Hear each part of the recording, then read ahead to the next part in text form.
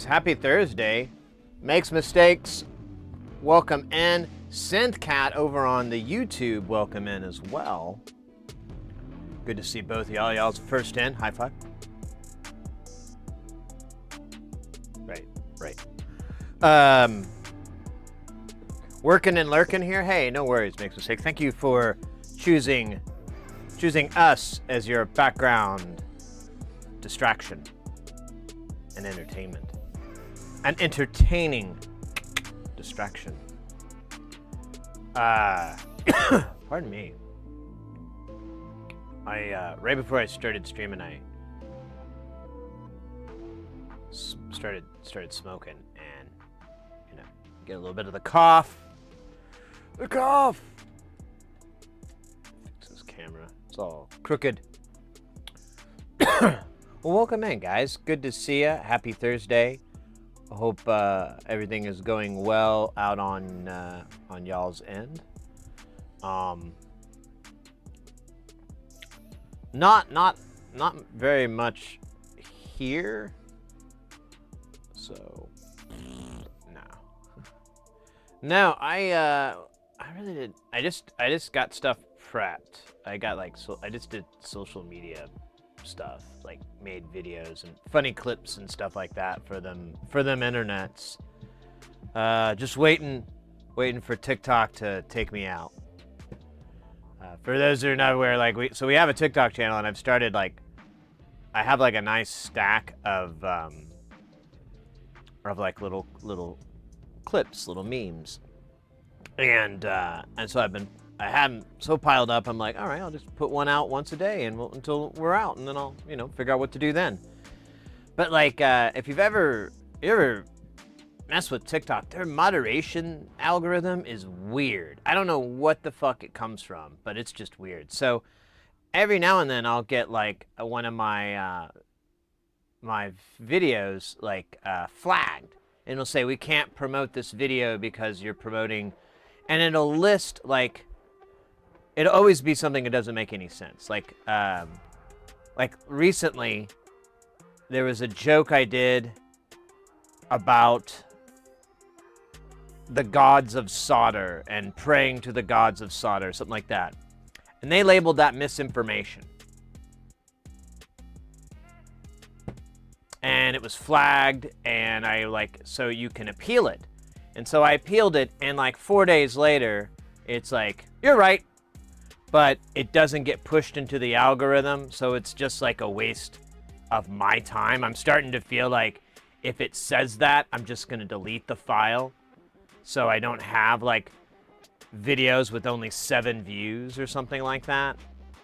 But and it appears that it may be what I thought was well, maybe I'm training this algorithm, but I'm honestly just setting myself up for more hell, because one of them got flagged, and this happens every now and then, for drugs, tobacco, and alcohol abuse.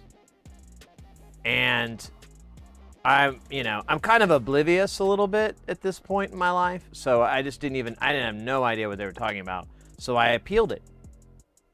I don't remember what the video was exactly. It got taken down. I went to my appeal, and so I guess a real person looked at it, and a real person was not only is this not cool for promotion, we're striking it from your page and giving you a warning, a strike.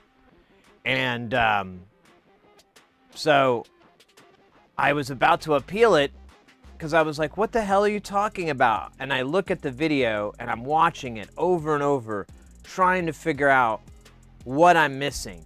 And the whole time I'm looking at this, and I realize that is probably what they're talking about. Probably what they're referring to. Technically, it's just a thing in the background. It's not even part of it or anything, but I think it was this guy. So I'm probably gonna get rid of it anyways. Honestly, the dab counter hasn't quite worked out the way I would hope it would. So I guess it's a little bit of a learning experiment. I got the YouTube scam email saying it might have deleted my channel, then reinstalled it a day later.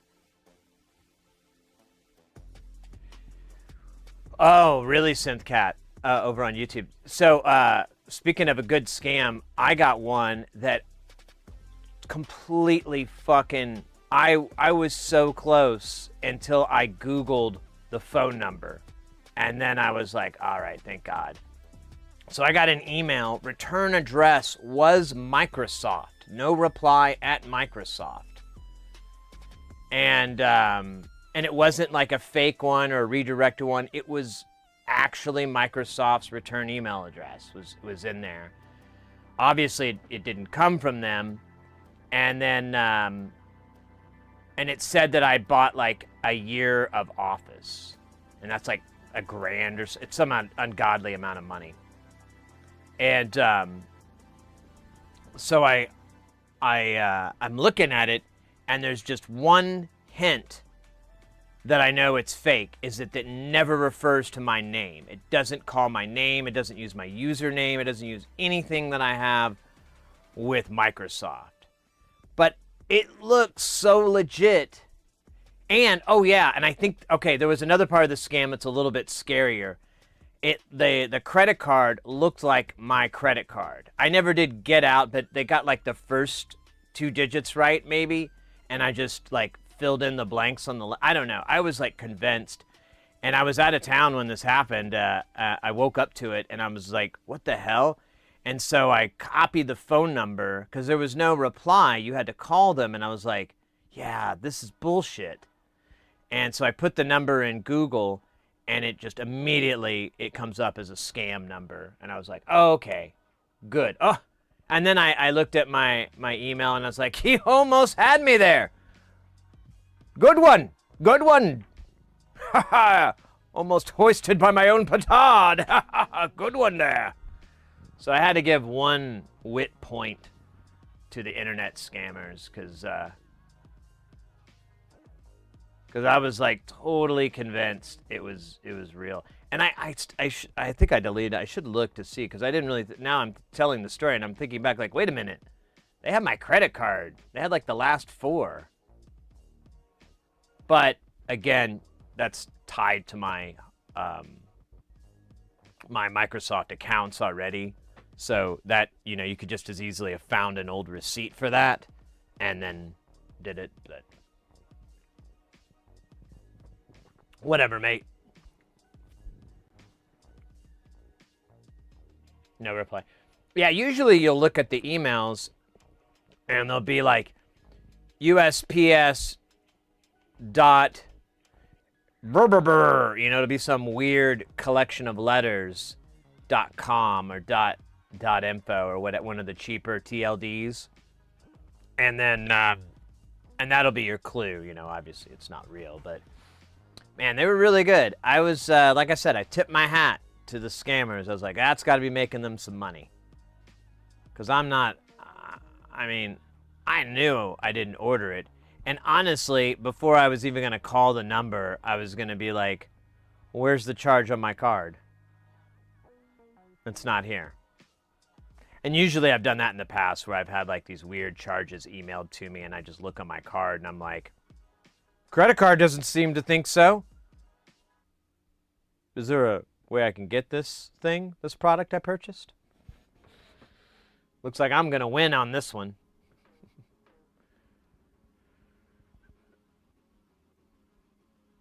They use an email that looks real. Yeah, exactly.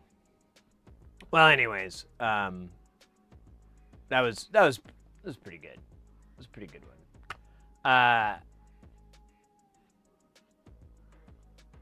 But yeah, the TikTok, I don't know.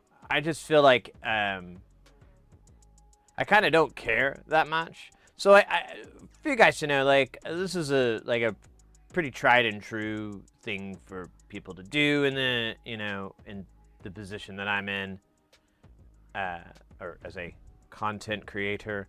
And one of the ways you promote the channel is you put out stuff on other social medias, and people run across it, and they like it, and then hopefully they identify with it, and hopefully even more, they give a fuck to click on the name, click on the links and then find the Twitch channel or the YouTube or whatever. You know, find that source that they'd really like to get more of that content from.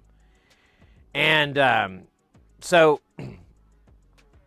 you know, I begrudgingly I had to play that game, and I'm not like, it's not the worst thing in the world, but I just like, you know, But TikTok's one of those platforms where I don't think you can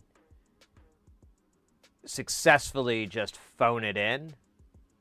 Like on a lot of other ones, you can kind of just, you know, the work's already done. But with TikTok, I don't think people are really expecting that kind of content like that, like what we put on pretty much just YouTube these days. Yeah, I just realized that because I don't think I put the shorts on anything else. Yeah, so it's just YouTube.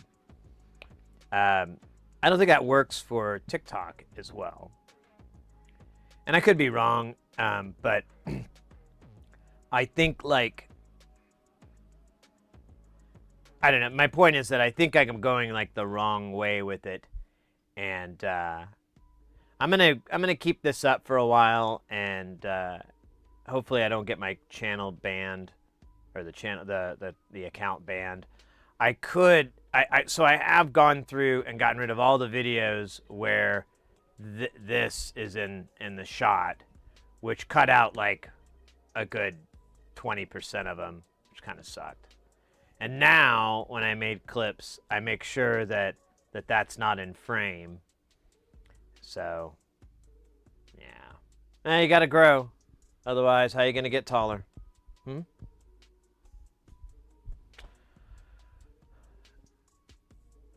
ZW Planes.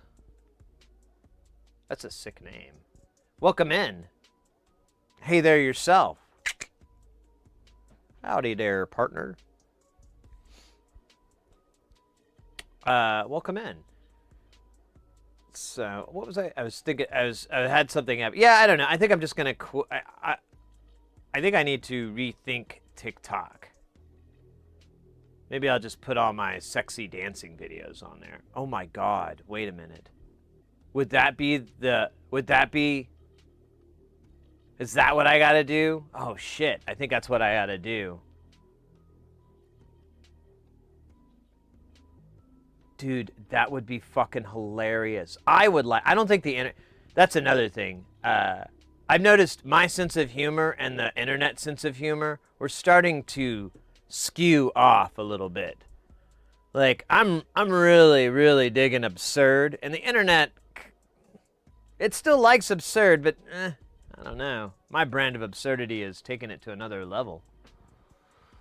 I don't know, but my idea I just had was it would be really fucking hilarious to make a bunch of videos dancing to stupid shit, like the stupid popular TikTok songs, you know? But I'm in front of a modular synth and it's me. And I can't dance. I have no coordination. It'll just be a lot of hip swaying and a lot of like blink twice if you're in trouble stares into the camera. But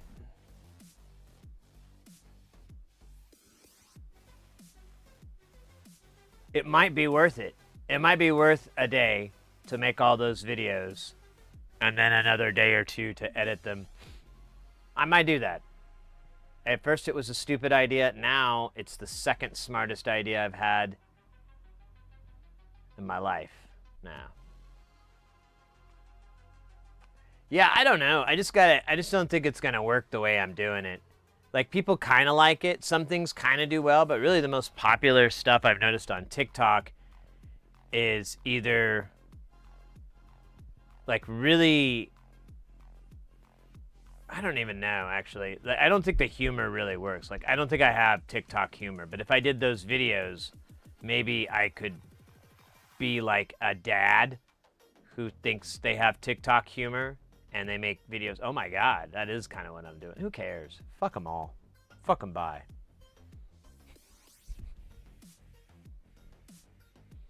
Like Ronnie. Oh. Yeah, one of the things that cracks me up. So I noticed, Synthcat. Thank you again for mentioning you appreciate those videos, the shorts on the YouTube. What's funny is like a lot of my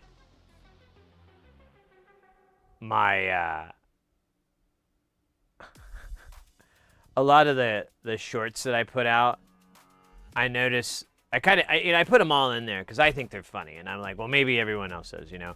But there are moments when I like either I just published it, or it's like an hour or two, and I look at the stats, and I'm like, I just kind of laugh. And now it's like, I like will publish something in the YouTube, and I'll be like,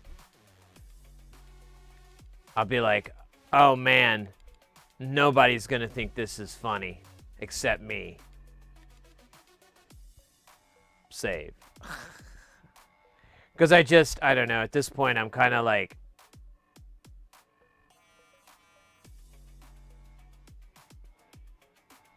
sometimes I think this is I don't know if it's a comedian thing or what, but sometimes I notice when it comes to comedy, sometimes you tell jokes the audience is going to enjoy and like, and sometimes you tell jokes that you're going to enjoy and like, and the audience won't hate it,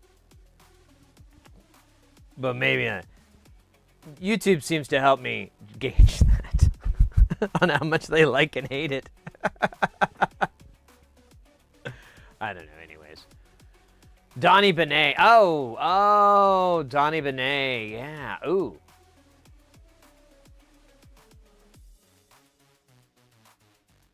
That sounds like a lot of extra work. I was like, I could do some bass playing and try to make that cool.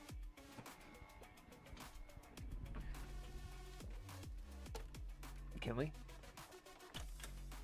Oops, wrong cable.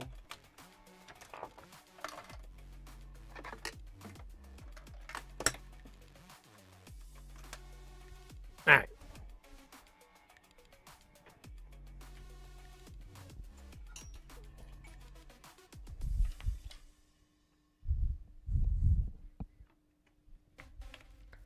Gonna pop. Just a little tiny pop, pop, pop.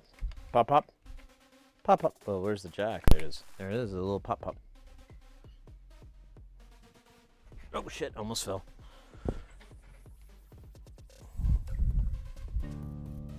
Oh, is the battery dead? God damn it, man. So sad. Oh, maybe it's a...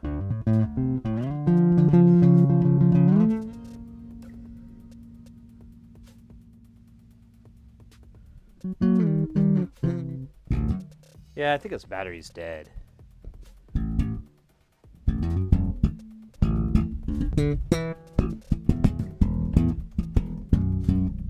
Yeah.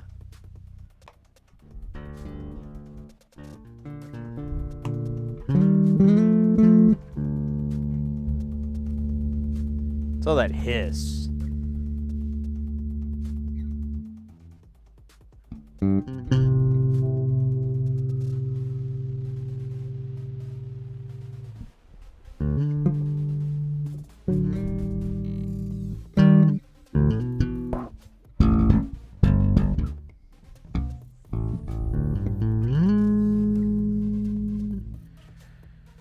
Let me stand up.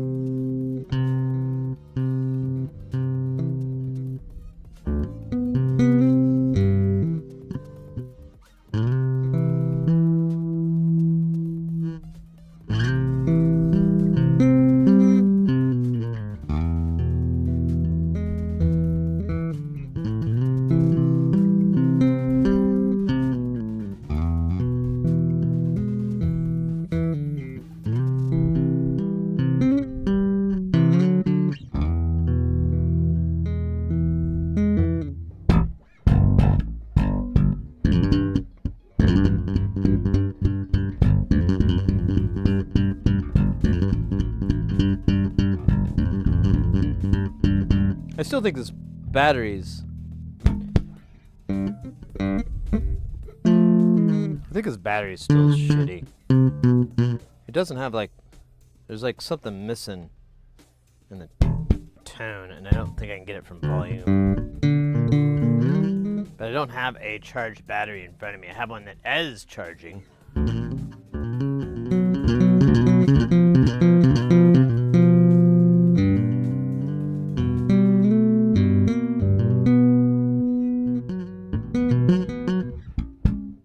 Oh yeah, Donnie Benet. That's the whole point. Oh wait, shit, I fucked it up.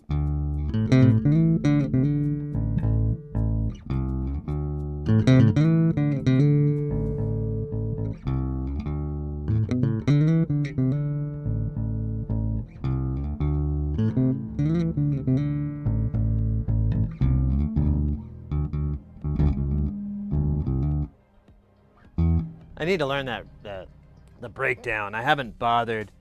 That riff itself is really fucking hard. Turn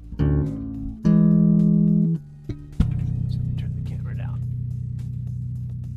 Kinda. You can kinda see.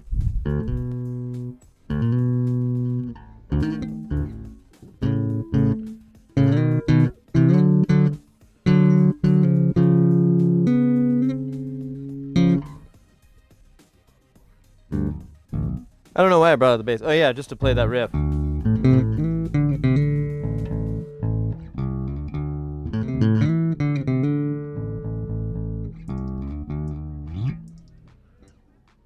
don't know any other cool riffs.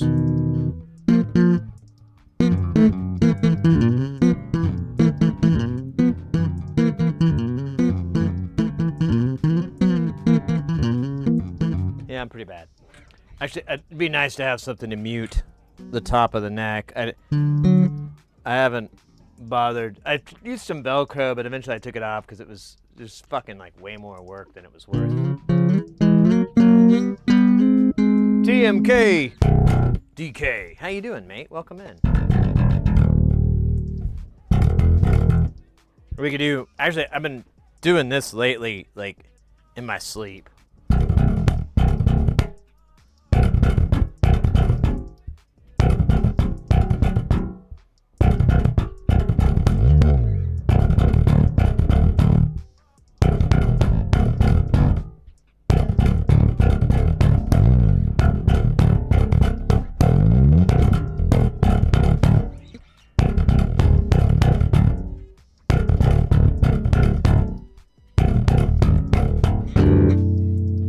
Screw that up a little bit.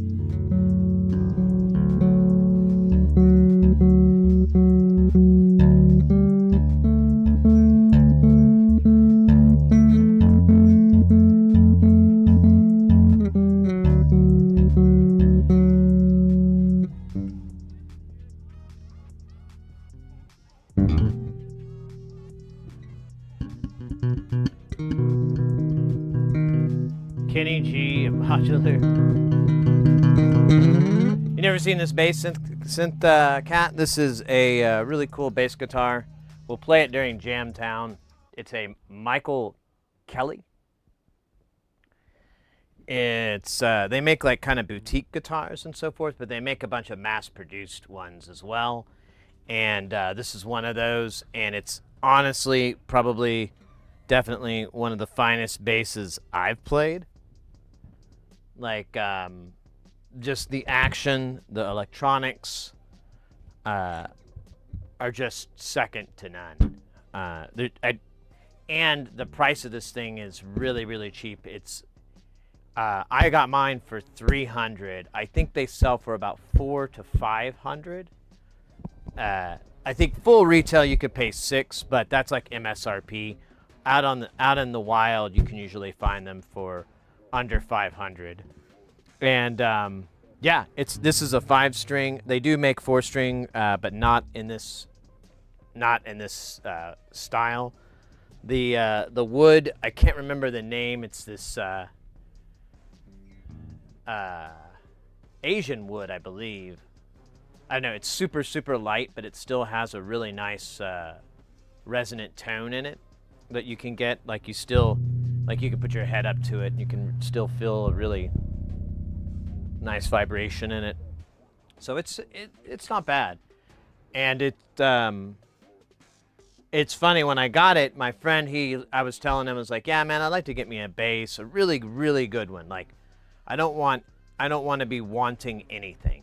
I go, in fact, if it was a 5-string, that'd be even better.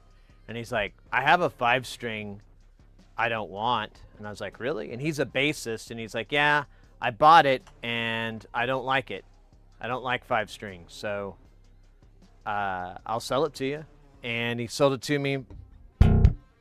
And what's funny is we were working a gig together. He brought it to the gig. We were in town, and we had some downtime, and I went up and played it for like literally 10 seconds, not through an amp, just put it down on the floor and, put it down on sat on a chair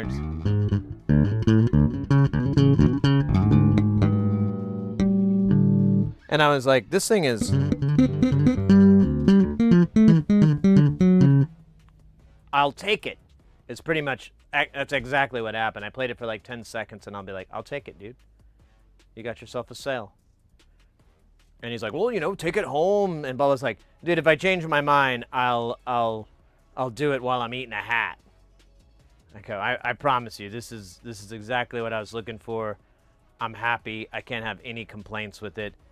And I honestly wouldn't mind buying some more guitars from these guys, because they're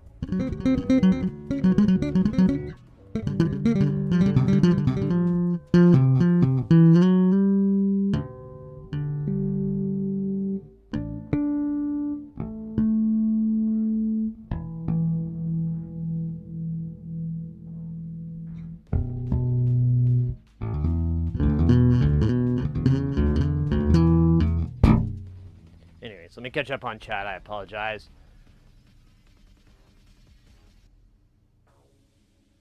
Scatman, there you go.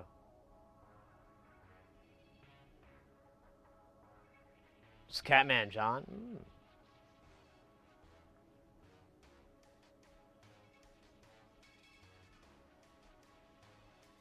You just need a rude boy.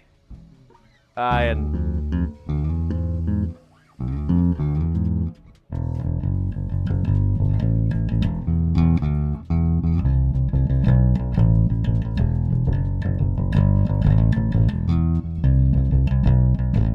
I don't know if those are the right notes, but it's the right sequence of notes, I think.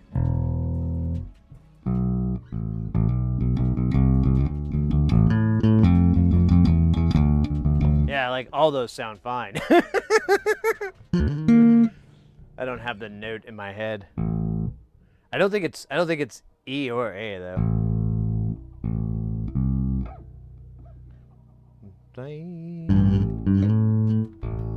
Maybe it is.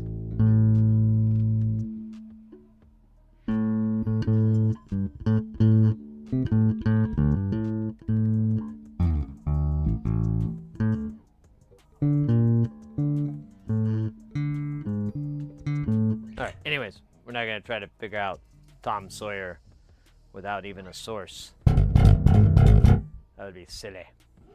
But yeah, anyways, a little bass time for the bass.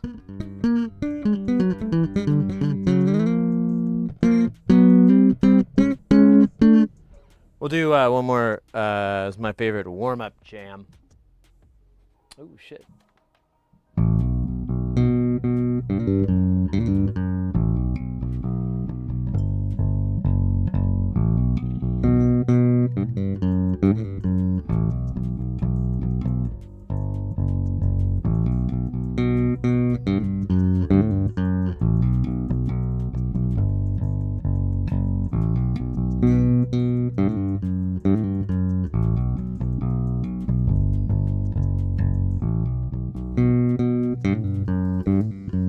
And I really like playing that riff because it's just complicated enough that you can't totally zone out on it, but you work towards that, like being able to just totally think about, you know, how you like to organize your laundry or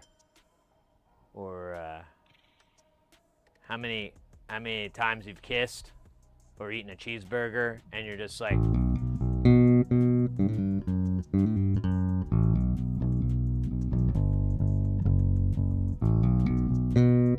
it's great. You can also do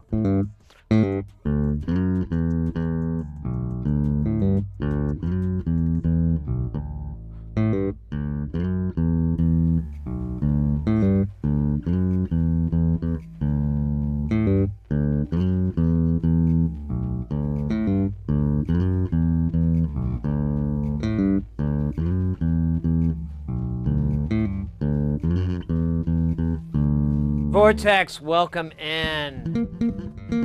Yeah, there you go. You do.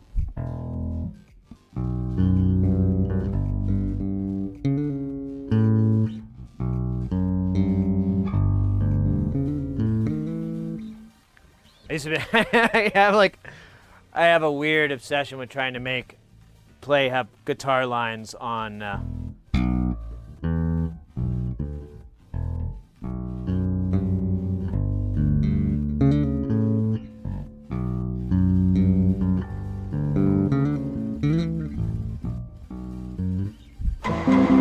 Whoa! WMRX scale, WMRX scale, WMRX scale, WMRX scale, WMRX scale, WMRX scale, WMRX scale, WMRX scale, WMRX scale, WMRX scale, WMRX scale, WMRX scale, WMRX scale, WMRX scale, WMRX scale. This is a hard rhythm.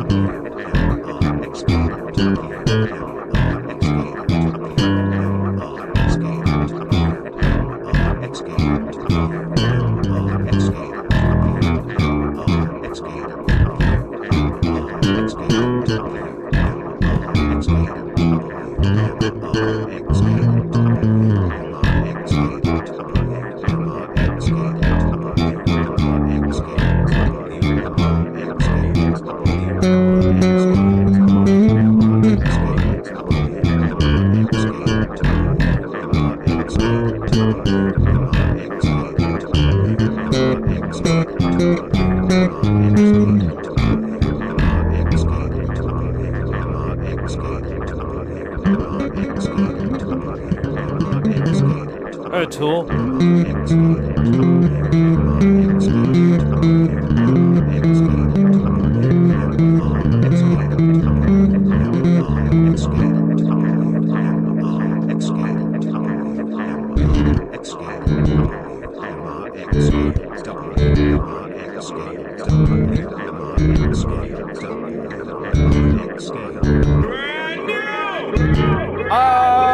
John Lee.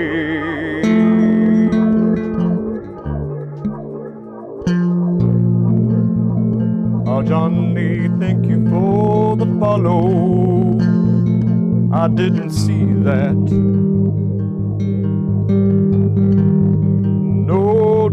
No, I didn't see that coming. Ooh.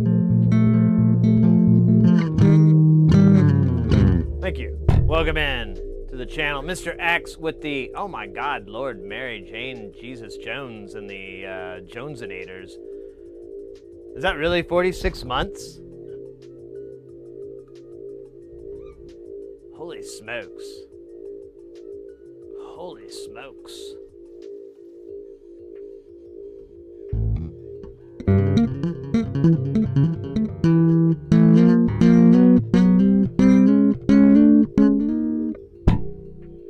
"46 months of being the guileless. Aesthetic alphas in the house as well.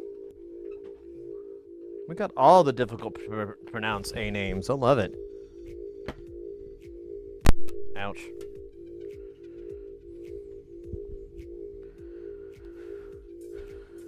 Difficult for me to pronounce. I shouldn't say.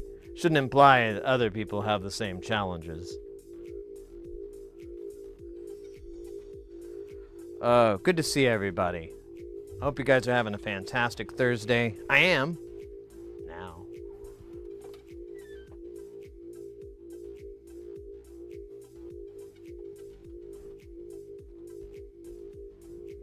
So the internet's been stable, so good. I saw it being a little rocky earlier. I threatened it with physical violence, and I guess it got the answer. Hey, sometimes fists work.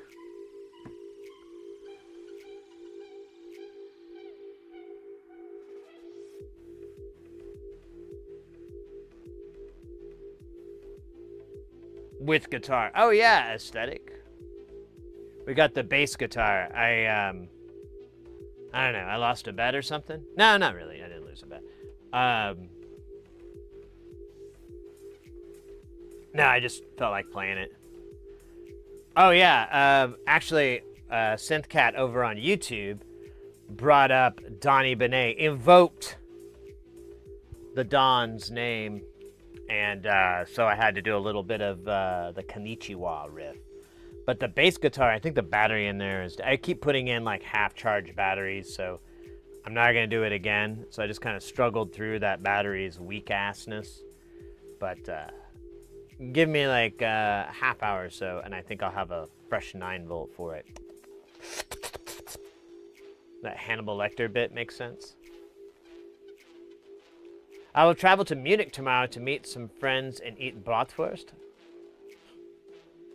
Dude, I swear to God, X, when I get to Deutschland, I'm gonna be so fucking fat, dude. I'm gonna gain so much fucking weight. Can you even, I mean, I don't even think I'm gonna be able to, so like, the US, like, when I come back into the States, they're probably gonna hassle me because they're gonna be like, you don't look like the guy in this picture. Because I'll be like, Bruh, there's a lot of beer in Germany. I like it. Bah. and my shirt will just be like, it'll be all like fucking tight and everything because I'll just be blown up in it. Because I didn't buy any German clothes because I spent it all on beer. That's what I'm gonna be like coming across the border. It'll take me like 5 years to like get back into shape. There'll be like a documentary about it called Uber Size Me.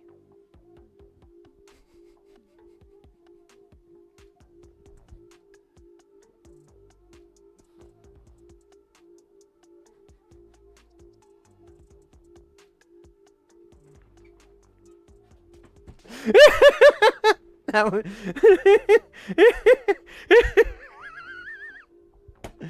that actually would be pretty funny.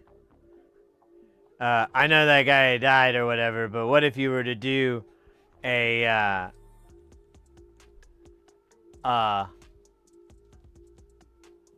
documentary like that, but it's like, are Americans really fat? Or is it something else? I'm Sid Sislak. I can't remember his name. And I went to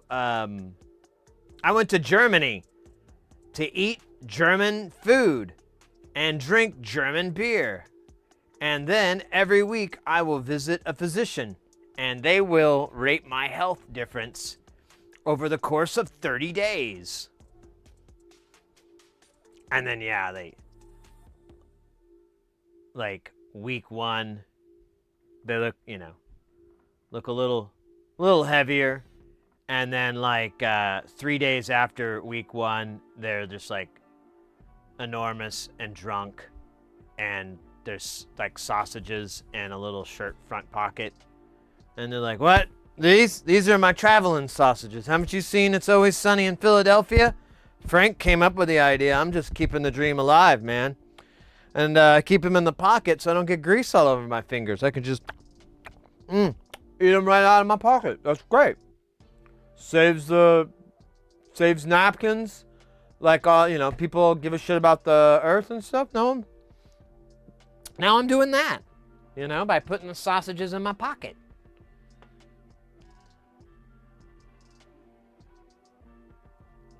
Stream may have gone out for a bit. Ouch. It's been taking little hits lately. I did on Tuesday, and then when I started up, I noticed it was taking some hits. Well, feel free to complain in the chat, everybody. If the stream goes down or the stream's unviewable or there's something wrong, just whine about it in the chat. That way I'll know about it, and I'll suffer with you. Wouldn't that be great?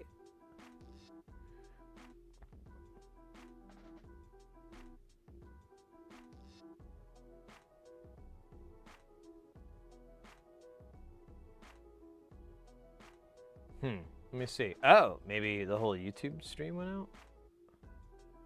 Let's find out. Cabbage is great. Sargosa, welcome in. There's a sit on the stream. Is that content? Technically. Just came over to give you lots of good wishes for stream, gooder health and joy. See you soon. Hey, Statical, thank you so much, mate.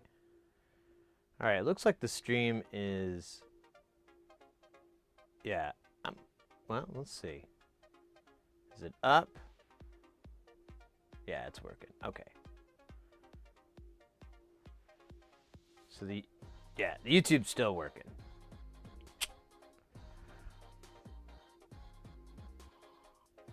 But we did have like 3 viewers, and now we have 0.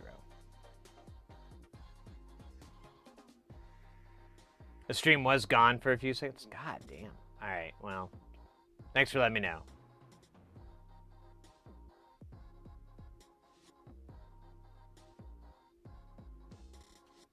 I mean, Magelbon was... I don't even know what that is. Do I want to know what that is? I don't think I do. I don't think that's a good idea.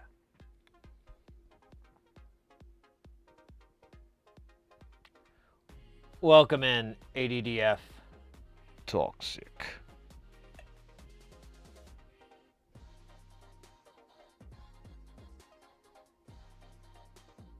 All right. Well,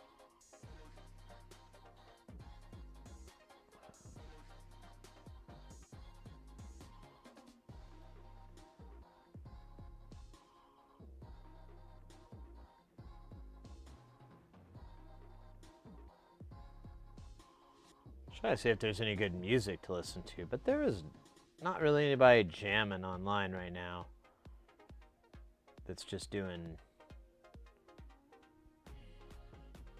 Oh, wait a minute. I sit corrected. Oh, yeah. Maybe we could do that. Looks like Jay Nathan's on. Yeah, let's do that. I'd rather listen to that than that. Ugh.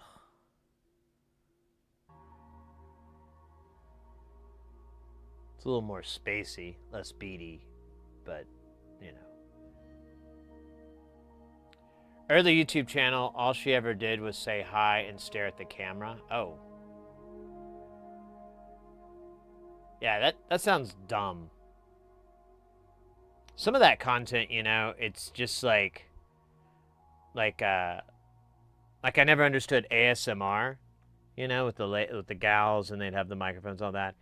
But I knew I always was like, I don't get it, but I know there's a sexual element to this. I just can't put my finger on it.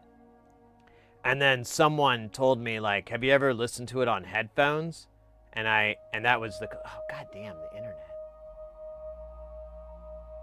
Man, it's pooping again. And they were like, have you ever listened to it on headphones? And I'm like, that's what I'm missing. That's it. Because now I could see where the sexual element would be, because you'd have somebody whispering in your ear or something. And you know, if that's your thing, go at it. Volatile. Electronics, I like the music because I could use some help with troubleshooting some analog circuits, but without a way to share photos, it's pretty difficult.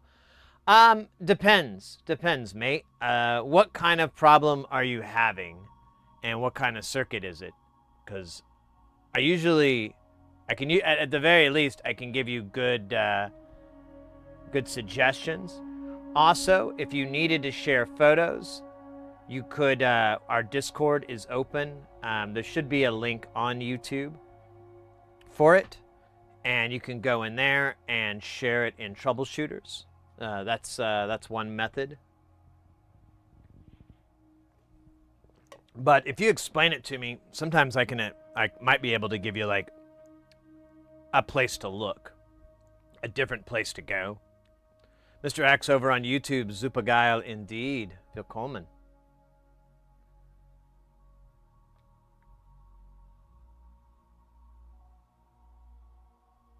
Yeah, and then there's some stuff on the YouTube that I think has a sexual element, and it doesn't. It just is what it is, which is weird to me, but whatever, man. I don't get stuff.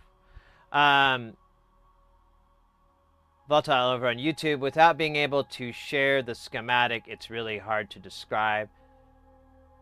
This is for an aircraft autopilot. Oh my god. Avionic repair is like in an absolute class of its own. Absolute class of its own. And yeah, almost all those schematics are proprietary. Yeah, you can't really put them out there. Yeah, it just kind of depends on what kind of problem that you're having. Like, I mean, I could give you the basic troubleshooting. Oh, thank you very much for that shout out. I meant to tag them in the stream as well. Oh, yeah.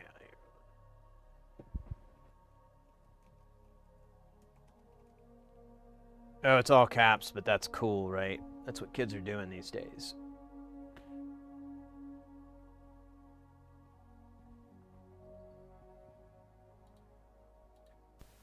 Hello, silly.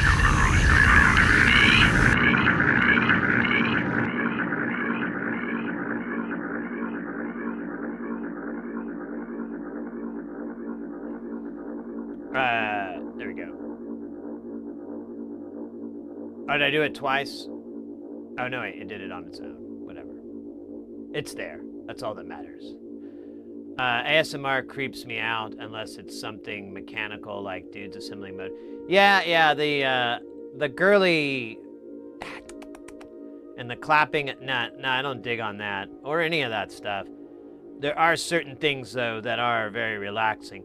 Honestly, if I could be real with y'all, if that's cool, I don't think it'll be too weird. Honestly, my ASMR lately has been machining videos. Have you watched that? Have you watched the camera on a mill, on a 5-axis mill? Oh, god damn! I swear I watch one of those and I have to have a cigarette afterwards. It's so. That's ASMR, man. That I get something right up my meridian, watching that. Yeah, machine porn. Now I follow like a couple of Instagram and TikTok channels that are just machining videos, and that has led to more machining accounts. It's the best. DJ Dowie's in the house. I got so many points, I don't know what to do with them. Well, you know. You got a lot of gold, too. 3D printer ASMR. Yeah, there you go. Over on YouTube, nothing quite as satisfying as seeing something milled in a mirror finish. Yes, exactly. Shit, I think I have some here. Here, let me make sure this is...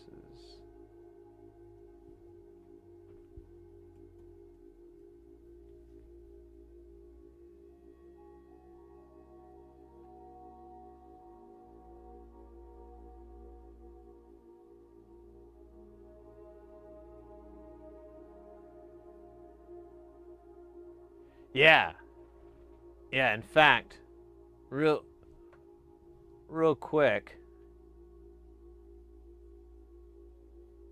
let's Let's enjoy some of that.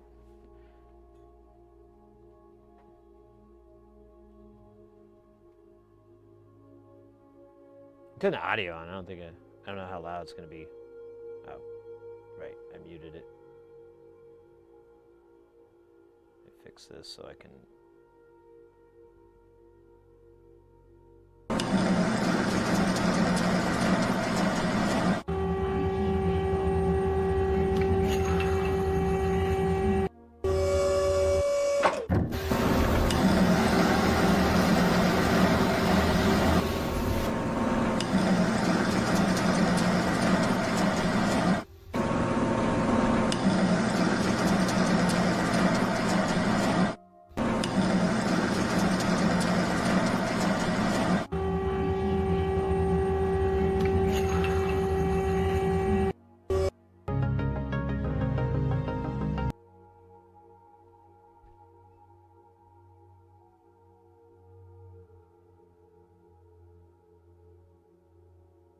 I think I just looped. Oh wait, I've seen this one. This one's pretty raw. Look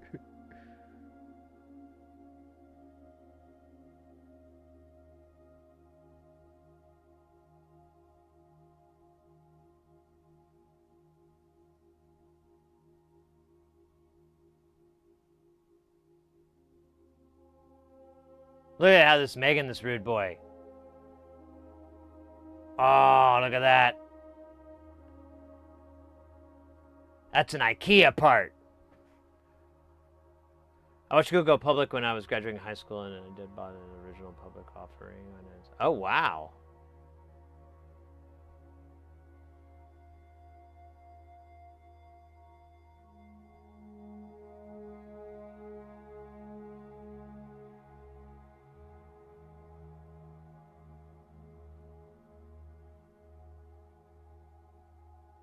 What are this audio rooms? Deeper.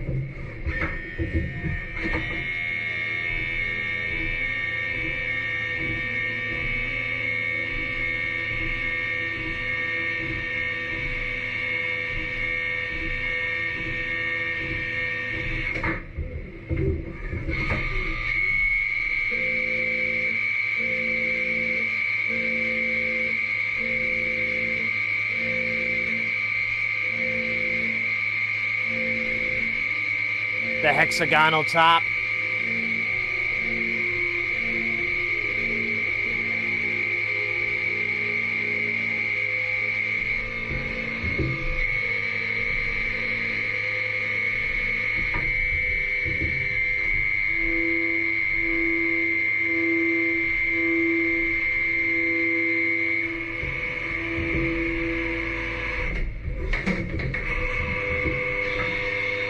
It's not done. We gotta drill the little holes in for the slots.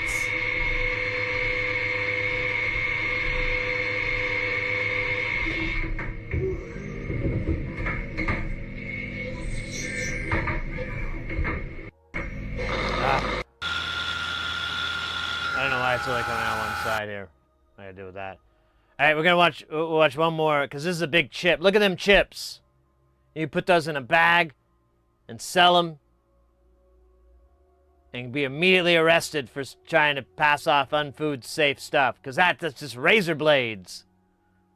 What the hell is it making? Oh, yeah. I think I've seen this one. It's pretty hot. Oh, no, that's it. All right. Oh, yeah. Yeah. Ho, ho, ho.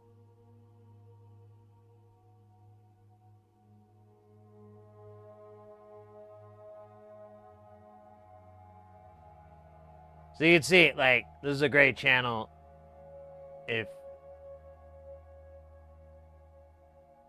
you got a big blanket. Oh, man, look at them chips.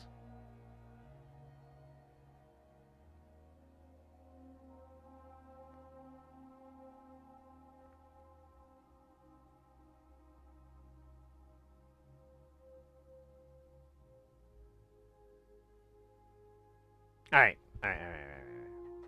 That was fun. Glad we did that. I feel better.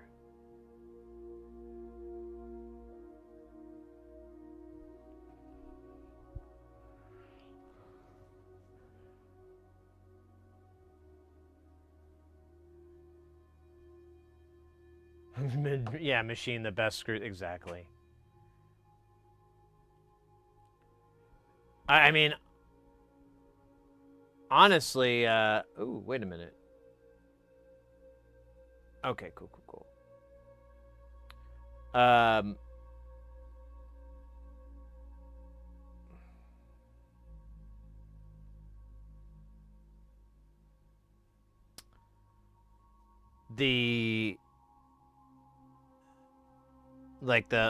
bought like a CNC mill, like, oh man, 15 years ago or so, 12, 15 years ago. And I got into it pretty heavily, and even looked into like modifying full-size mills, because you can get stepper motors and gearboxes and everything to operate a full-size mill and completely automate it, completely CNC it. And I was looking into that, but then I realized I don't have a house big enough to do any of that, so there went that plan. Let me catch up on chat. I think I'm behind here.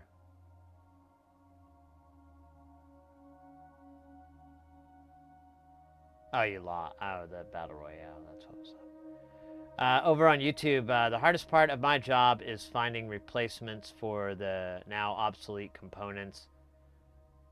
Like, good luck finding OPA 111 AMs. Yeah. And a lot of the stuff a lot of the things I'll work with from time to time are these old designs, and there's not a modern equivalent anymore. And I'm not enough of an EE to be able to figure out what you're going to have to do in order to get it to be the equivalent, if it's even an option. Just mill the opposite. Yeah, just mill yourself an op amp.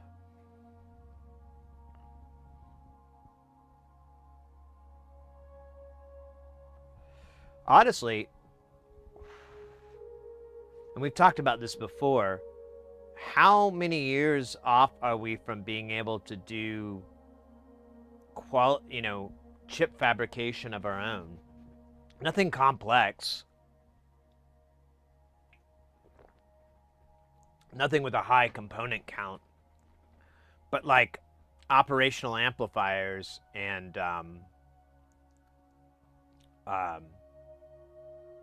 maybe even logic circuits. I don't know. There's I guess technically FPGA is kind of what that technology would be, or at least the interim technology, before, we're just 3D printing our own chips at home.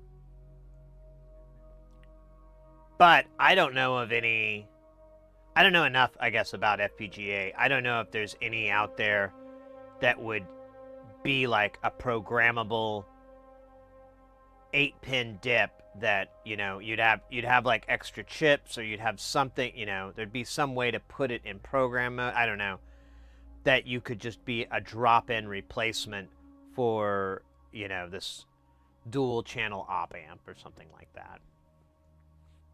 I know that it's more feasible as when it comes to doing like DAC, DACs and like doing analog to digital and digital analog conversion, but I don't know about just straight operational amplifier function, like, or even, just the more bedrock functions. 3D print the 3D printer. What's funny is, Doey, my CNC mill is milled from a CNC mill. So, or it was, I think it made itself. Like, because my mill can cut ABS plastic, and that's what it's made out of. Now, I reinforced mine the last upgrade I did reinforced it with aluminum struts, and then doubled up the amount of ABS for the struts, but so it's twice as thick as what it was. But still, I think almost all that I could get the CNC to make for me. The guy that designed this stuff are all long dead, and gone. The documentation explains how things work.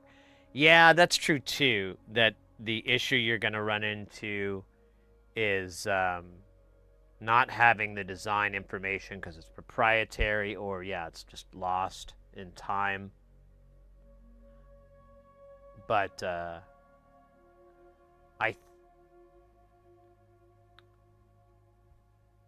I don't think it's impossible, because like I have a buddy of mine, and he does that. He does chip design, and he was telling me that, you know, we have the technology to just go and replicate, you know, and emulate anything from the past. It's just a matter of who wants to, you know, like a lot of the times it's just dollars.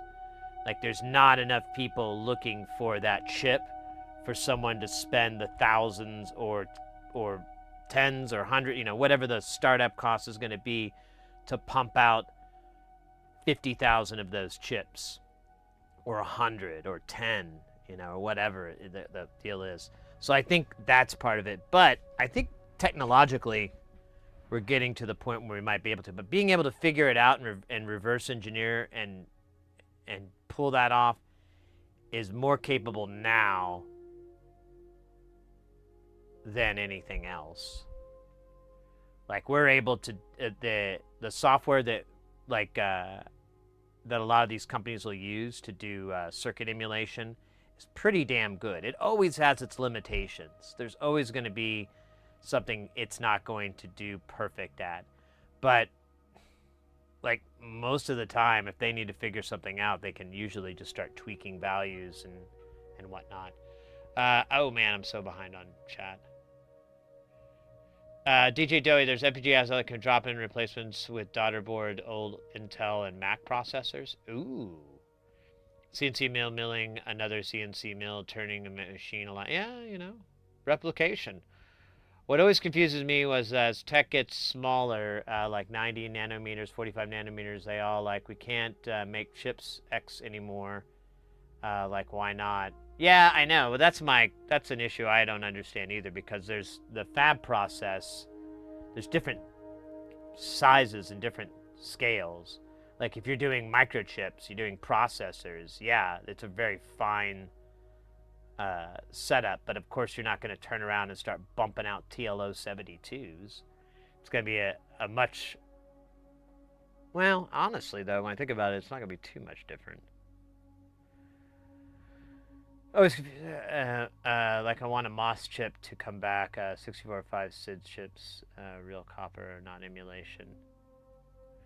Over on YouTube, I have a small CNC router that I laser. Oh yeah, so mine has a laser attachment. I just never got it. I think the company is gone, and I think that's why I haven't been able to get anything back. I think the company's gone. I work in hardwood and plywood. Yeah, that's what originally it was for. It was designed for wood, and but it's just powerful enough to cut aluminum. In theory, you could probably use a. This is all from YouTube, guys. In theory, you could probably use a currently manufactured SMT component with TSOP 8 to DIPS adapter, but then we would have to prove the FAA that it is works. Yeah, there would be that. But, you know,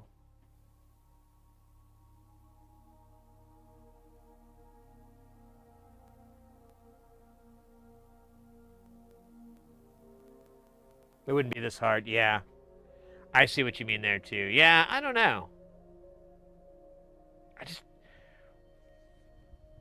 Well, what's funny to me is discrete op amps are still a thing, and they're very common in the, like, boutique niche vintage audio world. In fact, we still need to try to fix these 2 DOAs that we have.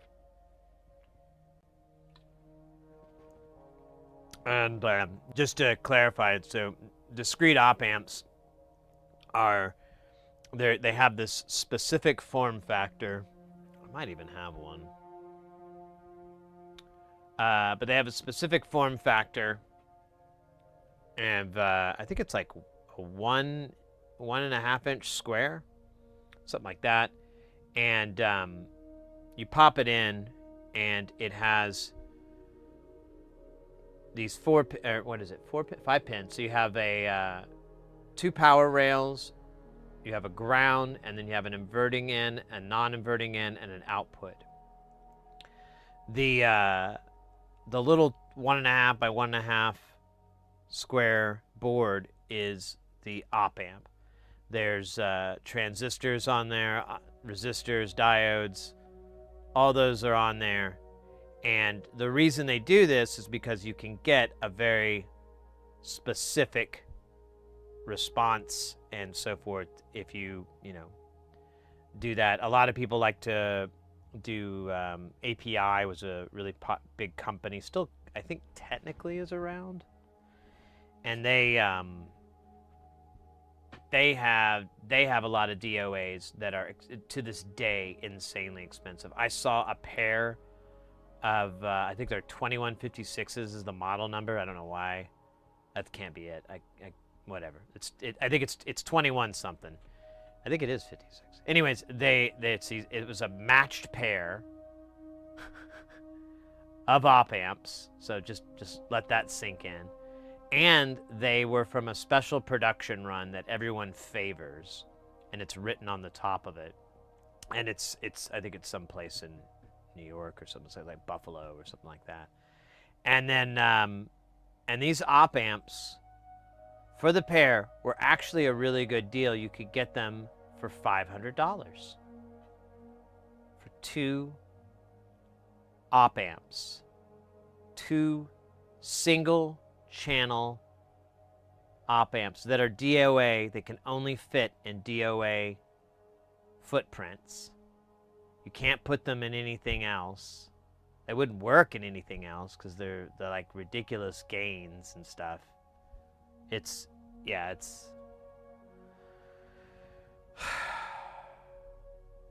it's a weird world I did not know existed until I got into this, and now I don't know what to make of it. I like it because I think it's really cool, and another piece of me is like, this is such an enormous waste of time. Which reminds me, I keep forgetting to message the owner of the 500 series. That's what we're going to work on today. I have a bunch of 500 series stuff we need to trudge through and mark off as being done. We modded these EQs. We have a case that's wonky. I need to prove beyond a shadow of a doubt that it is wonky, and I can tell the client, hey, this thing is busted. I can't fix it. I don't know why it's busted. However, if I remember from our troubleshooting, it's not the case. It actually is one of these modules. And in that case, we'll have to troubleshoot and repair it. I'm afraid this repair may be replacing a transformer, which is not going to be cheap because it's going to have to come from fucking Australia or regular Australia. And it wasn't a cheap transformer to begin with. So looking forward to that, but that's one of the things we're going to be doing today. The early Roland JX 8Ps have those tube screamer op amps. Oh yeah. Well, that reminds me, SynthCat. Have any of y'all experimented much with the Korg, the VFD tubes that they have? So we can look them up here if you've never heard of them before, but Korg released these, well, they're not VFD, I don't know what they are. They're tubes, but they're not like the big giant, they're actually like this they look like a VFD, a vacuum tube, or what is it? Voltage, wait. vacuum fluorescent display. Yeah, vacuum fluorescent display. So they look like a VFD, but they're not. It's basically they just put the heater plate and the cathode and the whatode and the Frodo. They put them all in there, and it's like a flat format. Oh shit! The mic is. I might have to change frequencies here. We might be getting smashed. And the blue one, yeah, maybe it was. I don't remember. But I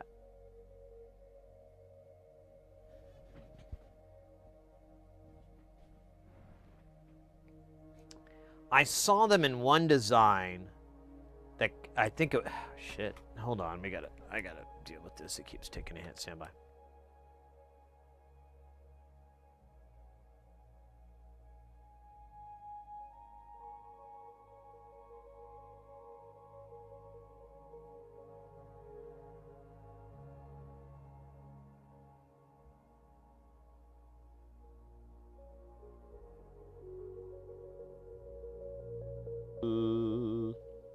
Law? Oh, weird.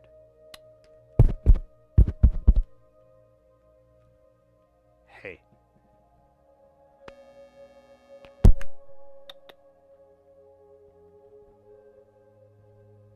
Huh. Check.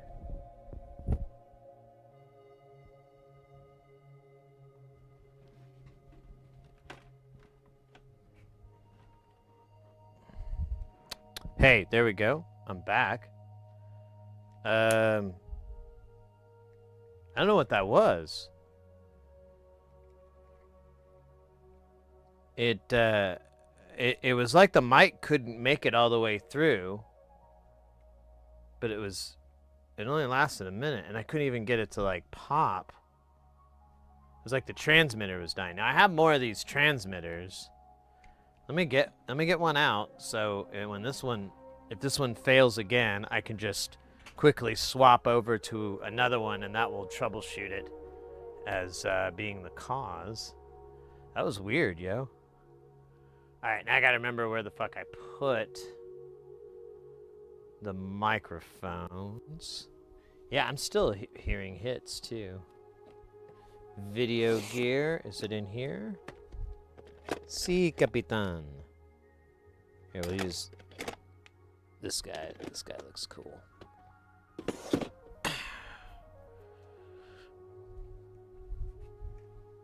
Oh yeah, this one has the beat up screen. That's why I don't use it.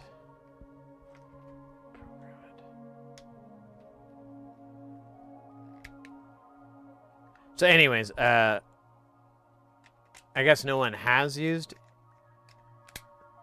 any of those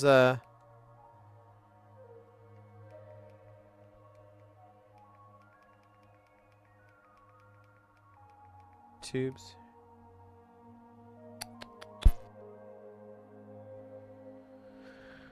All right, got one ready.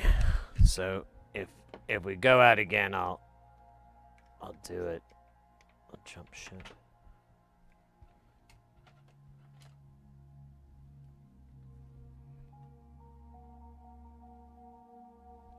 Yeah, it's not very expensive. Let's see.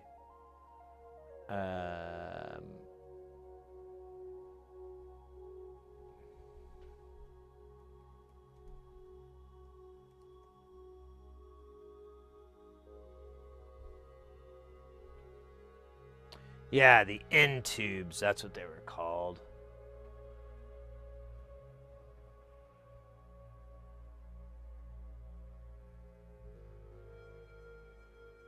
Which puts a vacuum fluorescent display technology to practical use. So yeah, it uses the same tech of a VFD, but there's no display part.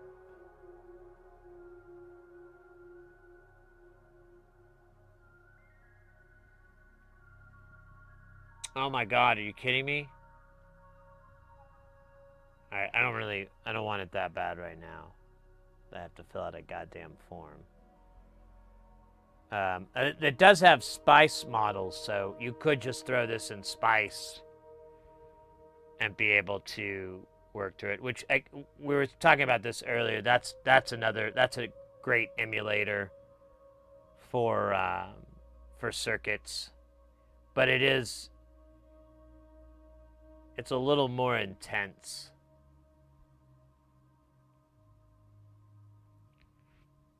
Yeah, they have 30,000 hour lifetime, and that's something like 10 years. I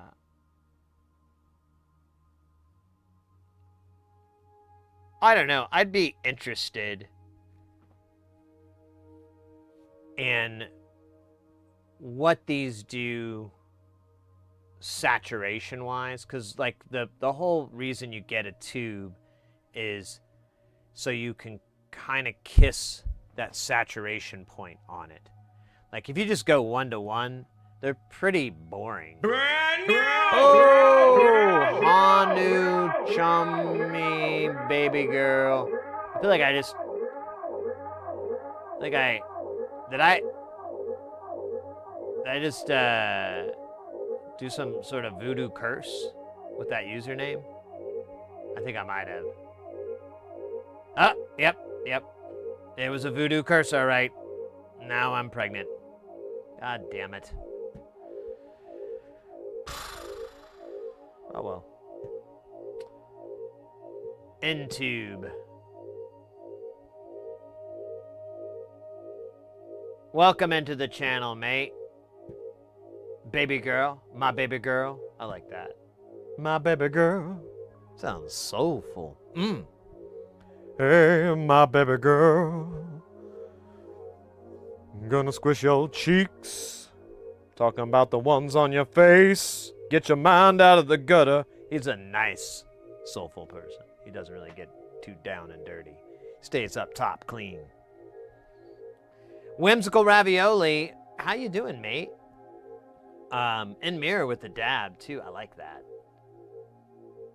It says real tube sound, but I don't know what that is. It's, the only problem is these aren't, like, really, really cheap. I think they're, like, $50. Let's see. Korg, N-tube, price. Buy. Yeah, like, is that a whole dev board? Oh, no, that's a kit. Yeah, they're $50.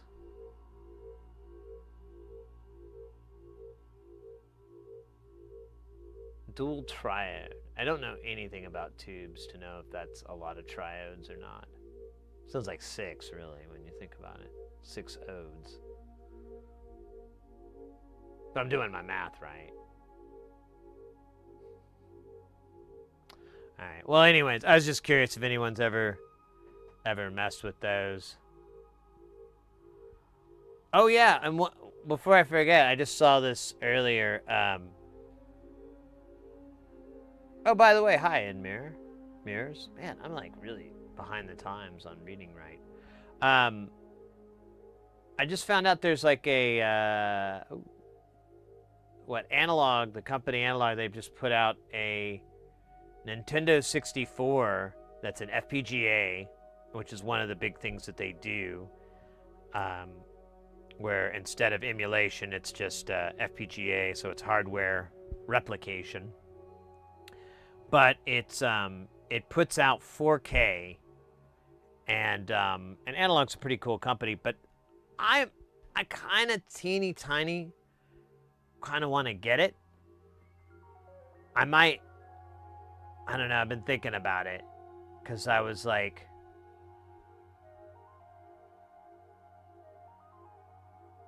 that's pretty badass.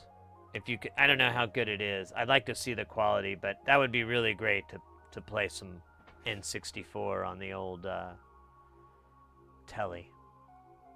But it's only $250 is the price, so that was way less. I thought it was gonna be 300 or 4. You know, so I thought it was gonna be really pricey. But $250, I was like, dude, that's literally a reasonable price for that for that thing. Because, like, if you were to take an existing N64 and mod it and do all the things to kind of come pretty close to what that does,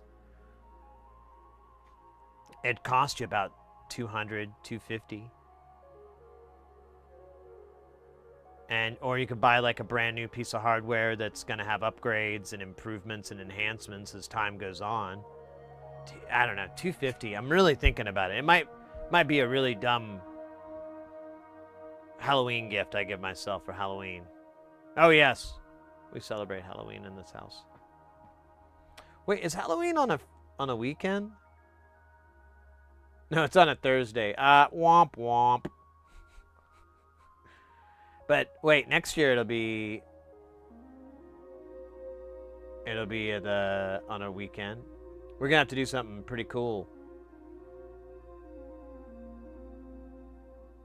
Yeah, 2025, baby, October 31st. Friday night. Are you gonna be there?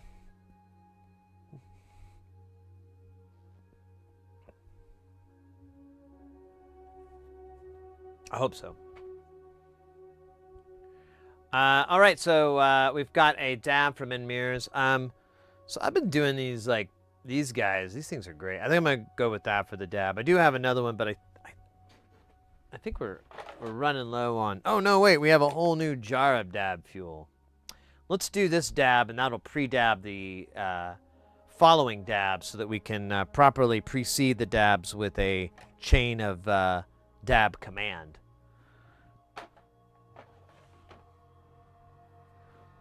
The dabular order.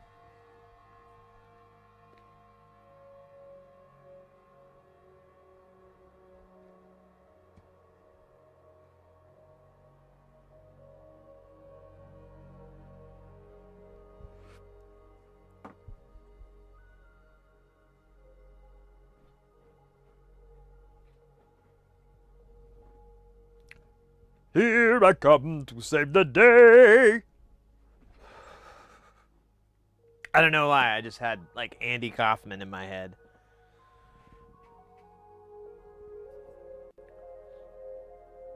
He was there with the cheese man.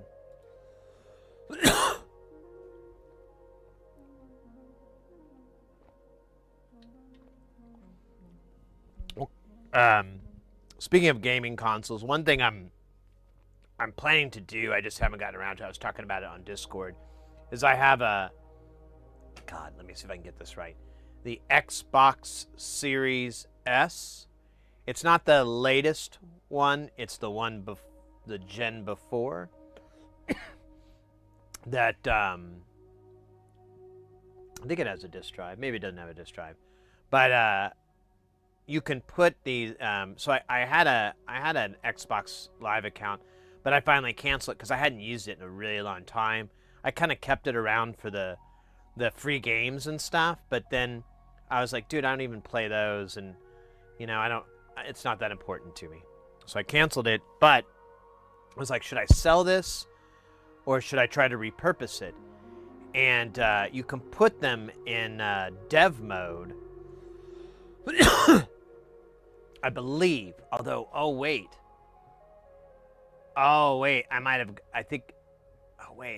may not, I might have thought of it. I might be wrong. I'll have to check. It may not be. It may just be for the new gen. I might have got my plan wrong. I don't know if it's going to work for the previous gen.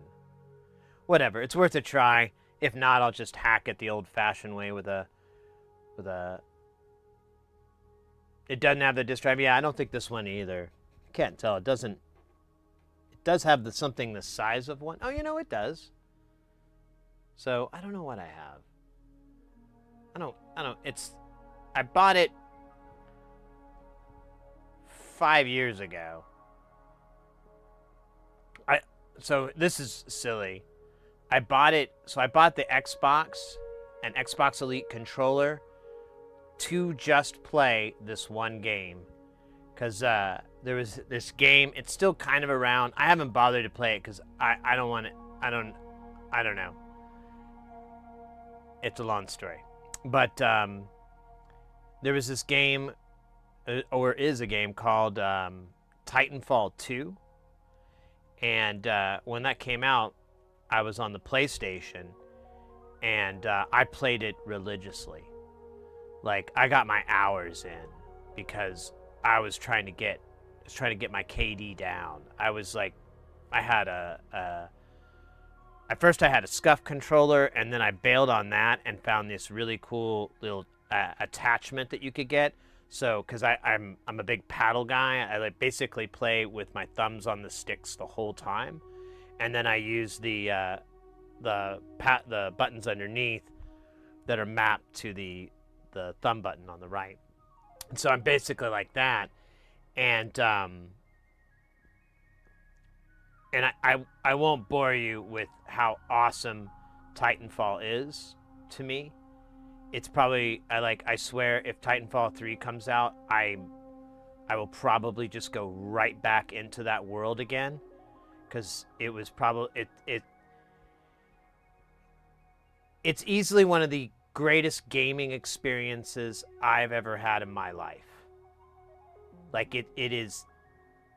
The closest thing I have to match to it was when I was like 22 or 3 or whatever, and I played Final Fantasy 7, I think it was, on, with Cloud and everything. I think it was 7 on the PlayStation via an emulator on a Mac, and that's about the closest thing. And I still consider that a really far second to Titanfall. Like, Titanfall covered every box, but I got the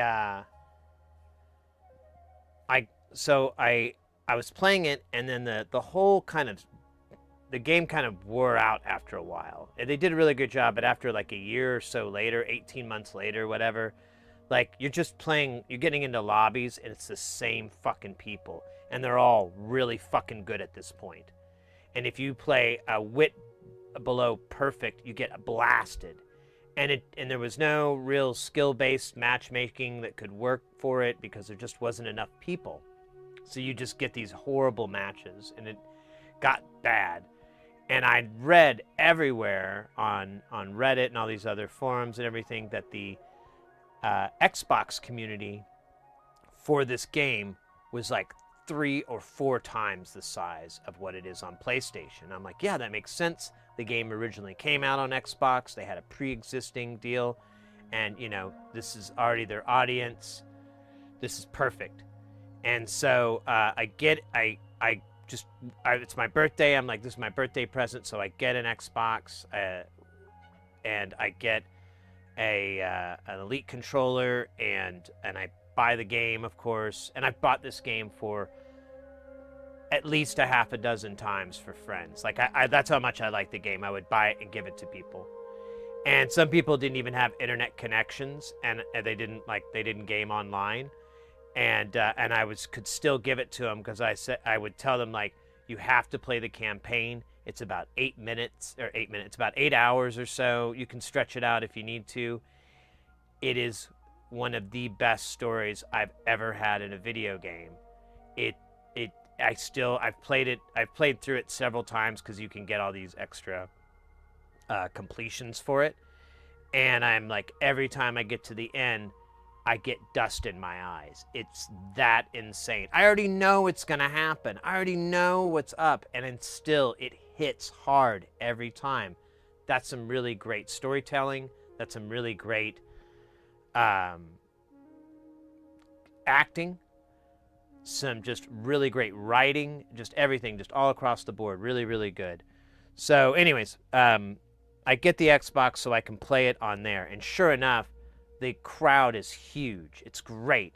But it's still, it's still a lot of people that have been playing the game for, years now. Literally, the month after I bought that Xbox and the Elite controller, the one that cost more really than the fucking Xbox, PlayStation released it as a free game.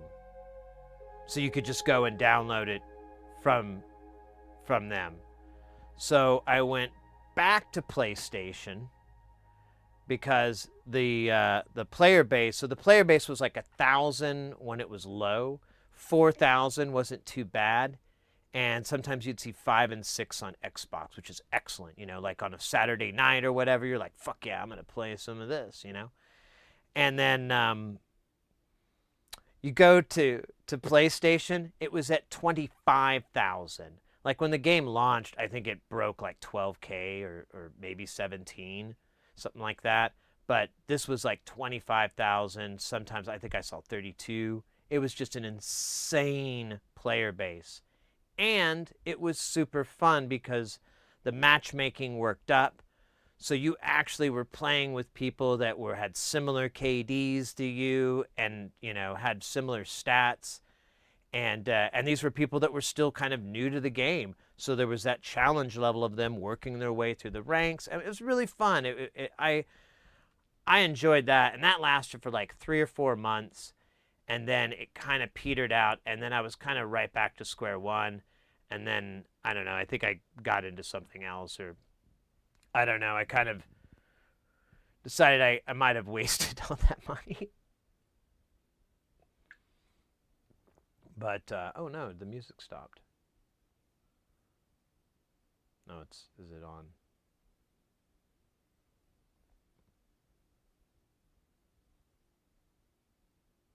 I guess they're trying to fix it?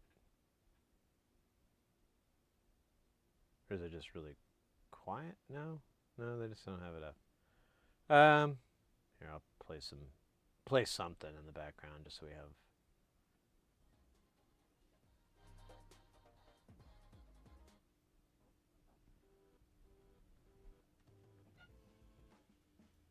Changing the patch. All right. Just seemed like a long pause. Yeah, there we go.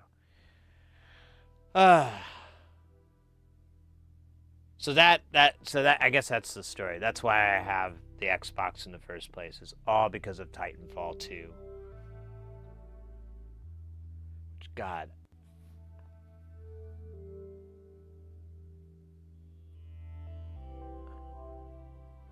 I almost streamed that. I almost was a streamer that played that game. I thought about it. But by the time I thought I was good enough to maybe be streaming, was about the same time I was like, this game is dead. Nobody's playing this game anymore.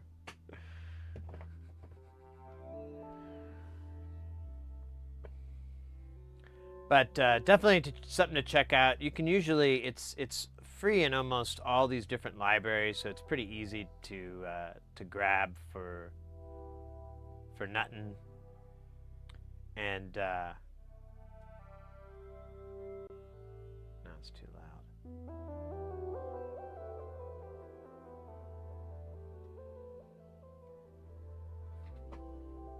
All right, let me get what we're working on today. Basically, we need to, let me grab it. We need to reassemble, which I don't know. I don't know where the screws are for this. We've got this doohickey here. Yeah, shit. I do not know where the screws are for that. I haven't thought about that in a while. Fuck. Well, we'll figure it out. We're smart. Went to screw college. Then we've got a bunch of these modules.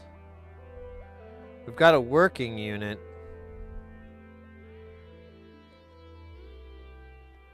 And then we also have this stupid thing we gotta fix. Oh shit, no.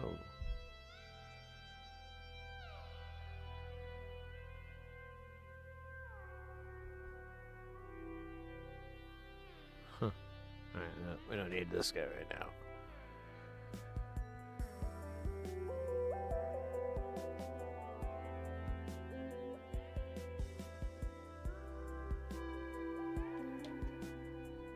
Then we've got this other case. I think we have too many cases. We should take this on a case-by-case basis.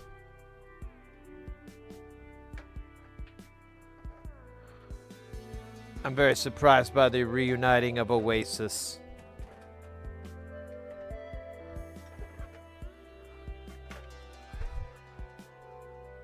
I feel that the monetization of it is tasteless. I'm rhyming! Alright. So, this is what we got. You can't even see it all. It's all friggity frued.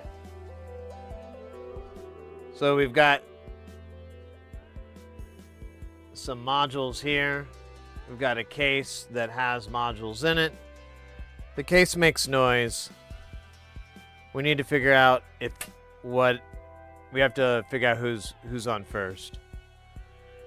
And then we have this working case to go against, or carry, pit it up against. And I'm really hoping I find the damn screws for this thing taped to the inside of this or something.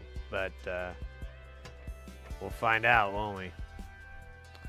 I think the first thing we should do, since it's already kind of wired up, is test these cards that we have right now. Damn it, I don't have that camera set up. It'd be nice. Wouldn't be that much trouble for me to set it up. I could do it really quick. So lipstick polemic. How is? Ah man, how you doing? I always have tongue twisting with that name. That's like true with a good 5% of chat though. I'm starting to feel like that meme. Is it me? No.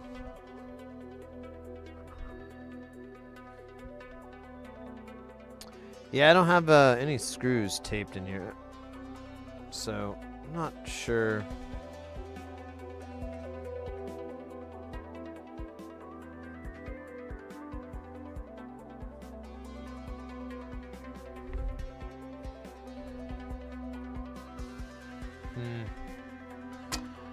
Okay, well, we'll deal with that when we deal with it. Let me grab this camera stand real quick so that we can look at the front of these panels when we're working on them. I gotta get my kit.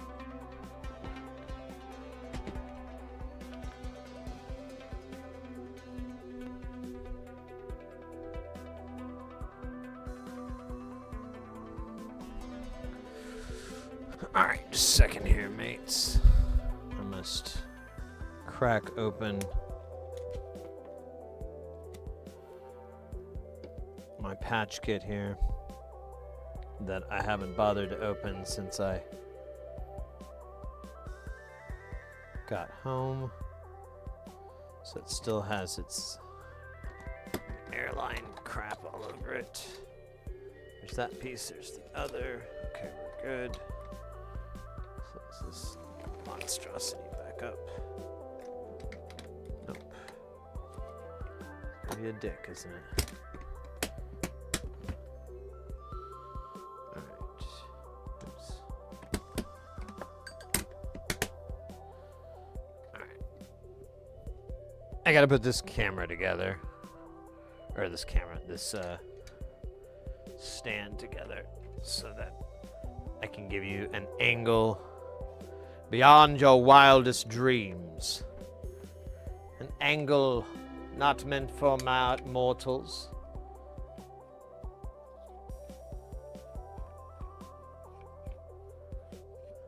Alright, so we got the one dab. Let's get the other dab here. This will be the removal dab. The cleansing dab.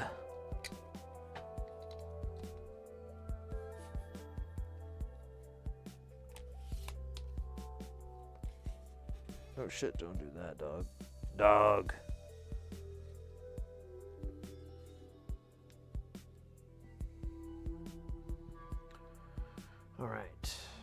50% there. Just gotta figure out where the damn cables ended up.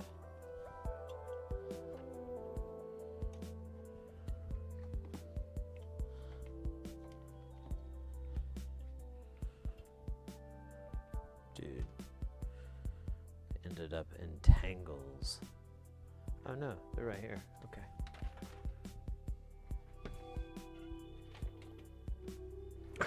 Oh, there we go. I did, man. I thought I gotta really believe in me more. Really thought I hosed myself. Nope.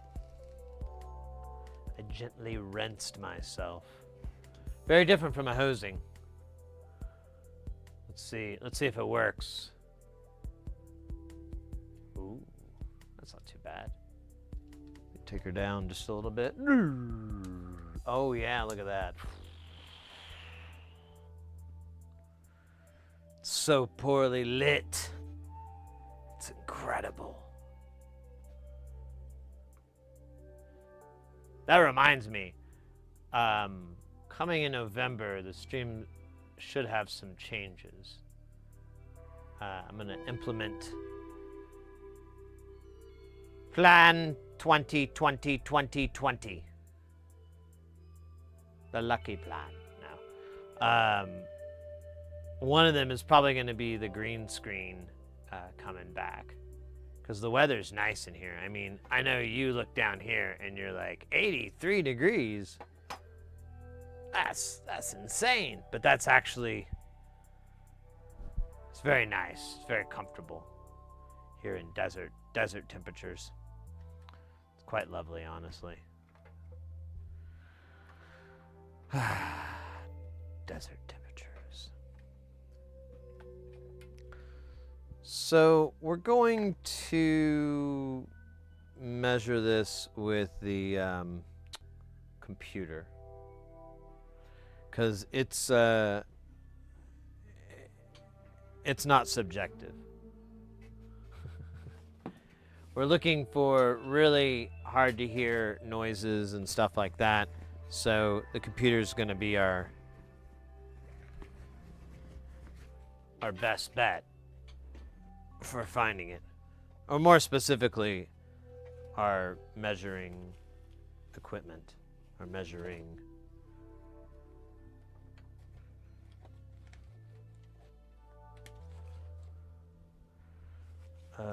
where's my thing that does that? There we go. Need to get another one of these. So I can just have one here and one for my bag. Hey, watch that, buddy. Sometimes this computer freaks out because it now has like another HDMI port, but usually forgets about it. It's so weird this thing doesn't turn a different color. All right. Let's plug her in. We'll start off with what's in here right now because I know what to expect, and we can kind of use that as a baseline. And then we can start popping in modules and trying to figure out. Oh shit! There's plenty of dab in here. I could dab it. Yeah.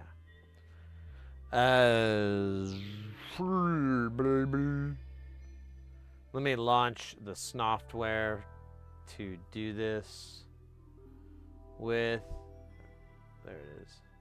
Always hides. Is that working? It's working.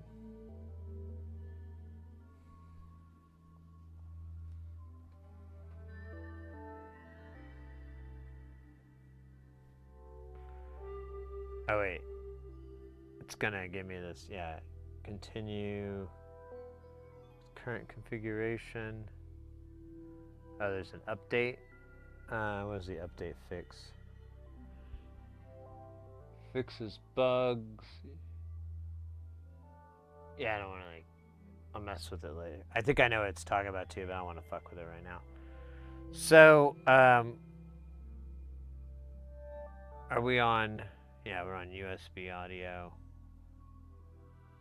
So we should be able to fire this up. Oh, we don't have,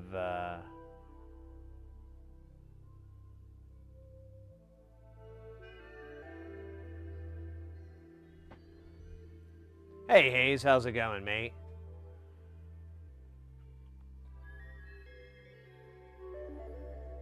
Dude, go away. Signal generator. I want pink. There we go.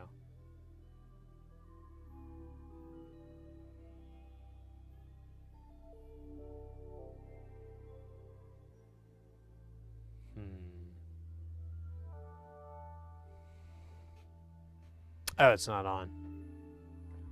That'll do it. That'll do it. All right, so measurement is working, but reference is not. Here, let me scooch this window in. Let's see if I can fix this. Here, hold on. Let me try to make a...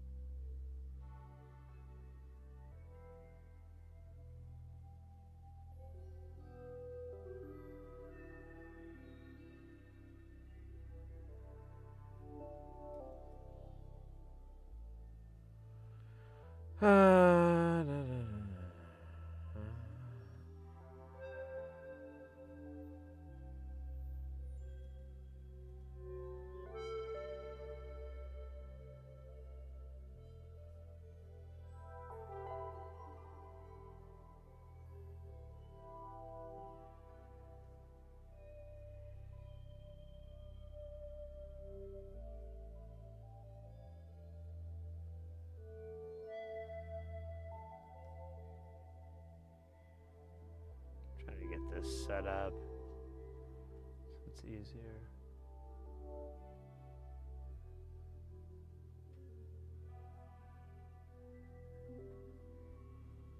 Is that gonna work? No, it's still...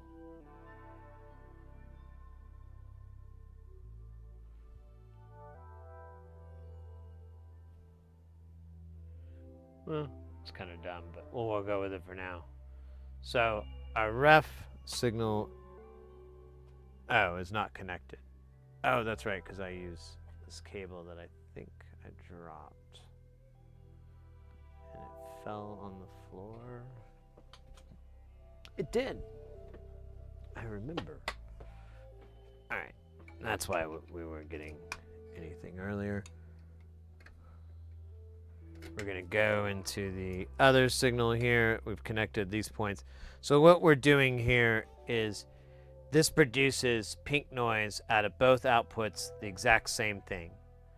And one of those outputs comes right back into the input, and that is our reference signal. The other one sends out to our signal here, and then comes back out and returns, and that is our measurement. And that's represented by these two R and M and R. So right now we're a little off. Let me try to zero this thing out. There we go. We should be pretty flat. Now it's just a little bit of a gain difference. All right. Now we're there. So that's pretty consistent. We can turn this thing off. We can pull it out. So there it is in bypass mode. And that would be our 1-to-1. Hey, Hayes, did I say hi already? I can't remember. I hope I did.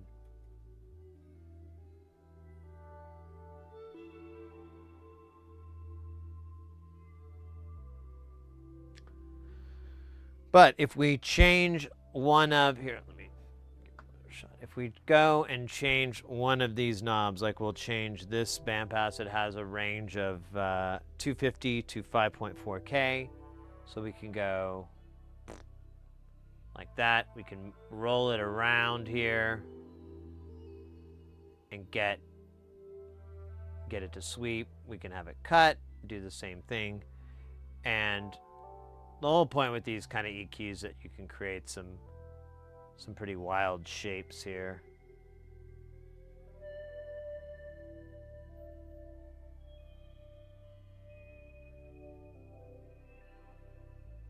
So this guy right here is right in the middle of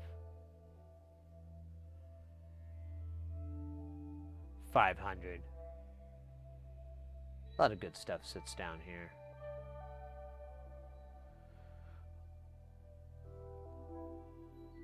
So on this EQ, we already modded this thing. We changed this shelf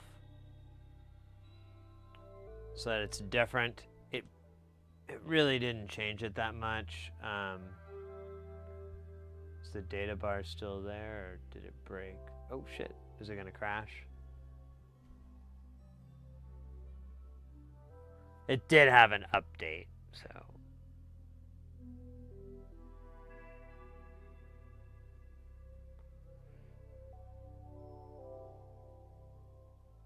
Yeah, it was +9 low shelf.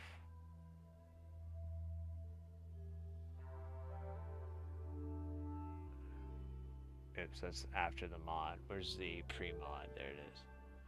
That's basically the difference that it did. Not very much, and if you come in and measure this, like these 2 points here, we'll say, here, let me shrink this down just so you can see the top of this a little better. So if you come in here and you see these points, so we'll go with like right here roughly. Actually, it's grabbing onto this bottom one here. So that's at, oh shit, yeah, now it's gonna poop out here in a second. That's going at like, I don't know,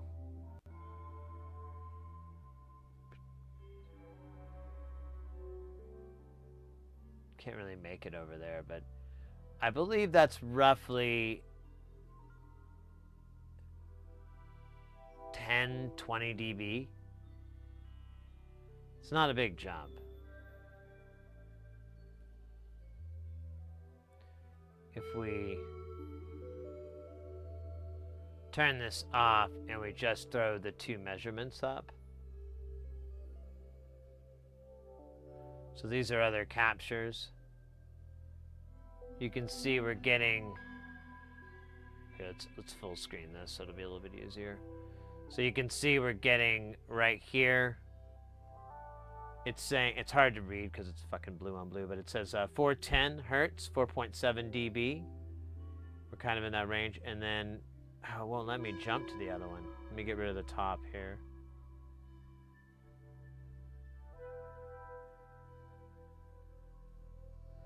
And then up here, I've got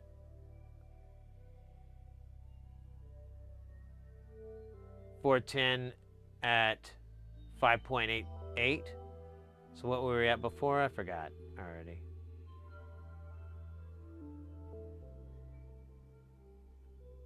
.410 at 4.7. So it's basically a decibel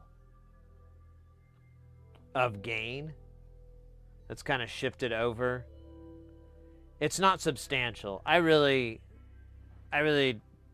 don't think it's going to be worthwhile, but I'm not the client, you know. Their tastes are very different, and it's studio stuff, and the studio shit is weird, man.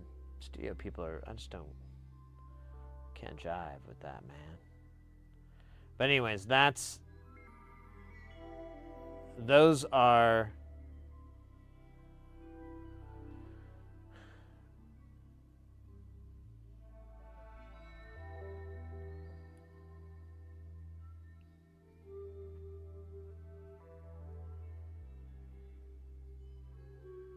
oh, it's not on. Okay, there we go. Now we're flat. Scooch this over just a little bit more.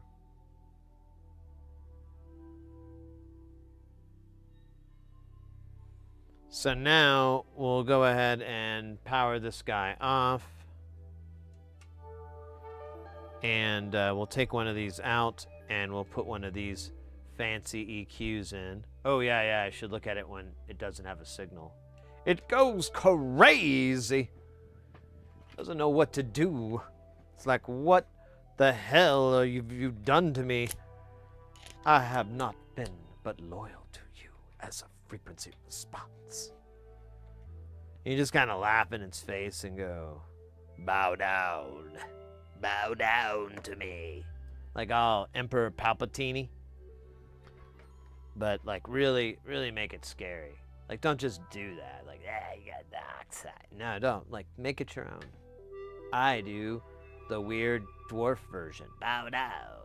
It's like, it could be a little tiny, you know, troll guy, or it could be, you know, an evil king. You don't, you know, the voice is versatile. That's where I'm making my money. Versatile voicing.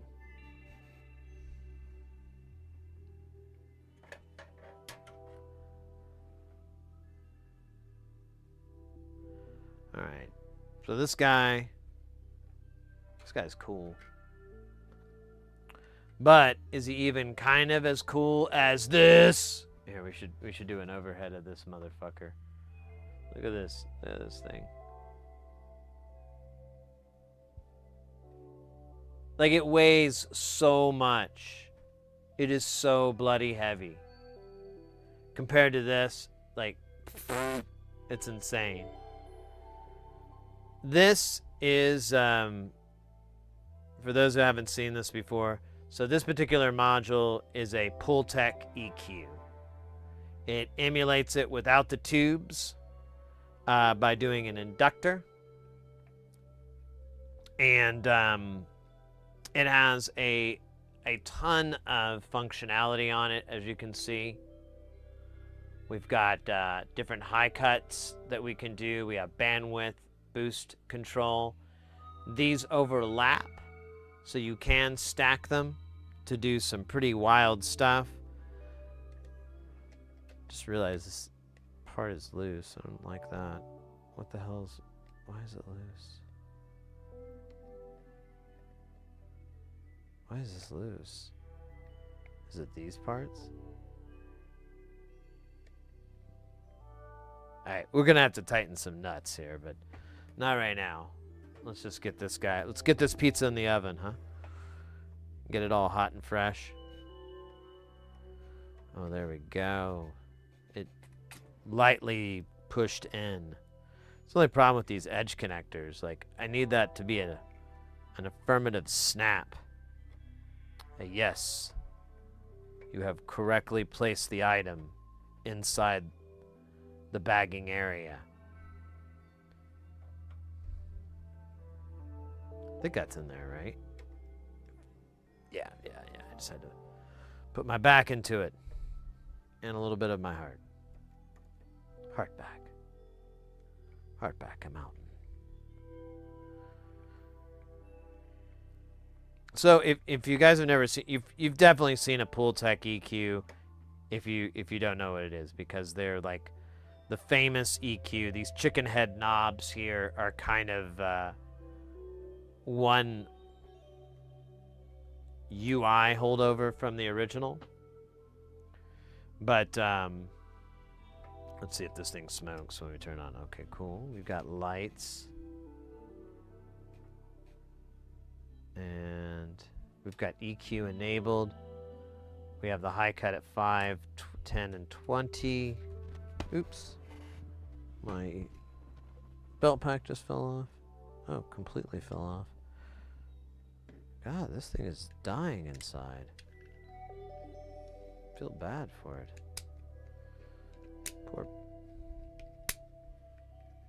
Poor belt pack. All right.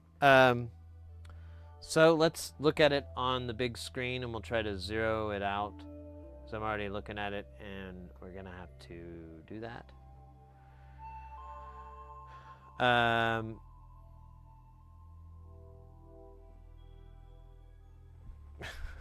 What is doing that?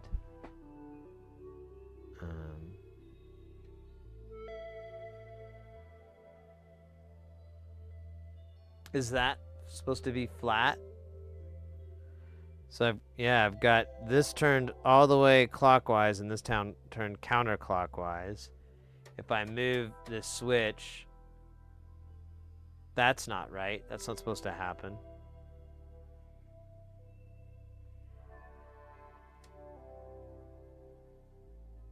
That's not even correct. We're going to roll off on the low frequency.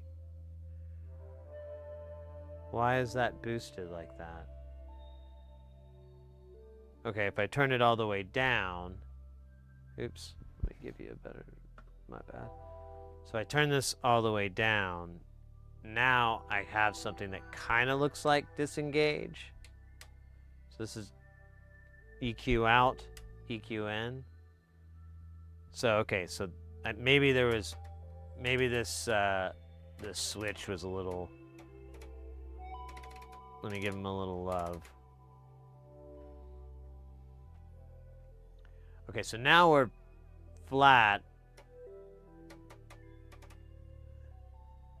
Well, it still looks like shit to me. Like, it cuts off a lot. I mean, maybe that's just inherent. Let's disengage it again. Yeah, it's just inherent. Let's do a time alignment here.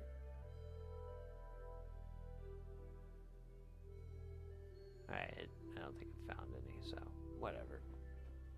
I don't know when the last time we've done this, so. Alright, well, let's boogie with it. I don't see any noise. Unless that's what this buzz is. Let's put it on just a regular spectrum view. Just to see if there's any noise there. Let's turn pink off.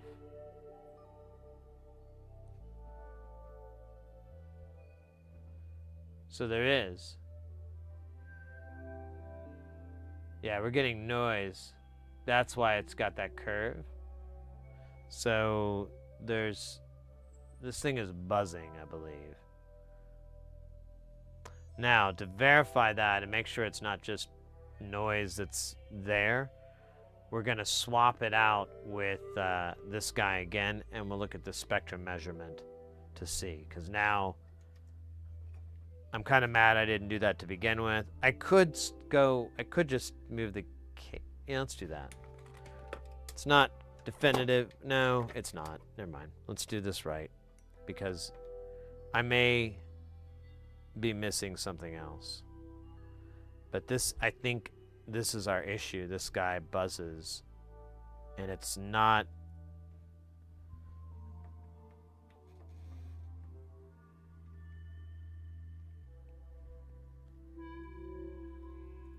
And I think it introduces buzzes into the other modules. So, how about, yeah, I turned it off.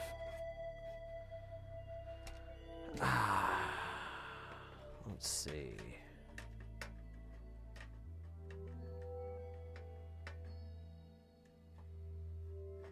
Come on. Get in there. You want to get in there. Come on, you want to get in there. Come on, you're getting in there. That's great.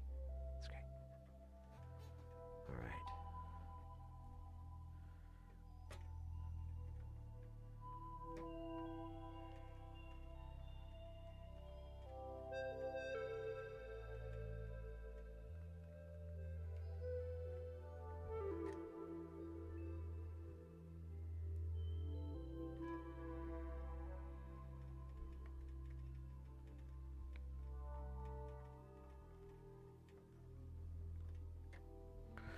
Alright, now we'll turn this rude boy back on, and we're gonna look.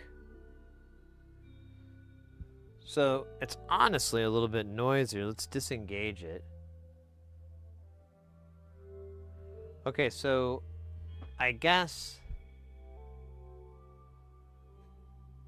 this is just here, and this is normal. This is in bypass state. This should be just these modules, you know, affecting the audio. So I'm going to do a capture of this one.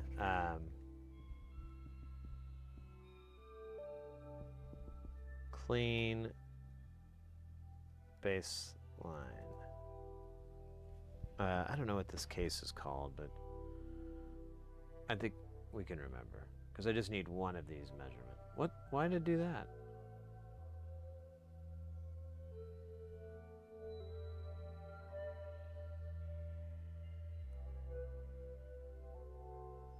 What?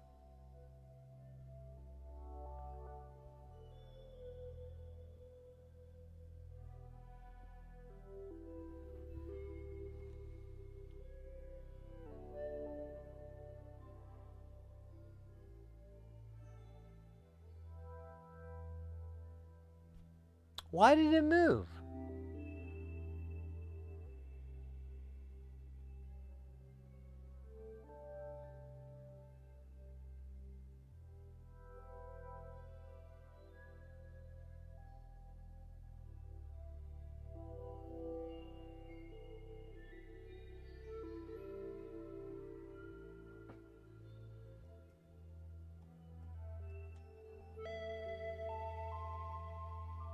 Am I insane? Is it just drifting? Is that it? Am I just being dumb and I'm not seeing it drift?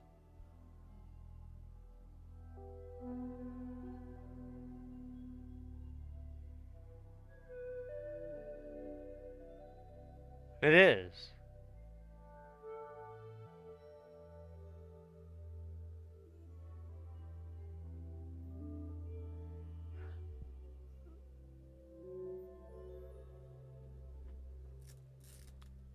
Hold on.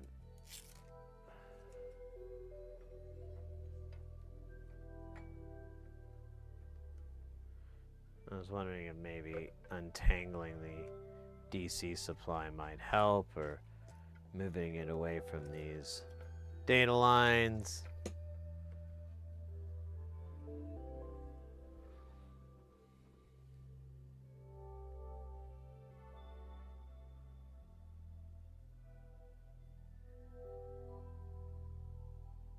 It's so weird.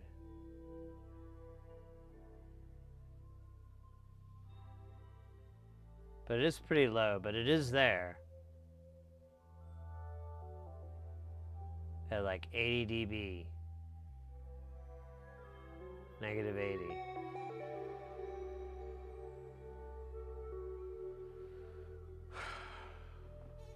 Okay, whatever. At least we know. Knowing's half the battle. Yo, Joe.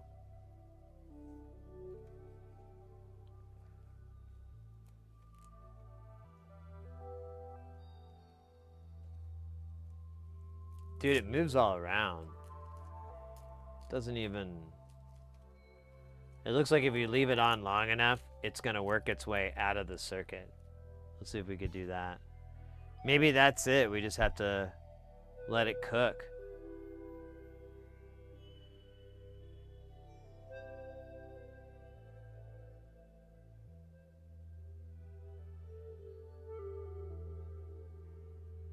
Yeah. All right, let's engage the EQ. So the EQ is flattened out, but engaging it should introduce some noise. Yeah, that noise is going away. There's this little dingus over here, but he's at like what, 8K, right on the motherfucking nose.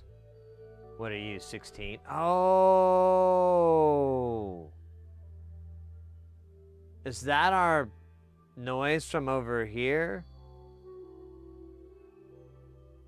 Let me check something here. No, it's always been there. Never mind. All right, let's engage. So it does put some shh in there.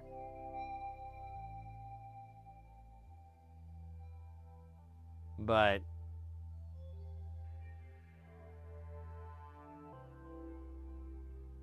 and there's like a 52 hertz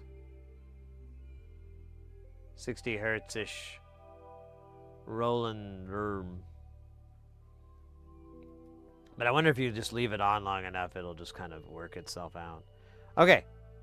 That being said, with that baseline being met, let's turn this off, put that EQ back in one more time. We'll take some basic measurements. Based off of what we get, we'll QC it as golden or not golden. And then we're going to go on with the other modules that we have. We have I have a couple that we need to check. These are good to go. I'm going to contact the client probably tomorrow. Oh, shit. Tomorrow, and let them know that these guys are ready to go. And hopefully I'll have an answer on a bunch of these other units. And,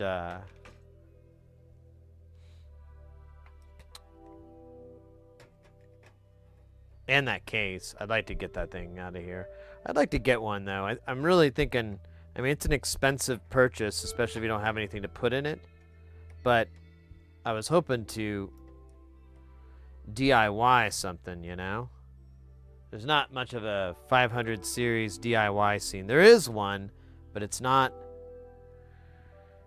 It's still insanely expensive. And I understand why. It kind of has to be. It's just the nature of the beast, but still. I'm like, is there any way I could lower the cost if I did it this way? And if I were to build like a 500 series, you know, module that's DIY and open source and everything like that, that'd be kind of cool. You know, that'd get me into electronics heaven. All right, just looking at it, this is not powered on. And this is just what it's reading. This isn't the transform deal, so it's not getting any signal and comparing it. This is just noise. This is what it's reading as a spectrum. Powered on. Now we're engaged right now. I'm going to disengage it. So I would say it's a little noisier, but honestly, it's not abnormal from the other module. And I think if we let it settle for a few minutes, it might get better. I'm gonna turn it on just so we can get an on signal, because it's I don't know, I think it's a little bit better enabled. Yeah, you know what, there's a couple settings on too.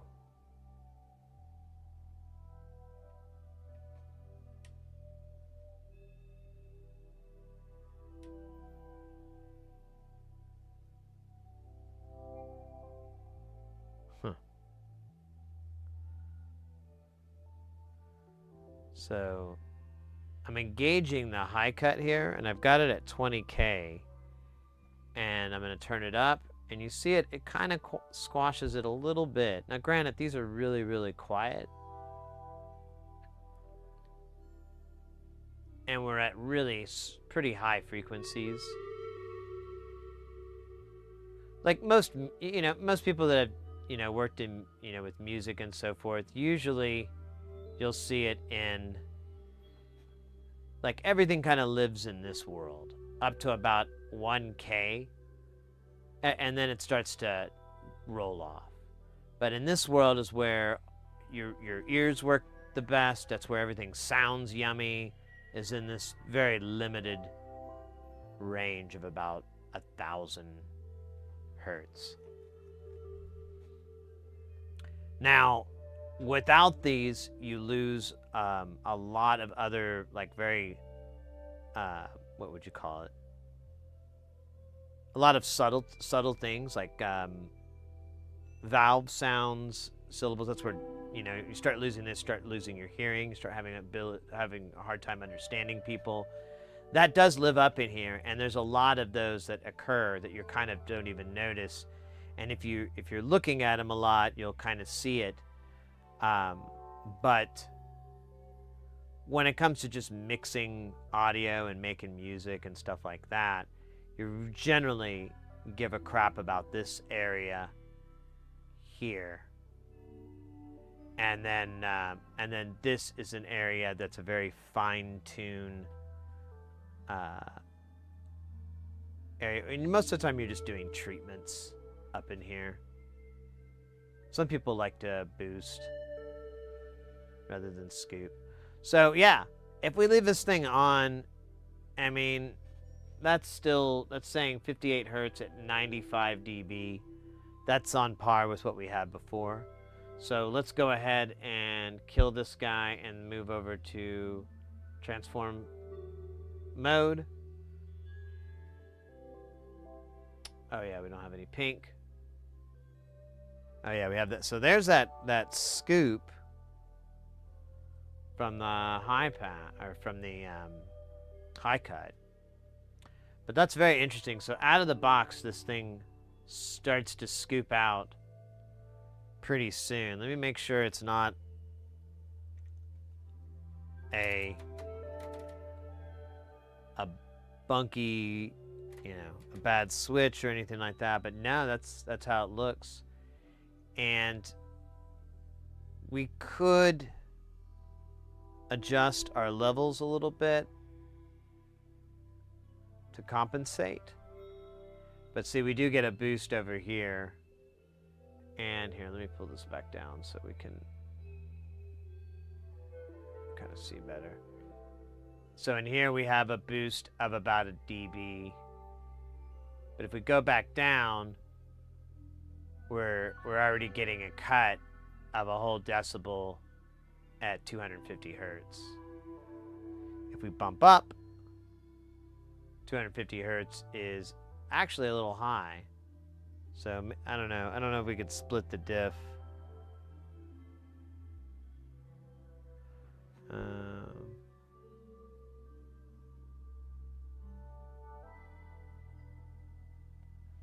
Measurement seems a little hotter. Measurement is this guy.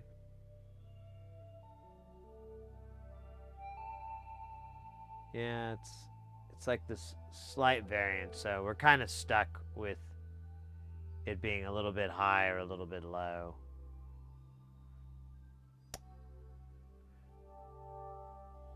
Because these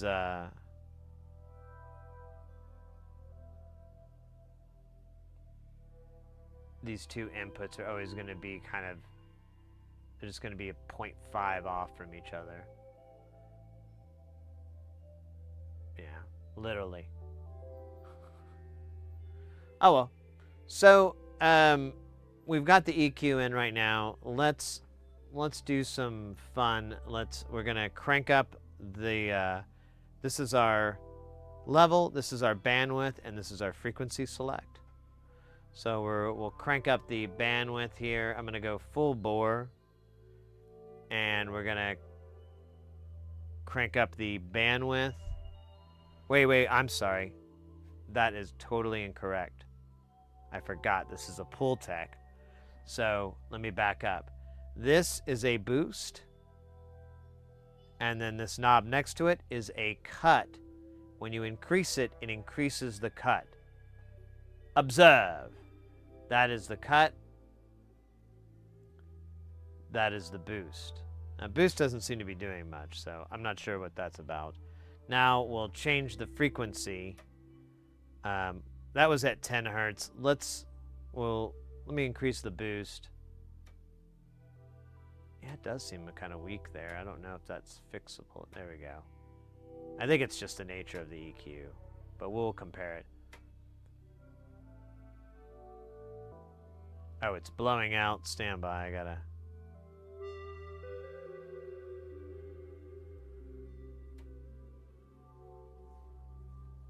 Okay, so there's the boost all the way up. Now I'm going to take the cut here and turn it up. And it's still on the same frequency, but you can see it creates this dip. And if you turn the boost down, you get these like kind of S-curves. And that's kind of what makes... And then you can switch through. That's why people like the pull tech, is because it boosts and cuts on the same frequency, but it's not symmetrical, so there's this variance that you get. We'll do the same on... Now this one actually up here... Oh wait, yeah, it's... No, yeah, it has a boost, and then it has a bandwidth. So it's not the same as boost cut. So let's... we're going to put this at, I don't know, 3K? I think. We'll do 4K. So I'm going to crease it up, and then I'm going to take the bandwidth and go, oh shit.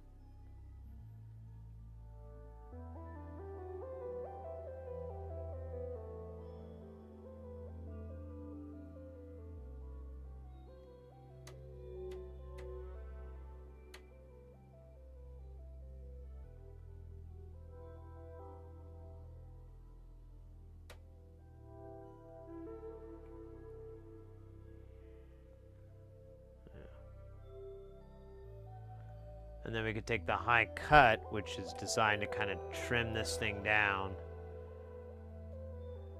so you can fight it. So this is the boost from that channel. This is the bandwidth, making it pretty steep. And then the cut, this is that high cut on the top at 5K, taming that out. So you can get some interesting shapes. And if you're working with something like a snare, or, you know, I guess snare is probably the best, maybe even vocals, this is going to be nice to have. But that is that. I think this guy works fine. I don't think we have any problems. Oh, you know what? I sit corrected. There was one of these that had like a funky... Let's go through the, I think it was this. We're going to go through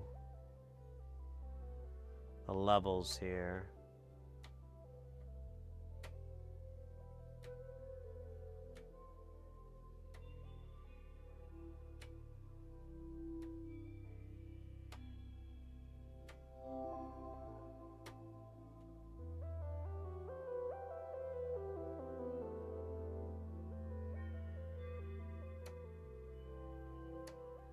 Oops, wrong one. It's the last deal. Okay, that one seems to work fine. I'm going to turn this guy up and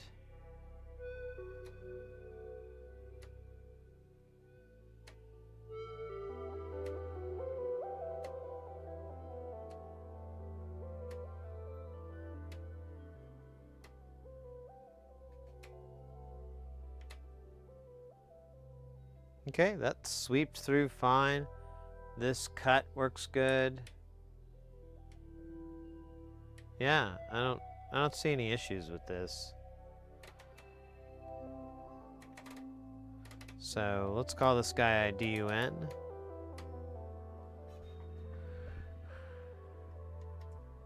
And we'll take him out too.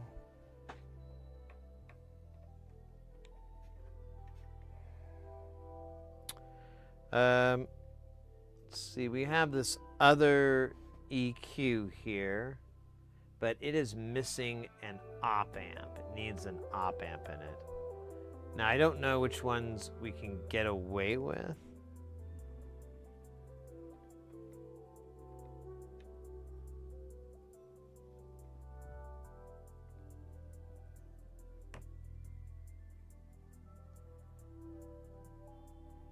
So I don't know.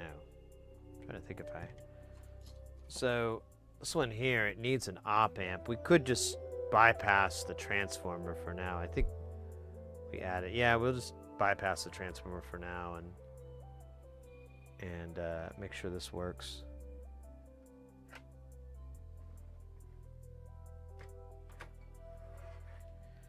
Ooh, that's heavy. So heavy. This isn't too light either, though. But that thing's got a giant backplane.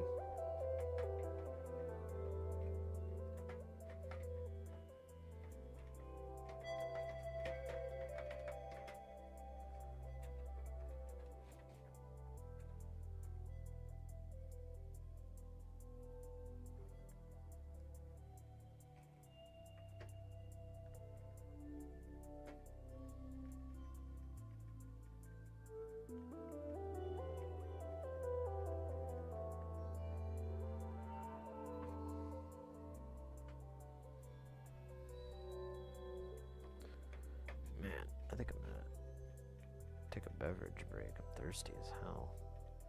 So this is a Pultec EQ clone as well, but it does it just using op amps instead of an inductor. So it's the same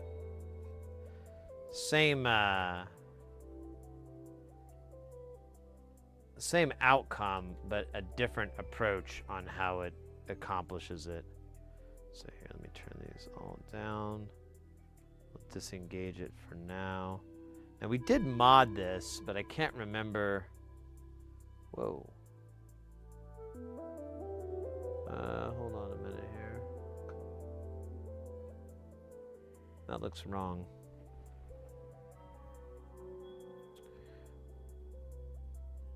Why is the level so different?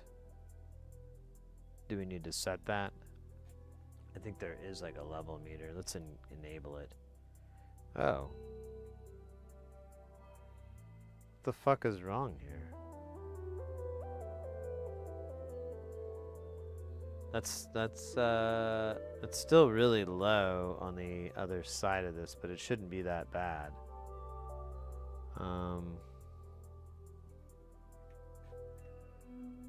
Is this not in all the way?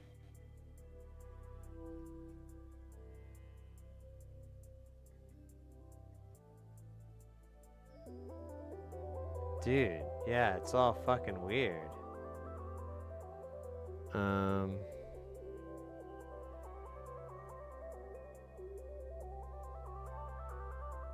What the fuck is going on?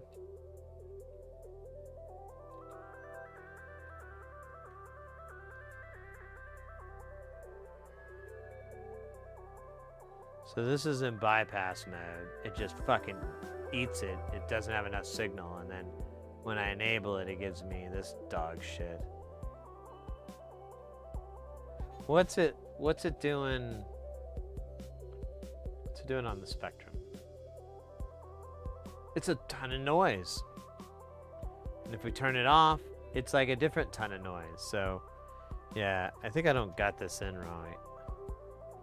Let me reseat it.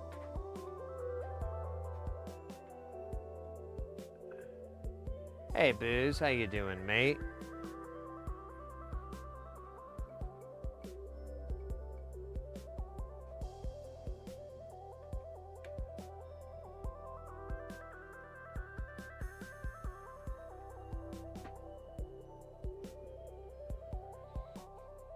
Oh, hey, I just thought of this, and this would be a good time to take a little break since we're trudging through here. So, as some of you may or may not know, ooh, that's too many of me. May know, might know. I don't know. Some of you might know I did a movie. I did the soundtrack for a movie. It was a short film of a friend of mine. And it's a kind of a horror movie, but it's not super scary. It's more psychological horror rather than gore horror.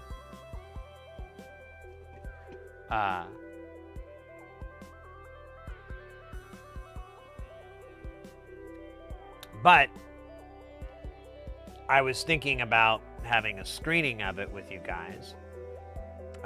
Going, showing the movie, talking about it, and I believe, I have to look, but I'm pretty sure I still have the files for that. In fact, actually, I think I can check this right now because it's, that server's on right now.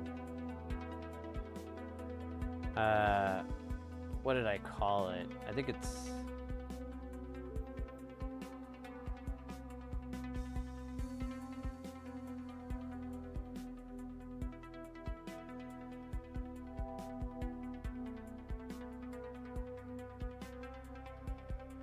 Say it here.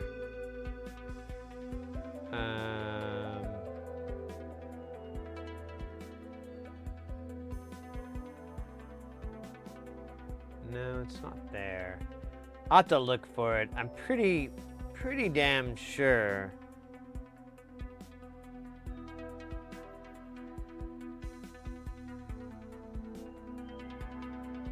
It's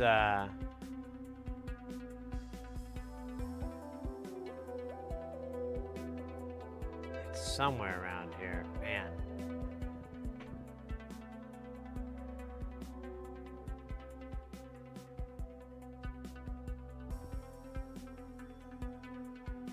Oh, wait a minute.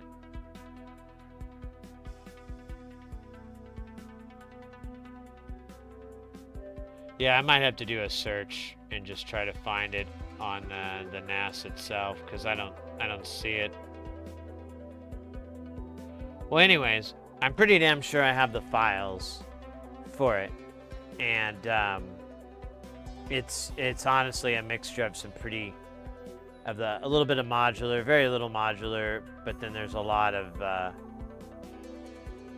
good old software synths, because I had to work really fast, and I expected notes and rewrites and stuff. But anyways, I was thinking about having a viewing of it, and like I said, we kind of watch the movie, talk about it a little bit, go over the files, and whatnot. And I don't know if you guys are too interested in the idea of it. It looks like Hayes is down to clown, so something I'm toying with the idea of, because I thought that might be really fun, and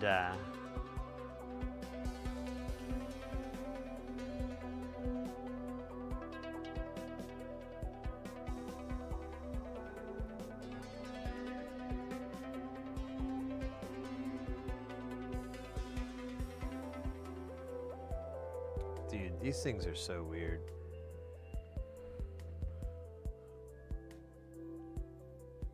You're down 2 booze? All right. Well, I'm gonna reach out to my buddy who was I believe he's the producer on it, and he can at least verify that we're okay to show it, which I'm pretty confident we are. I might look in. I don't know when I'm gonna do it, because it'd be nice to have a proper showing of it, kind of promote it a little bit, but I don't know. I might just fucking do it. It's kind of how the best things are. Yeah, it's a movie about these ghost hunters that go to this house where this murder occurred, and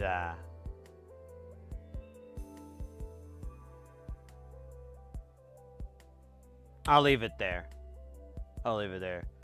Because I don't want to spoil it. No spoilers. But basically, yeah, it's about these ghost hunters. That's like the first 2 minutes of it. Well, cool. We'll try. I'll try to find a time to do it. Maybe we could do it this Saturday. I kind of want to promote it a little bit more, but I don't know. Maybe it'd be nice just to get it out of the way.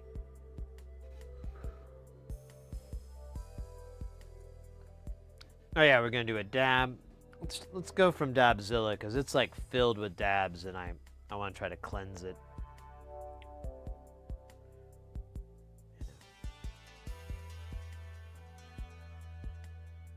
So I did get a notification that my order from Nonlinear Circuits has arrived in the United States. So I think it's gone through customs. I'm not exactly sure. It says handed to USPS, but I don't know if that's customs already.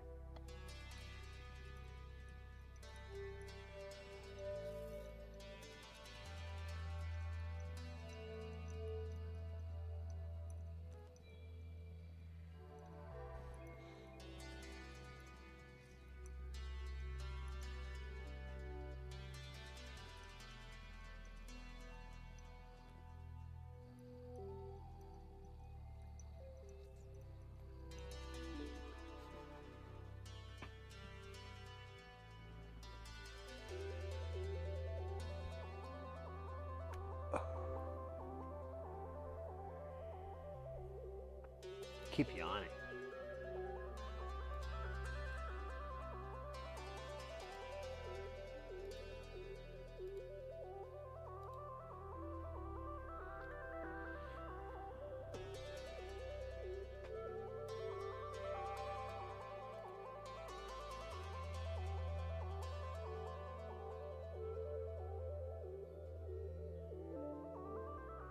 Looking at the stream quality here.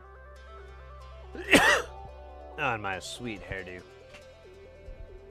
Babes, dig it. Change. Change. Alright, let me make sure. So there is a... Oh, but that's a Q adjust. That's not a level adjust. Oh, shit.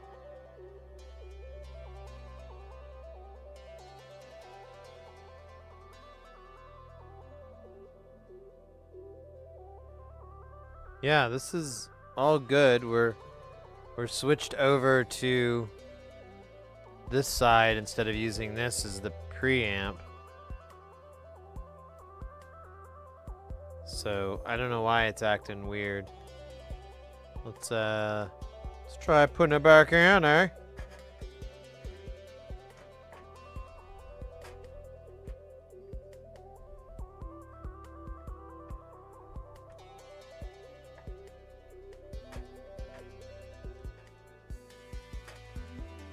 It's like cracking a safe trying to find that spot.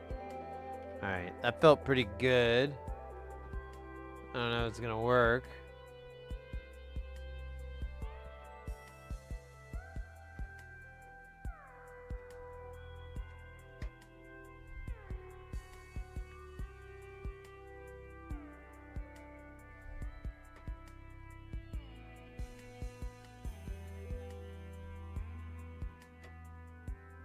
It is kind of acting like it's, because I'm seeing the screen pop, the input pop a little bit, but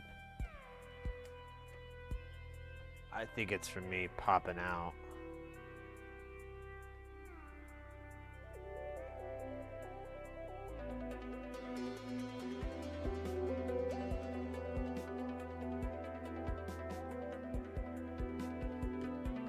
Alright.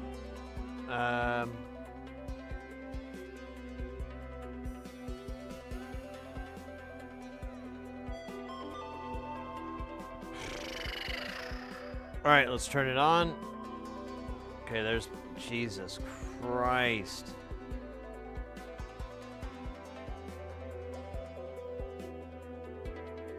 Okay, that's engaged. Oh wait, no wait, that's the pink noise going through, isn't it? Let's turn pink off. So there it is, not engaged, but yeah, it's like significantly quieter. Here, I'm sorry. Then, let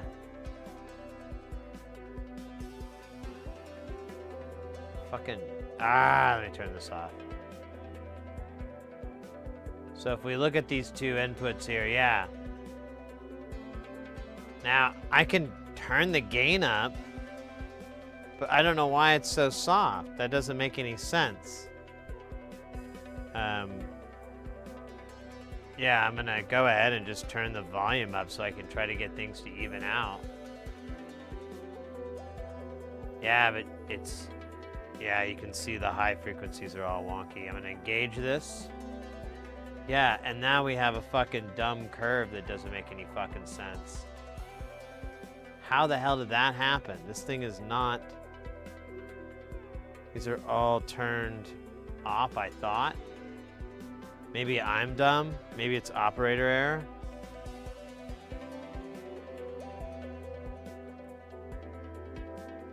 I'm just turning these fucking knobs. There you go. There's that fucking scoop. Dude, that's a huge... Oh yeah, that's that 5K. That's, yeah, that we did. I think they want us to undo it.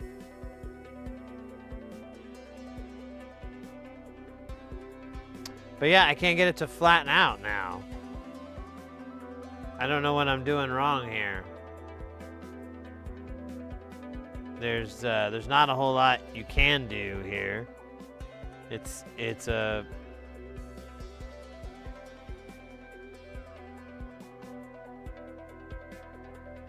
Alright, here, let me screw this side in. I don't think it's gonna help, but... Watch it like flatten everything out. Maybe I'm not being patient. I don't know, that's a lot of color on the highs. And I had to gain the shit out of this thing. And yeah, if we even the levels out, well, that one's kissing yellow. Here, let's turn these gains down. And we'll turn our output up.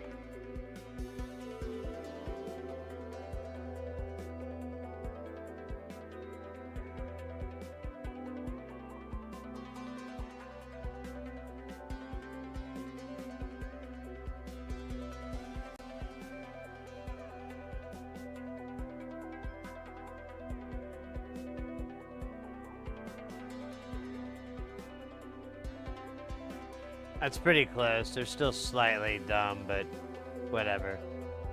So that is kind of an even waveform, and that still looks like dumb shit. If I recall, this is the mod we did. We shifted this from 16. No, maybe not. No, it was up here, 20.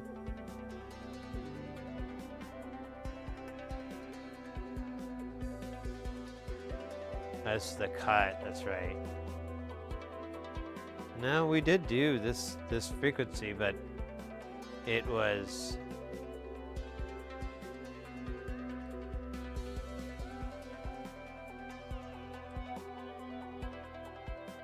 $16K, and then that's supposed to be 10, but that looks higher than 10. Oh, no, it's not. It's 6.3. Okay, maybe this is the modded one. And it looks like there's, maybe it's artifacting from the mod. Because we did really change it, but I don't think so. I don't remember this being an issue before. This is a lot. This is 6 dB up. And this is 2 dB, 2.5 down. That's not supposed to do that. So we're going to put this module in the Take a Look At pile. Brought to you by Take a Look At. Ryla Rolo. Hey Sid, how are you doing today? Thank you for asking, mate. I appreciate it. I'm doing pretty good. We're going through some 500 series modules here. We've got a lot from this client. We've taken out at least 2 that we've got what they want. And now I'm just trying to go through everything and make sure that I've got these right.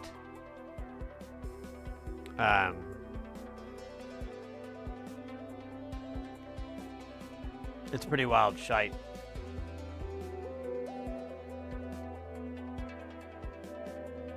Bertamil. So this piece of equipment here let me give you the... So this, they're turned sideways. Normally you'll see them more yo-rack looking, and they're like this. But these are 500 series modules. And 500 series is a rack mount format that is, it's been around for a long time, like since the 70s. But it's used for, like whenever you look inside of like a studio and, did you get them right? Yeah. I think so. Whenever you look inside of a studio, you'll see like that racks of gear, and you'll usually see these 500 series. And they can be all kinds of stuff. Sometimes they're like where the guitarist plugs in to, track their guitar, because a lot of the times, a lot of modern music is just all done in the control room. There's not a lot of, there's still studio tracking, but it's not like it was 20, 30 years ago.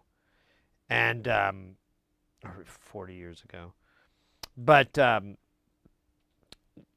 so it's basically like, it's a lot similar to modular in the sense that you can have your, oh man, the music's stopping. Oh, he's probably changing his patch.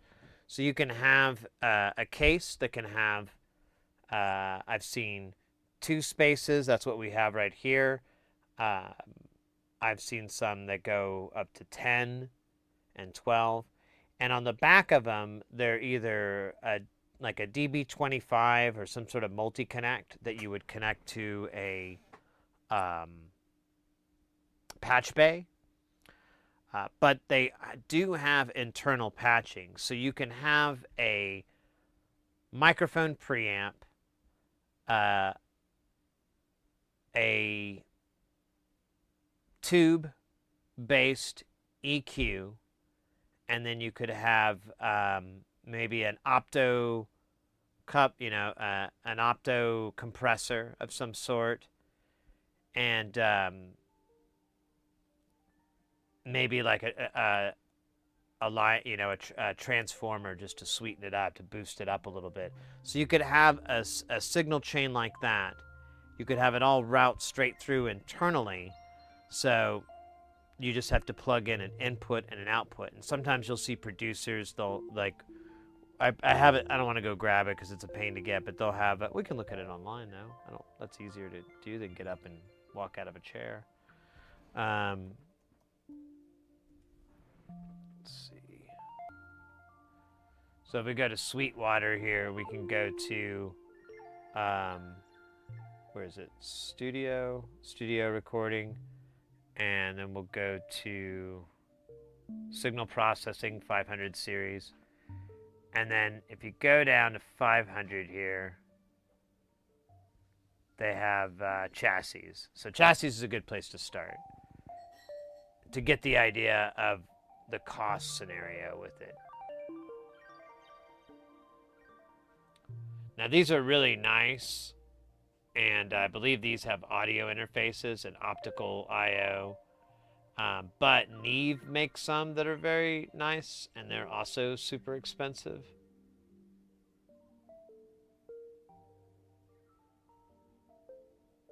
Yeah, here's a 4-slot for $420.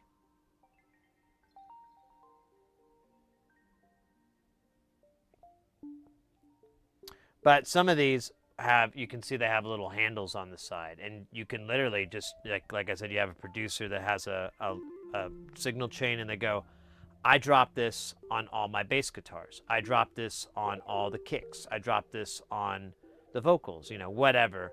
That's their insert chain that they'll put on an audio signal to make it sound all that wonderful.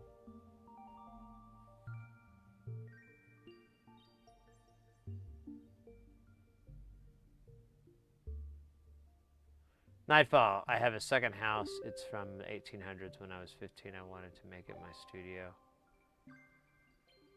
Wow.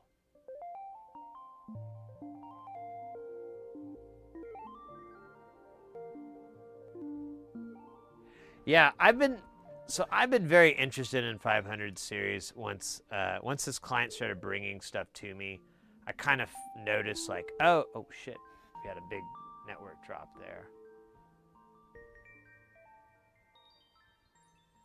I'm gonna wait for it to settle down.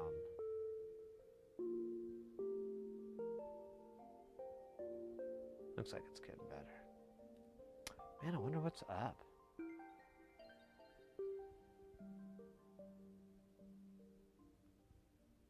It's still chugging a little bit there. It's still having a little bit of a hard time. There it goes. It's kind of leveling out. Ugh. Be right back. I'm gonna get a drink. Oh wait, there's still a little bit left in here. Alright, I still gotta drink this.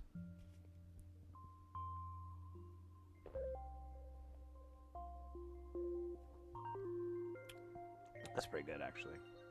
Alright, I think the internet's fixing itself. Well, no, I said that too late. Ooh!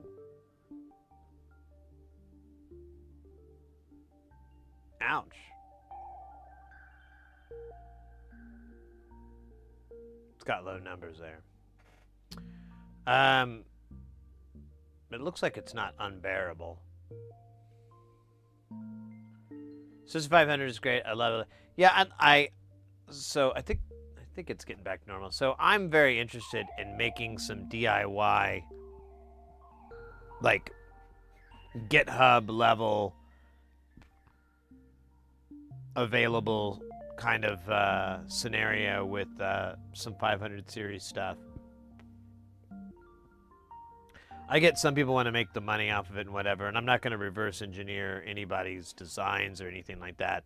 But there is a lot of stuff out there that can be, you know, it's like well known. And I don't know, I've kind of would, that's the thing that's kind of stopped me, is I haven't really come across anything that doesn't already exist that would be worthwhile.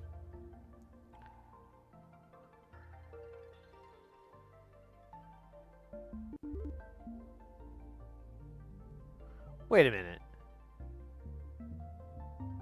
I don't know. Okay, I just thought of something, but I don't know if it's a good idea or not. Hey, Dowie. Is that Vorstein? 9. This is me trying to stop drinking so much Dr. Pepper. So I've been drinking these liquid deaths. It's sparkling water that's flavored with this one's only 20 calories, so it's not very. No, you can't see it, but anyways, yeah, no, these are liquid deaths. My attempt to get away from the doctor. No, you and me both, Nightfall. Warsteiner, I've told you that story. When I was in Germany, that was the first beer we ever had, and it was probably the best beer I've ever had. We had it from a tap. It was just incredible. Very nice. Well, you can get it here in the States. They do export it, or it's rebottled here or something like that. But I don't know. It tastes okay. I kind of got tired of it, and I think it's the. I don't expect that to be an issue when I'm in Germany. No, Warsteiner was one of my. So oh wait, we've got ads going. I don't know if you're seeing ads though, Nightfall. You seem to be powering through them. Let me get another beverage, and we'll just let these ads blast through real quick.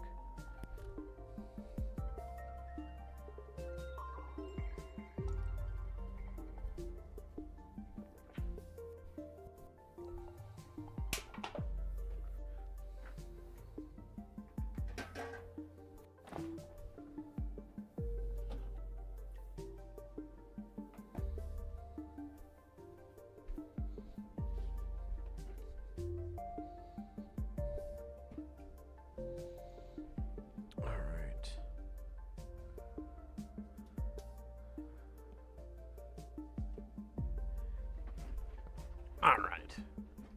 Now, Warsteiner is really, really good. When I was in Germany, we were in Frankfurt. That's where we came in on, and we were kind of in a rough part of town. So we couldn't figure out public transportation and stuff like that. It's kind of embarrassing now, but you know, it is what it is. And so we just hung out in the train station. Oh, damn, the network took a shit again. God damn. Why does it keep doing that? Although it looks okay, so I don't know. Like I said, you guys will let me know if the stream is crap. But, yeah, we just hung out there, but like the first night, we were trying to find something to do, and we were still kind of jet lagged and all that. And I mentioned we weren't in a great part of town. I should elaborate further. We were in the red light district. Like, we were walking down the street, and we noticed that there were a lot of women just kind of hanging out. And there were a lot of dudes walking, just walking around, a lot of dudes. And then, I mean, I knew a little bit of German, but it wasn't that great. And, as we're walking, I just start looking at the signs, trying to figure out what they say. And words like Eros jump out. And I'm like, oh. And then we get up to a room where there's like women dancing and so forth. And I realize like, and at the time, this is the woman I was with was, you know, this girl I was dating. So this was all very awkward. And so we kind of like turned around and we went into the first bar we could find. And it was this very, very tiny, probably the smallest bar I've ever been in my life. It was like a hallway. And there was like 3 people in there. One was the bartender, and it was this lady. And then there were 2 guys. And then there were me and my friend. And I guess that was kind of crowded because they did not seem to like us there. And we politely asked for zwei beer. And I looked at the whatever the cast, and I saw Vorstein. I was like, Vorsteiner, Danke. And so they got us our beers, and I remember I drank it, and it was really damn good, really good beer. But I kind of like beer, so beer's always yummy. But I remember my friend drank it, and she does not like beer. I remember she did not care for it. She was kind of like, when in Rome. You know, because Germany, beer, makes sense. And I remember she really liked it. She's like, this is really good beer. And I'm like, yeah, I know, right? It's like really enjoyable, and it's not too strong. It's not too soft. You know, you're drinking beer, but it's got a really fun flavor going on. It's not bad. Very subtle. So... Barsteiner.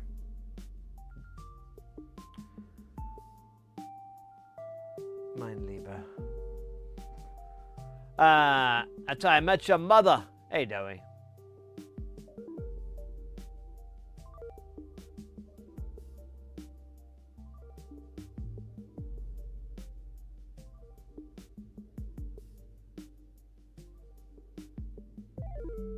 Yeah, I don't really... None of that interests me. I'll put it that way. So, you know, I'm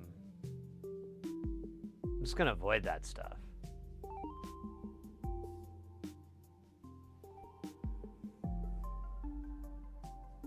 Honestly, the way it is in Amsterdam, from what I understand, I'm probably going to be looking at a lot of windmills when I'm there.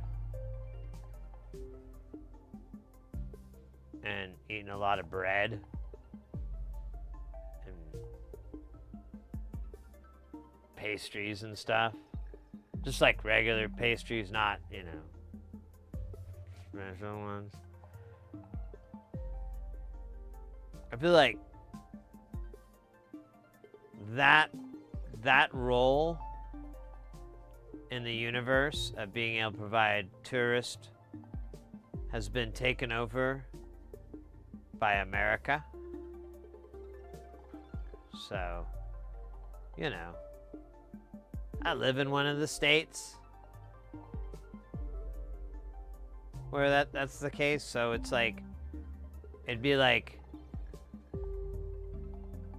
going out of the state to like a state that doesn't have it, and you're like, oh, you know, that'd be like Amsterdam. But then everyone would speak Dutch. And they'd have like kroners and stuff. It's a really cool currency. You ever visit Amsterdam? Oh yeah, I already read that. Okay, so this EQ is, we're gonna have to look at this more.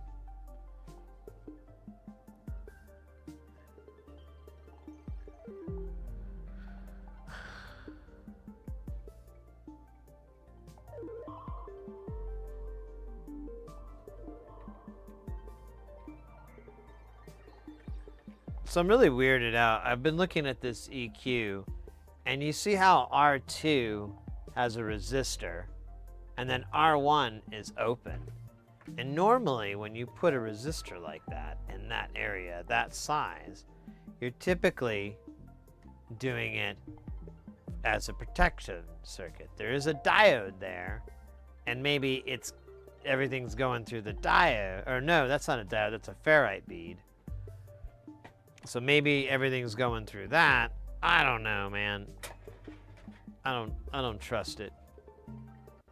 I guess this is gonna be the not working pile. Not so great.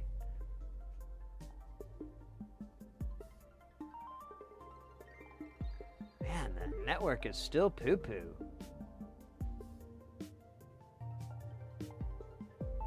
Has it been unwatchable for anybody?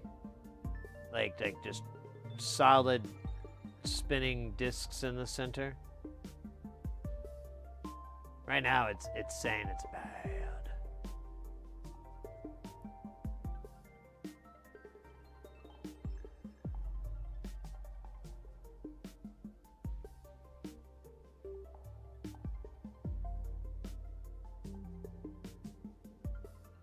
It's kind of coming back, but it's not great.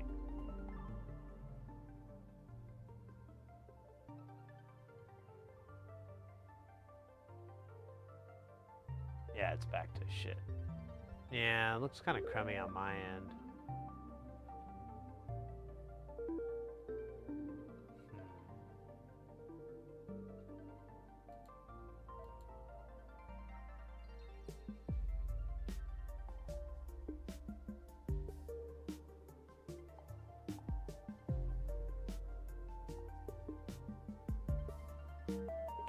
Let me check something. Look at my router.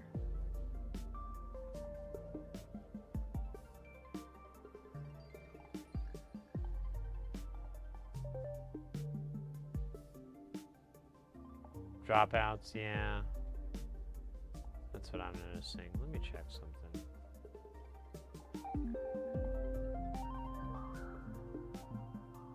Oh wait, I wanted the QoS.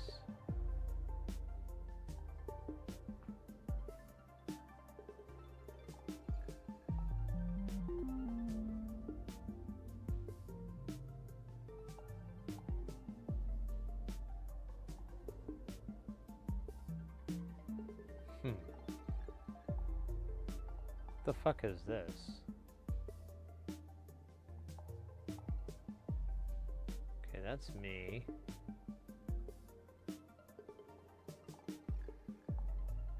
Android, that's not it.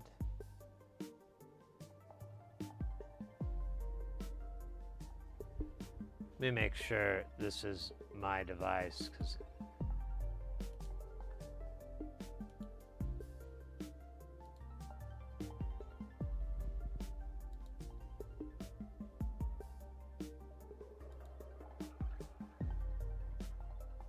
my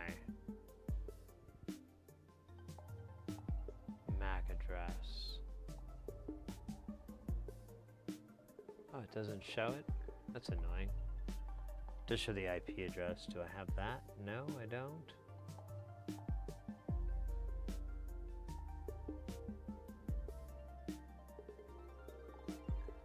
It does say RTMP, so that is...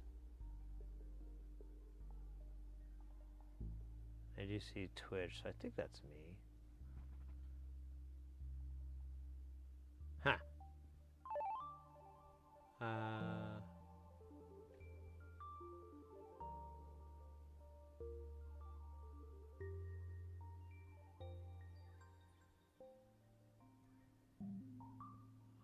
Just a second here, let me look at the network map.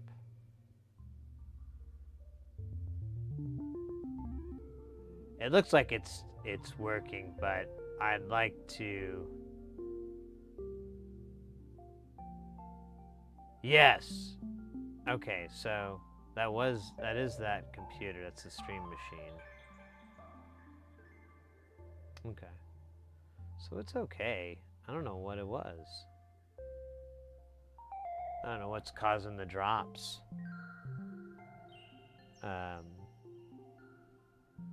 It's got to be my ISP, but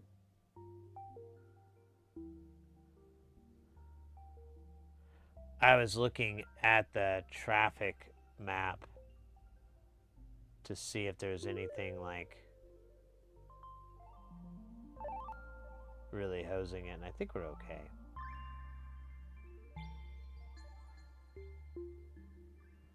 I'll leave this page up just in case.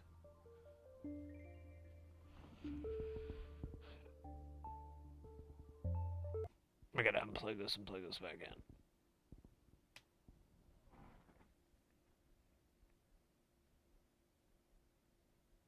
in. Maybe.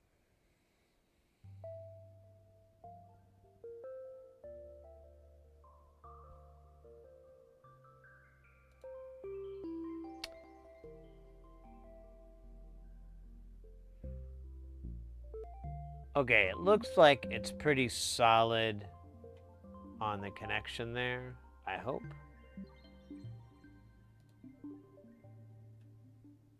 It's so funny, it has like the wrong screen.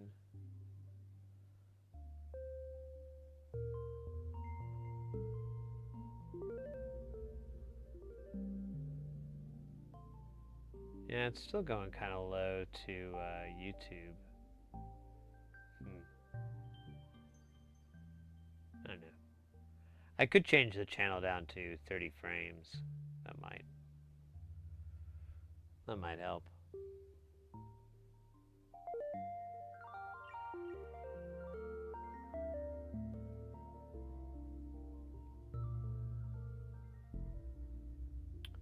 I think it's settling out. I think, hopefully, knock on wood, it's done.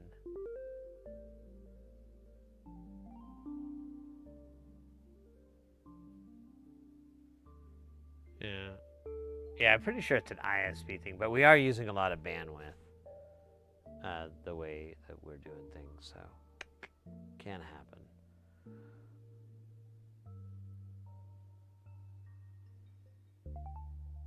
All right, well, looks like we're good. You guys let me know if that changes. And I'm gonna try to remember what the hell was going on before. Oh yeah. So we've got these modules tested. Now we just need to grab a couple more.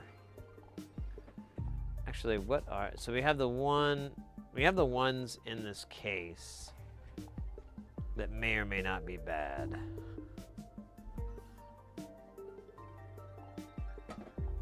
And I believe they are they screwed in? They're not. Yeah, there's one. Yeah, I think I'm missing one because I was trying to find them all. Might have to go looking some more.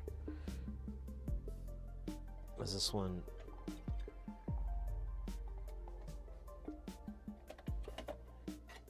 All right, now we've got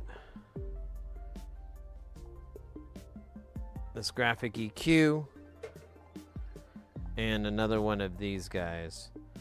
Now, since this one's working and it's all good, except I would like to tighten these nuts up. So we might take that apart, and when we do, we might double check our handiwork. Cause yeah, this feels loose, and I don't dig on that. May not be a big deal.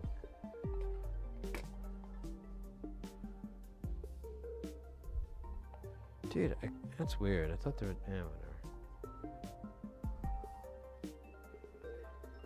So one of these... I remember one of these EQs has like a bad slider.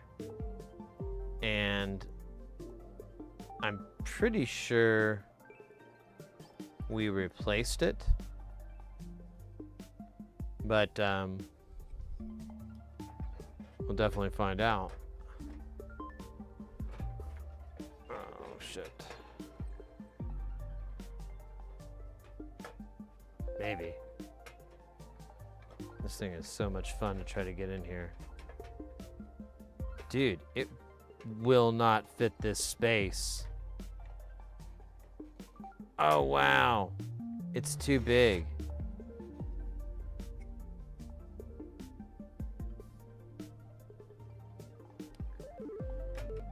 So check this. This is wild. I haven't ran into this. So it won't clear this area. It's these switches that are kind of in the way. So yeah, we can't test this EQ at all. Not in this case. Now we do have a deal that extends out the deal, but I cannot remember where the fuck I put it. And I couldn't find it before the stream. So, you know. It's kind of sad. All right, well, I don't know what to tell you about that guy. We'll just put him over there. Let's test this booger machine. Oh man, we kind of lost our bass line earlier when we put that crazy passive EQ in. You know, we could try putting a DOA op amp in there. We do have one sitting on this EQ. I don't know how compatible they are, but I'm gonna assume they're fairly compatible. We could do that just to see what would happen. We do have some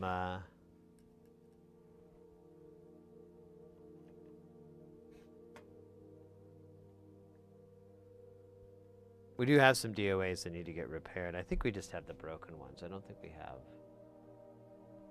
the working ones too. I think the client kept those. We built like 9 or something of them. It was fun. Oh my god, the internet's still poo-poo.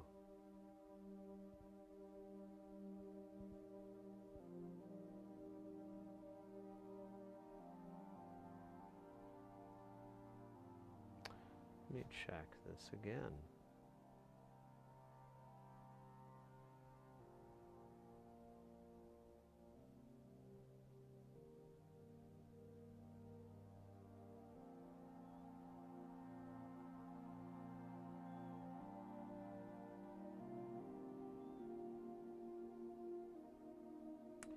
Yeah, it's got to be the ISP because my network is cool about all this.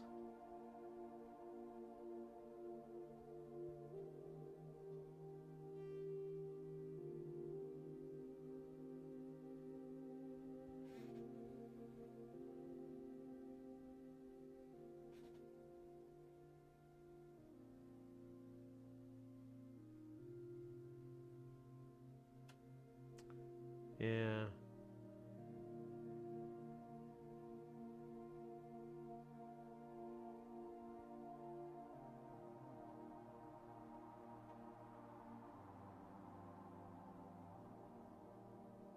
Let me look at the actual spigot traffic coming out of the old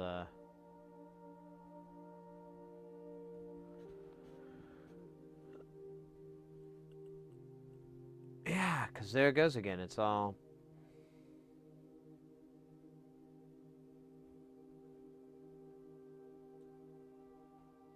not so great. So sad. All right, well, we'll weather this for a bit. I don't know.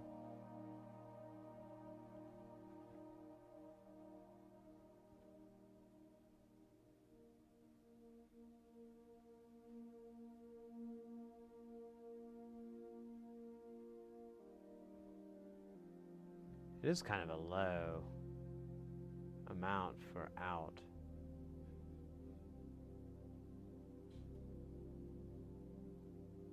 So it's saying outgoing. It's 1.56 megabytes. Oh, that's right. That's why. Okay. It looks like it's stable. So let's see how that goes. And I'll monitor this. If it's just gonna be garbage all day, I guess I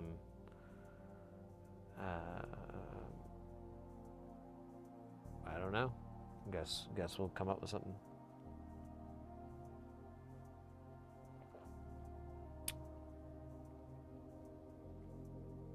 Booze with a dab 420. Appreciate it.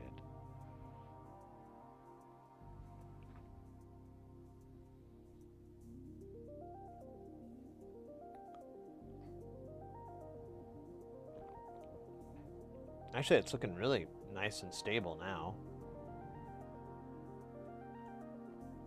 Like my output is consistently the same,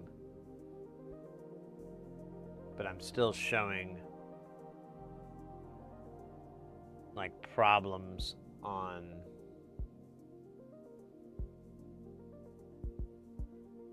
well, I'm just showing them on YouTube.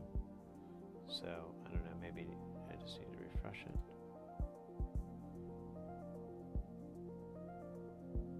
So annoying. No, it's still mad. Still thinks.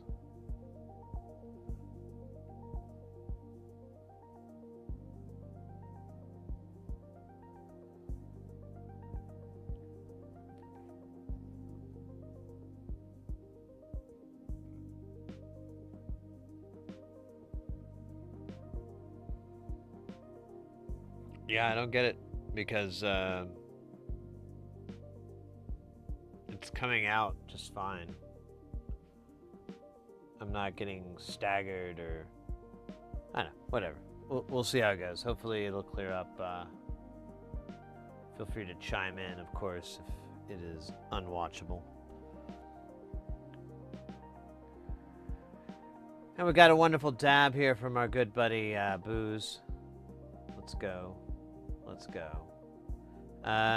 Which dab should we do? Should we do the we've got this guy, Mr. Super Fog. We do have the good Dab Master 9000. And then I have like another one. It's kind of done, but like if you hit it like once or twice, and you gotta like wait like a while, like half a day, because otherwise it has like this real burnt flavor. But it's pretty good, like one hitter. Well, do you have a preference, Booze? The old school dab technology, new school in hand, or new school slightly out of hand?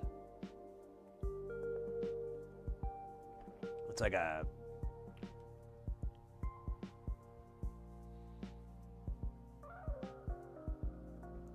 I gotta remember, Booze did say they had like a good second of latency, or yeah, a good minute of latency. So yeah, it's hilarious. Now that I started up the staring at my traffic or being able to view it, everything's fine now. YouTube's still mad.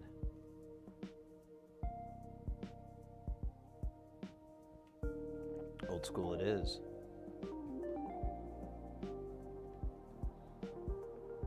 I'd show you the screen, but I think that would be a bad idea. Just trust me, as my ability to read screens. Oh, now there's a big giant boost in my output, and then it zooped back down. I think that's something else.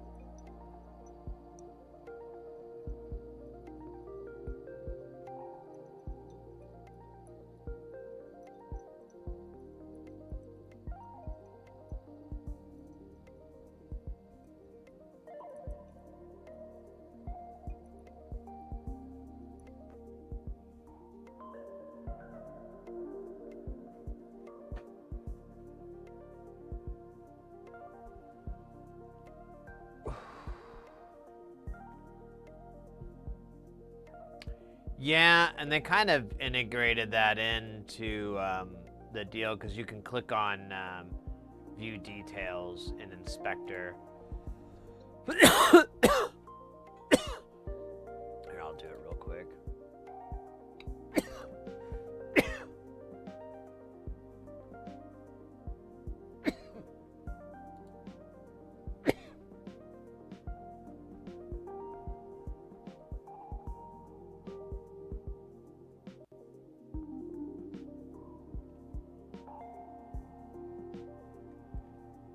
Yeah, the problem is it's not, it doesn't really, it's just a pretty graph, you know, with data points that you can look at the exact seconds, but it's like, I don't know, it's not mega useful.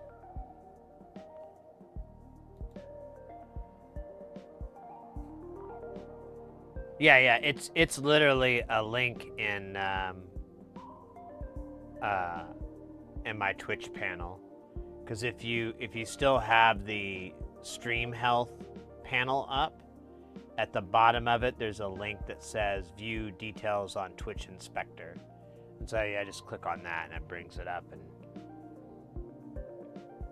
no, so far it looks okay. I think I mean, YouTube is still not happy. I'm not sure how to fix that.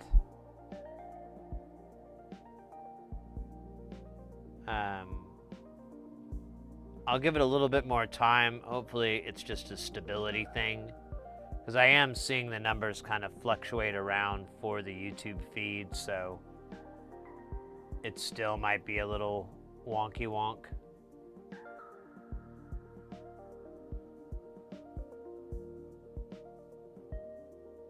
Wish I had fiber.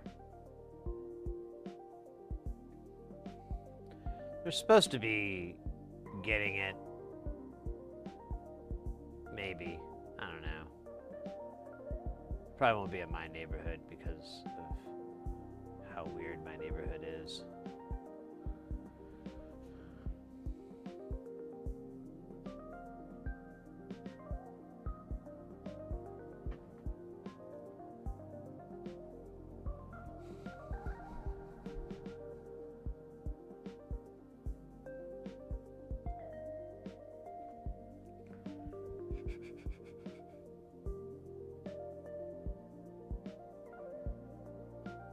Hey, Grizzleby, good to see you, mate. I've been meaning to get in contact with you to touch base again. I've been putting some stuff together. Got like a little notepad of ideas. So once I get done with this gig, on the other side of this month, basically next month, I should be. I'll have free time and we can kind of work out some stuffs. But yeah, otherwise we're kind of weathering the internets. It's all. Oh, see, damn it! I knew I was gonna do that.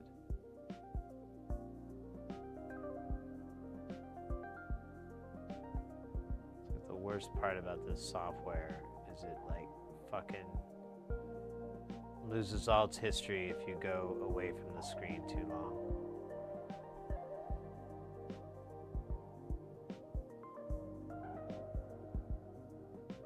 Yeah. Well, we'll just set up a time to do some stuff on it. Work it out.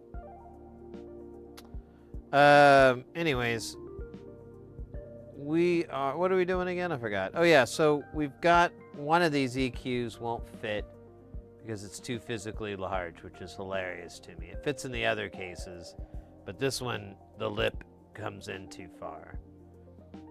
I don't know how to really fix that short of like getting out nippers and then deburring it and all that fun shit. So I'm not really gonna do that. We do have there is a tool. I just don't know where it is. I gotta look for it again. Is it in here, maybe? No. So there's somewhere around here is this tool that you can use where it gives you the edge connector and then it's connected to a ribbon, and that's like, 10 inches long, and then it has a edge connector slot. So you can take these things and plug them into your chassis, but be able to tweak if you have any like little deals you need to mess with or what have you.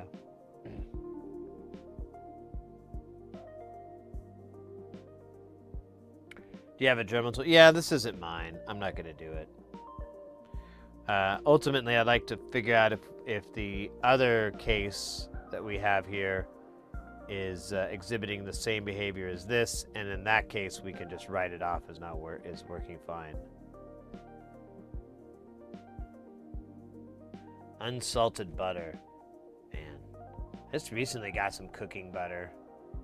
So I realized we didn't have any, and I was like, gonna make a burger, and I was like, what the fuck do I do? And we have like spread butter, but it's not. It works, but it's not really the best. But if I don't know how available it is throughout the entire world, but it's this butter called Brummel and Brown. I swear by it. It's my favorite butter. It is. It's yogurt butter, and if you look at on the nutritional facts on it, they're actually not terrible.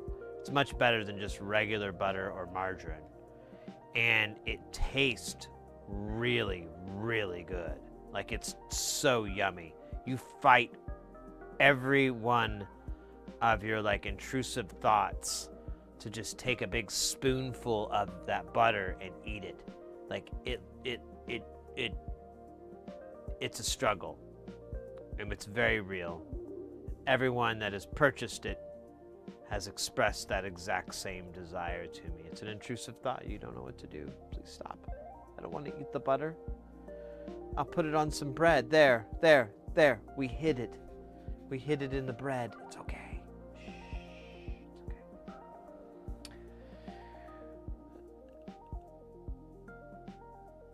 Exactly. Hey, Mr. X, take care, mate. Have a wonderful night. Stay guile as always. And good to see you again.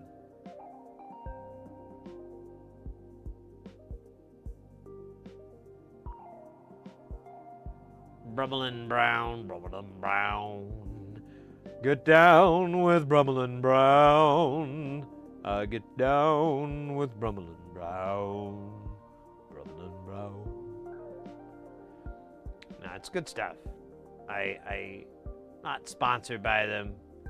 That would be awesome. That would be a weird sponsorship, though.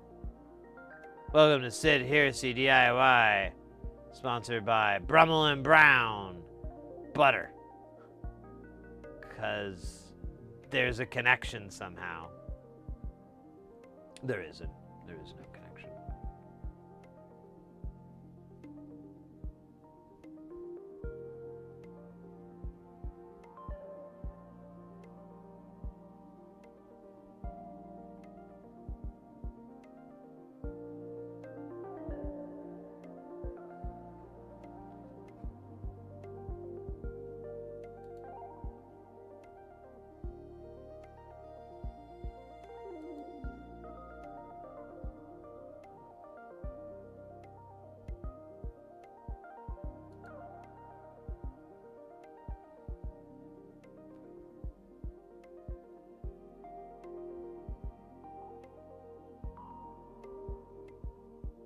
Make sure you stop by my place before you head out. What?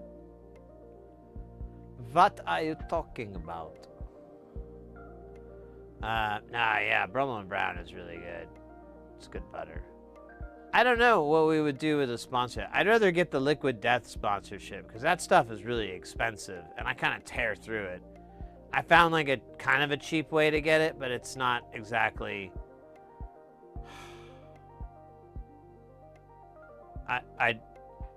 I'd like it to get it at an even greater discount. Like, I could be like a retail, just buy it at retail, you know, like buy it at wholesale rate. I mean, and then just drink it, be my own best customer, get high on my own supply. Tell them none of my customers want the teas or this or yeah. I don't know what I don't want a pallet of it though. You're right. That would fucking suck.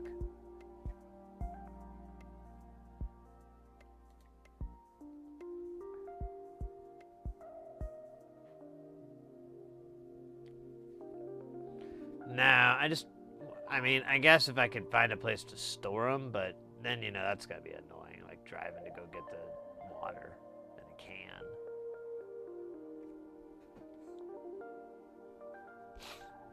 Oh my god. Oh, all right.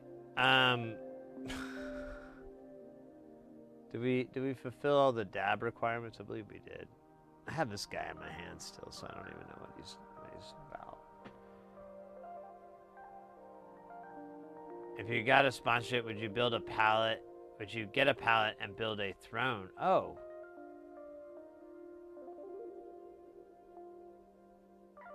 Yeah. Yeah, I absolutely would. Hold on a minute. This might be the chair I need for the podcast. That way, it could cut to the person and they're talking, and then the camera cuts to me. I'm holding a liquid death. Hold on. This is golden. So I'm like holding a liquid death, sitting in a chair made out of cases of liquid death. And then like maybe I have like a hat on from them, like a baseball cap, you know, or like a trucker cap that says liquid death, and I could get like a gold chain. I'm kidding, of course. Gold looks really bad on me. It would be like a white gold or a silver chain.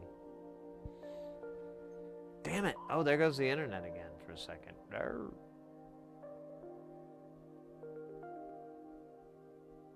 There it is. I see it now.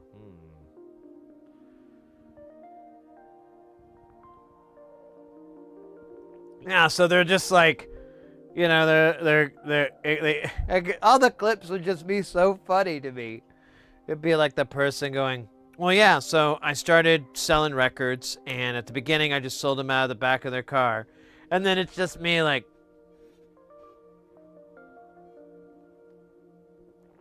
really? Interesting.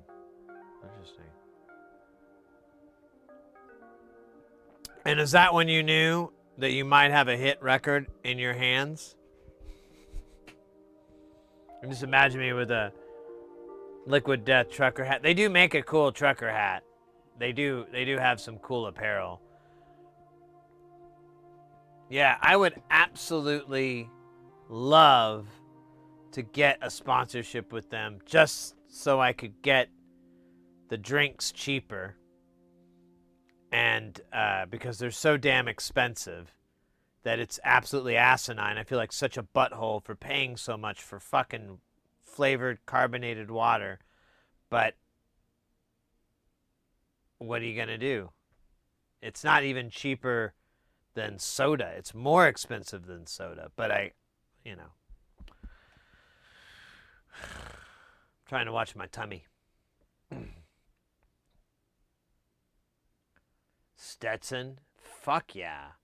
I got that hat up there for like a sketch I never did. I could always do it. I have to put the green screen up, and then I didn't know. I hadn't decided if I wanted to just act without the green screen being able to see it, or make the content for it, view it, and act like a weatherman style to it. And then I kind of got stoned and watched like a movie about catapults. Catapults. It was pretty good. Good movie. I learned a lot about catapults. Alright, looks like Jay's starting up a new patch. They come on soft, like a sweater. But, yeah. That and, like, Hacko or Veller. Those are a couple companies that I would be willing to do a sponsorship with so I could save some money on stuff I'm buying already. It's really just a scam of trying to save a couple bucks. It's somewhat pathetic, but relatable, right?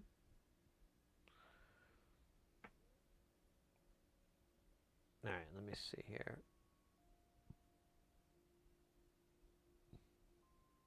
Oh, this one's really soft.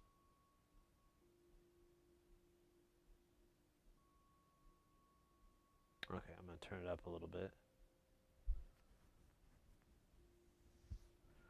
Let's see. Anyways, we should get back to work. I got a black top hat with a metal badge on it that says live by a dog's rule of life. If you can't eat it or fuck it, piss on it. Yeah, but I have enough formal wear for like weddings and funerals and stuff. I don't know if I need like any more formal wear hats. Although, you know, that might work for when I go to the movies. Or, you know, or if I go see the symphony. There you go. That would be a perfect hat for the symphony. Yes. Symphonic.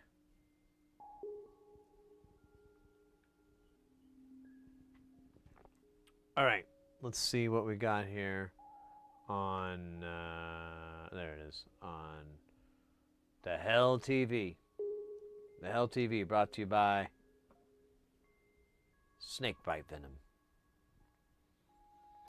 So here's this guy, and honestly, we should switch over to this guy. We are not on, so I'm going to turn it on. Okay, now we're on. Get a little bit of a no. You can see it kind of behaving. So I'm going to disengage the EQ. This is off. Let me turn these knobs all the way down. And now I'm going to turn this guy. So everybody's down. Everyone's at their lowest setting or whatever. So it should be flat. Now we're going to engage it. Very nice. So earlier when I was blah, blah, blah, blah, blah, I went in and adjusted the gains on this, so it's back to being even. I still don't know why that thing comes out quieter, but we could do that op amp trick, but we'll go back to that. So now we just need to, this is the boost, and it's a very low frequency. Let's shift it around. We might blow out our input here.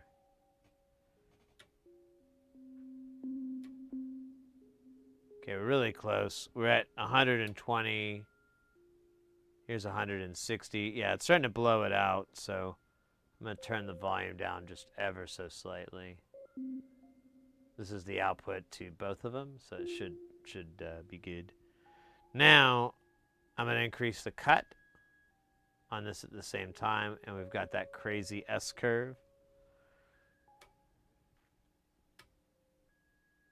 And then I kind of want to just step through this to make sure it maintains its shape.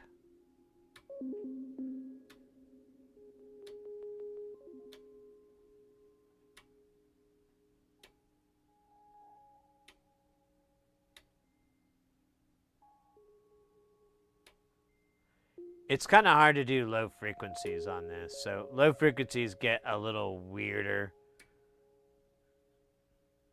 But no, that behaves beautifully. It looks beautiful too.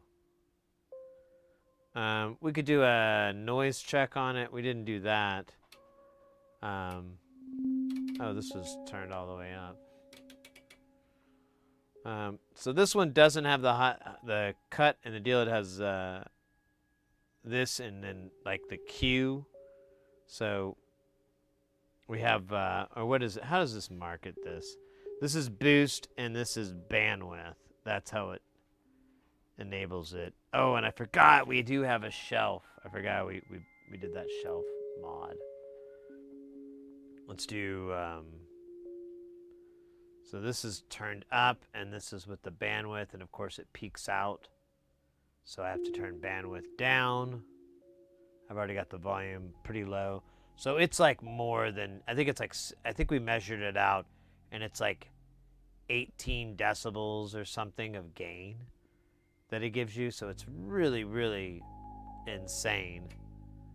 And you can easily blow out your structure there. So it's moving like a Michael Jackson dancer there. A smooth criminal. Okay, so that one works. Let's check out shelf. I think it's just, I just like press this to turn the light on, and oh, nothing happens. And nothing happens when I turn bandwidth. But if I turn the, oh, that's right. So it takes the top part of the bell off. So that's shelf disabled. So that's shelf off, shelf on. Ah, very cool.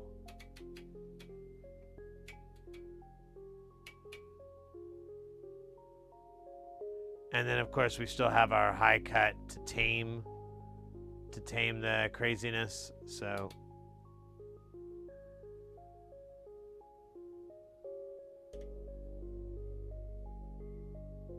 yeah. So this thing seems to work great. I don't see any issues with it. Let's measure it. Let's look at it on the spectrum. Spectrum.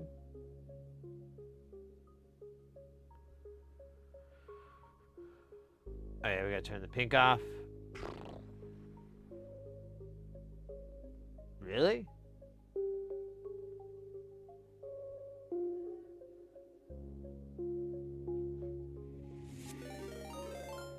Wow, that's like, that's super, super, super, super clean.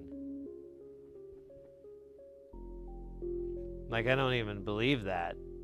What the hell?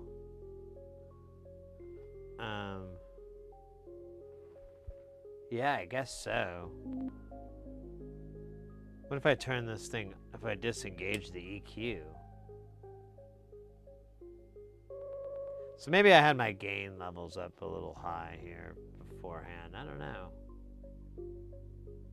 I still see noise on there, but it's got to be very, very low. Let me. Oh, I don't know why this isn't set.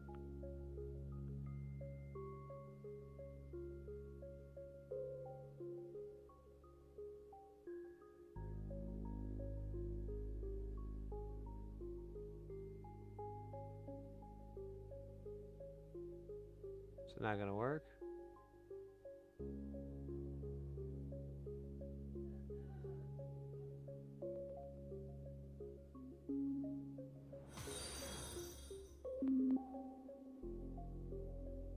That was weird.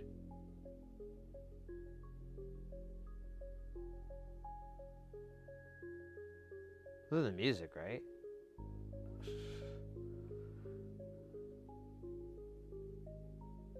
So there, if I turn the gain up pretty high, we see those noises. But if I turn the gain down to kind of what it was before, it's not visible. So I think that's why I was getting noise, because it's overgaining the inputs. Which is good. Still doesn't explain the other EQ, but explains this one. All right, well, this guy is G to G. in my opinion. So that's all of them. They all look Hello, good. Raider. Oh shit! Think you drone? Stand by, stand by, stand by. I was afraid of that. So I'm thinking. Well, how the hell? Where's the off button? There it is. So there's an EQ. Like I said, there's one of these EQs I'm missing, but it's not going to fit in this case, and I can't find that extender. I don't know where it went. Let me look here real fast, because I could have very easily just put it in this pile of stuff that has ribbon cables everywhere, but no, I don't really see it. I don't really see it. So I'm gonna say nay. Yeah. Okay. But we do have this other case, and it supposedly doesn't work. So we could so I can put the music back.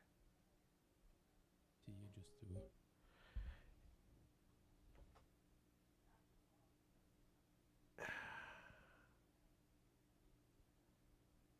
Yeah, we should probably just compare the two cases. Try to see what it is. The only issue is I'm missing the screws for the other case. I don't know exactly where they are. And it's kind of annoying because, you know, I shouldn't have lost that. Dumb question. Have you nulled out the test leads cablings? Yeah, basically. Yeah, because the software, it's already kind of compensated for. But I did have it overgained earlier, so that was giving me buzz that wasn't there. Classic. Perfect. See, that was Still chatting.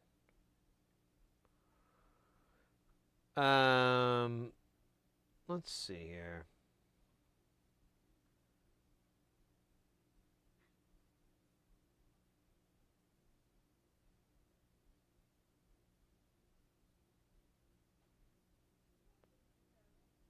And let's see.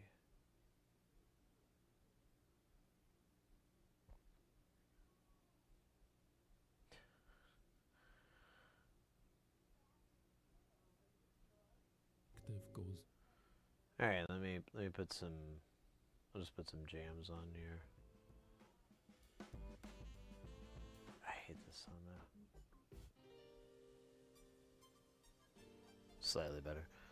Man, I lost my train of thought. Got all distracted.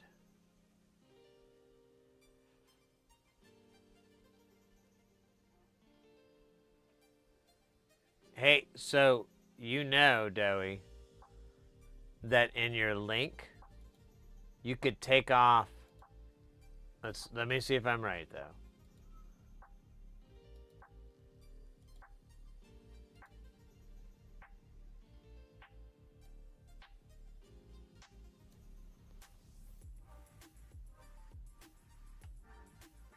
Oh, it does not work.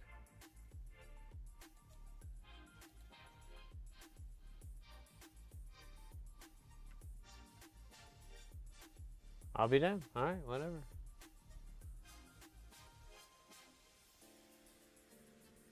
That's weird.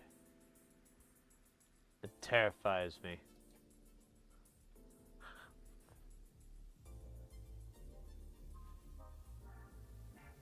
No, you were right. I was mistaken. I thought you could get rid of the link, but I guess you need that to get to access to the file. Whatever. It's all good in the hood. That's pretty. Yeah, that scares me at night. That's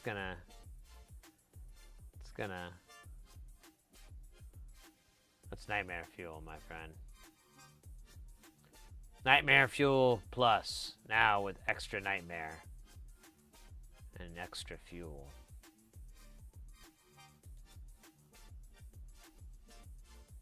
Many reactions of Sid. I do have a few, don't I? I have my range. Let's see something. Ooh, I just thought of something. Speaking of range.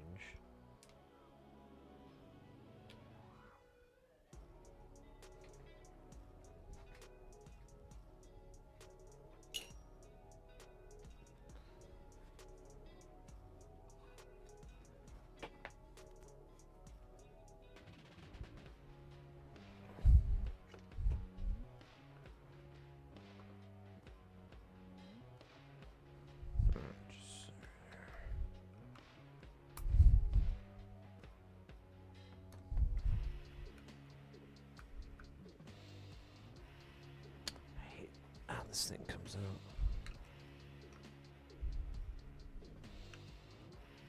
Here we go.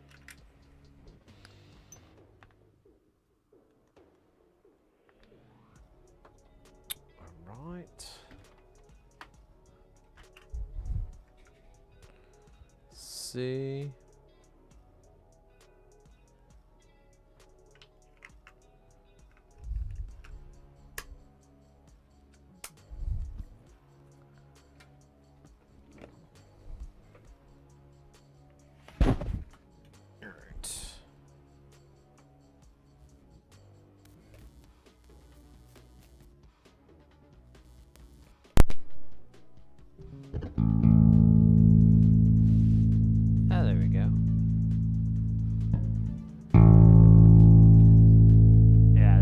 Fresh battery, it sounds way better. Here. Do this.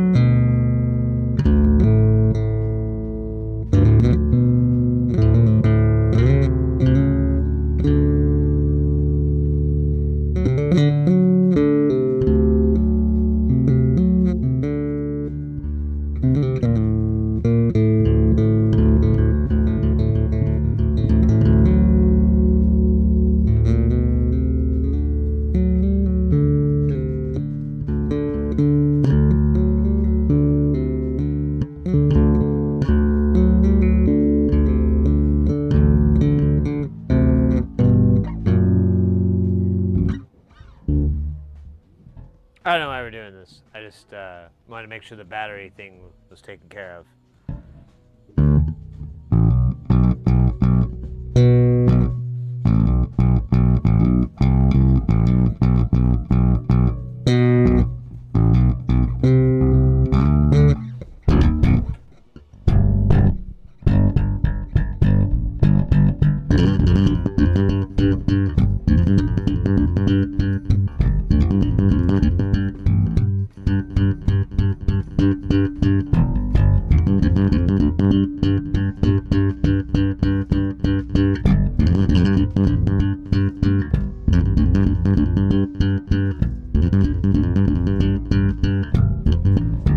Keep missing that low.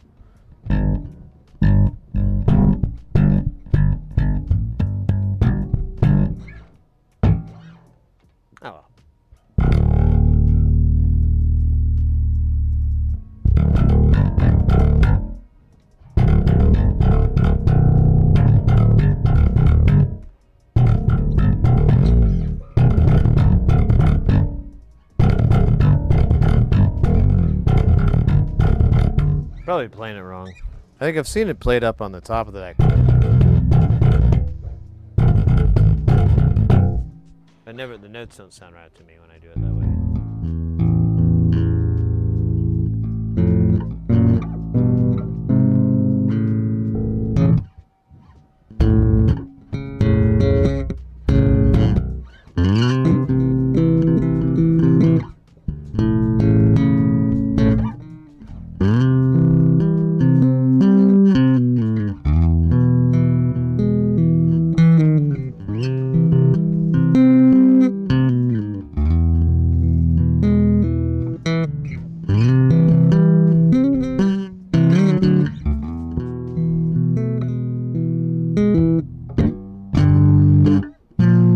Can't remember how you go from there.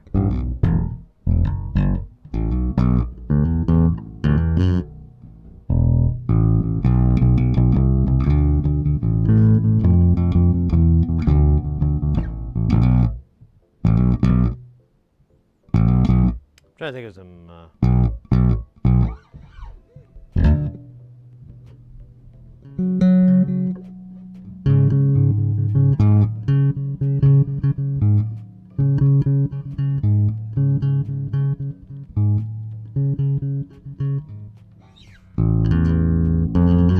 That's not right either.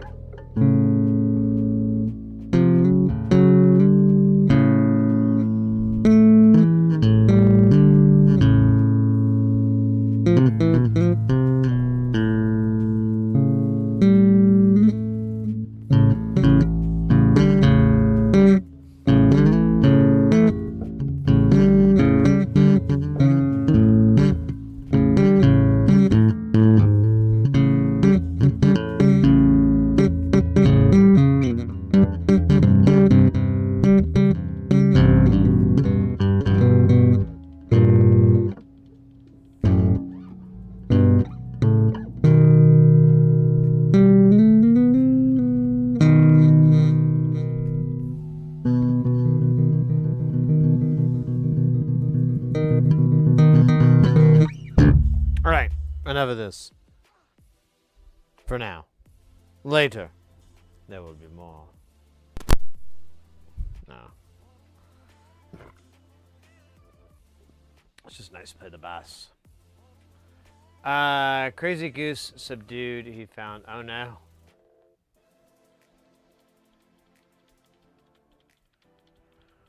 For a Kemper, I've never heard of that. I don't think I've ever heard of that. Does not register in my remembering banks.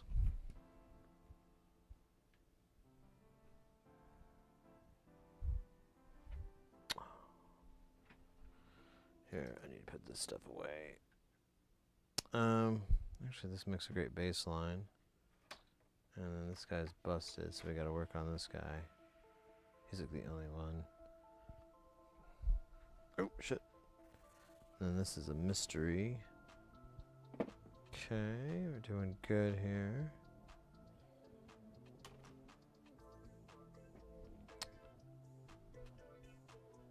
Should probably take this guy out.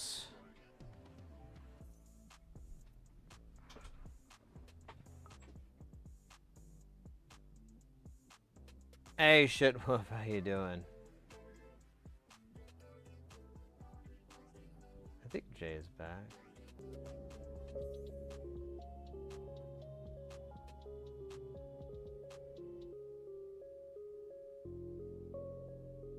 There we go. Hey, how's it going, shit wolf?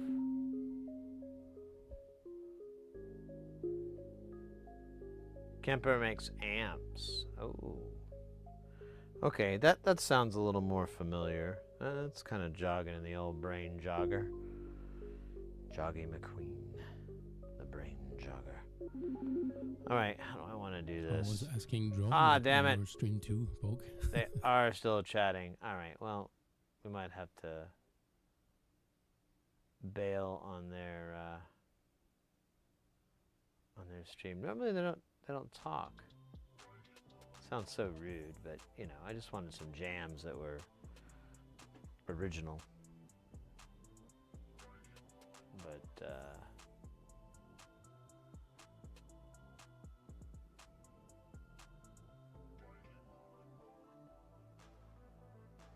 see something here.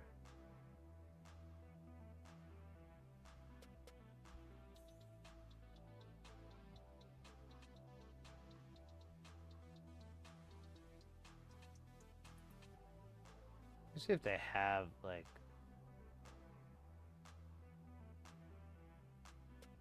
previous streams. They do, but they well, maybe they do.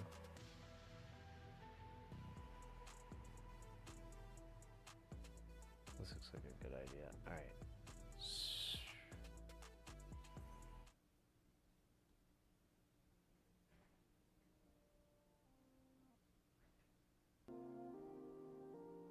There we go. All right, cool. So we're still listening to J Nothing, but we're listening to like an old stream. I need to take a break. All this heffing around, all this equipment, it's taking my soul. No, not really. But it is stupid.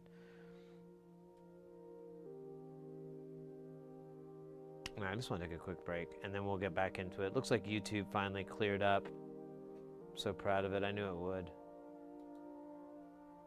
Looks like the internet's fairly cleaned up. I still got a lot of drop frames to work our way down so that it's a non-red mark on our stream history. That's probably not the right way to look at it, but that's how I'm going to.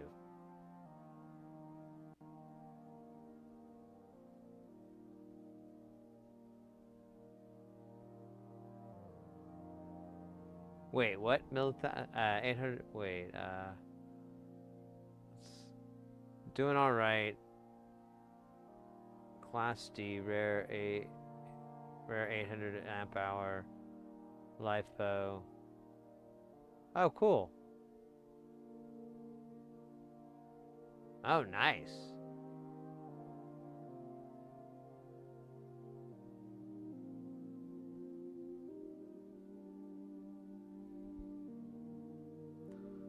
Well, that's nice.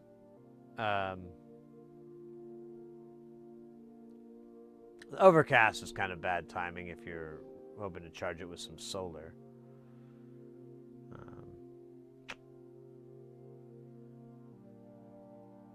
I've been thinking about that myself. I looked at some systems. There's these 1 units you can get that are rack mountable. So, of course, I wanted those. And they're like battery and charge controller and inverter and everything kind of all in one.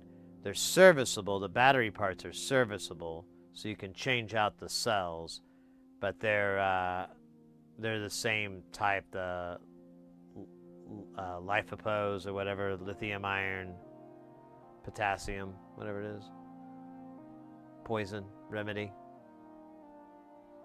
But yeah, it's like a couple bucks. And I don't know. Yeah, it has crazy cycles on it. So you're going to get your mileage out of it. And they charge, like, they fill up pretty quickly. Like, they're fairly efficient designs. My father-in-law has one, and he's been very happy with it. They are pricey, but his gamble was that it was going to be cheaper than his traditional lead batteries that he was using, because those are an expensive purchase, and you have to get a bunch of cells. And then there's the maintenance and disposal and all that, and refilling them and keeping them, all that. He was like, I think it's worth it, because he can only get like 4 or 5 years from those batteries. And from what he was understanding, he could get, 10 years, something like that out of them.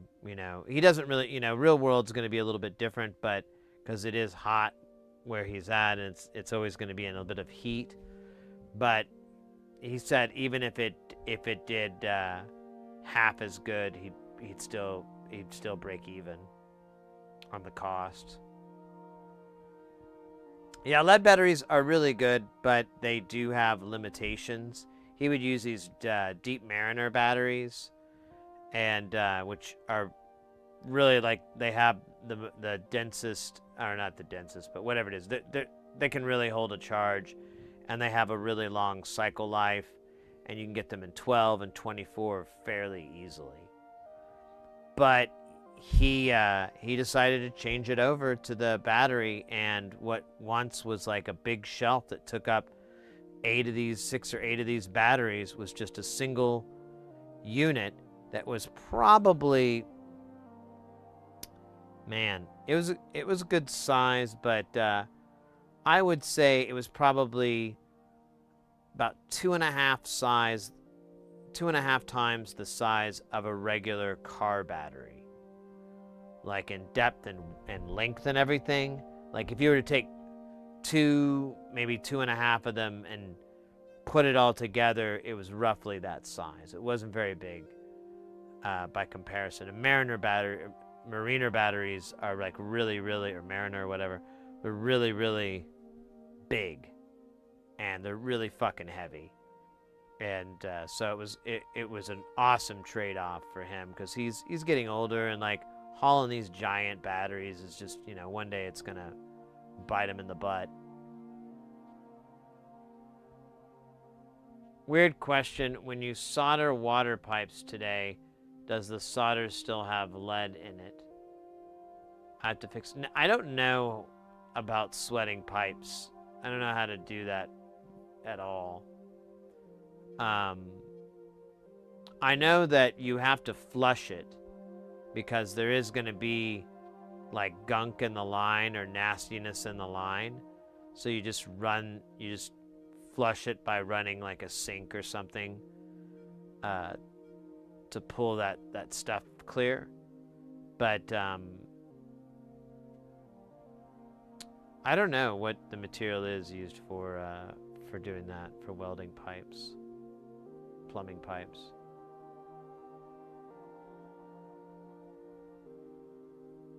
Yeah, it's probably the same way in the US. It's probably not a lead base. It's probably some other material. God, if I know, though. That's something that I don't like. Plumbing scares the hell out of me. And then like sweating pipes and stuff is like, let's take your nightmare and put some salt on it and rub it in.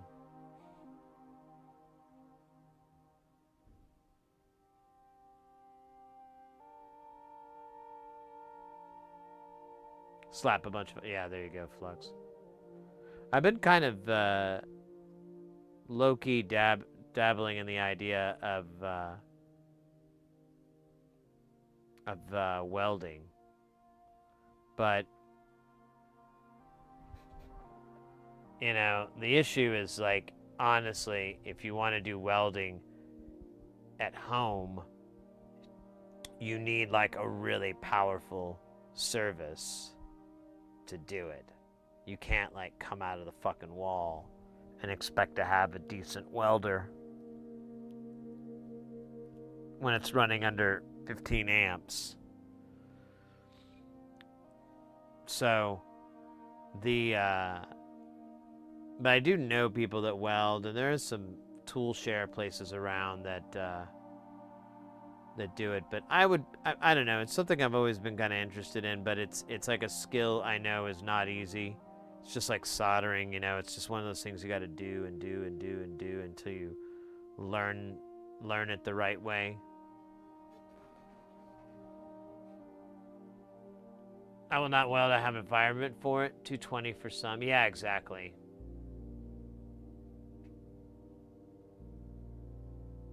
Yeah, I would be more interested in arc welding. Anything that's doing high voltage, high current welding. I'm interested in that. That pleases me. I know there's a bunch of other methods you can do. There's gas welding and so forth, and I might even, I mean, there is some times, from what I understand, where arc is not an option and you have to do a gas weld. So maybe I can get a kit for that. That's got to be significantly less than an arc welding setup, and maybe work on some projects like that just to get a taste for under $100. Probably costs less than 100. I think my dad had like an acetylene mixture tank deal that he used back in the day, so it's very, very within budget, I would think, to get something like that.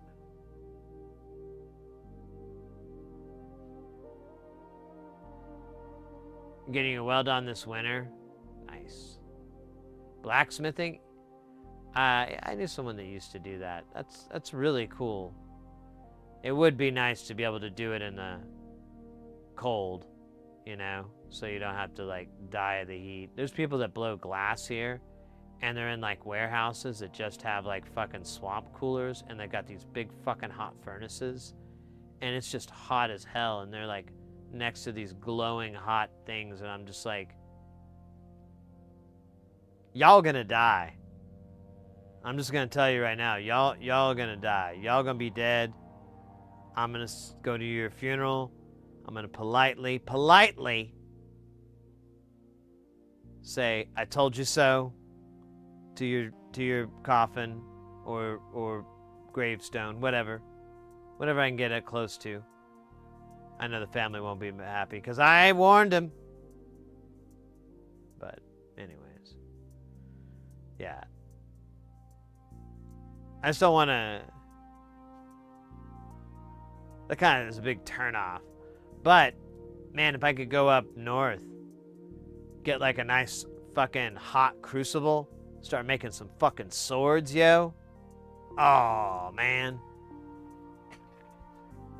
I'd be Sid the Sword Master.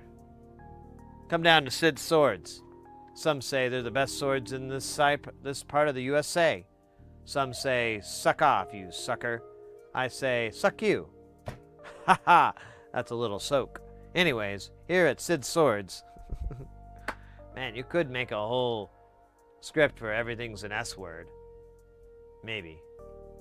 That would be kind of stupid, though. Ooh, look at it, it writes itself.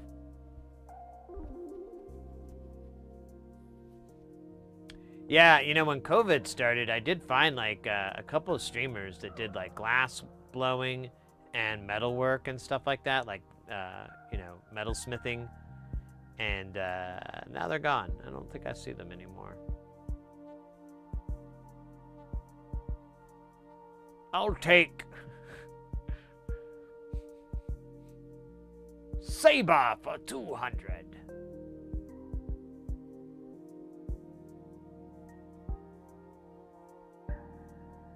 Small MIG welder. Huh? Would you stream making swords? Yeah, I wouldn't mind it, but I don't live in the right part of the world to do that. It's just way too hot. Even when it gets cold here, it's still too fucking hot.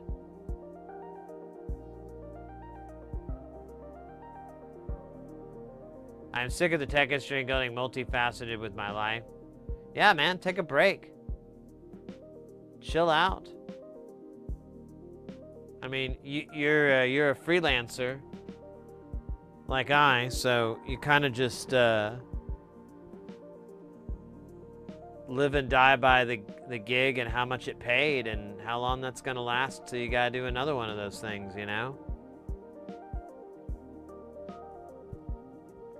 be one of those people that's stretching their dollar out by lowering their living expenses or investing or maybe a combination of all those things, then you're kind of like, you're kind of in that butter zone. That's where I'd like to be, in the butter zone. With Brummel and Brown butter. Brummel and Brown. It's healthy butter. Brummel and Brown. You just want to eat it whole, but you can't. Brummel and Brown. There we go. Oh, hey, look at that, a little butter. That's nice. Is it real butter? It's yogurt butter. So I don't know what real butter would be, but it's really good. And it's inexpensive. And it tastes delicious. Excuse me, I keep burping. No, I was talking about it earlier. It's like it's this butter that I've been eating for years because it's someone introduced me to it. I can't remember who the fuck did. I think it was an ex-girlfriend, honestly. I think it was. It was this woman I dated, and I counted it as one of the few good takeaways. I got that in like a recipe out of that relationship. Got a lot of other things I didn't really want, but positive things. Brummel and Brown and like a chicken Alfredo recipe. But it's yogurt butter, but if you look at the nutritional, it actually has, it's kind of not bad or not, it's kind of healthy, you know. It's a good way to go, and it tastes incredible. Like, it tastes so good that I don't even give a crap if it was healthy or not. I was just gonna eat it straight out no matter what.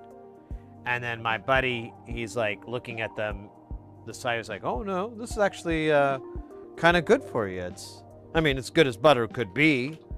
Because the calories and the saturated fats are really low, and that's what you're looking for. And I'm like, all right. So it wouldn't be the worst thing if I were to just lick this thing whole? No, don't do that. Ah, damn it, you're no fun.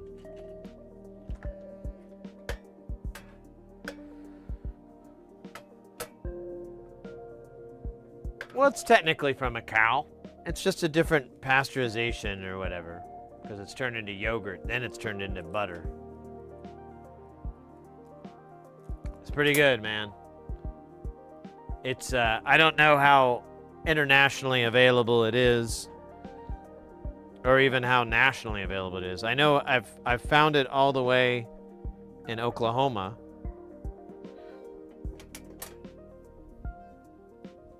And it's definitely along the west coast here. But oh shit, let me grab that thing. But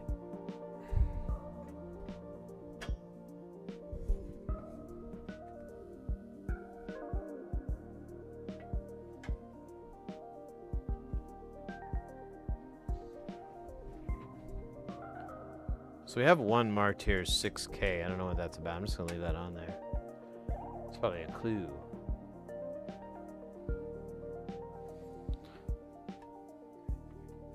So let me see if I can disassemble this really quick. Did I attach some of these screws? No. Is there any? Dude, I'm such a idiot. I don't know where the screws are for this. I was really hoping they were hidden in here. So we did disable the 48. So 48's still disabled because it was buzzing. So let's put this. We'll put this part back together, and we'll just put an AC in, and we'll just measure it. See how it does.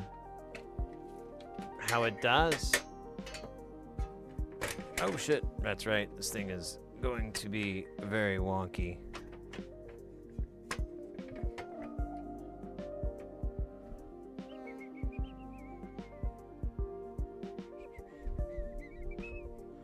So this is in,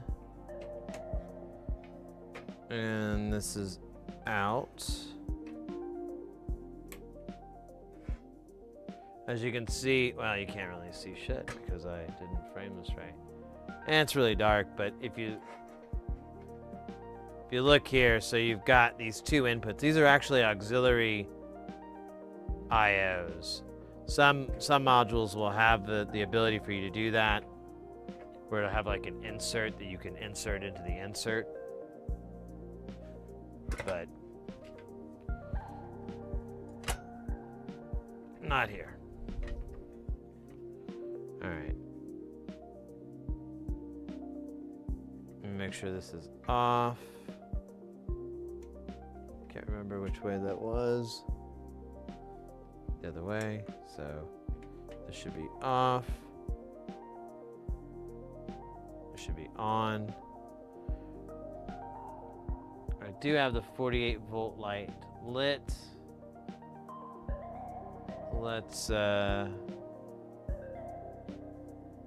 pull up the scope or the deal here.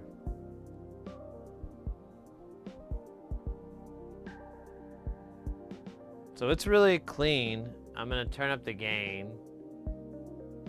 So that's all the way open. Even if I turn it up, there's like barely any noise. That's really, really loud. So we're good on noise floor. Let's put a module in and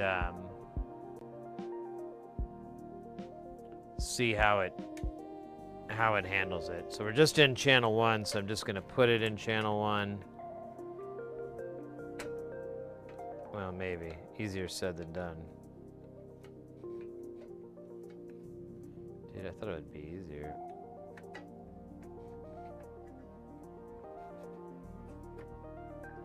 Okay, now that's in. Let's turn this on. Okay, we'll pull the scope up real quick. That's pretty quiet. There's still a little bit of noise down here in the bottom, but that's with it engaged and everything like that.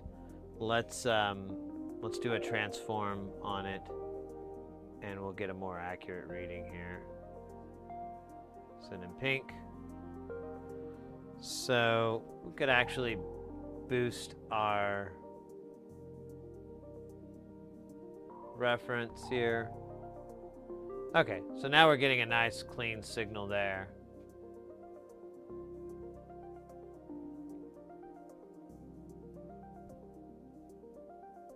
Motorcycles. Hey, Marzipanda.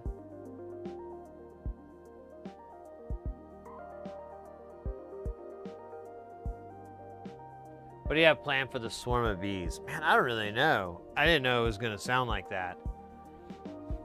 I need to make a video with it being like a bee.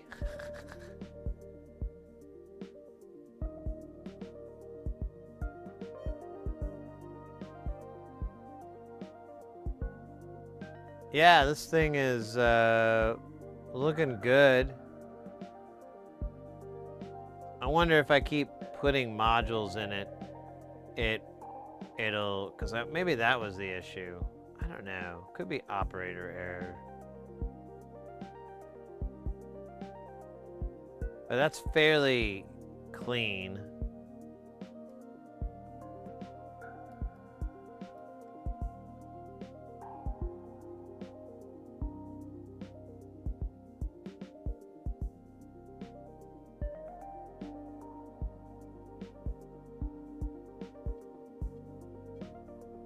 I'm just playing with the shelf and the boost at the same time just to see.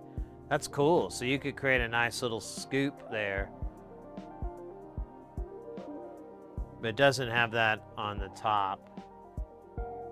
Where you could do like a bump.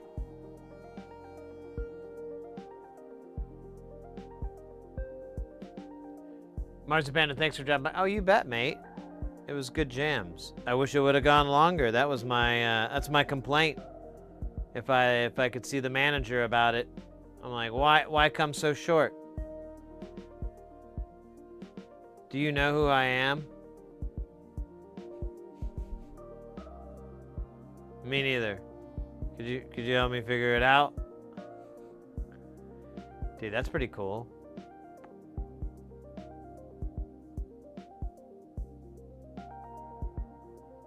I like this Cush EQ. It's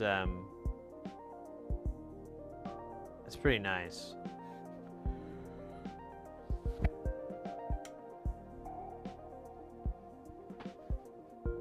Alright, turn the power off so it just does nonsense.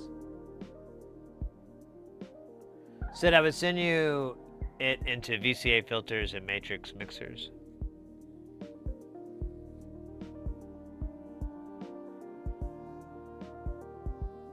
Yeah, I don't know, Shitwolf. He does have like a little bit of a recommendation on it, but it is just I think I have like the video of it because I did make like a little short clip.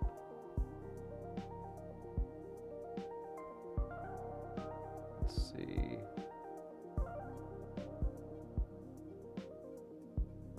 Ghosts. I think I cleared it though. Yeah. Let me see. I think I put it on the other drive. Oh, wait. And it's on drive. It's asleep. Let's wake it up. I got stuff for it to do.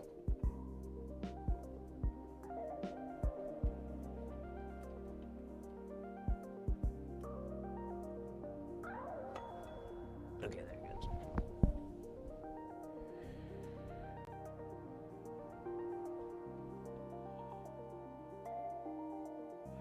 No, I might have it.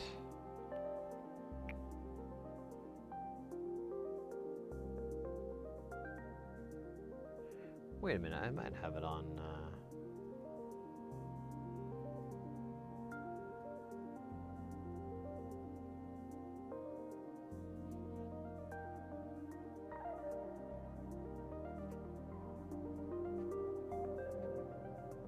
First of all, what cities are so expensive to live in? Democrat-run city.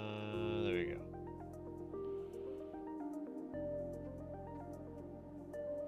Trying to pull it up. View profile. So I think I have a video.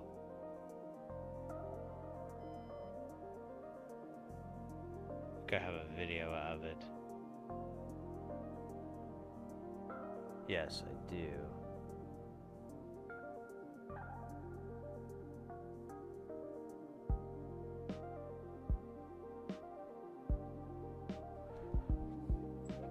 All right, let me kill the jams here for just a second. And then I can bring up, oh man, hopefully it's not too loud. It's probably really loud. Let's find out. Mute. Oh, there, we got a volume knob, so we're good.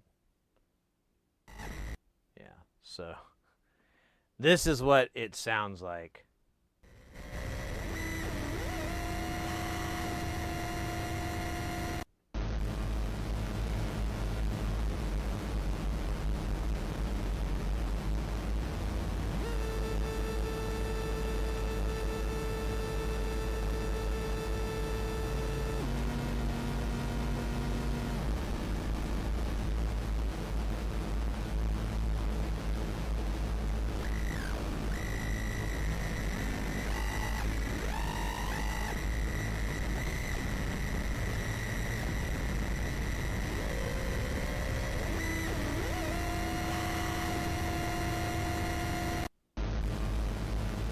So yeah, that is pretty accurate there of what it sounds like, which I think is very similar to a swarm of robotic bees.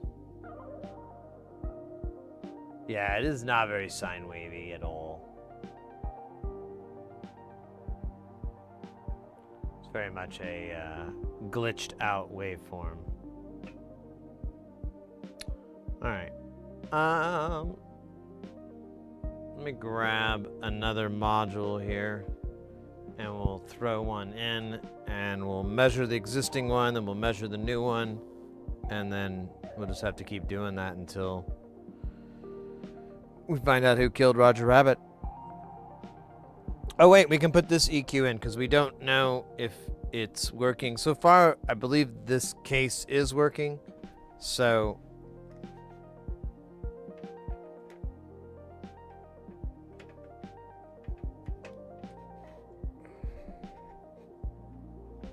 okay, I've got it in.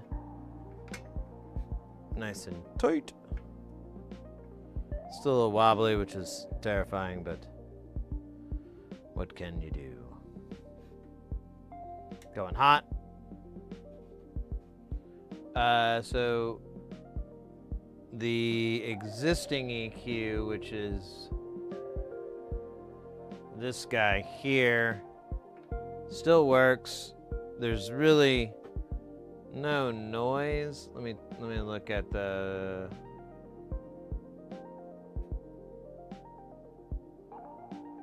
Yeah, there's really no noise on it.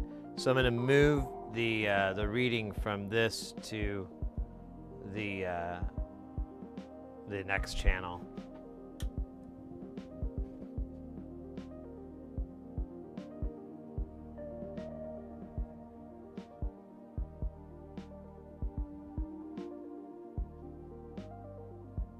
There's a lot of rabbit stuff going on.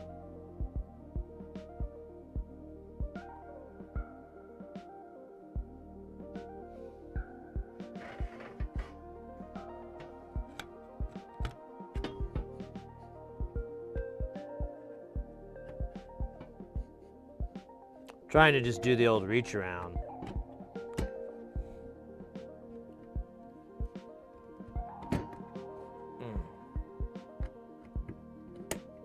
Nice. The old reach. Oh shit. Well. Glad I turned the power off.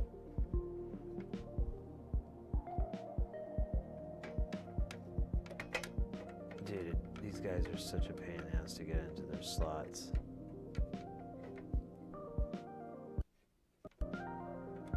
It's gonna, there we go. And then there's this guy, and now we're both in.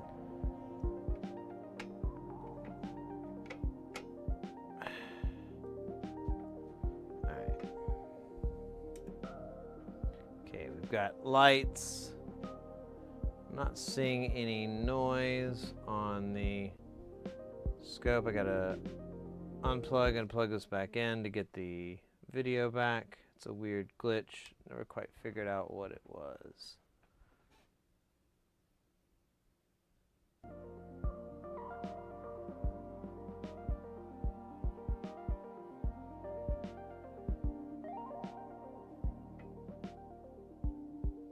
Alright. So that's pretty clean. Let's go to TF view. And that is nice and flat. Now we'll go ahead and just go up and down the CQ because one of these is bad. And I wrote 6K on one of these, but that's not a value, so I don't know what the fuck that is about. Oh. Oh yeah, you gotta turn pink noise on. God bloody hell. There we go. It's honestly a little bit hot coming out there. Well, that's fine. All right, let's go. We're gonna do 25K up, 25K down. Perfect. And 16 up, 16 down, 10 up, 10 down.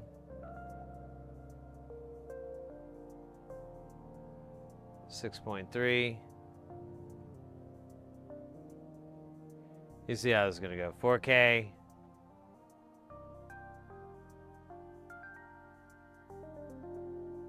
Two and a half. 1.6. 1K.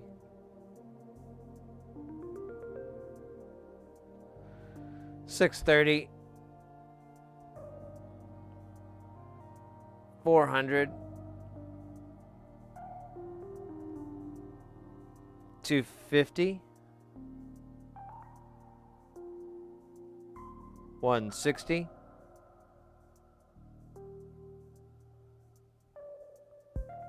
100.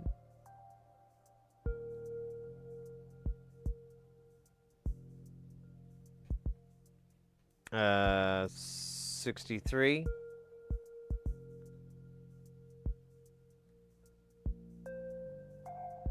40.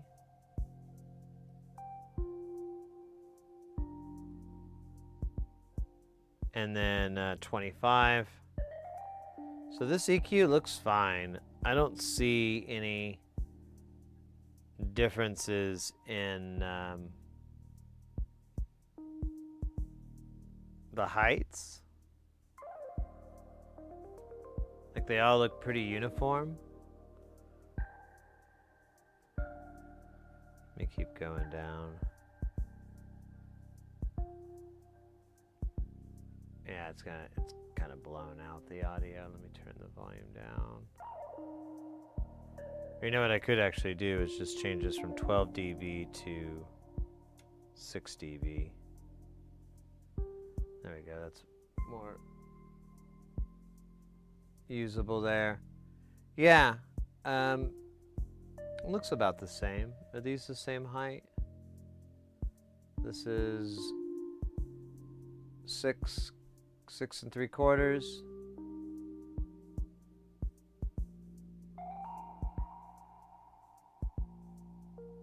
This one is 6.8, I guess. 6.3. So that one is a little lower, but I think we're gonna have a continuous decline, yeah, because it's just the way the EQ is. All right, so I think we might have fixed this issue. Oh, here, let me get a better shot here. No. Oh, that's even dumber. Oh, Jesus Christ. There it is. All right, so I'm starting to think we might have fixed this. I don't know how. I still need to find that other EQ. I don't know where it might be. I mean, well, I know where it is. I couldn't find it earlier. I could look again, maybe.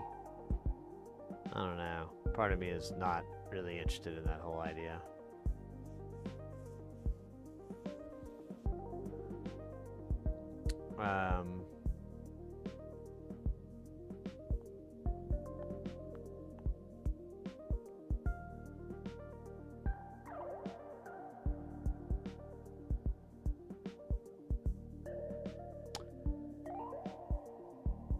I'll look at them later, and hopefully I can find the damn screws for this case. But I kind of feel like we might have solved, because everything's working. We just have one module that's acting, the input level is really low.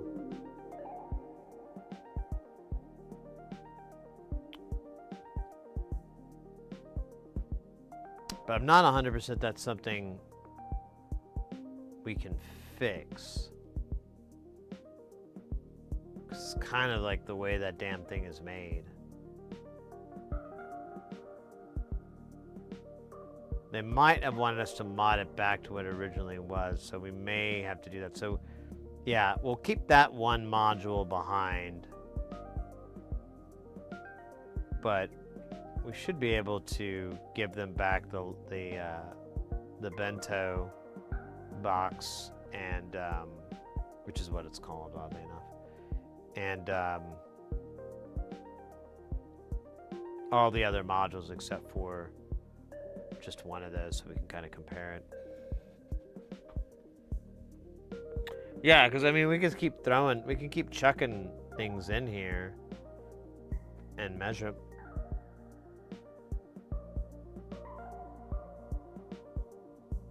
I'll tell you what, there's one module that did a bunch of damage earlier.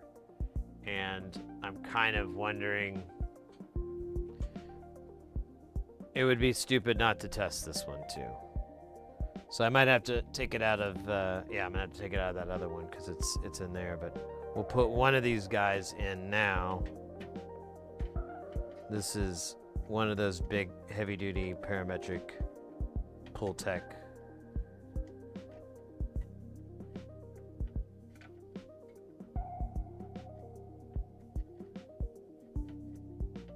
Dude, just find your place in your slot.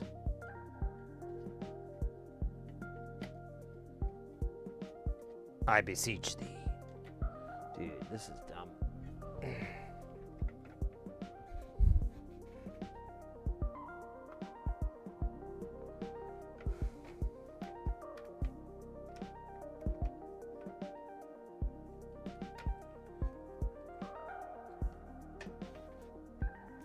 Alright, I think I got it in.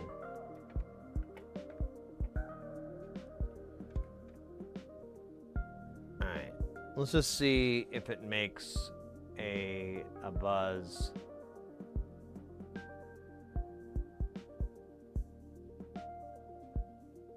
When I turn it on.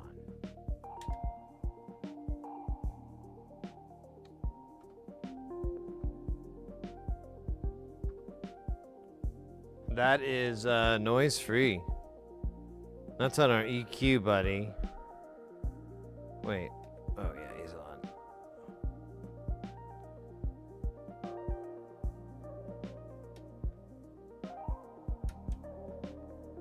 Okay, so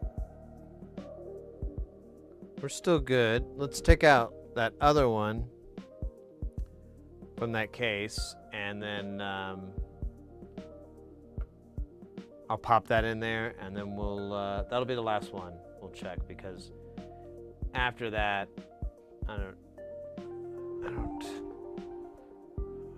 I just have to find the other multi-band, which I imagine is with Lilu Dallas.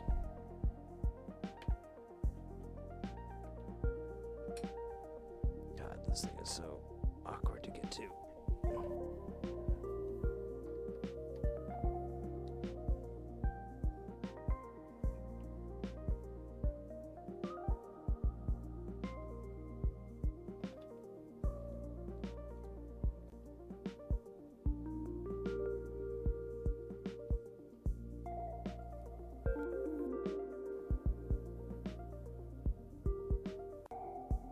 Oh man, come on.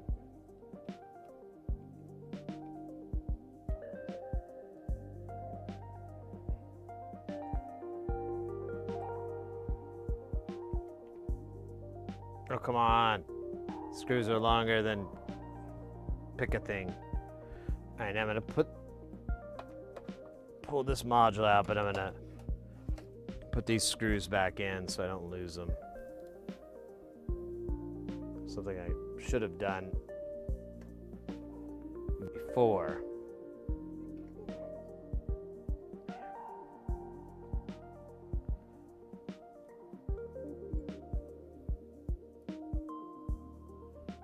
Oh shit, almost lost it. Damn it.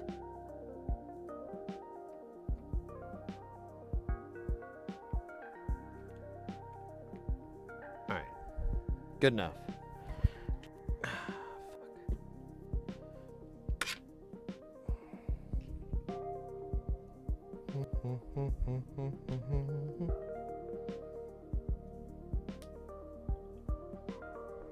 All right.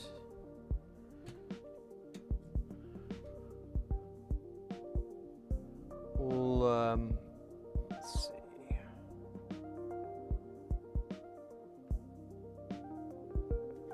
I'll put the other module in.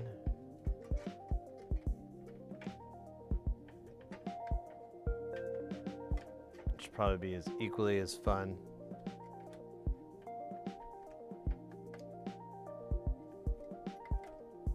Okay, that one actually went in okay.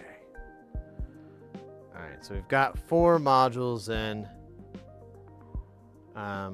We're gonna turn it on, and they're all enabled. They're all. There we go. We're all now enabled, and look at that spectrum. Like, that's with the gain up quite a bit. And that's just always going to be there. But our real gain is roughly about here, which is pretty damn good, man. I'm happy with it. So we pulled the 48 volt line out of this and just disabled. I mean, it still turns the light on the front on. Let me show you. There's a little light here. So the light still comes on, but technically there's no 48 volt line because nothing he has takes 48.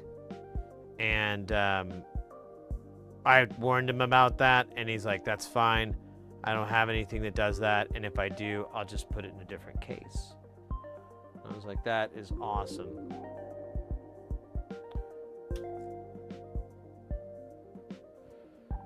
I'm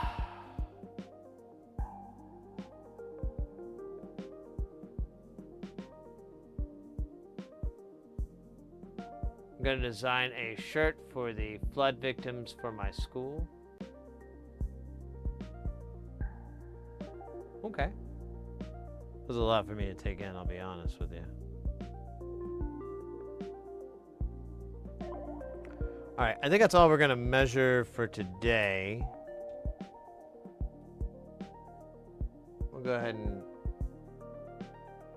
kill Smart. And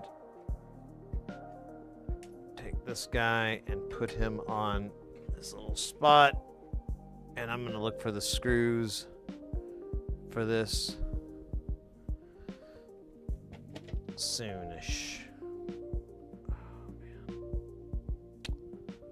man. Man, I got a lot to do.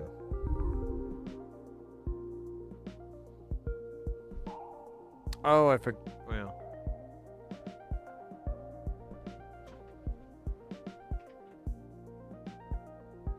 Man, I kind of want a snack. I don't know if we have any more pickles left. I think we have the spicy pickles left. I could go for some spicy pickles. Let me, you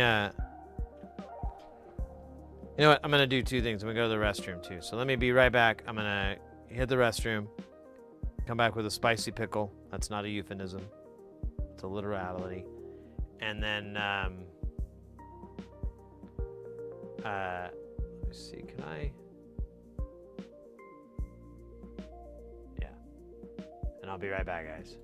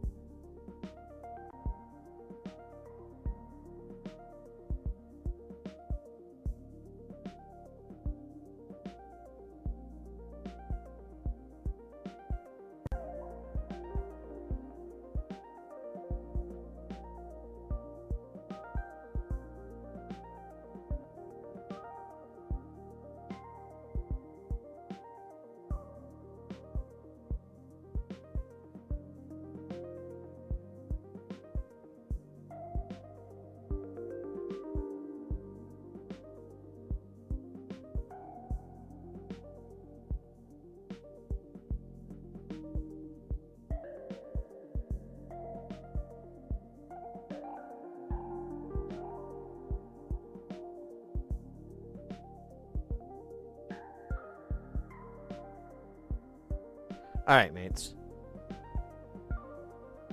I am back. I had a couple of extra things I had to do. Unfortunately, none of them really pickle related, which was kind of weird. But they were food related, so. But I did get pickles.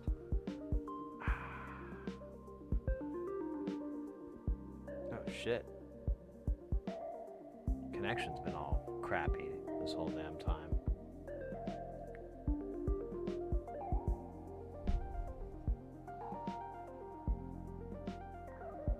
That's not good.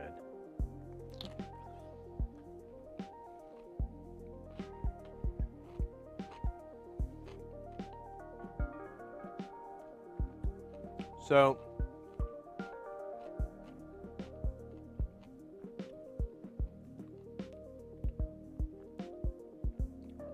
we do have to fix that one module, so I might as well do that real quick. Get that guy out of the way, do some soldering for the day.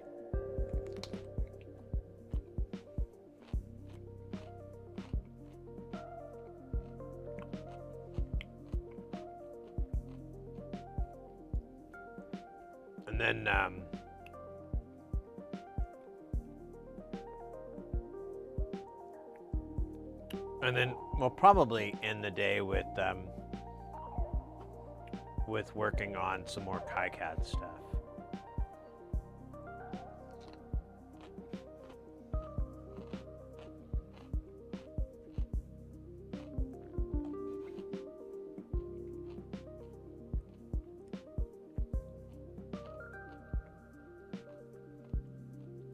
I know. Exciting shit, right?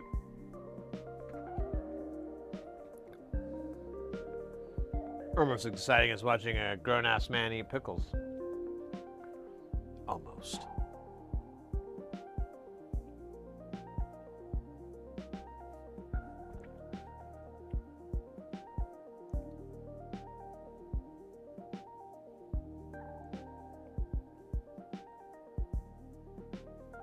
Check on them internets here. Let's see how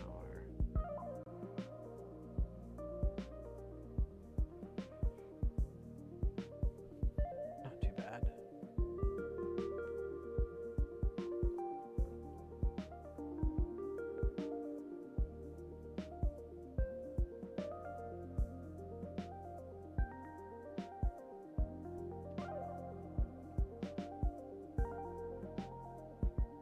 Alright. Trying to finish these pickles here. They're pretty damn delicious, but they're also pretty pickled.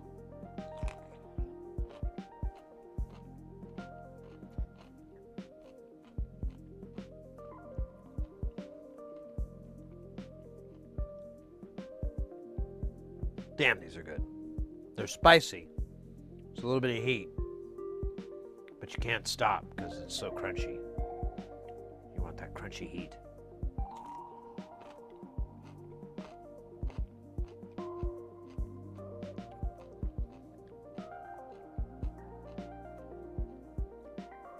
Which, incidentally, is the name of my upcoming sex tape, Sid Heresy, Crunchy Heat.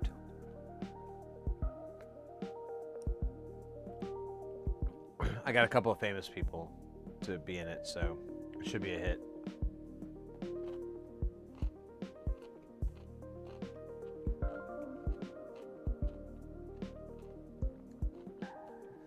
I want to name names.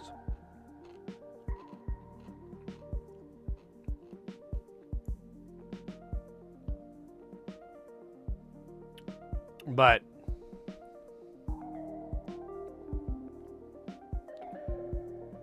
we were able to get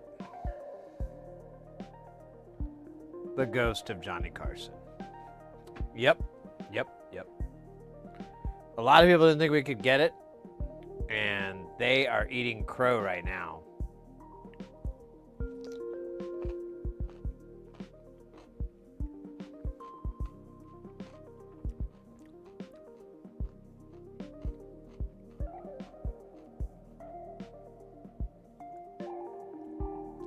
Jerks. Hey, Baloo! How you doing, mate? Good to see ya. Kind of weathering out this crummy internet.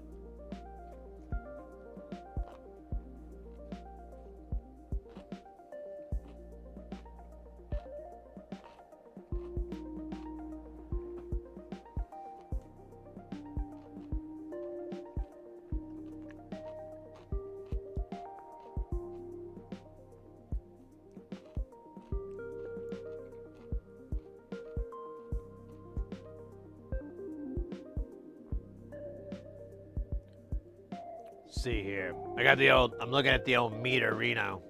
It's a meter based off of Ned Flanders.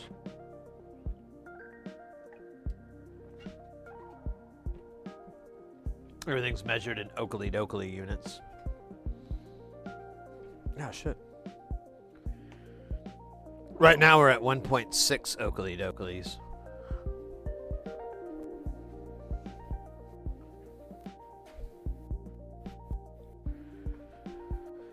Oh, man.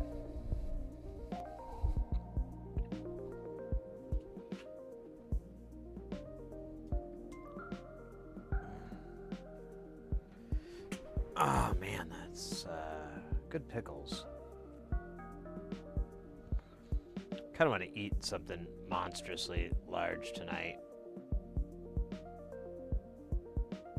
What the hell is this? Is this like a weird...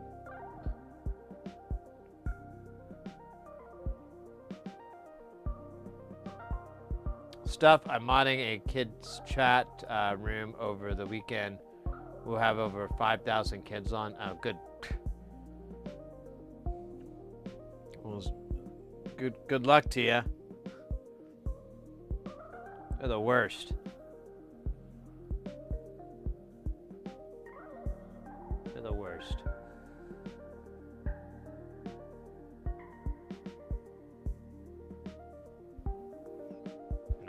I'm sure. Is it for scouts? I remember. I know you're very active in that, or you were active in that. I remember something about you retiring from it or stepping away. Maybe that's it. Yeah, that's what I'm thinking of.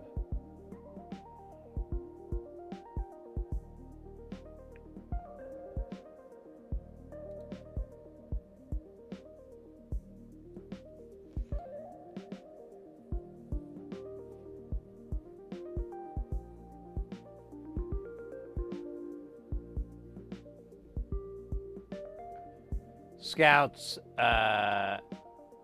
Jody Joda weekend. Just gonna. Well, it sounds fun, mate. It sounds like a bit of work, because, you know, kids, right? But Scouts are typically fairly well behaved.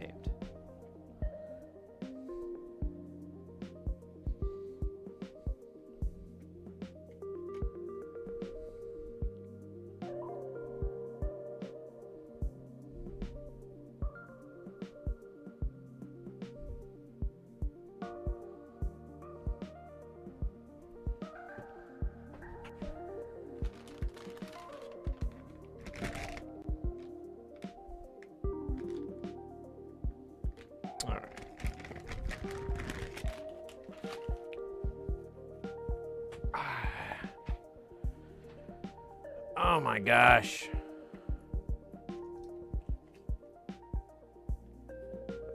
How's the internet doing? Oh man, like this fucking meter thing just keeps pooping on me.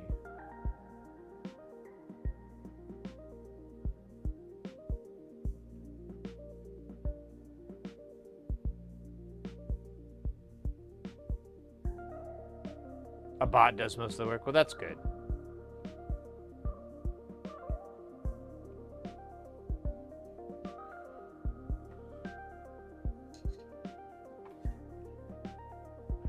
We'll get into work here. We're gonna take this guy, take all these little things here, and put them on the other side where they're supposed to be. I put them on the wrong side, and then I also need to order a replacement chip because they sent us the wrong one. That's all I can do. I'm gonna keep the one. They sent us the wrong one, but the one the chip they sent us was a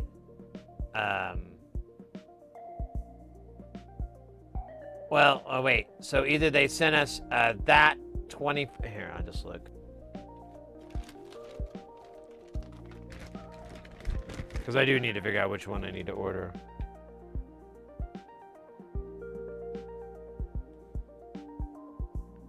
So yeah, for the chip, they were supposed to send us a THAT 1646, but instead, for some reason, they accidentally sent us a Burr Brown DRV 134, which apparently works. It's like an op amp, and the pinout is identical. But the gain is like so hot, and it's kind of distorted, and it's kind of gnarly. And I was like, that's strange. And it wouldn't follow the module. It would just be in one of the slots. And then I kind of figured it out.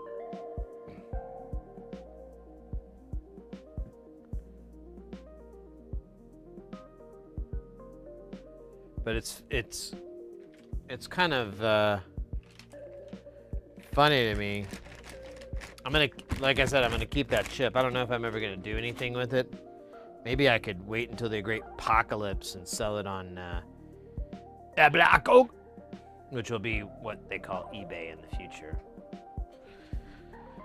Once our alien overlords take over and force us to use their version of eBay, then we will know pain.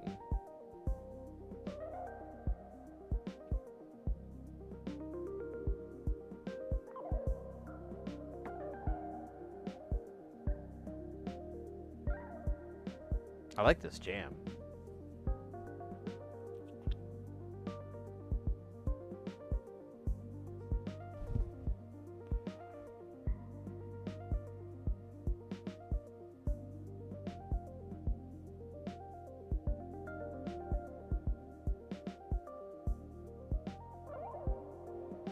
All right.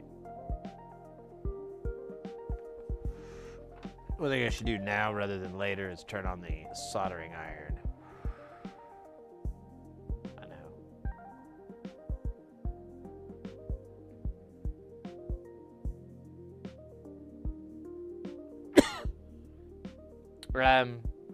So I think the way we're just gonna do this is pretty straightforward. We're just gonna take it out with heat, man. You know, actually,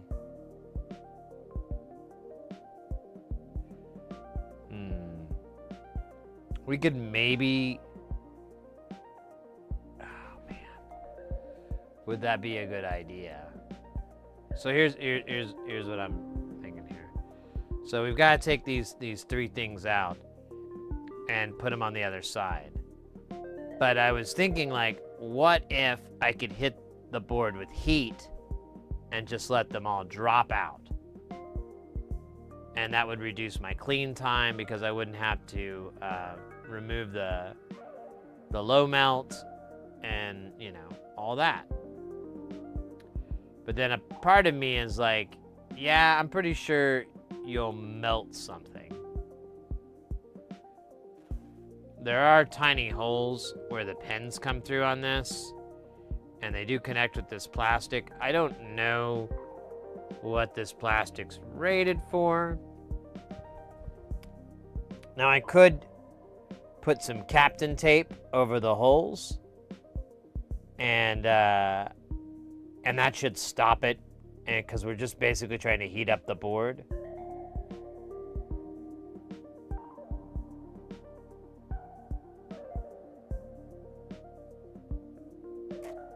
I almost like that idea a lot.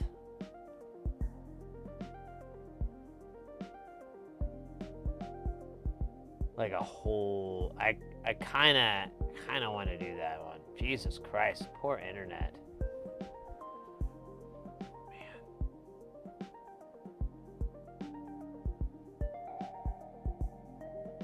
That's so weird. It's claiming it's doing just buckets of data. Oh, now it's fine. Now it's caught up. It's like it had to catch up. Oh, God. But I don't see where it's lagging. I don't think it's me. I really don't think it's my ISP on this one. But it's affecting both Twitch and YouTube. So maybe it is. So I thought maybe one of their ingest is bad, but I don't know. I don't know what it is. It's weird as hell.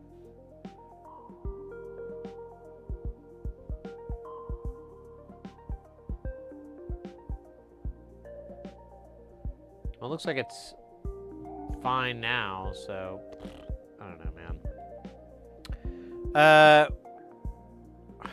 How do I want to remove these guys? How do I want to remove these guys, you know? That's the question.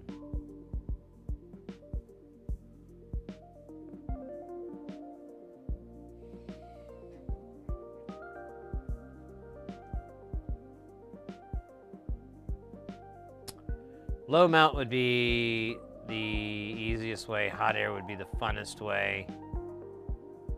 I don't know exactly how to get these things again, so I really don't want to melt them. But I don't know. I think if I just hit the board, like, from an angle so the heat went out this way, I think I'd be all right, you know? I think I'd be all right. Let me see if I have a bunch of Captain tape, but I don't know if I have, oh, yep, I do. Still have the ultra thin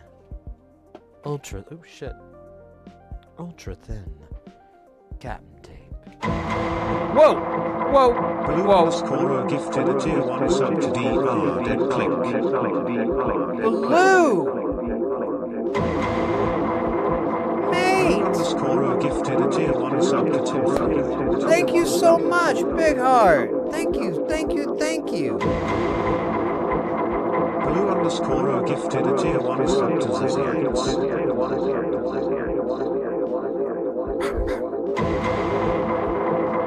Blue underscorer gifted a tier 1 sub to cat lover 1375. That cat lover.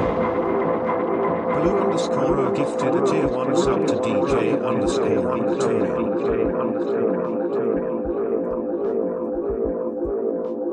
Baloo. Wow, thank you so very, very much. That is unbelievably generous of you. Very kind. Not unbelievable, but very generous, very kind of you. Thank you so much. Really appreciate it. You're gonna bring a lot of happy, emote, and ad-free lives to others. And I know they're gonna appreciate it too. But wow, mate, thank you so much. 5 gift subs. That's super cool.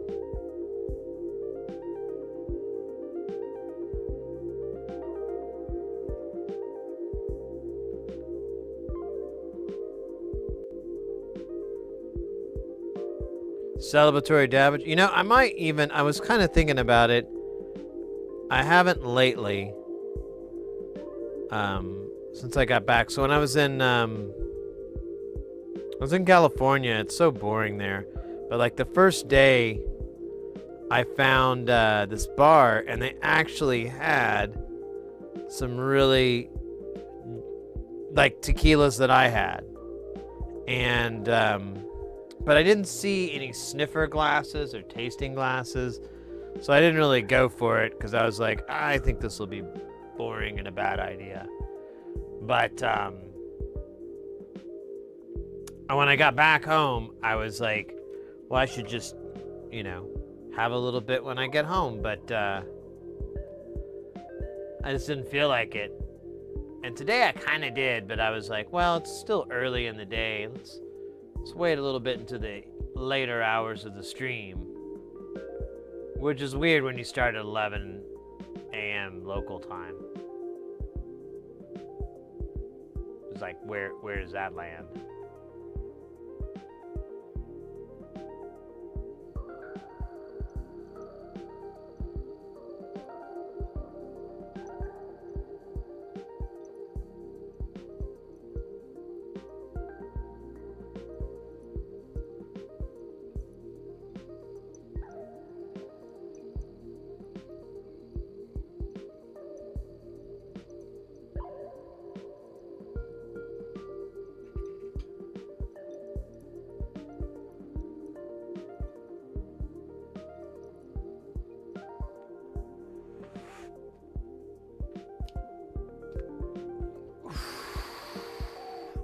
Oh my goodness, Pop Rock's in the house as well. Have you ever heard of the Landscape Noon? It's a synth that uses the power of the gate signals. Doesn't have any other power. Thought it was kind of cool, but expensive.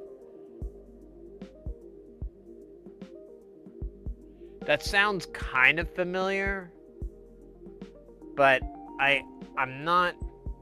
I don't remember anything with that name. Let me try it here. Landscape. Oops, misspelled escape. Get rid of this cable. It keeps fucking with me. Landscape Noon.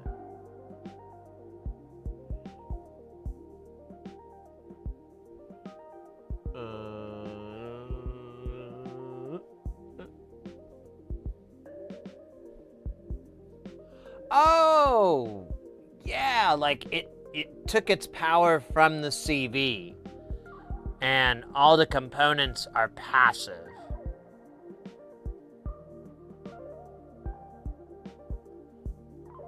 I know what you're talking about now, and I have seen this. It's kind of cool. I don't know. Personally, it's not for it's nothing I would be into. I'd love to try one, but I don't know if it's something I would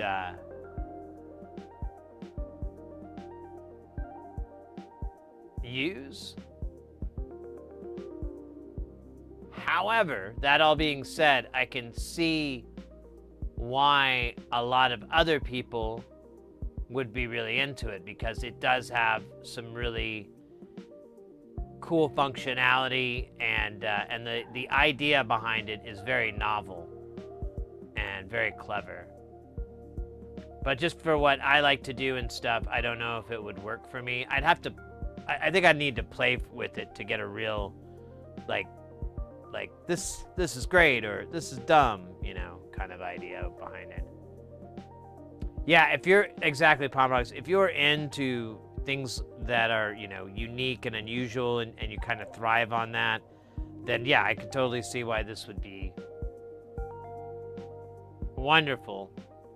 And I love the touch pads and things like that. I really think that's a cool concept, really great design. No, I mean, this thing is cool. I just, I don't know if I could personally get behind it.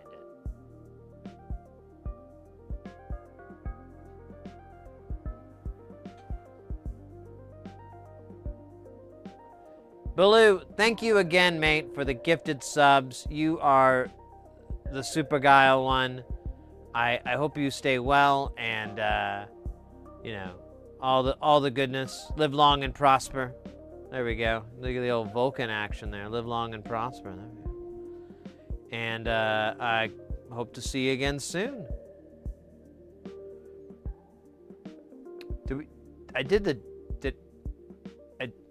I think I did the dab. Yeah, we did the dab. Did we?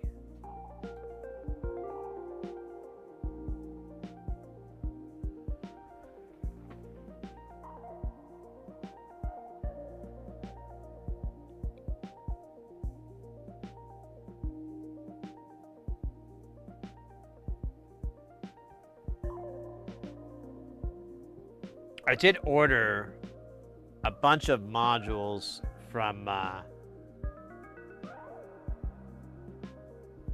nonlinear circuits. I got an update. Let me make sure it doesn't mean it's in my mailbox. So if it's in my mailbox, I might just... No, it's in Los Angeles. But it'll probably... I don't know if it's going to make it here by Saturday. And I might have to hold off. I did see something very, very interesting, though. So there's a... I followed this... I joined whatever, this group for nonlinear circuits, and someone... a lot of people are making orders because, in case you're not aware, Andrew, the main guy from nonlinear circuits, actually I think the guy, he's got some health issues, and so he put out a notification like, hey, put your orders in. I'll put them in the mail up until this date, and then it's going to be like a good month or so before I can. He's hoping. And so it's kind of, it sounds like it's kind of been a major surgery kind of thing. But a lot of people have been making orders and putting orders in, and a lot of people have gotten their orders. And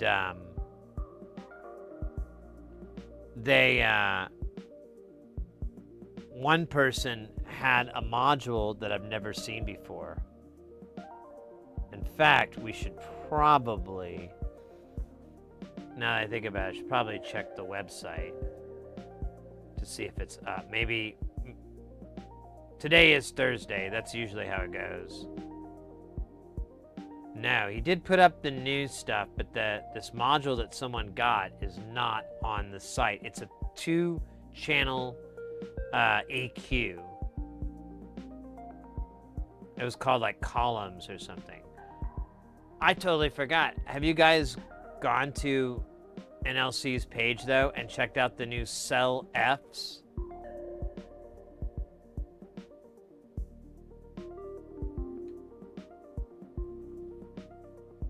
Ferros? I'll check that out in a second. Let me show this off. So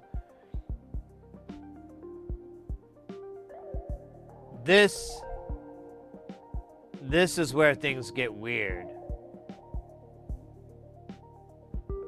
This is one of the designs for Cell F. The PCB has a split up into 2 sections, blah, blah, blah, blah, blah, blah. So Cell F, let's follow that.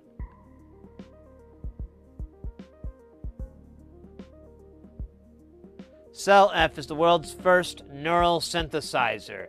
Its quote-unquote brain is made of biological neural networks that grow in a petri dish and control in real time its quote-unquote body. That is made of an array of analog modular synthesizers that work in synergy with it and play with human musicians. It is a completely autonomous instrument that consists of a neural network that is bioengineered from my own cells that control a custom-built synthesizer. There is no programming or computers involved, only biological matter and analog circuits, a quote-unquote wet analog instrument. This is a surprising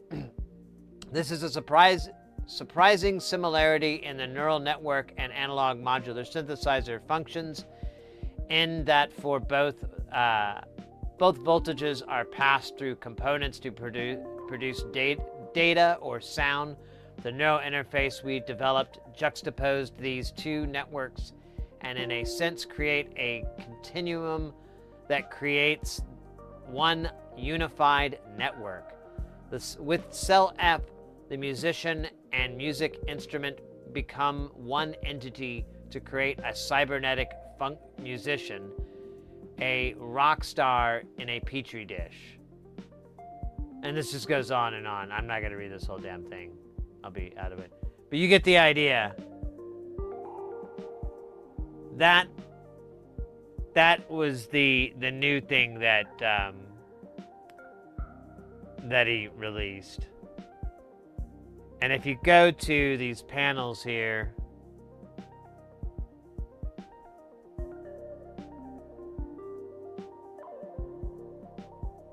So that's what the guy did to make the cell F. This is one of the boards. Looking for one of the damn panels. There we go. There's a panel. I don't know if he has panels. Can't remember. I think you might have to get them somewhere else. But there's like one.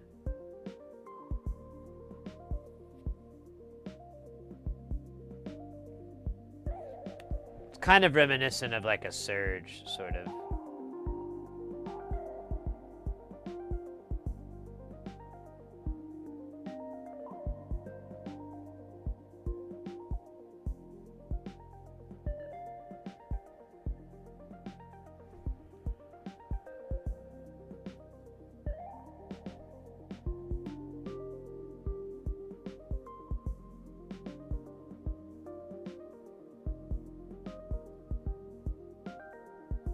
That's pretty wild. But that's the there's voice and there's action.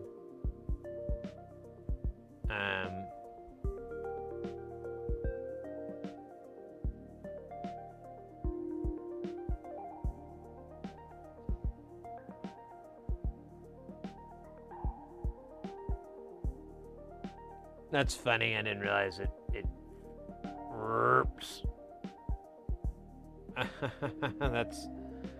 That's comical. All right, I think these are all yeah, these are all photos you've already seen. So yeah, that's one of the newer things on NLC's roster. Did not see that coming. It would be kind of nice though if you wanted to have like a contained system. You could buy both of these and put it in, you know, a case or whatever. It would fit 3U comfortably. I kind of like what the other guy did, where he just created the panels, replicated the panels, and then just mounted the PCBs to that. That's a cool idea.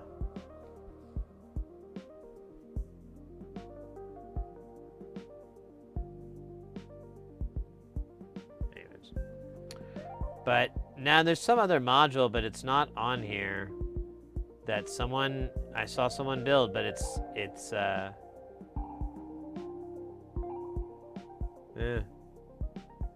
whatever. Maybe I can find it real quick.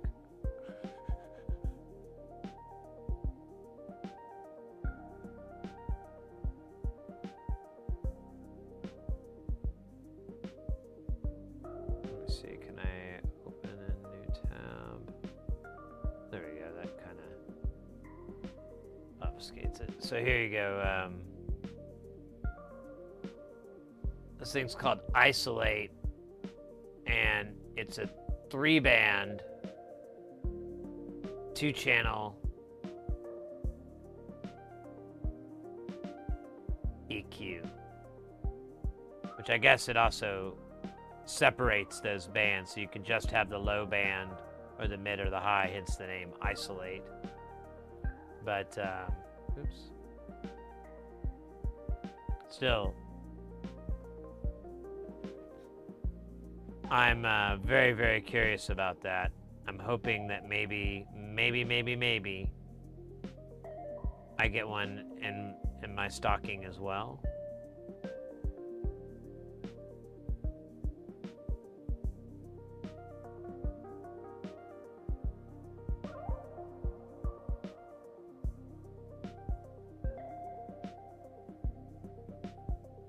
All right.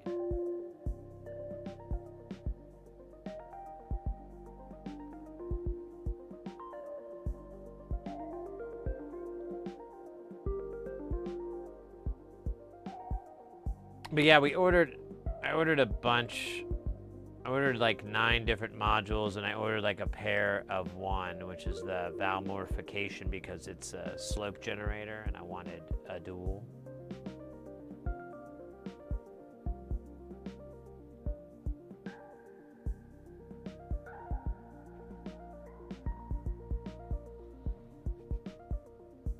All right, everything looks okay on the internets. Alright, so we're gonna hit this rude boy with hot air. And hopefully they'll just fall the fuck out. Hopefully nothing else falls out. I don't think it will because leads were bent. And then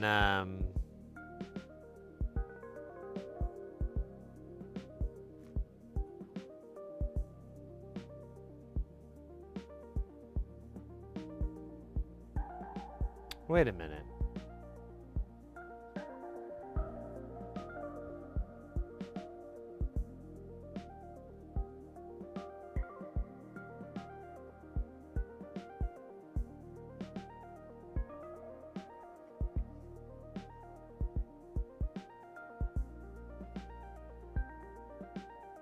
What the fuck? I thought this is the one that...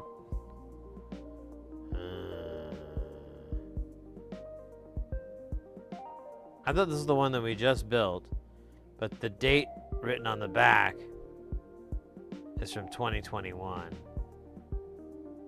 And it's my handwriting. I really am confused.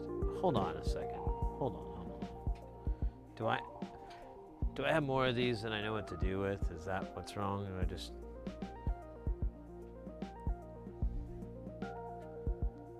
Ah! That's exactly what's wrong. Oh man. I guess I need to come up with a method to do this. Alright, so I have an old one that I totally forgot about, and apparently I have a one that we just made that I screwed that one up too.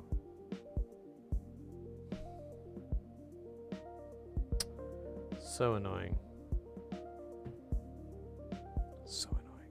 Alright, let me put the tape on this one. We'll just do them all at once. Pop them all out, clean them all up. And, yeah, there we go.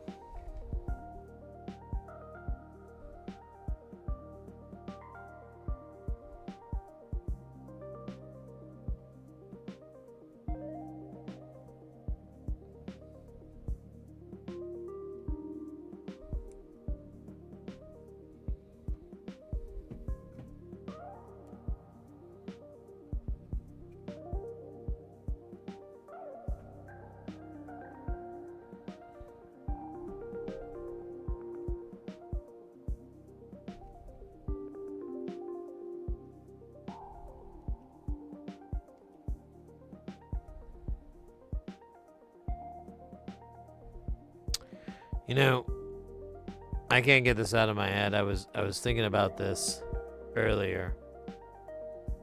I was watching this video, and it was on TikTok. So, you know, you take it with a little bit of grain of salt. Maybe there's some exaggerations. Maybe it's completely untrue. But I'm pretty damn sure I've heard this before, just never at this level.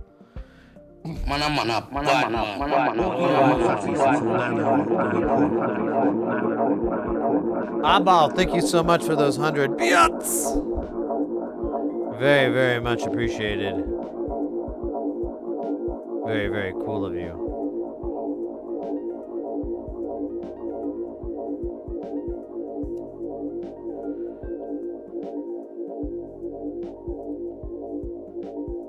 So, I was watching this thing about this king from, you know, medieval times. I don't remember the exact time period. Probably 18th century, 17th century, something like that. And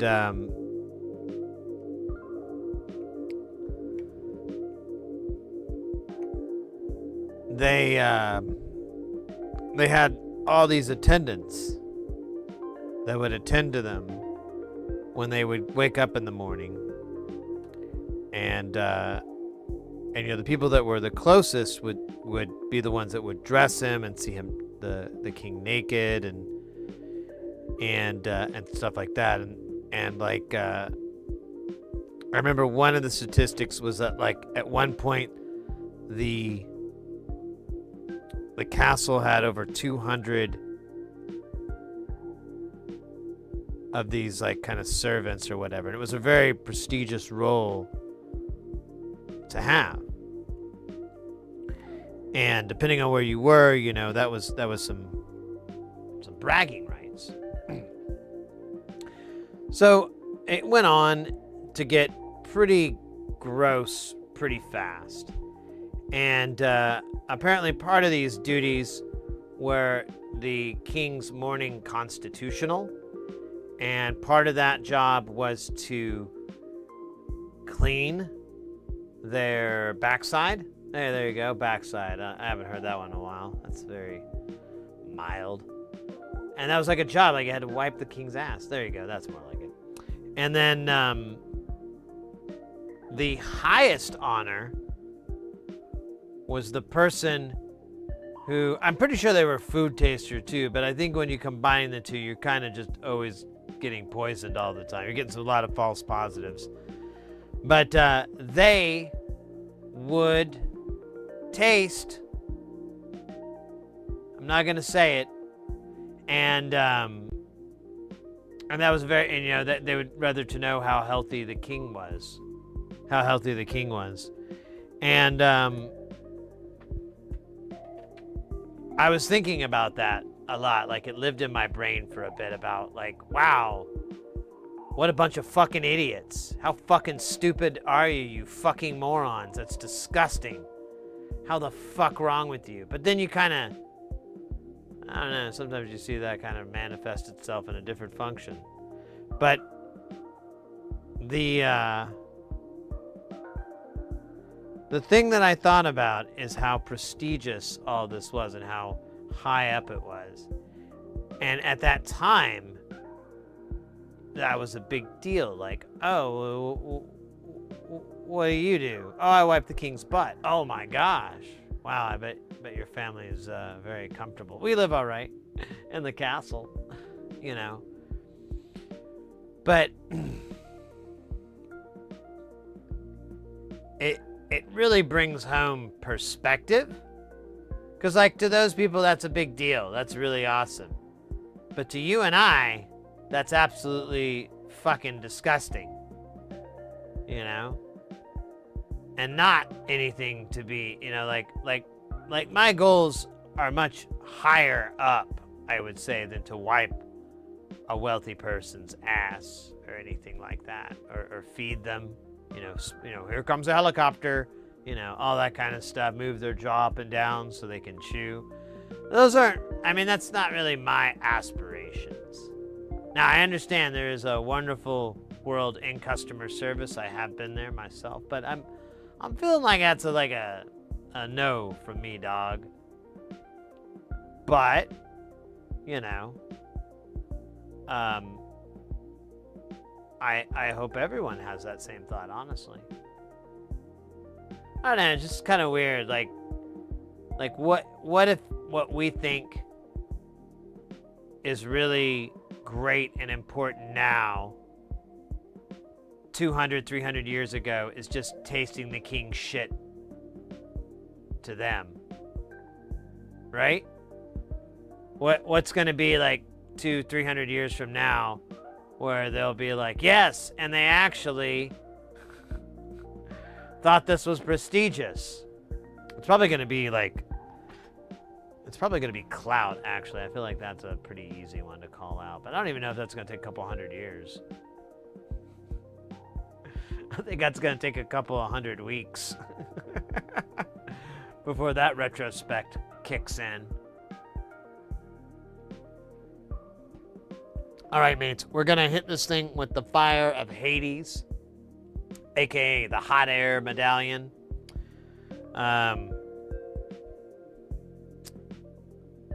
They should just fall the hell out, because I remember they're loosey-goosey.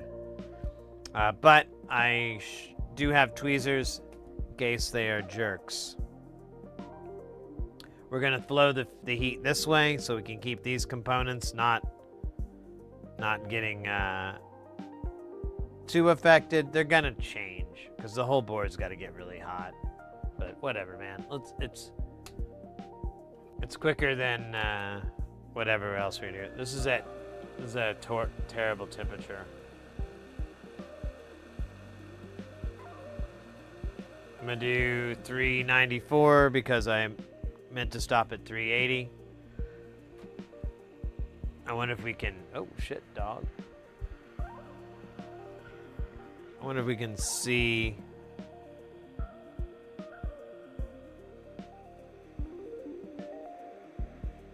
Here, we'll do one at a time here. Man.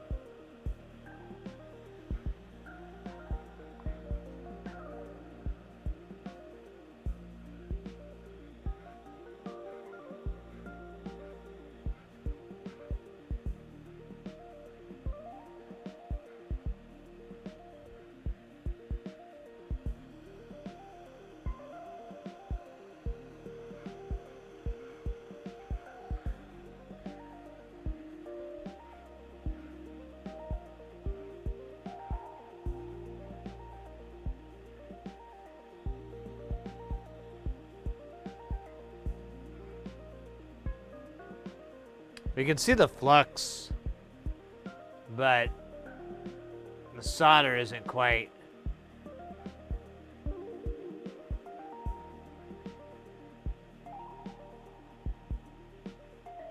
I don't know, let me try pulling it. Yeah, there we go.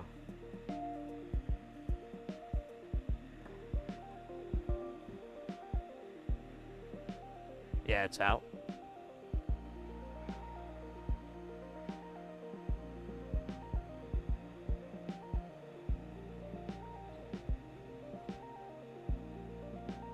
A second here, I'm gonna.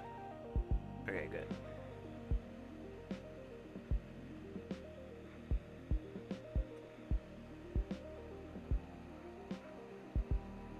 Found anything yet? We ain't found shit.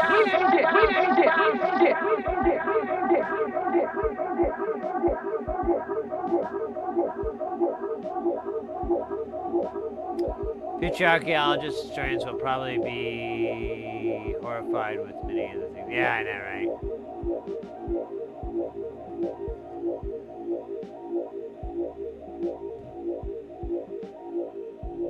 Alright, that guy fell out. And then...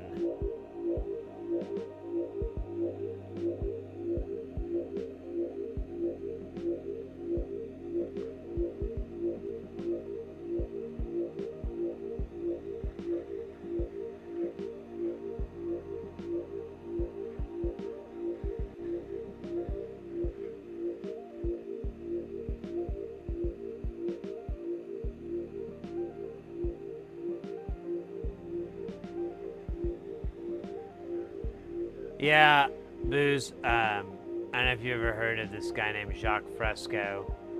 He's always got my favorite line that, you know, historians will look back and be like, we were the dumbest time period in human history because we had all the means and all the know-how. We had everything. We just didn't do it for these like stupid, ridiculous reasons. Alright, I think it fell out. It did. Alright. We've got 3 of these guys. I'm going to be very careful. I don't want to upset them. But we are now on to board deuce. I could have tried to desolder that board, but I think it's just going to be easier to do it with some fresh flux and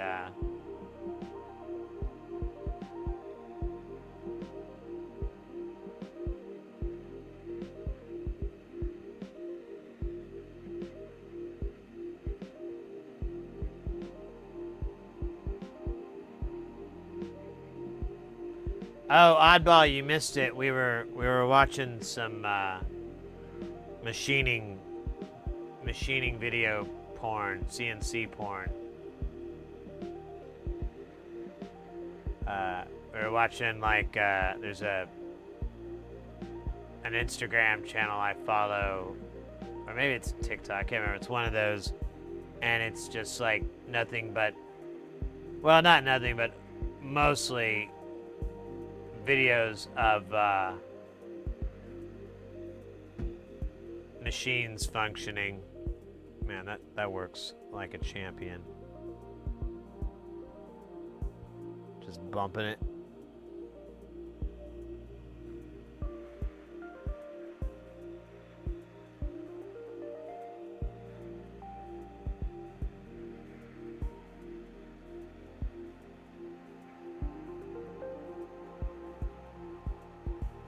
It was very enjoyable.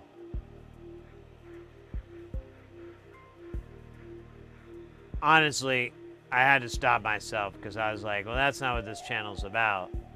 This is about content, not me watching other content and then drooling.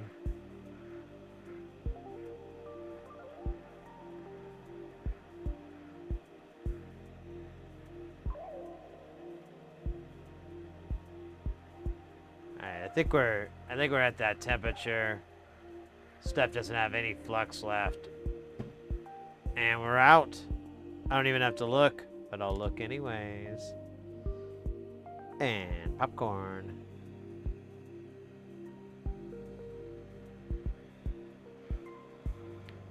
I watched I Think You Should Leave again for like a bazillion time last night. I hadn't watched it in a while, and I just needed something in the background that wasn't music, or, you know, just something I could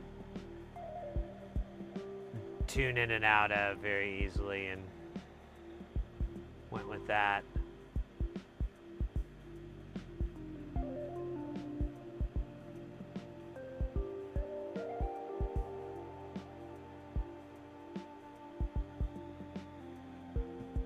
Yeah, these were like, I don't know if it was out yet. Oh. No, it's not.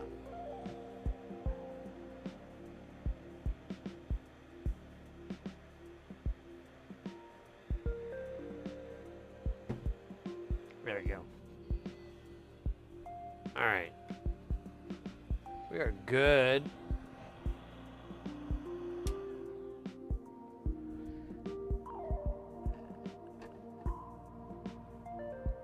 Now, we just need to clean these boards, and then maybe clean these connectors. They may not be too bad. Like, doing the drop thing kind of helps knock the solder off, but we'll see. We'll see.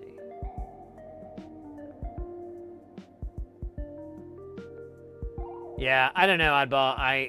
I really, really love CNC machining. It's just I mean, now that everyone's into 3D printing, I think they get a lot of it, of what I get, but I love watching those chips fly. That's some good shit, man. Fucking big O nice perfect chips over and over and over, just a big string non-stop. I don't know what it is, but that's just that's a symphony to me. That is a symphony.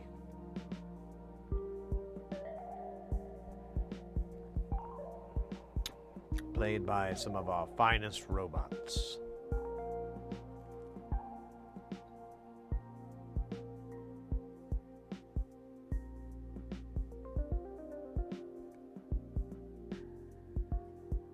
Oh, shit.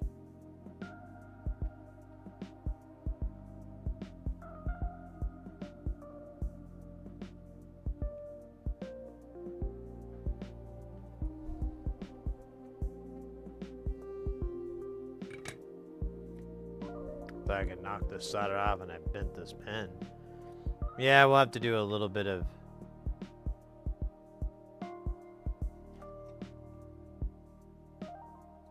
cleaning here, but it's nothing. I mean, I can see it with my crappy eyesight, so it's not. Oh, be worse. Don't think about it like that. Back to work. Hey, Oddball, thanks for stopping by, mate. Stay guile, and I'll see you in a little while.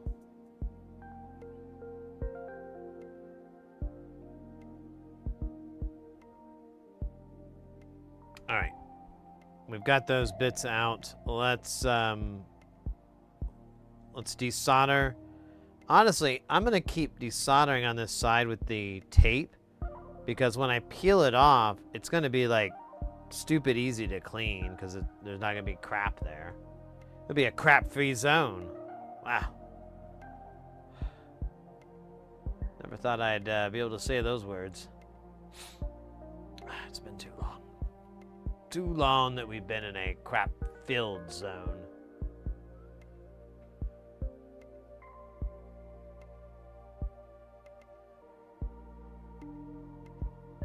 All right, I don't think I'm gonna be able to because the tape's in the way. So fug that. It's a good guess though. Maybe on the other ones.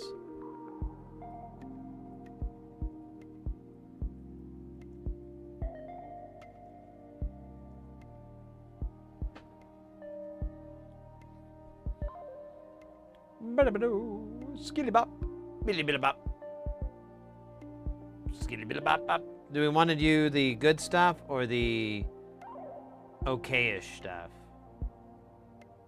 I feel like the good stuff might honestly be the better way to go. I mean, in this case, I'd almost would use the whatever stuff.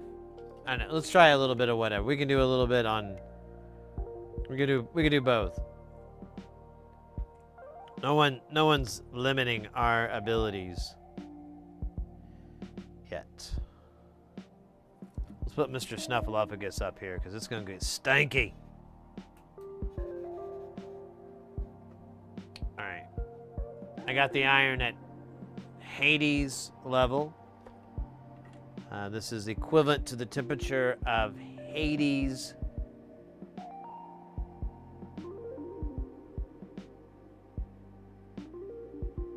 Or commonly known as hell.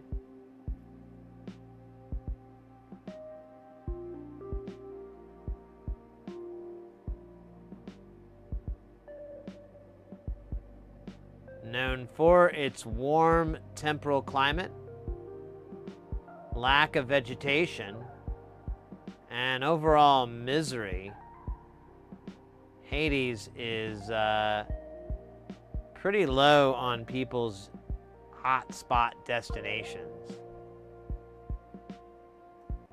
I mean, if you ask me where I'd be taking the wife and kids, it's definitely not going to be to the depths of Hades. Unless I want to be in the doghouse. All right, I'm screwed on that hole.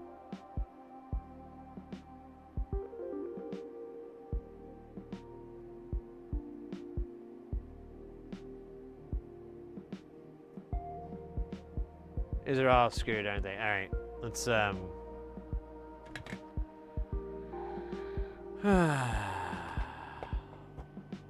here, let's just use some good old gunk.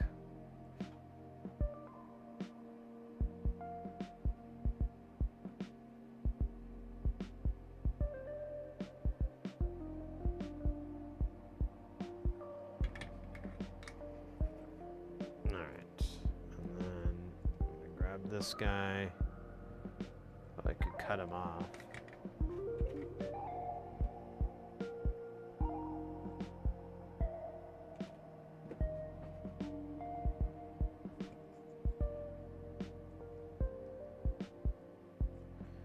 Okay.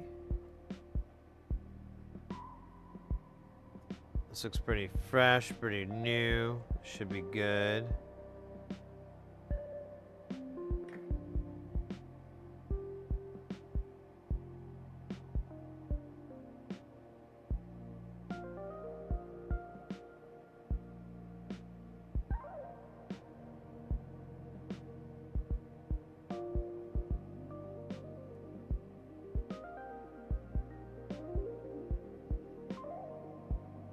Oh, I don't think that one went in deep enough. So we like brushed it off. Oh, it worked. Just clean and ready for Valhalla.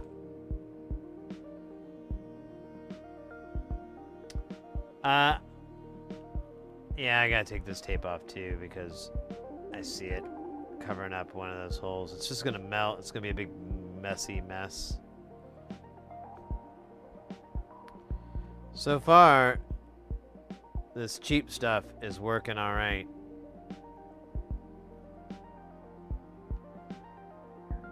So we'll keep it around for now.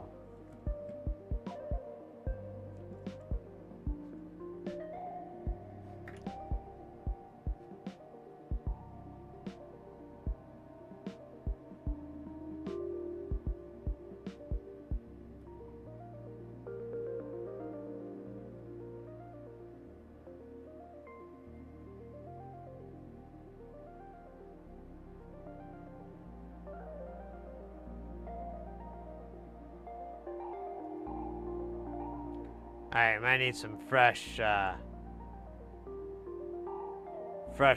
and flux in here or something.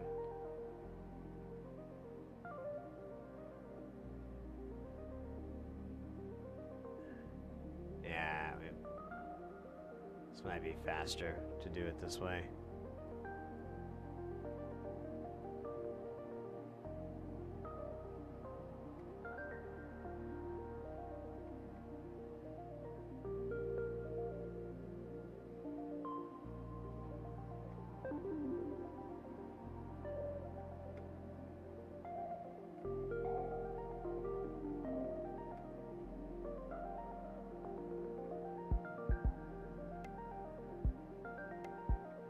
Alright.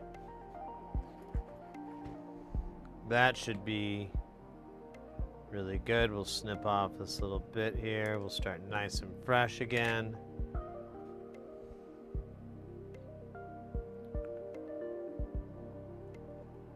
I think I'm gonna eat a big meal tonight. I don't know what it's gonna be. It's gonna be big. I'm in big meal mode.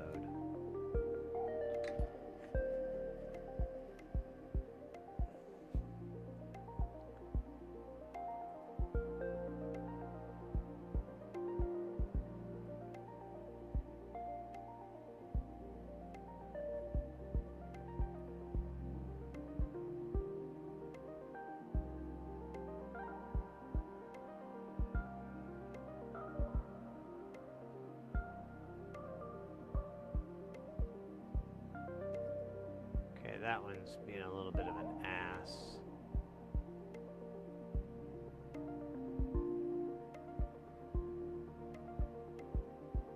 Okay, we'll come back to that one.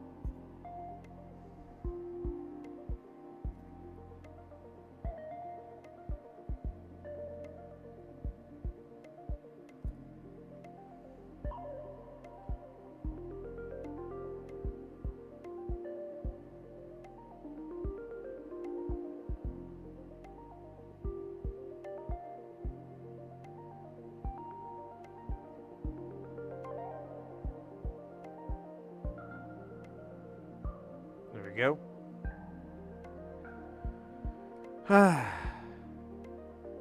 That's why I was avoiding this. I didn't realize I had two, though, that were fucking dumb.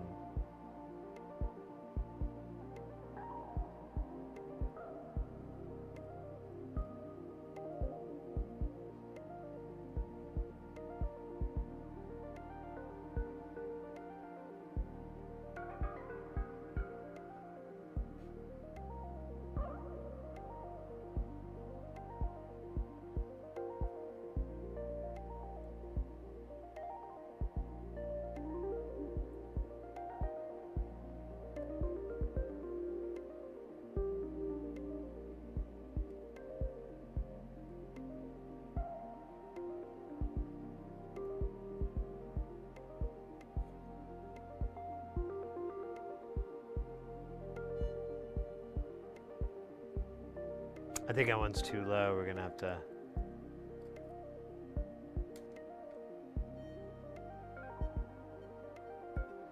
zap it here. This line is fucking insanely long, but we can still get it here.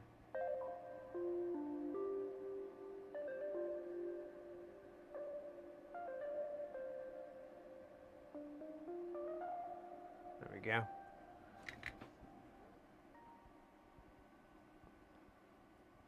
And this guy here is probably going to be...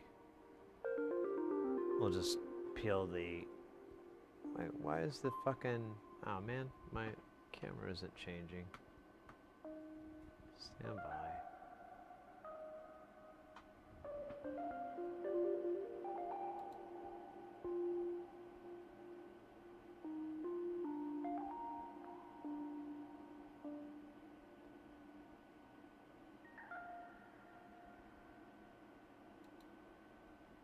Yeah, fucking...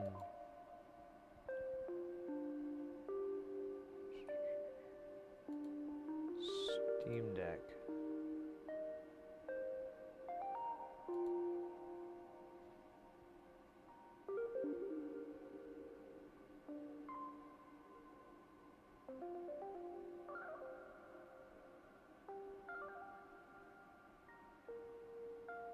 There we go. All right. Yeah, I guess it just quit for no fucking reason, which never happens. Such crappy stuff. I have to use it. I only have to use it because it's the only way to have multiple Elgato pedals. Although I might see a bit focus overcame that, because then if I can dump their software completely, that would be great.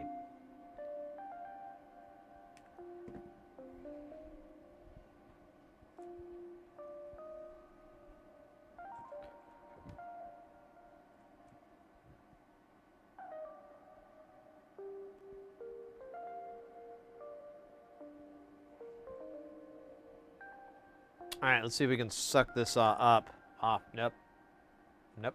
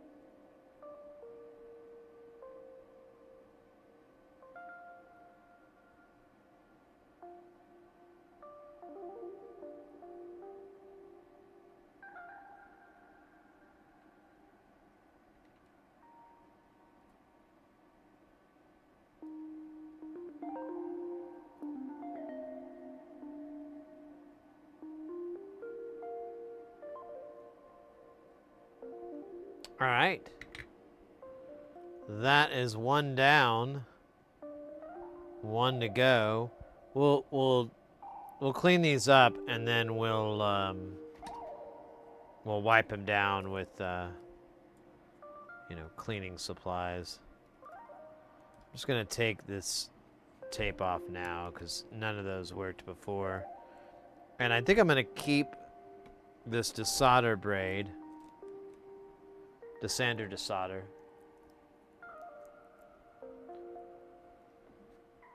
Wow. Oh. Mr. Chompers is in the house. How you doing, Mr. Chompers? How's the old chomping?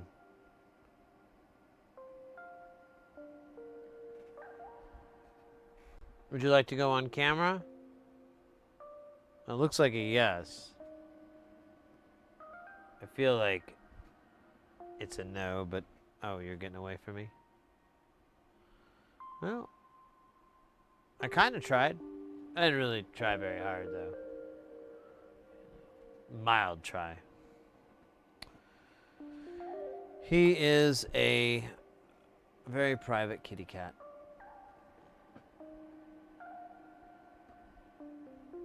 Very private kitty cat.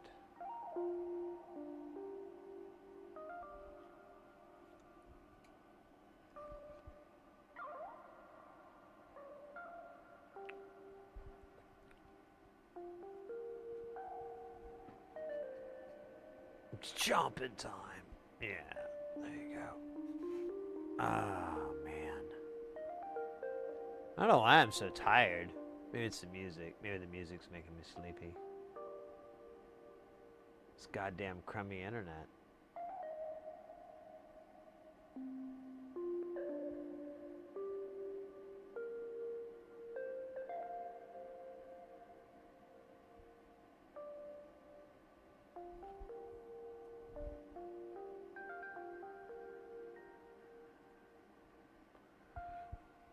I'm just gonna take just a second to cut off all this extra shit.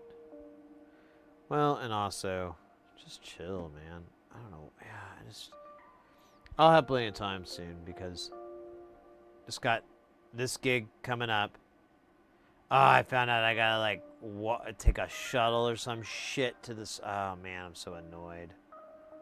Whatever, man. I can get the hell out of there.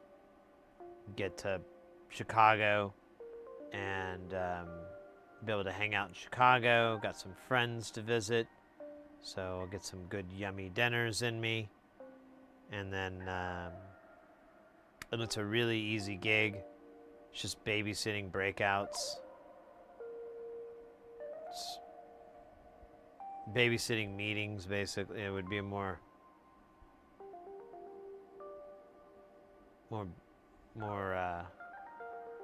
descriptive name.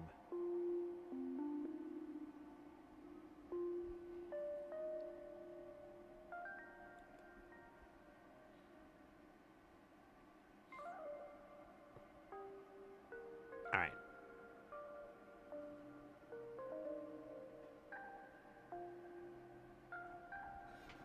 Let's try some more of these guys.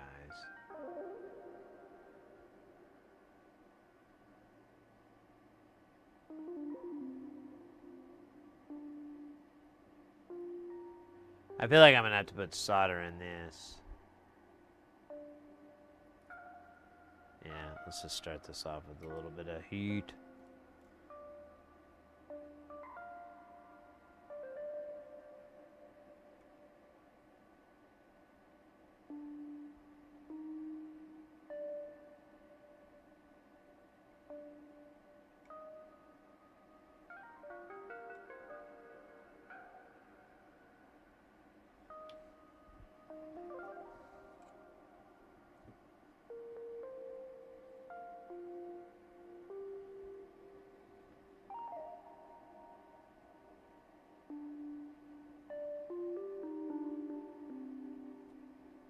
Oh, you bastard. Yeah, I even thought that. Like, I don't think I mixed it long enough. Let's do this one again.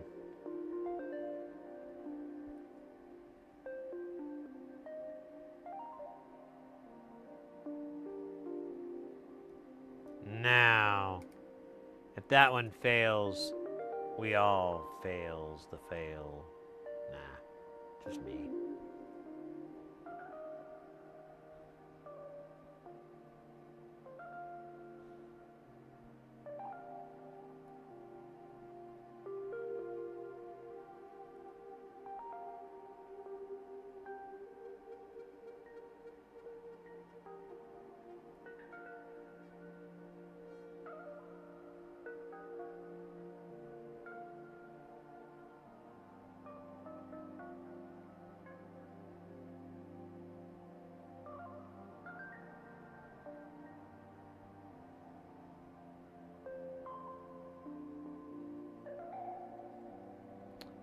No, no, no, no, no, no, no.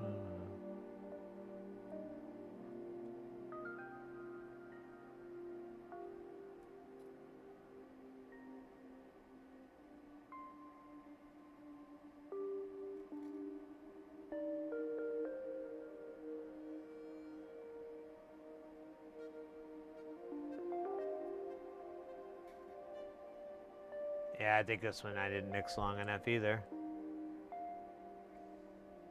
Classic.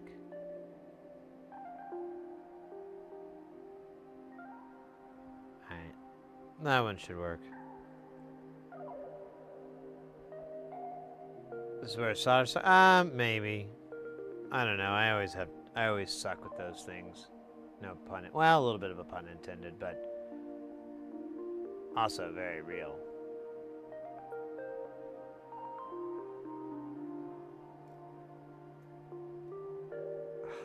Dude, what the fuck, man? Alright. One more time and then...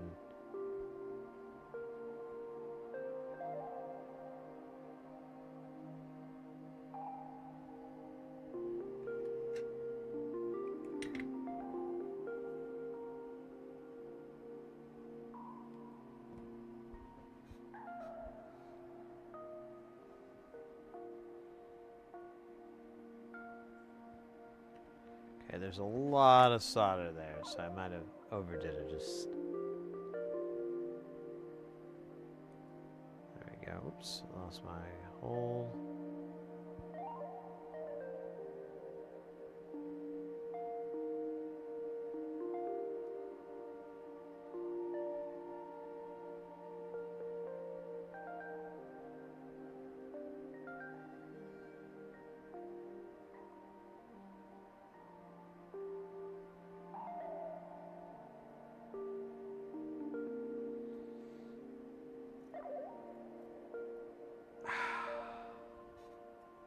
Man, that was rough.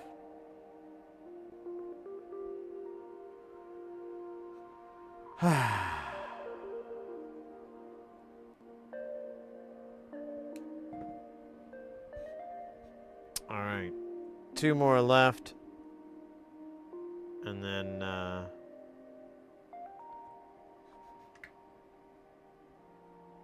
don't know. And 2 more right.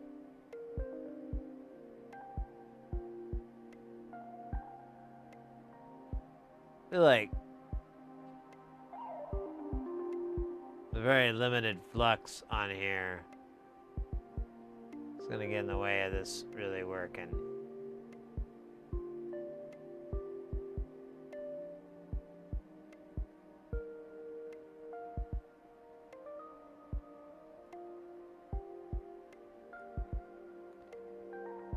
Yeah. All right. Let's just do them right. Do them good from the go. Let's get a little fresh.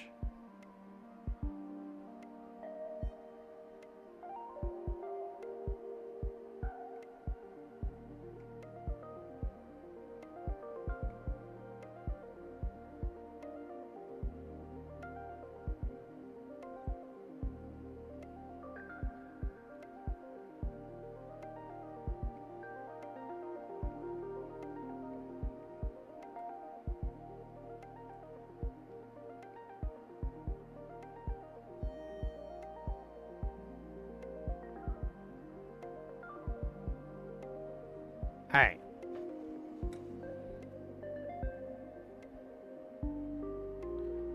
Now, let's drag that motherfucker.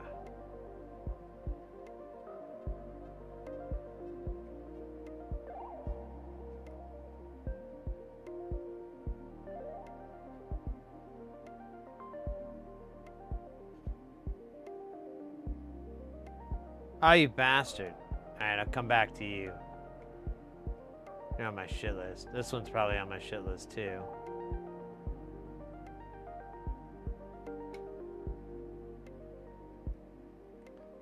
Yeah, alright.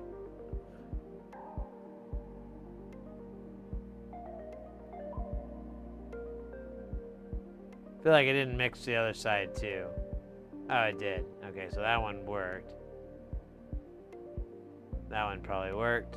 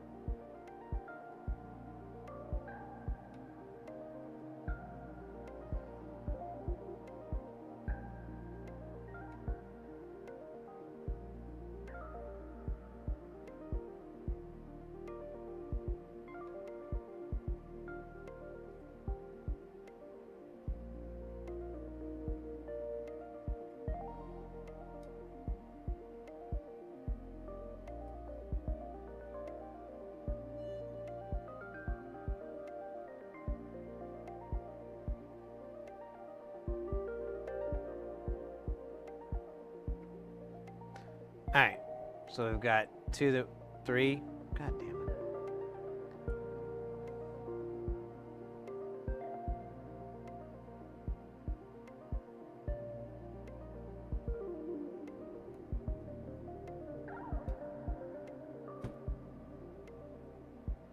So to make sure.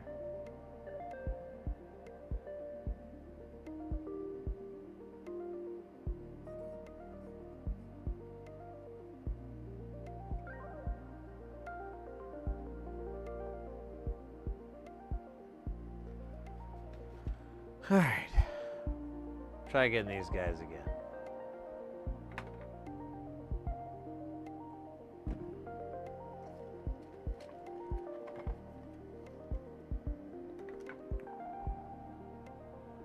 Kind of low-key wishing I had the nice nice desolder braid, but whatever. Here, I'm gonna do this so I can kind of drag this from an angle.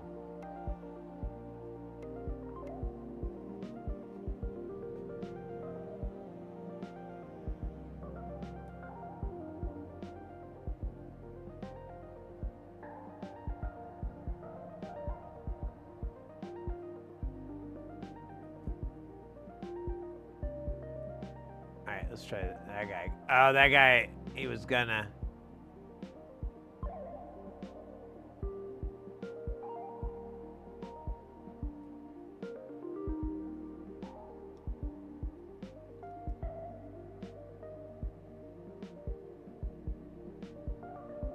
It's just too far down.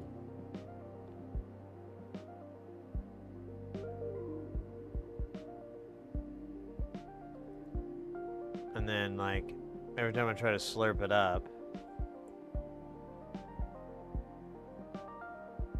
Let's try from a very, very clean spot.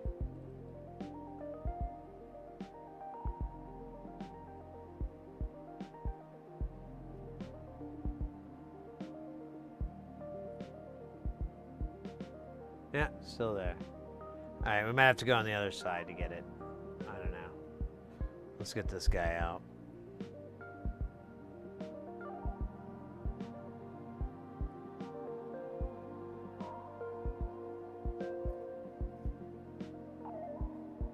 I don't know why he's so easy.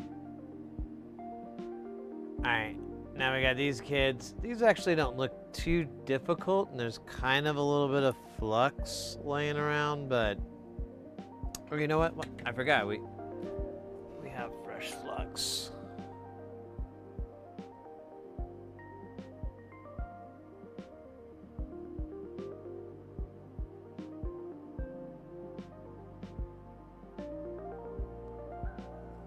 Here, I'll put a little bit. Our problem child.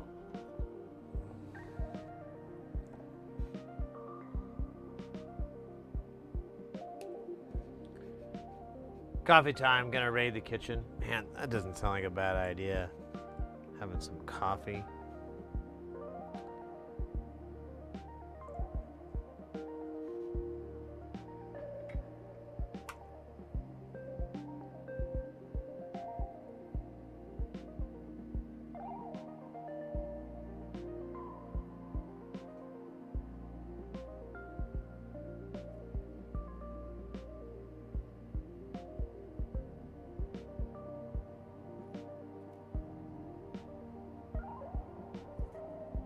What the fuck, dog?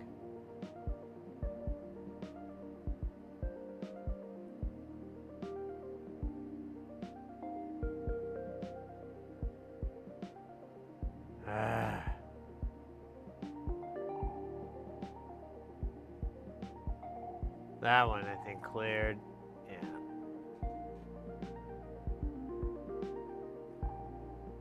Now.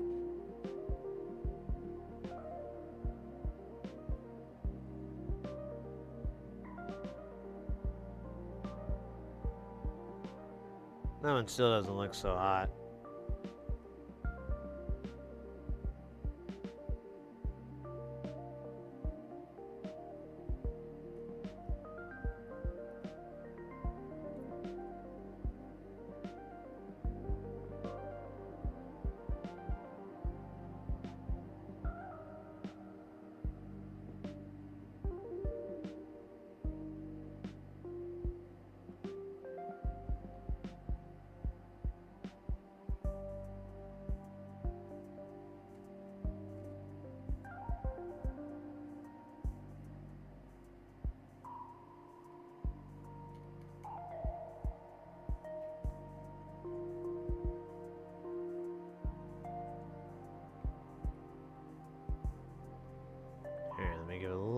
zap of zing.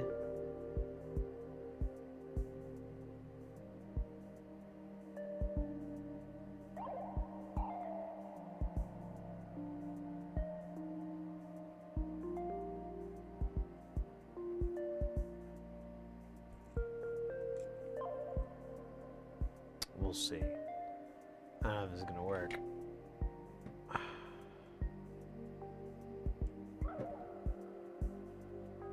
Well, it might work. I don't know. I guess saying I don't know if it's gonna work is kind of disingenuous. It's supposed to work.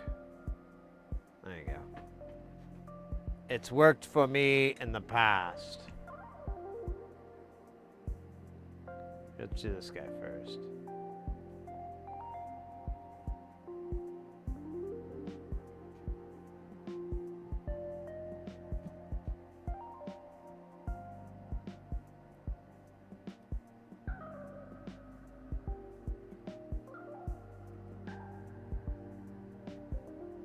Alright, fuck it.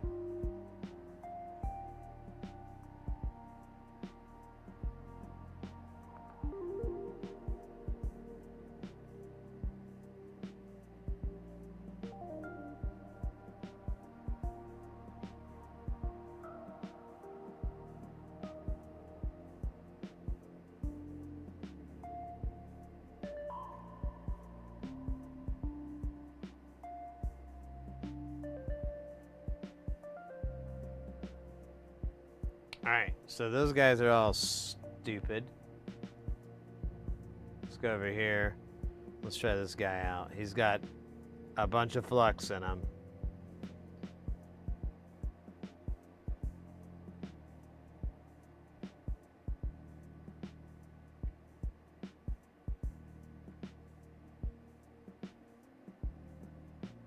But no love. I'm done. I'm just gonna flip this guy over. They all fell this other direction.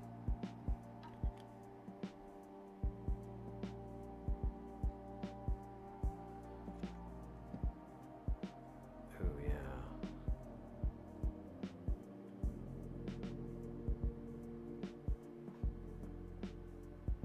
yeah.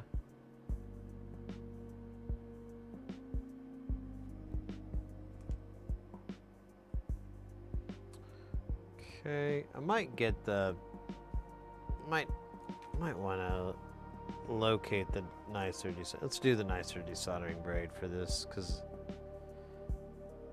I don't want to damage anything.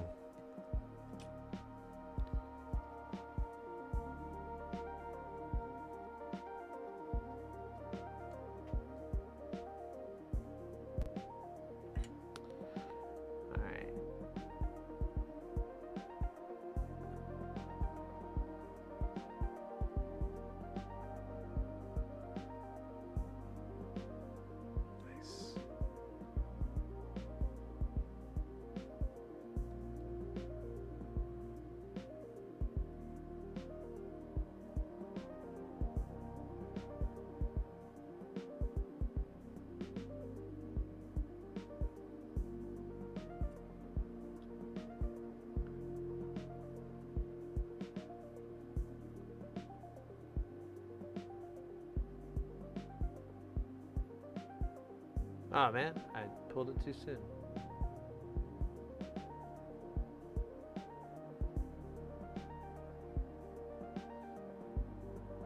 Might have to do that one.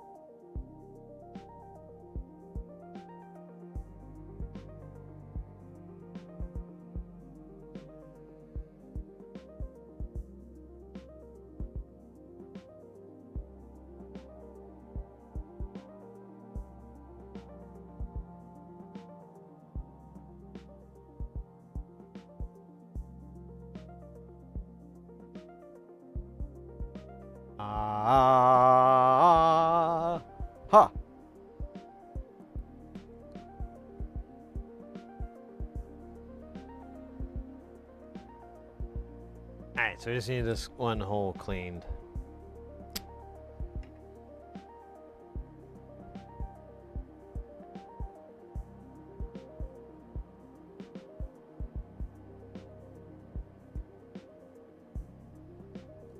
Alright.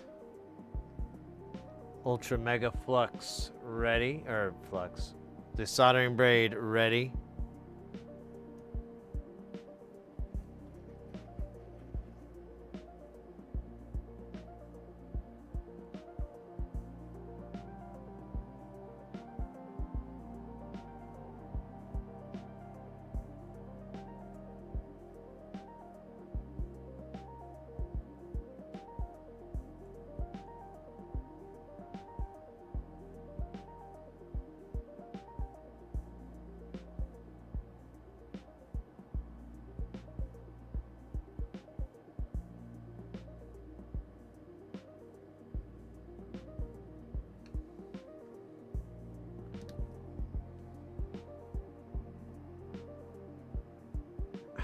Dude, what is this?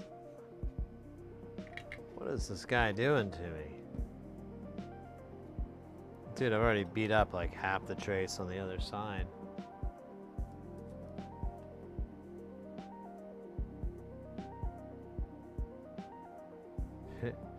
It won't come clean.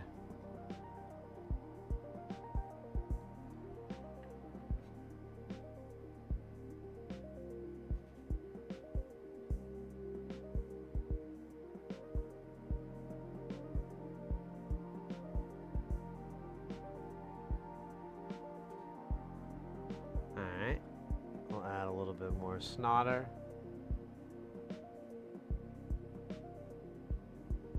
Sleeping guard goose.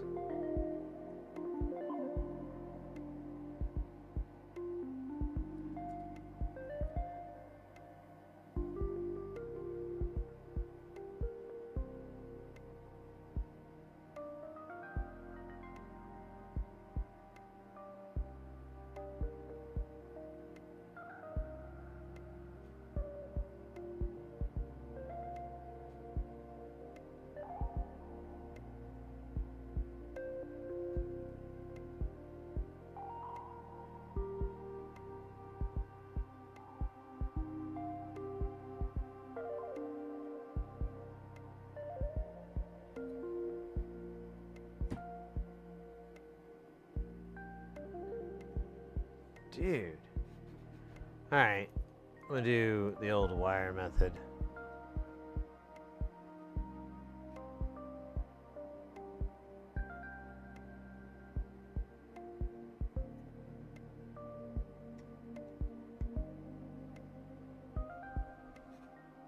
Old wire method. Tried and true.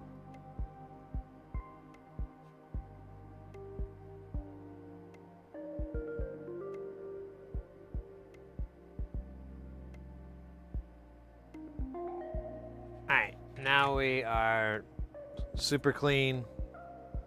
Wait a minute. They just look dirty from over here, I guess. Here, let me run the old.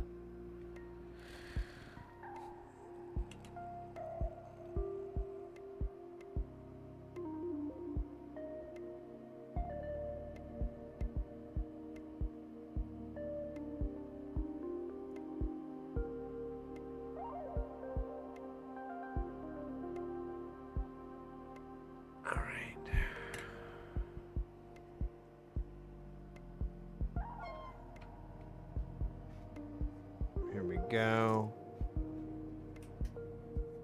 All right. Let me get a little bit of the alcohol and brush, and we'll do a little bit of board cleaning and sexual healing. Mostly board cleaning, though. Not a whole lot of sexual healing. Sorry. Oh. All right. Now we gotta do the same over here. This mat is dirty. Let's get a freshie. I think I'm gonna have to cut them up.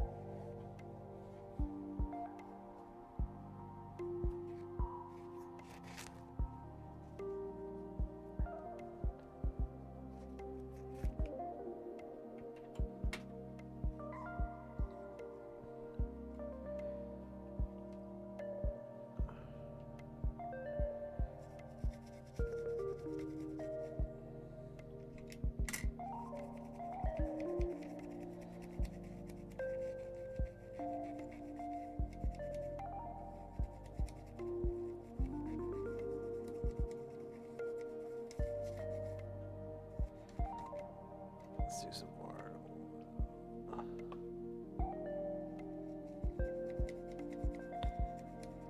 We're just pouring good old IPA on there. The cleanser of cleansers. Alright, that for the most part got that one. Let's do some deep cleaning on this guy. He's pretty gross.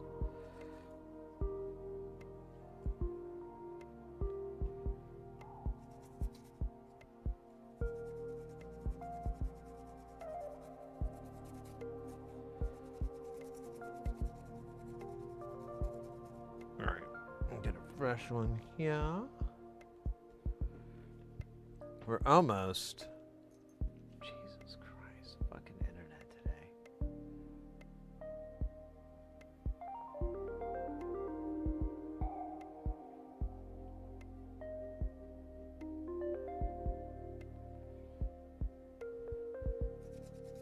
Almost out of IPA out of that.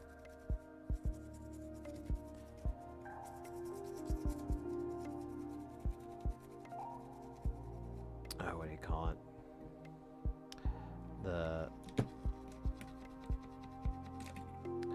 Oh shit, I don't want to break these. Stupid. Womp womp. Burp, burp, burp, burp.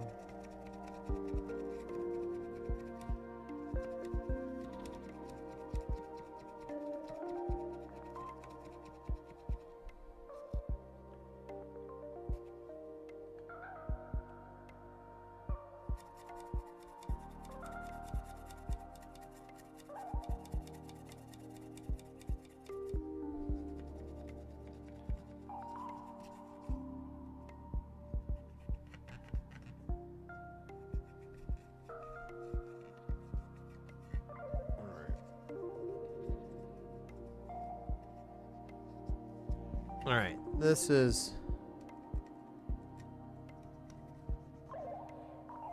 nice and clean. The other side is good. We're gonna take these other pads here and just do a final wipe down. This shouldn't have any gunk on it, so it should be clean, should being the operative word.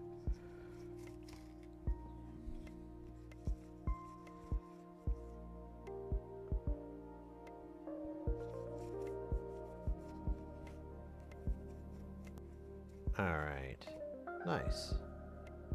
Okay, so now we just need to solder in these guys in the correct way, which humorously enough is just upside down. Ooh, these still do have a little bit of a lot of solder on them.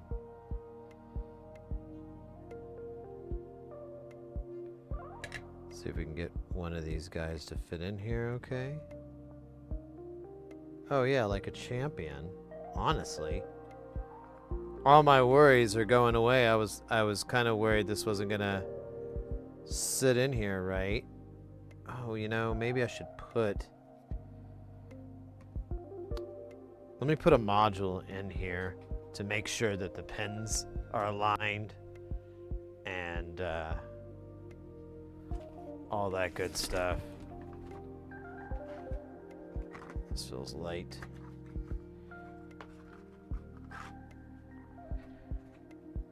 Yeah, here we go. So they fit, they have these little pins here and they fit into the board.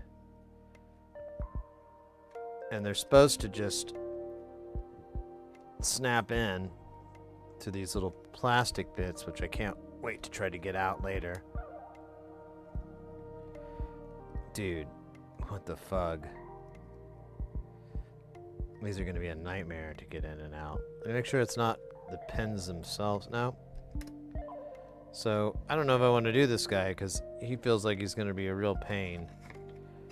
I have one other option.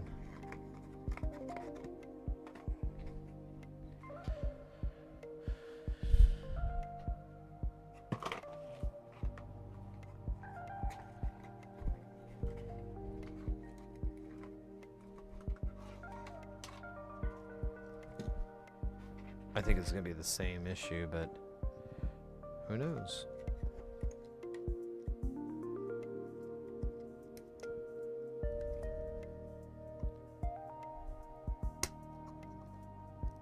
Oh, shit.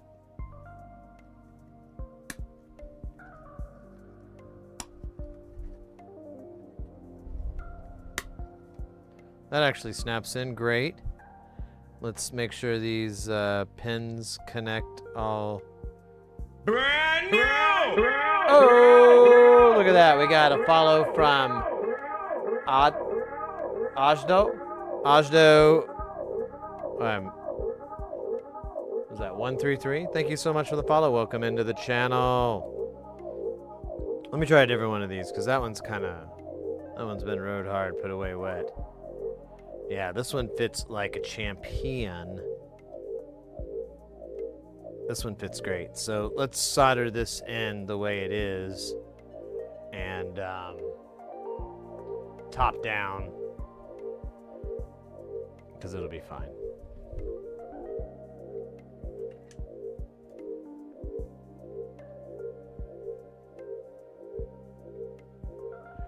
Welcome into the channel. What are we working on? So we are we're working on a 500 series.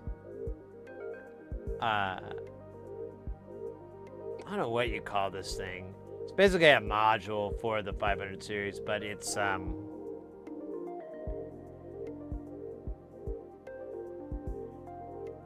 a company called DIYRE. They make a lot of different kits and so forth. They have a system, which is what this is, called the color palette. And you have like modules within modules. It's very weird. Like you can, like this particular one, it can hold, well, this one holds three, they all hold 3 modules. But then,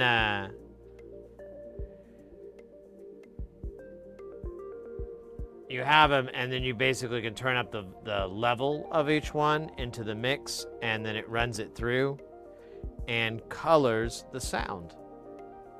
I know, pretty remarkable. But we built a lot of these, and a really common mistake I tend to make, and I somehow still make it, is oh shit.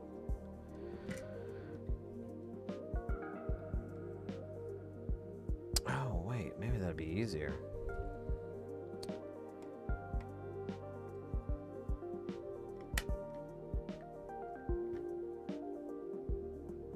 Is putting these little connectors, these little multi-pin connectors that are supposed to fit on the underside of the board, and then when you plug it in, they make a connection.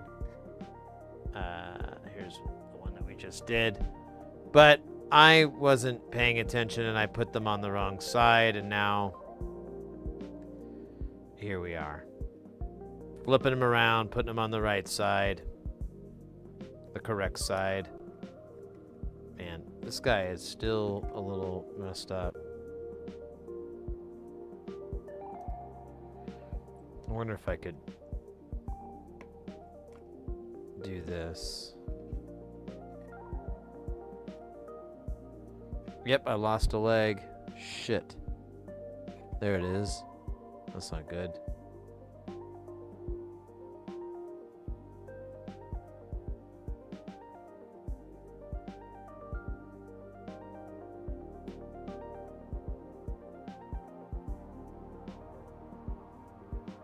Okay, the leg is back, but how well it is in there is another story. This one leg next to it has a bunch of solder on it. I'm gonna try to trim it off without burning my finger. Ouch. That's right, it's hot. So, there we go. Okay, I got that guy in. I'm gonna hold it with one finger on the other side and try to put this in here.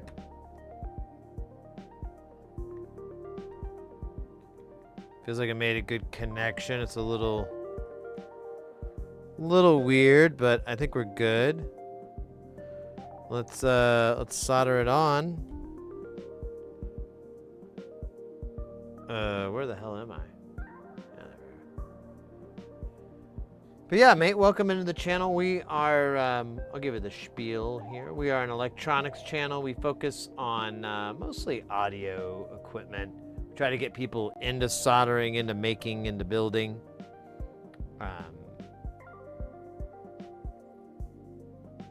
Or at the very least, since it's audio, you know.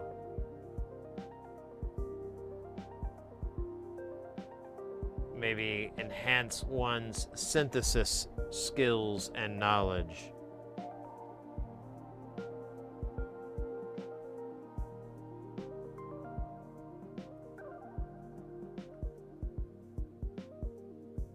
I should have turned the damn fan on. I totally forgot. I keep forgetting. Turn on now. Well, when I don't need it. Oh shit, my foot is trapped. All right, third one of this guy here, but this should be the last.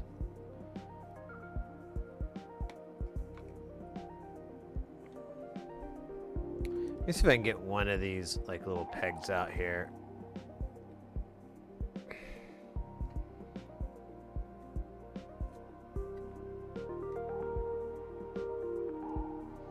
Let me get my pliers. My pliers. There we go. Hey, like them apples. I think they're the same no matter what.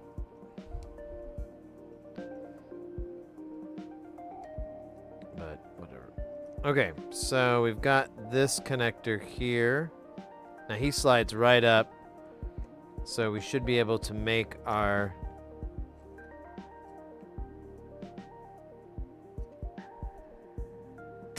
Jesus Christ, Sid.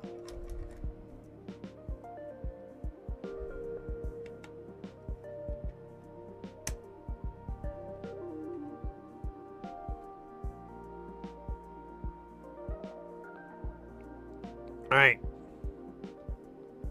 Let's hunker down.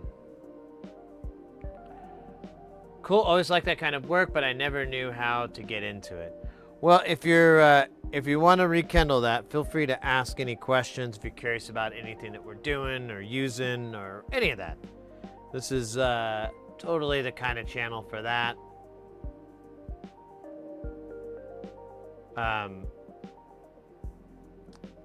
You know, a lot of it really just kind of depends on what your interests are. Some people, you know, they like to, they're more programming background, so, you know, they want to interface with like some sort of MCU, but you know, they gotta solder and so forth. So, you know, we try to help in that respect, people in that kind of situation, and then there's other people, you know, that just have no real background in any of this stuff. You know, they just find it fun. My antenna keeps taking a hit. Might have to switch again. It's twice in one stream. It's very unusual.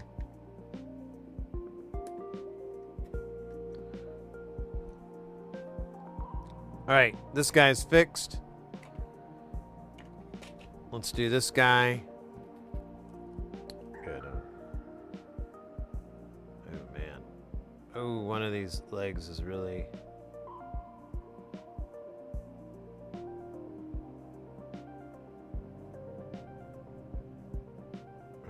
let's try to use this guy. Get this guy back to health because he is in bad shape. There we go. Nice. We'll put this on. This feels good. Everything feels nice and solid. Snodder it on with the power of 1,000 suns.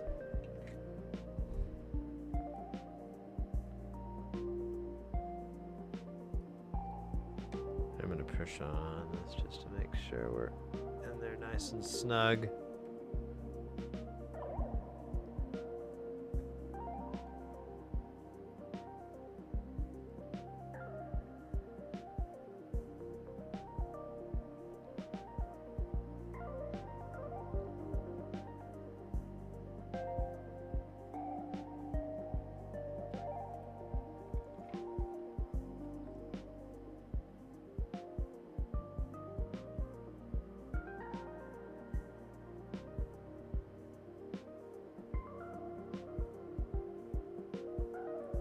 One down, 2 to go.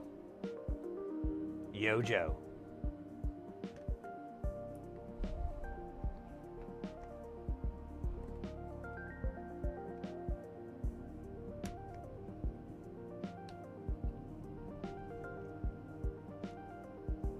All right, it's easier to put these on first.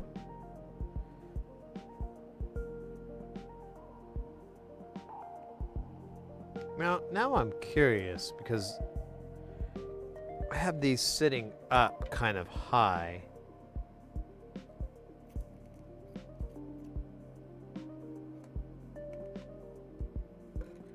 Hold up, I might be doing this the wrong way.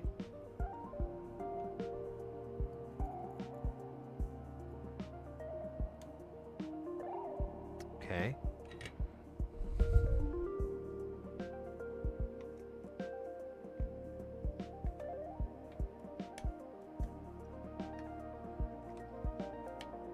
Yeah, I need to have these sit flush. Oh yeah, it's a much better grip. Yep. Okay. So, lesson learned. Good.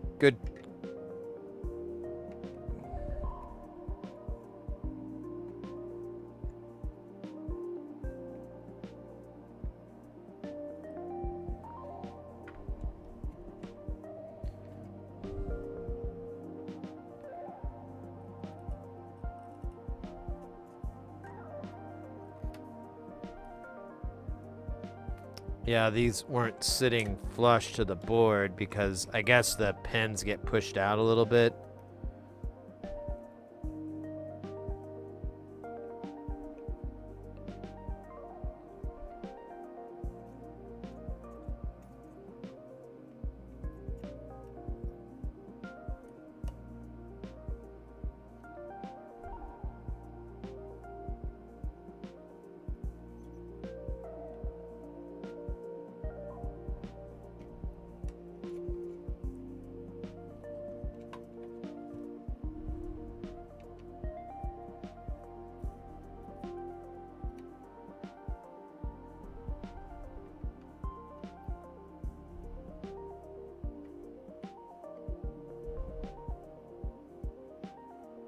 All right, well, whatever. I only did that on 4 of them.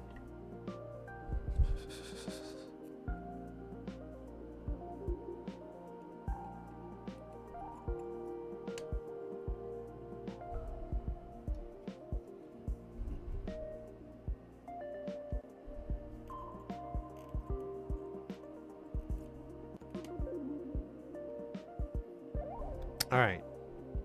So from now on, I'm just gonna solder these guys in from top down, and then we'll test to see if it fits. Well, I guess the way I was doing it was dumb.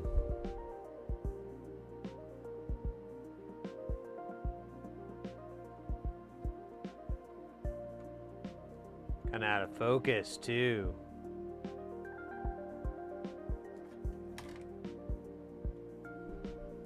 Of course, now I gotta flip this around.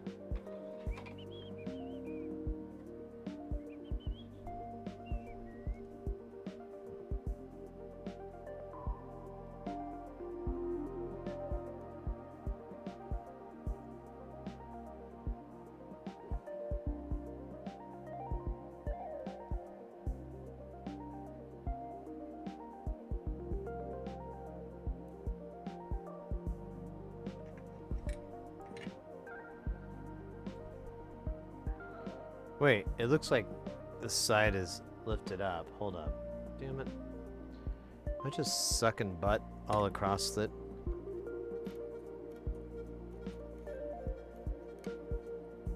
Yeah, a little bit. A little bit of butt sucking. Embarrassing.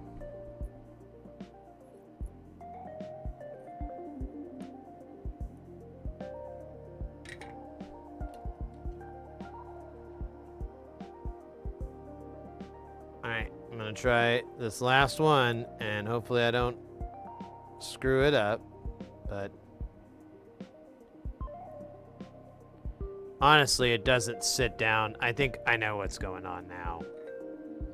I think it's because of how there's little beads on the end of these legs, and it won't fit all the way in because I didn't clean all the solder off. Okay, so it's a little column A, it's a little column B.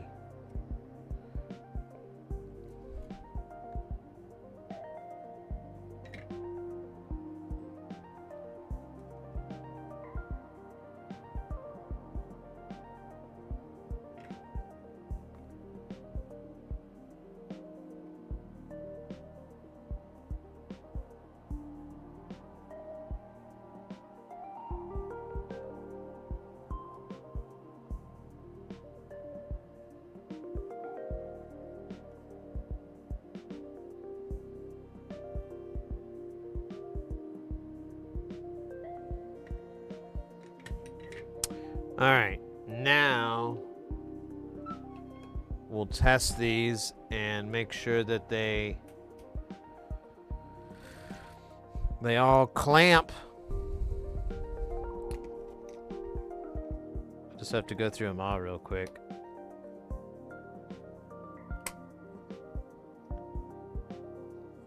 That one clamps. You clamping with me? Alright, let's try this one. Make sure it clamps. Oh yeah. You could better believe this one clamps. Clamps good. Clamps solid.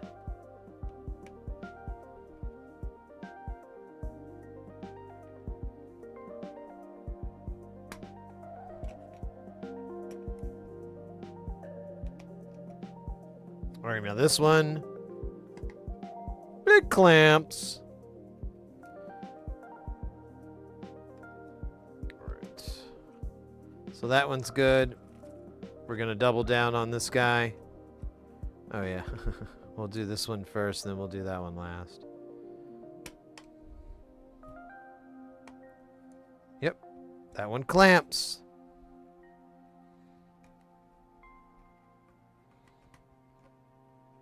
God damn it.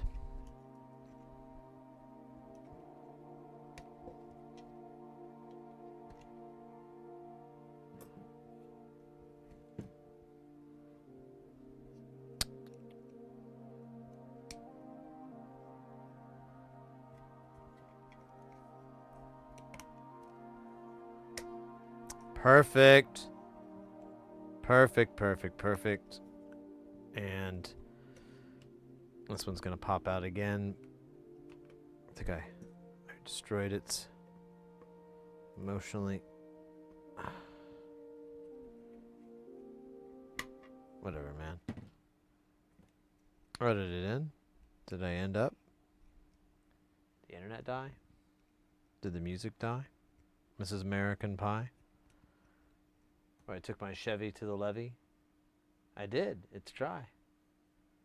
Let's see. Well, we've got still got some more going.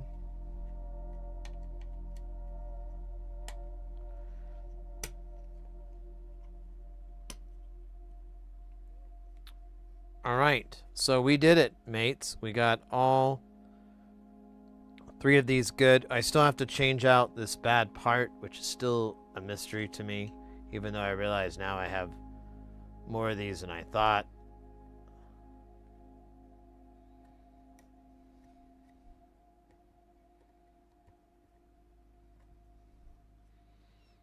But We're good. Oh, god damn it, man. I hate this thing.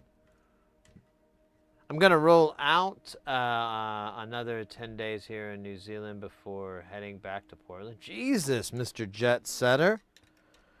I didn't know you were in New Zealand. I missed that somehow. Well, cool.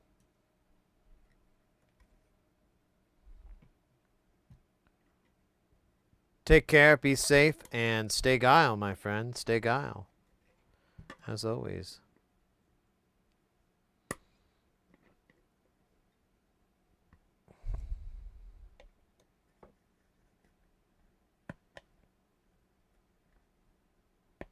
Dude, come out. This one's like... Oh, man.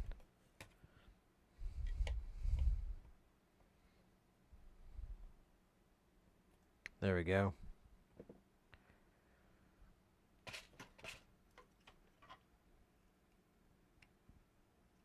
Let's get this back in here. We'll put these back on, and we are done with the 500 series stuff. Jesus, that was a lot.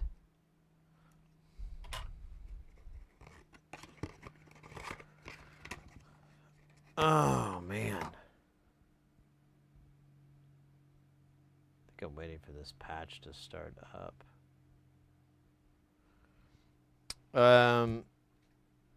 Yeah, let me do some quick cleaning here. A little spring cleaning.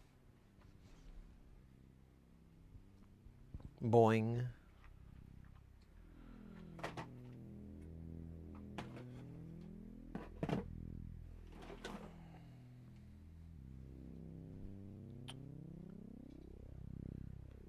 Ah, there we go. Nice. Put some of this shit away from another day. All right.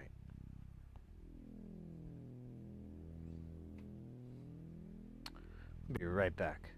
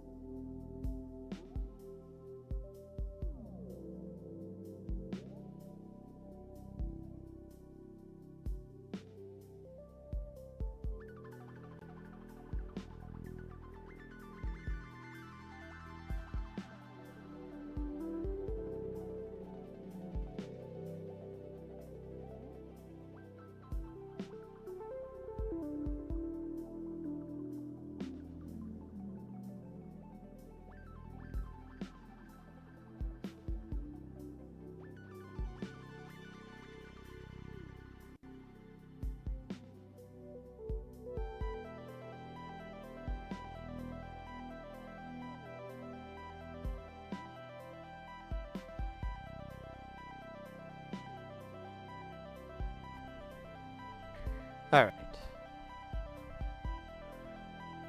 Take a little break here.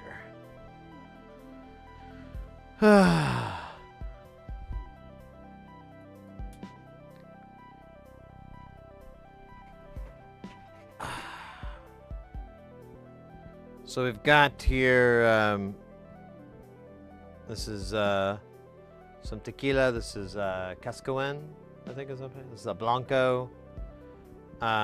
I wanted to get the Reposado, but dude, it was like this is the most expensive bottle I've ever bought. So I didn't want to go like $20 higher up in most expensive, so.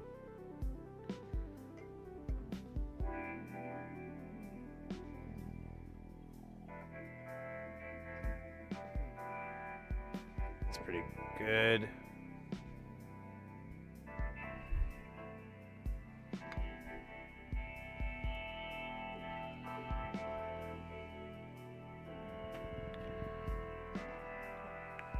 Now, this is a pretty interesting, for those who are tequila fans, this is a pretty interesting tequila because it, so when you smell it, doesn't really have a smell.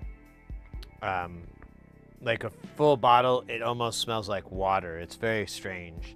There's still like a tiny hint of booze, but it's very, very, it's way back there.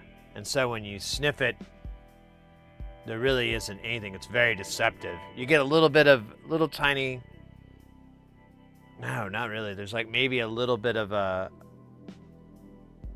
warmth on your snooze, on your schnoz. But it's a higher proof than most tequilas. This is 42%. So it's a little spicier. MCP Live.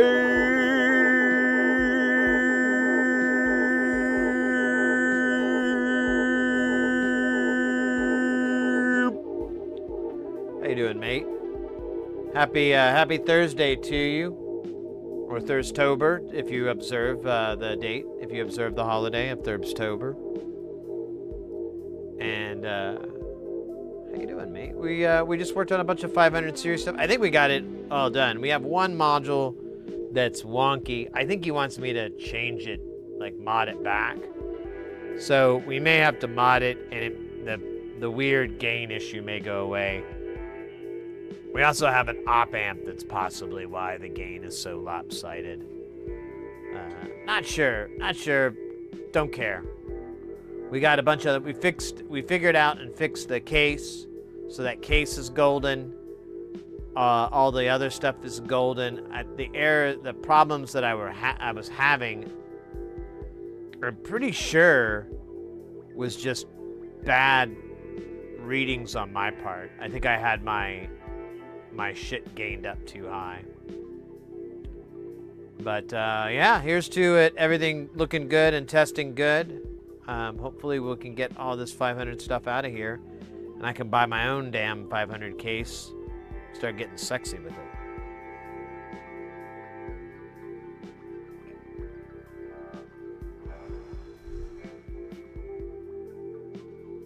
That's a spicy meatball. That's the thing is, I like Cascawen, but man, it's like really deceptive. You're just like, there's nothing. This is water. This isn't. And then you like, if you don't swallow it right for just a second, it'll like totally burn you. Wizard of Oz style. What a world. That kind of shit.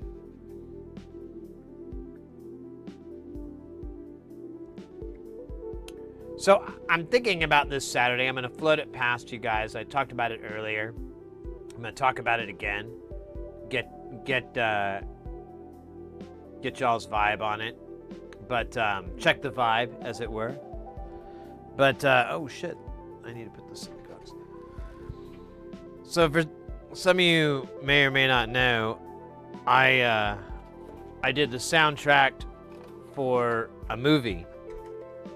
Now, this was a short independent, small film. Although not that low budget, because they reshot like almost the entire movie because they recasted it. They didn't like the guy after they were like editing it. They didn't like the guy they casted, I guess, and so they rescreened it or reshot it. I'm not sure what the motivation was. Hey, Caterpillar, welcome in. So, anyways, I did the score for it. It was a mixture of modular and, I believe, the Supernova. And I'm pretty sure, actually, I could do it. I can check now because I have the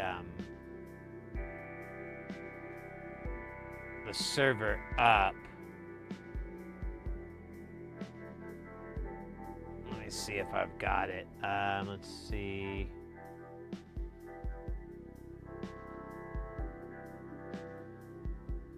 Man, this folder's huge. This might take a bit. It's a couple terabytes.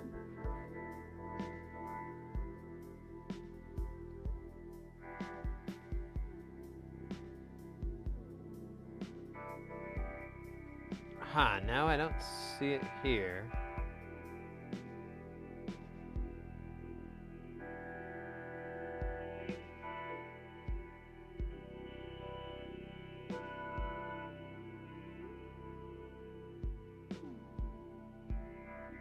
Oh, that's right.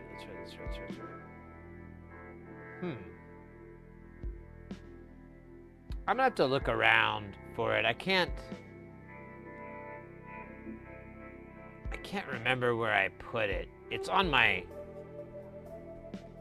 one of my backups. But I mean, oh man, I haven't seen it in a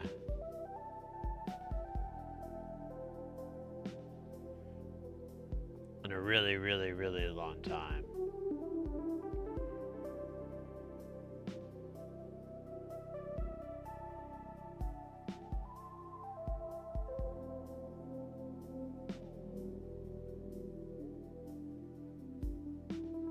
Oh, there it is.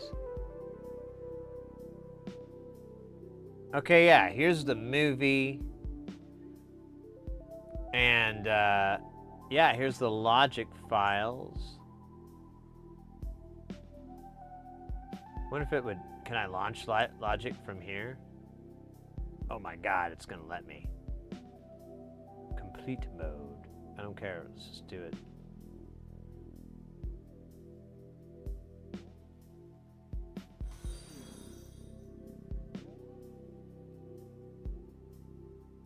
Yeah, it's gonna load it over the damn network, but whatever.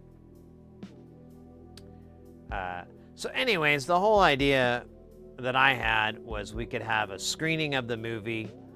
I could, you know, talk about it and everything like that. And,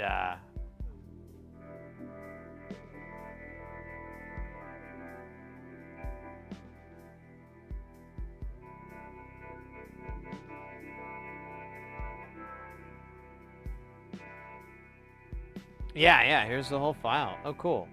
And it looks like it's all recorded. I don't think there's any software synths. Yeah.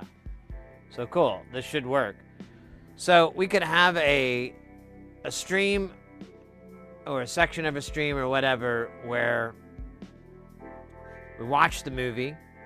I can go, you know, uninterrupted and whatever, and I could go over, you know, do kind of a commentary from the writing point of the music. I might even have my notes still around here. And then we have the original files. We can listen to that. Now they did cut it up quite a bit. So when I got it, I really had no idea how the turnaround or anything was going to work. So I basically just wrote a soundtrack for the entire film from start to finish. And my intent was that, like, well, they can cut out the parts they don't want. And if they need to, they can come back. But I made everything very ominous to where if you needed to bring something in and out, it wouldn't be an issue. Anyways, we could talk about that more, but Yeah, we could hear that, and, well, I don't know about an old cut. I don't know if I'm allowed to show old cuts of the film, but...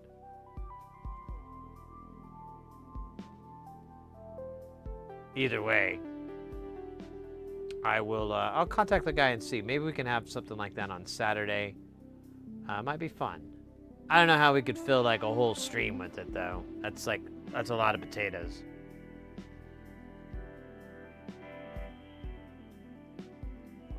But, who knows?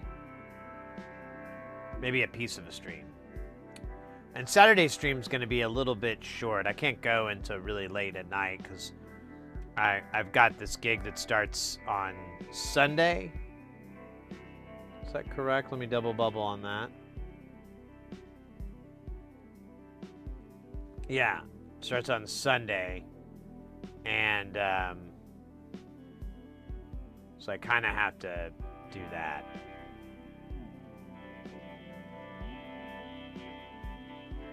And then that starts like a 12-day or 11-day gig. So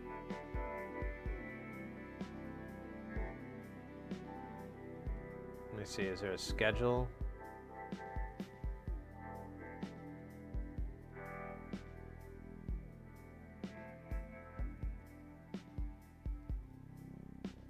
Yeah, I think that was the schedule.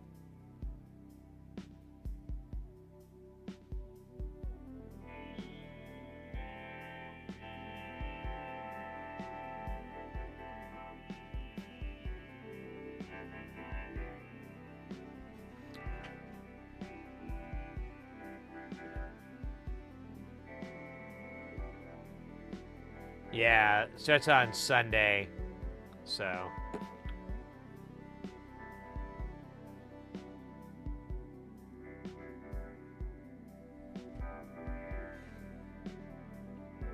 We want Sid Cinema. All right, well, let's do it. I'll see if I can get a return back from them on like any rules or whatever I need to be weary of.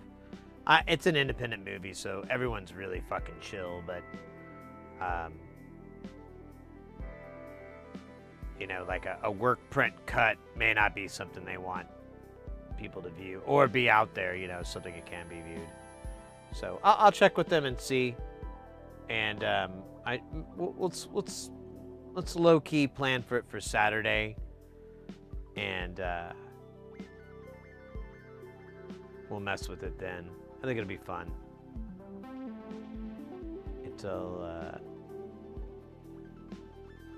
It'll be an interesting, like, kind of look into scoring a movie. Man, I gotta tell you, Jay Nothing is killing it right now. Killing it with their jams. That's what we've been listening to all day, pretty much.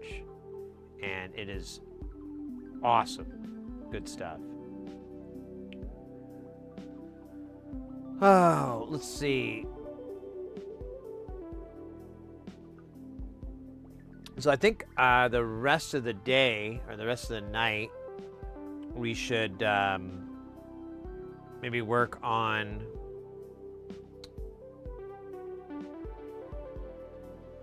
the, what do you call it? I'm spacing it right now. KiCad, work on MFOS and KiCad. Work on, you know what I mean. Work on our MFOS project in KiCad. And get that baby rolling.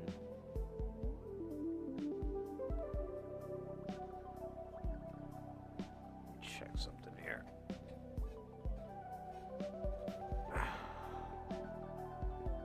Let's see, I got a notification. I think it's like garbage. It is. Garbage notification. Fuck you. Yeah, let's do some KiCad. We've been working on the Verilog sequencer, which is a Vericlock sequencer. That's what it is. It's a really cool sequencer design by the late great Ray Wilson. If you're not familiar with Ray Wilson, go check out Music from Outer Space. That's his website. He was an extremely, extremely talented individual, and one of his great contributions is music from outer space. He, if you're an electrical engineer and you want to understand analog circuits and analog sound better, like they just kind of blew over that when you were in school, or you never really got a chance to really mess with it, my boy's got you covered. Really great write-ups, really great descriptions and walkthroughs of how the circuit works, why the circuit works. Almost all his stuff is based off of data sheets. So you can, if you need that deep, deep, deep dive, you just go to the damn data sheet and look at the schematics and the write-ups on that. It's all like a very nice example of standing on the shoulders of giants, but Ray's really put it all together in a nice format, and it's some really great synths. Someone was asking like what my favorite one is, and I really don't. A lot of his modules are pretty boilerplate stuff. However, his synth and his noisemakers are very fun, very unique, and extremely rewarding projects that I usually recommend to people. Like if you want to do the Ray Wilson synth, that's fine and well, but if you want something that you're just going to be like this, you know, just kind of like gobsmacked, excited when you get it turned on and working, I think his synths are top-notch. His noisemakers are top-notch. Oh my gosh.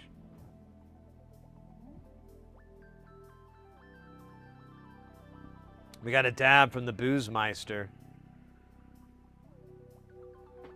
Booze, you're too cool for skew. Oh wait, where is it? Okay, so hold on a minute. Oh.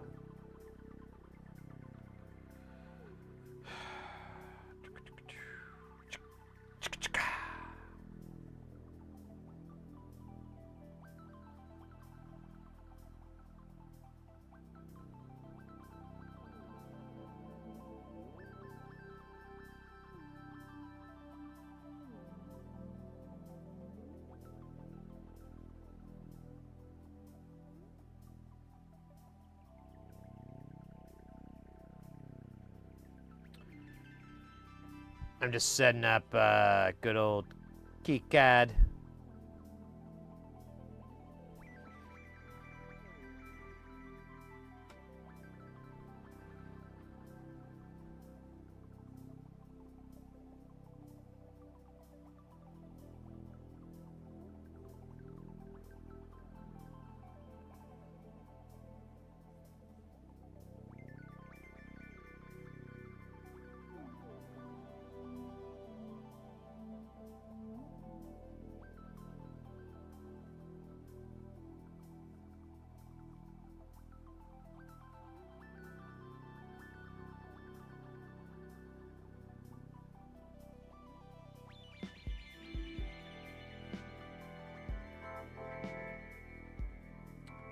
Alright, so we've got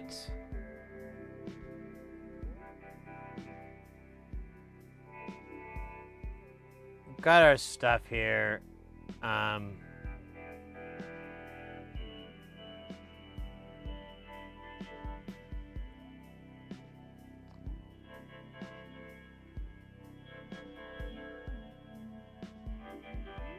Wait a minute, why is this spaced differently? What happened? Did something get weird? Nope, I just never got this all the way to the end. Nice. I think this bottom one is connected, so we're good. I guess for some dumbass reason I just stopped there. Very interesting.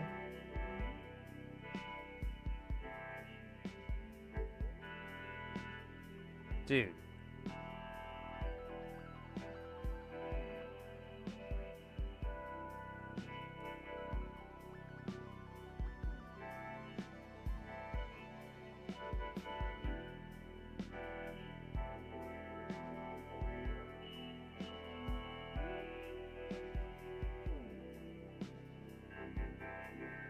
Ah, damn it.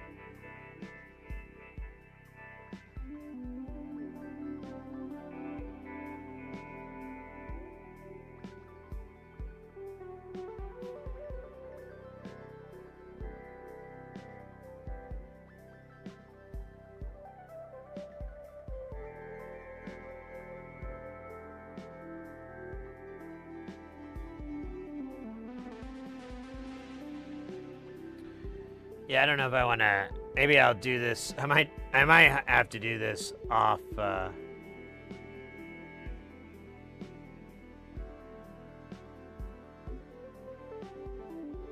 it's 22, then 23. So we'd be this one, and then this one. Yeah.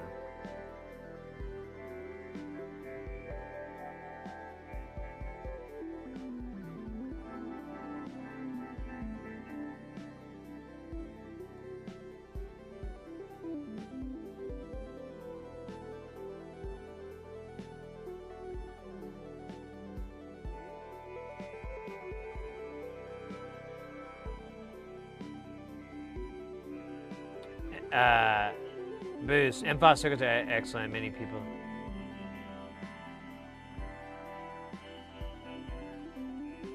Yeah, any people that come in that are EEs, you know, either professionally or students or whatever, and they're like, oh, this is really cool. I always wanted to learn this, but, you know, they covered it for 5 whole seconds when I was in school.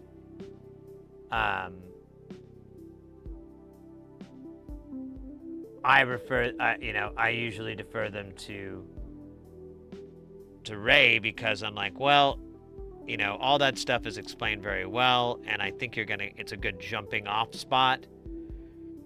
And then, you know, all his designs are boilerplate. They're all off the shelf parts for the most part. So they're all good.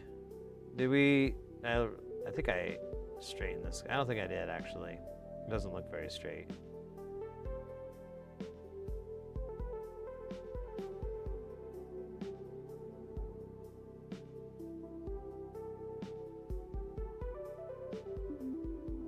All right, close enough. I'm not gonna get nuts with these switches right now. All right, so that's some of them. Jesus, it's gonna take a minute to do more of them.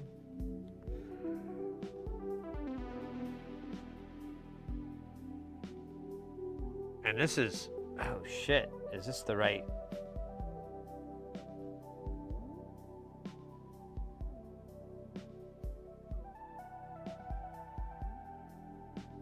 Yeah, why are these descending? Oh man, I think I screwed up. X9, so this one is stage 6. Yeah, that's not right. We want R17 to be stage 1, which is gonna be this first one, yeah. So, all right, I'm fucking dumb. Whatever, it'll be easy to line other shit up with. These we have to do. Let's do the bottom row here. Shit. Yeah, there's 17. So yeah, I'm doing it backwards. Brilliant, brilliant, brilliant, mate. Scraw.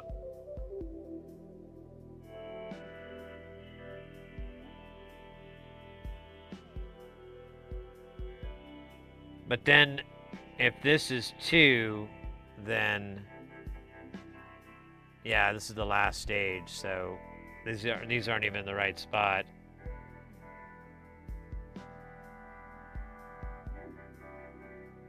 But I think I have an idea.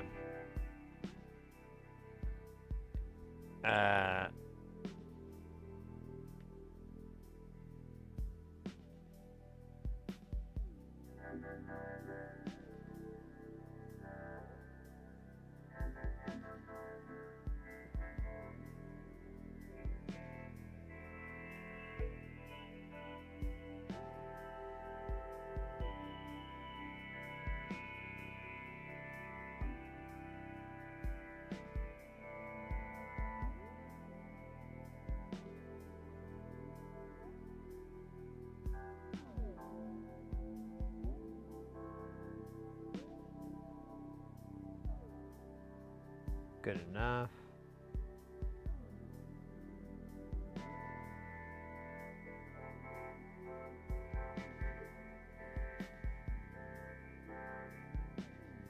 Let me do that with a couple more rows here. Could almost do it with 16, couldn't I? Actually, I have a better idea.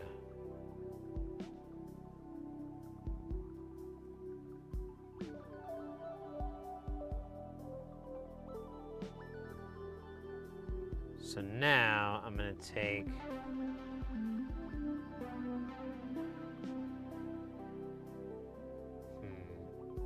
this won't quite work. I need another little buddy resistor here.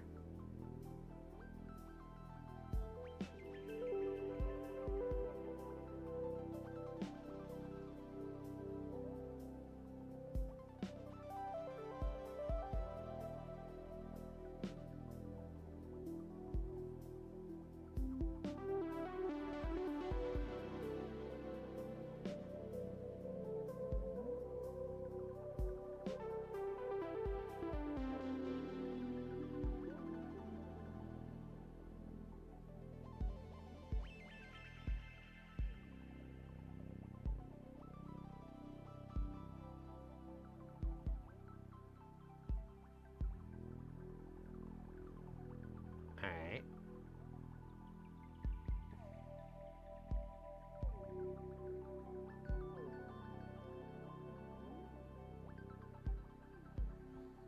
Okay, so there's that. Let's replicate that with these kids here, and then and we'll be done with that bottom row, and then we can get a sense of how big that row is going to be.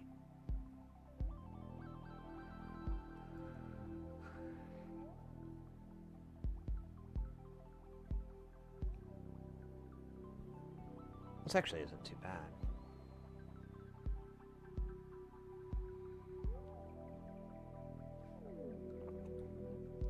It's so funny when I start up KiCad, I'm like I'm all like, I don't. And then once I get moving on it, I'm like, I don't know why I whined. I don't know why I complain. I'm like, why am I being such a baby? What is the baby?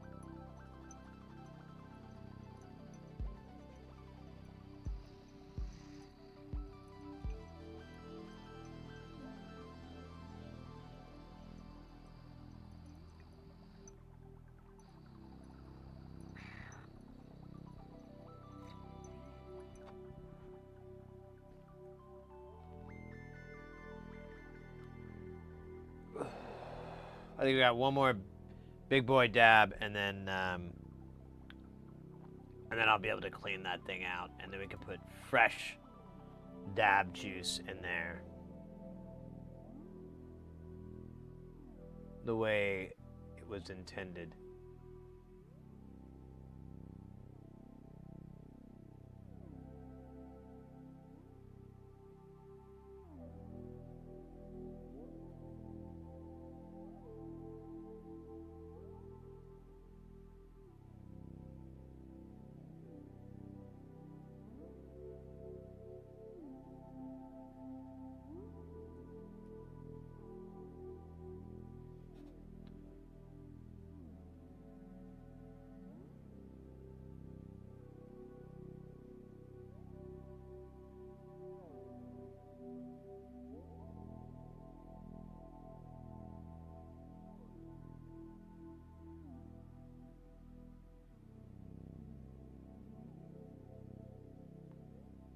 Yeah, this was a little too much.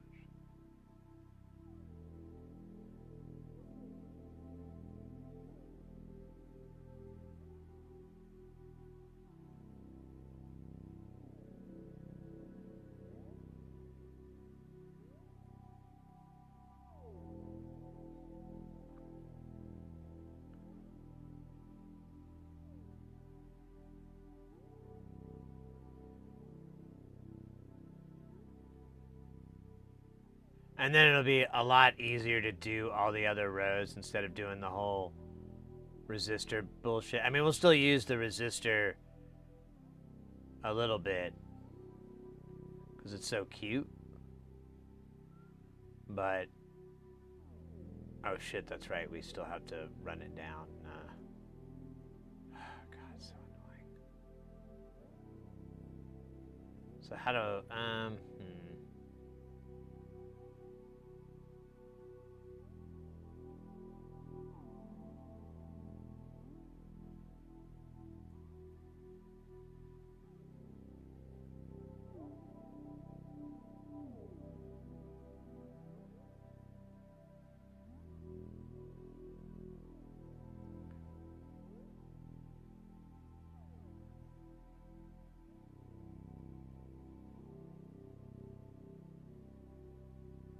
yeah, whatever. That's close enough. And now, hum diddly diddly diddly hum diddly I.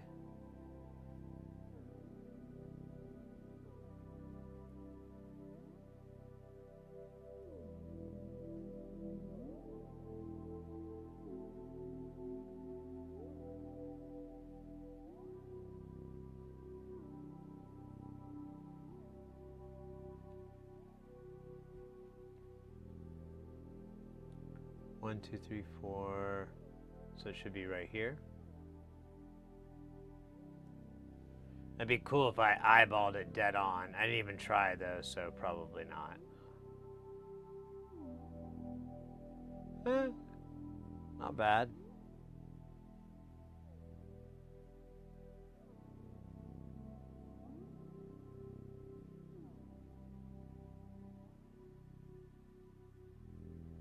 Okay, so now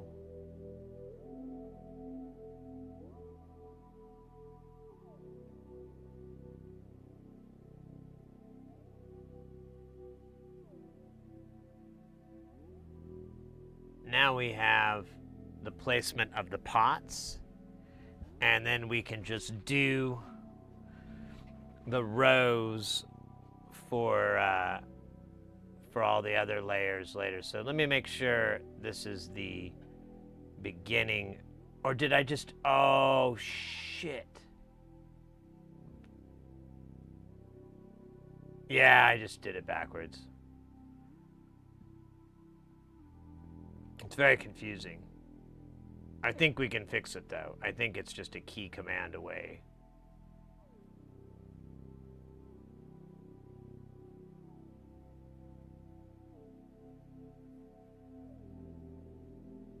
Oh, no.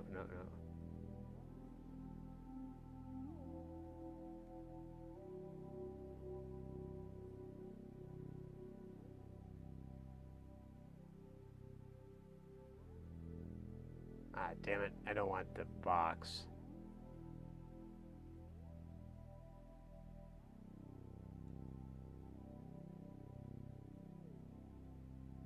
No, it keeps doing X. Damn it. No? Okay, I'm on the wrong key command. Oh, because I'm in the fucking,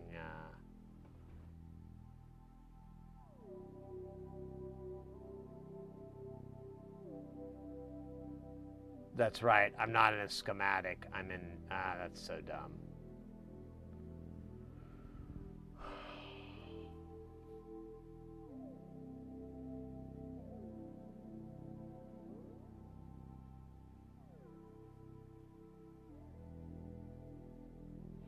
Man, I feel really dumb right now. Is this side? So I did this all backwards.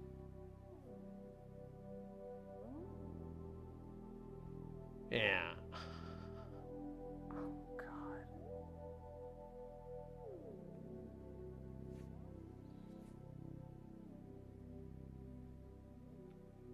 I have a really dumb idea. I don't think it's gonna work. I'm almost positive it won't work. but I don't know what else. The other option is worse, so dumb idea wins. Okay, so I'm gonna cut. I'm gonna flip the board. Wait, where's flip? Flip, flip, flip the board. Flip board. I'm gonna stay on the front side, and then I'm gonna paste.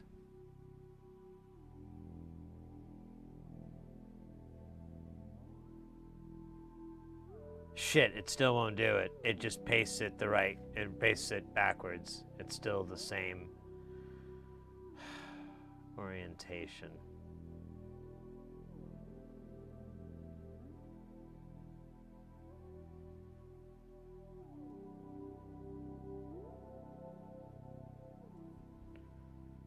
All right, man.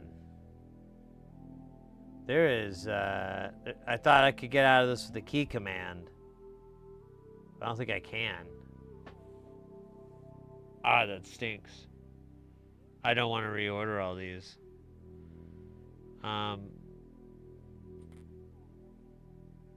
could, so what I could do, and what I maybe should do, is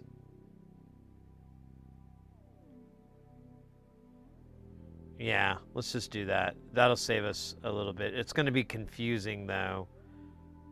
But for the time being... Oh, shit, no, we can't. Well, I was going to say, we could put this on the other side. This is so stupid of me. I cannot believe I did this. This is fucking... Womp womp. You can't, like... Yeah, you couldn't rotate it. Couldn't flip it.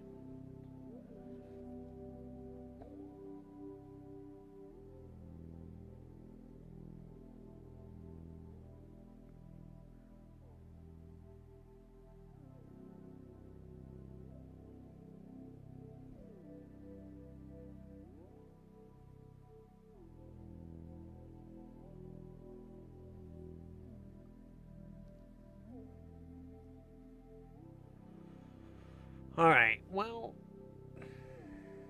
damn it.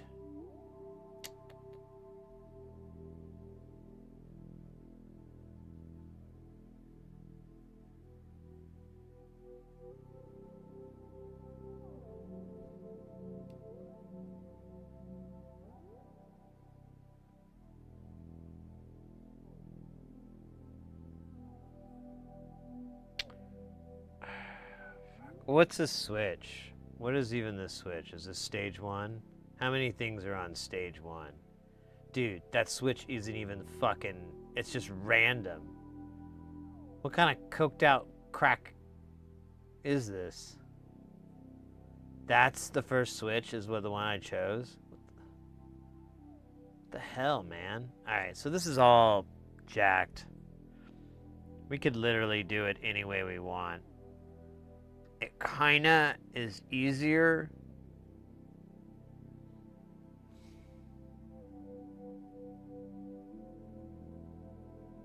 if you put all the UI elements facing forward and then do flip the board so you work on the back and you put your components on. But I'd have to like just mirror this. Oh man. There's no tools to do that, is there? There are no tools. I would have seen it anyways.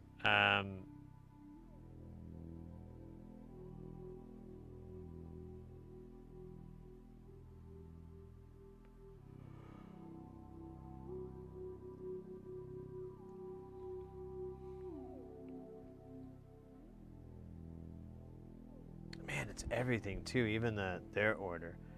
All right, well, fuck it. I'm just gonna suck it up and do it the other way around. Because these are all stupid, and all this is stupid. So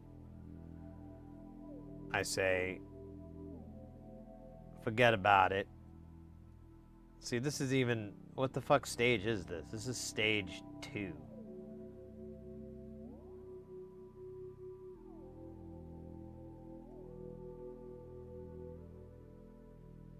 Yeah, man. This is... Okay. So this is stage 1. It needs to be over on this guy over here. Let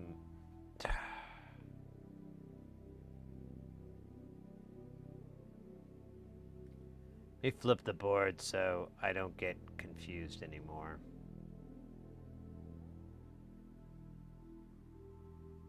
I could move these elements to the other side of the board, actually. I guess I could do that.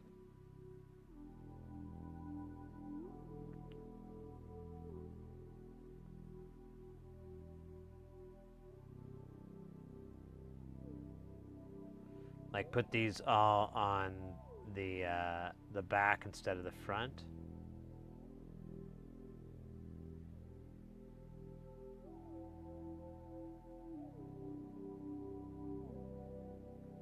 Interesting.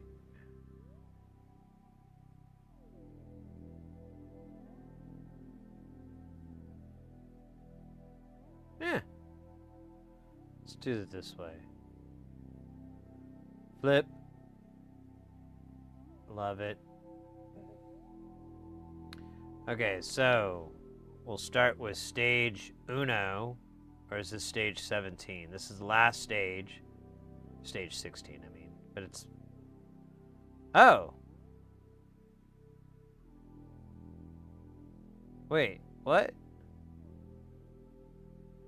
Did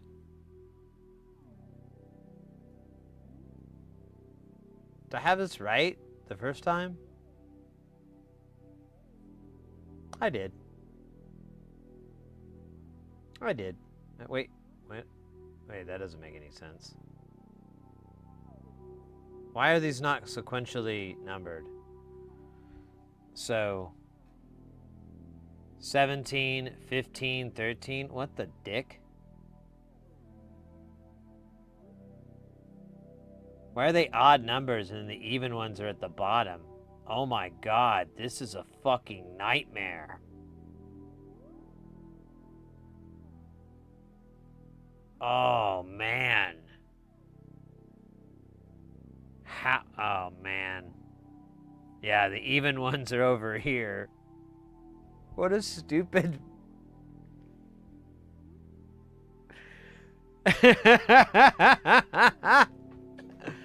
Oh shit. This is gonna have to get fixed. I don't want to fix it right now. I kind of want to revel in the pain that it gives me. I find it interesting. Dude, I almost want to nuke this whole fucking thing and start over. This is insane. So 15 is stage deuce. So I'm going to put it right on top of this guy.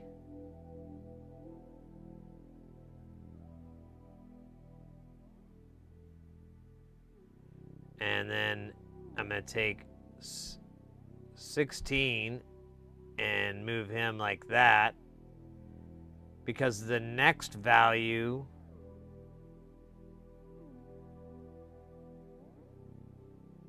is 13, right? Yeah, it's 13.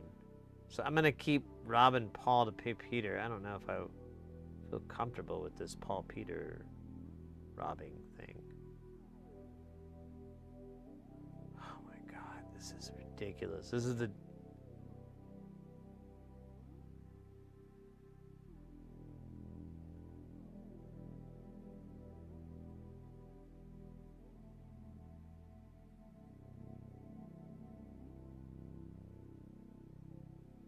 Why did... I know why it labeled it. I just hate it.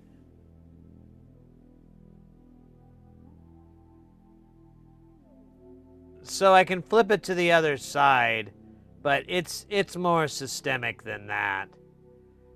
It's a bigger issue than that.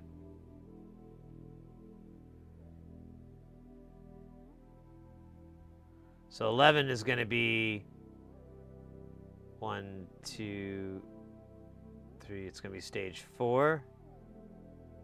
1, 2, 3, 4. Okay. I should honestly just label these correctly, and that would probably actually fix a lot of my problems.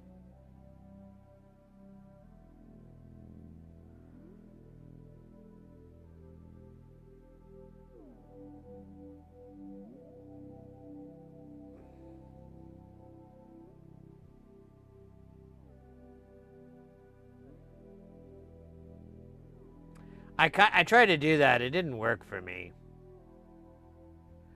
So I think what I can do now that I know there's the pattern is that I'm going to just take all of these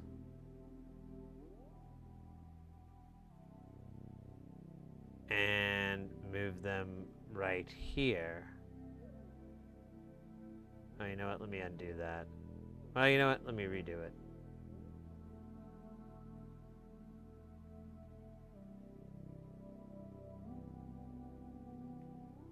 Wish I put this here first, though.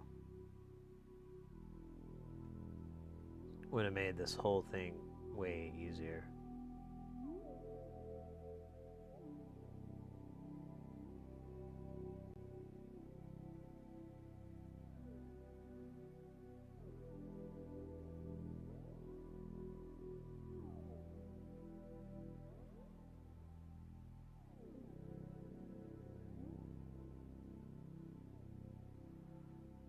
Alright, so that didn't really work though, did it? It kind of worked. I don't know.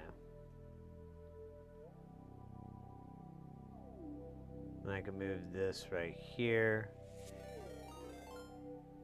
And that would do that. And then I could deselect R7, and then I could grab this, and I don't have the resistor in place. Dude.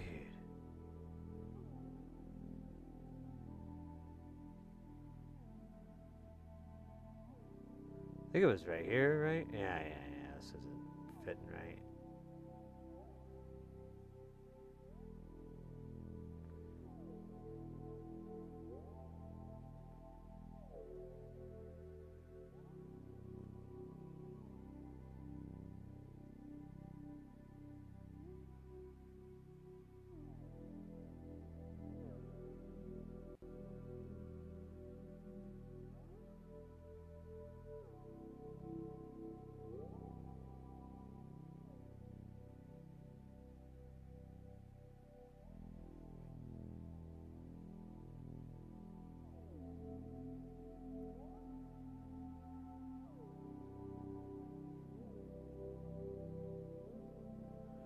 Okay, so now I should have 1, 2, 3, 4. I should have 8 stages that are all our odd ones.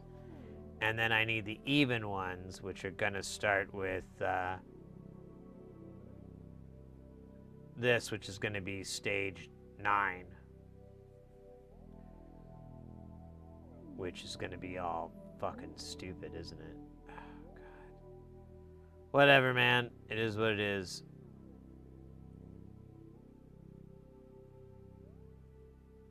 We're still putting it in. We're still putting it in.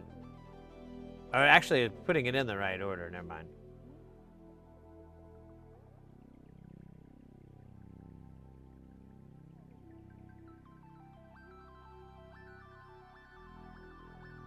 We got another visit from the Chompinators. Your clothes, give them to me. I want your boots and your motorcycle. Dude, undo.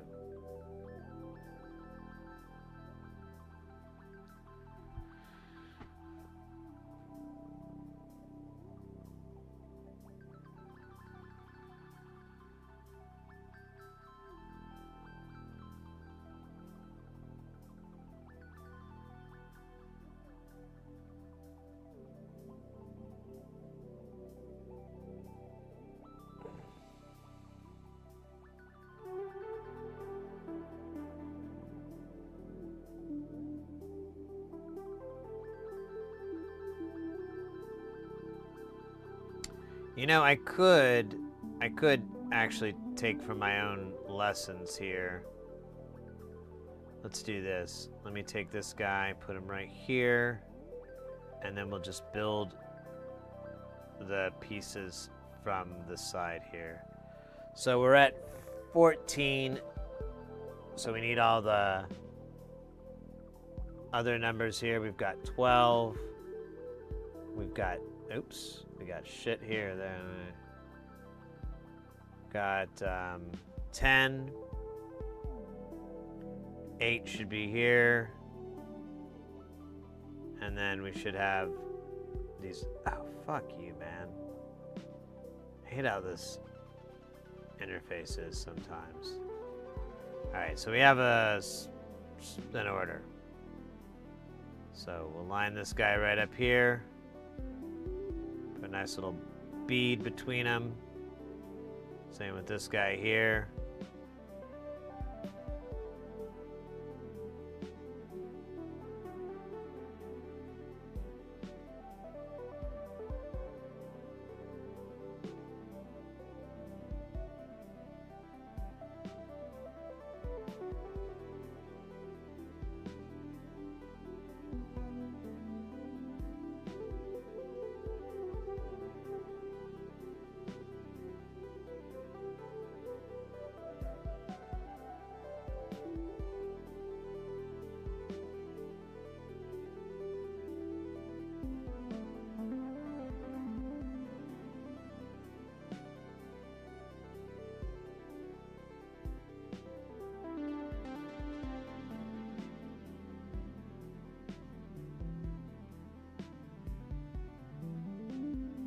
Undo.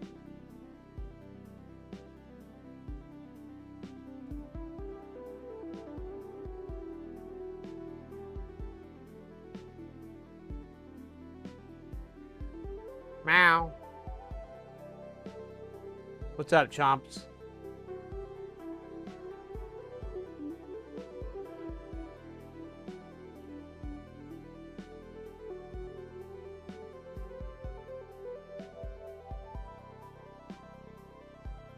Alright, if we have these two together,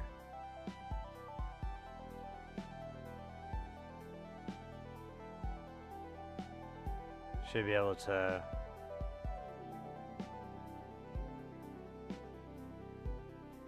damn it.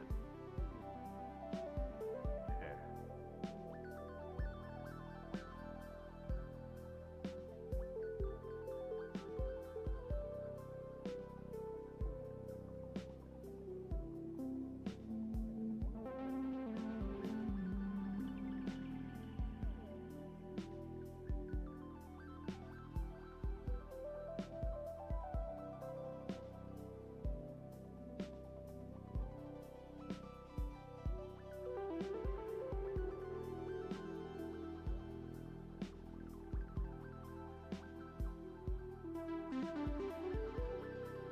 Alright, we are good there.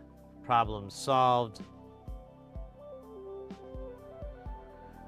Now we've got to, this is stage 1, so now we've got to get this part fixed.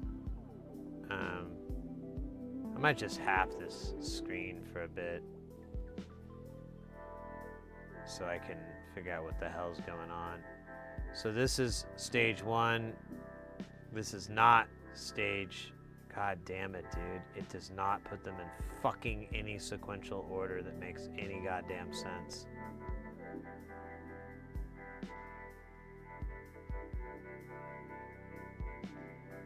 Yeah, that sucks. Alright, whatever, man. That's just the way, that's what Don Henley said. That's just the way it is. Some things will never change.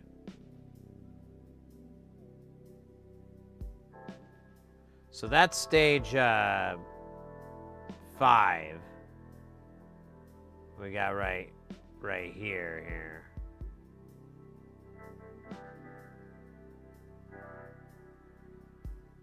So let's put this over on stage 5.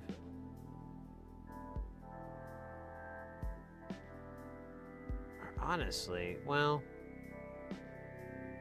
yeah, let's just figure this out. We'll figure this out. So this is supposed to be here.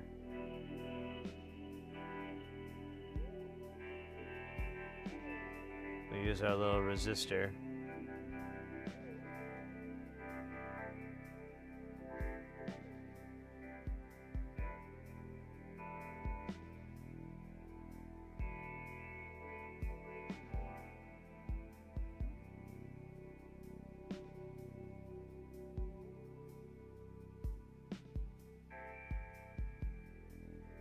Ah, shit.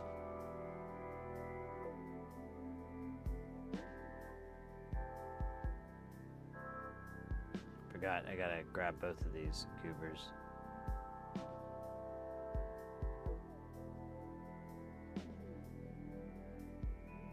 Okay, there's stage 5.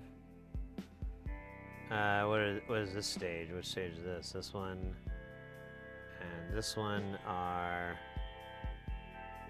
really oh, so they're in the right spot. They are 3. Okay, so it's just every other one, right? Is that it? Is that the joke? Son of a bitch. This is stage 7? Weird, man. Alright, whatever. Let's see, so this is 5, 6, 7.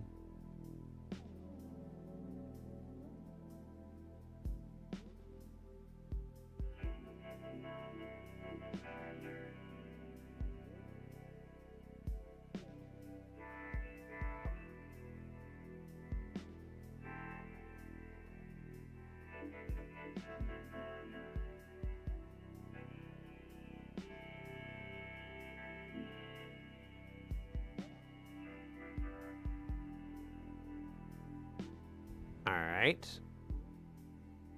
I guess we should just chug through this pile of crap here and try to figure out who's on what. It's like this whole section here is stage, looks like 9.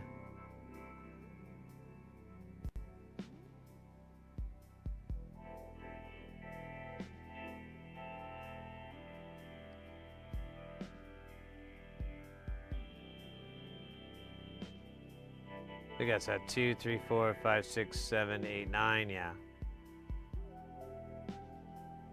Let's just at least get these things organized a little bit. So this is stage, Jesus stage. This is stage 11.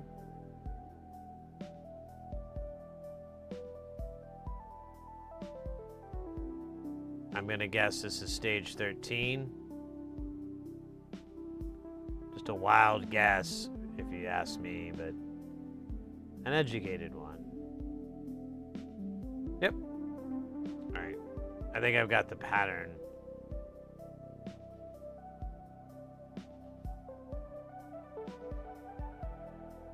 Yep. Is this the last? No, this is 15.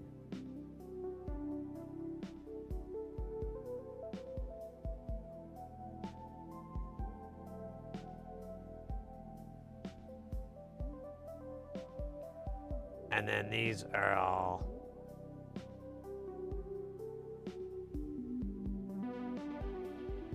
this is stage 2, obviously. If I could fucking highlight it. There it goes.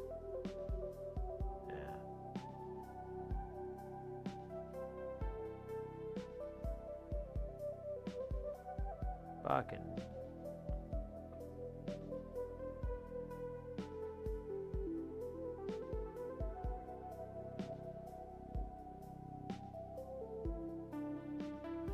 Dude.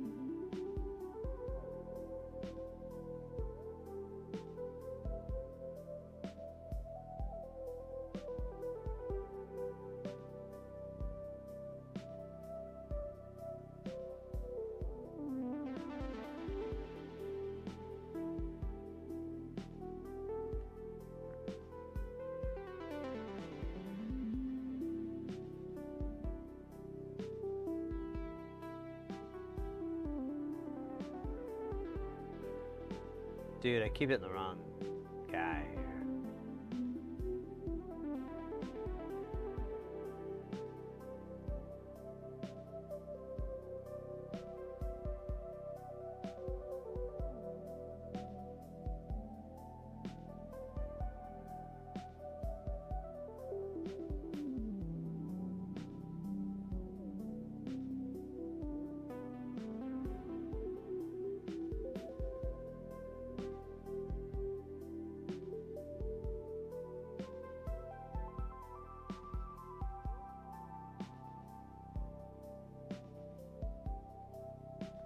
Try this and make this a little easier. Oops.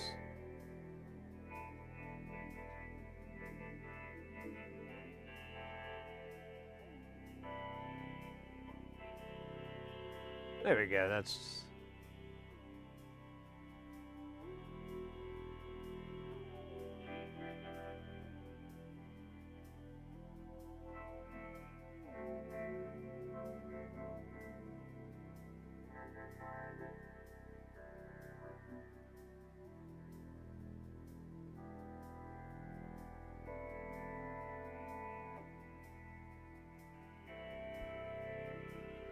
all right. So we could we can fill in the blanks on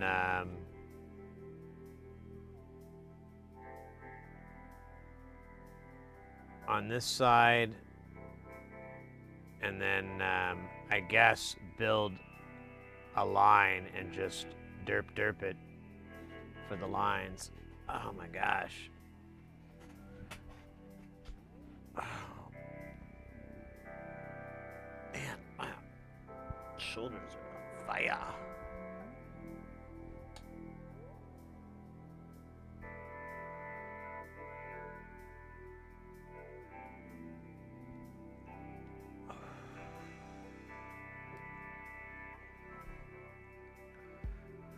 Part of me wants to make this a multi-layer board.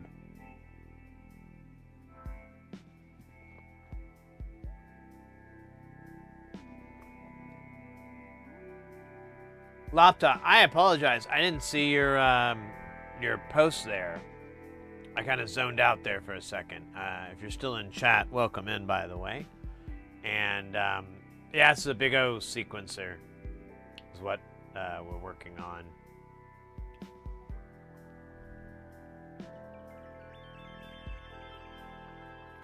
You know, I wonder if I rotated both. Yeah, kind of works.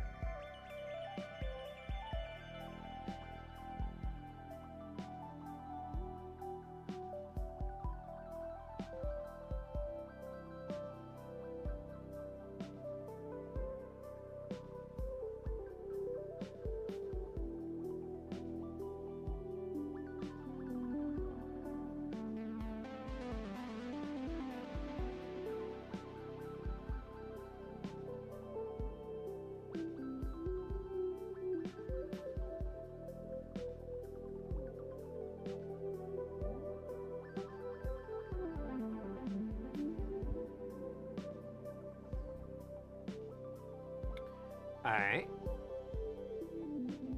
One row, mo to go.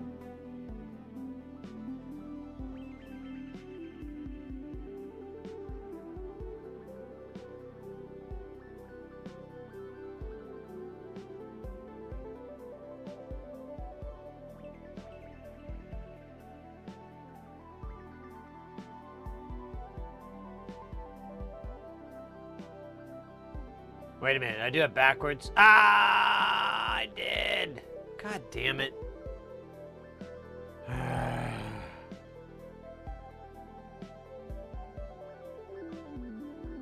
Dude.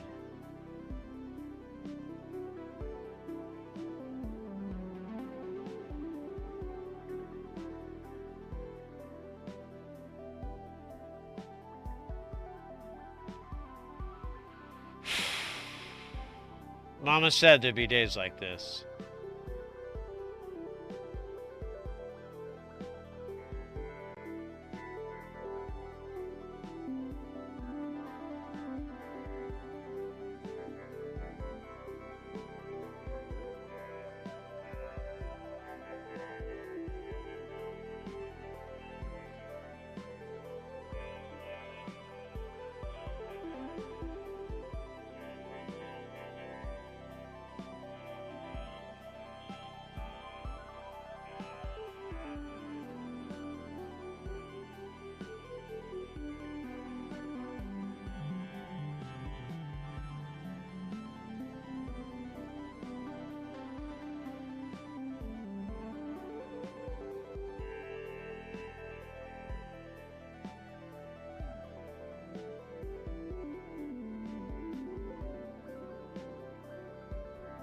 All right, so little number first, which is on the right, which I didn't realize.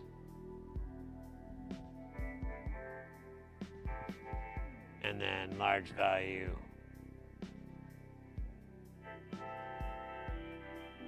on the bottom. Hey, Fast Snacks, welcome in. Yeah, we're working on, it's an old sequencer design from Ray Wilson. Well, it's not that old, I guess.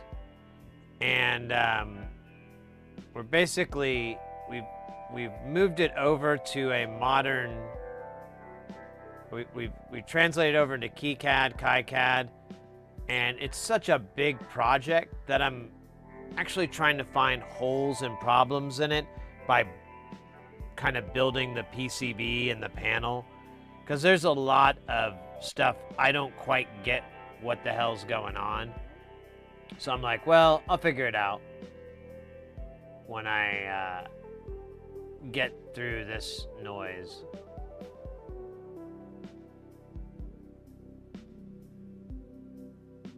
But it's a really cool project, or it's a really cool sequencer design. It's basically a sequencer that adds duration as one of its parameters. So instead of just it stepping through 1, 2, 3, 4, 1, 2, 3, 4, you can have 1 and 2 and 2, 3, 4, and 3 and 4, 1, 2, 3, 4, 1 and 2 and 2, 3 and so you can create these really much more complex rhythms and melodies with it, which is what I'm all about. It's kind of why I'm here. For weird, complex rhythms and melodies and classic afterwards jams. Dude, I hate it when it does this. I don't know what the fuck.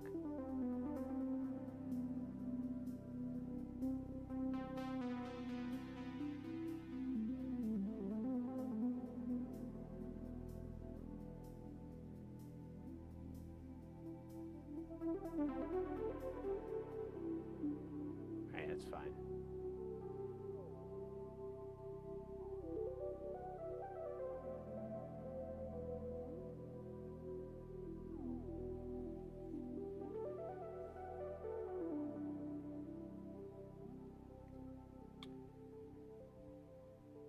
But the way that this got annotated was really stupid. I'm gonna have to change it, but it's a little too late now to really mess with it, but yeah, kind of stupid. Let's see, let's do it. Let's put this guy right fucking here. And we're gonna build our first row of our top one here.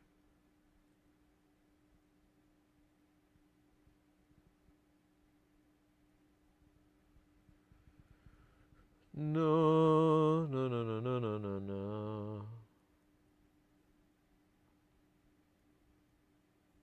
It's gonna be a little goofy, but trust me, it'll get goofier.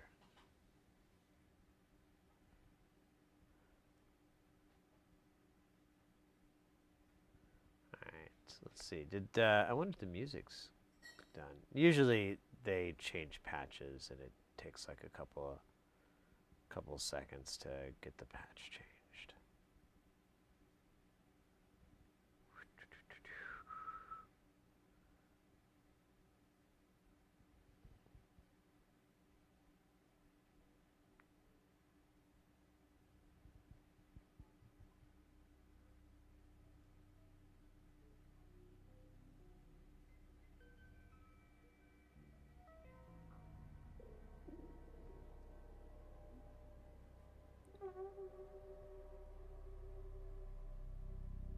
Space music.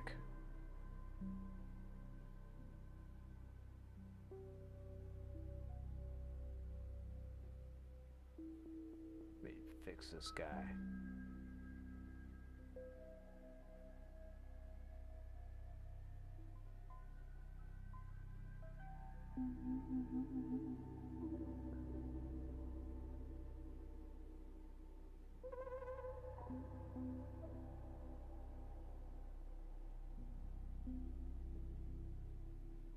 God damn it.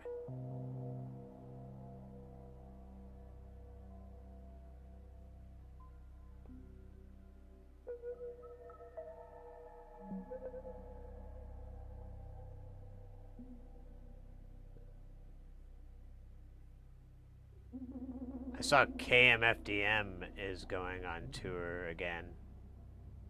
Beats for the Freaks. How low can you go? We don't care.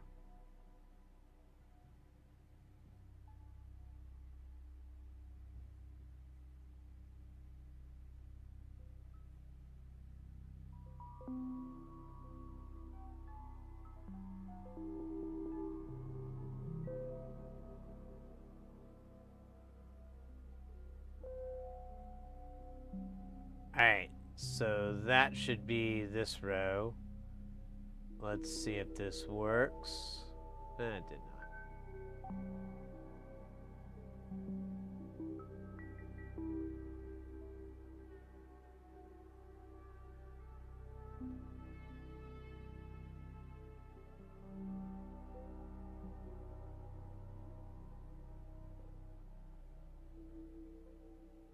Wunderbar. And then we'll do the same thing for the bottom row, and we should be done with this front panel now. Well, okay, I am 1,000% incorrect in that. We will be done with the grid of pots. That's far more. What the hell happened there? Did that guy? Oh shit! Yeah, that's not supposed to be that. Come over here, dog. Oh shit.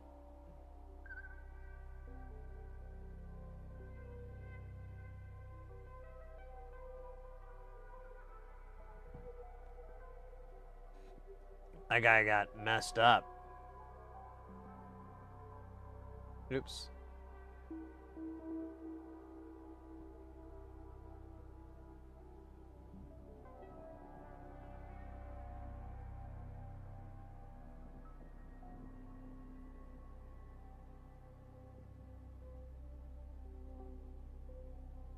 Alright, so we'll do the same thing. We're just gonna line them up against the guy above it. Here, we'll put him in a little closer. Don't be shy. We'll get him a little closer with Arid Extra Dry.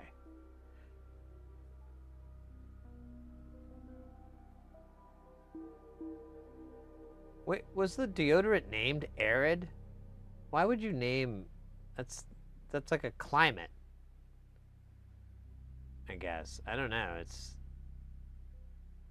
That wouldn't be my first choice.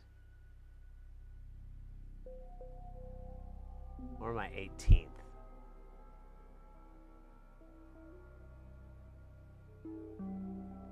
Actually, any sizable number.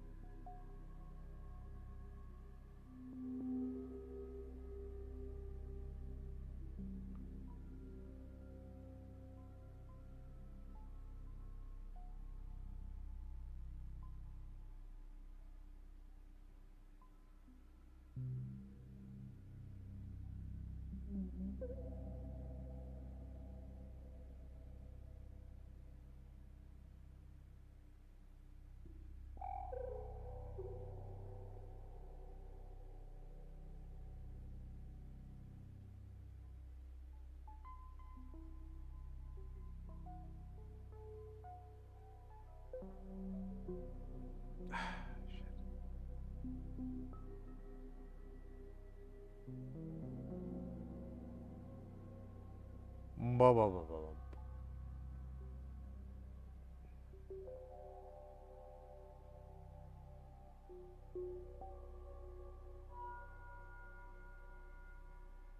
All right. Just thinking to myself, I deserve a sip after this.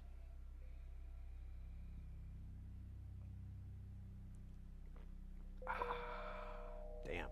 That's some good fucking tequila. And good tequila in general. But definitely a fucking tequila.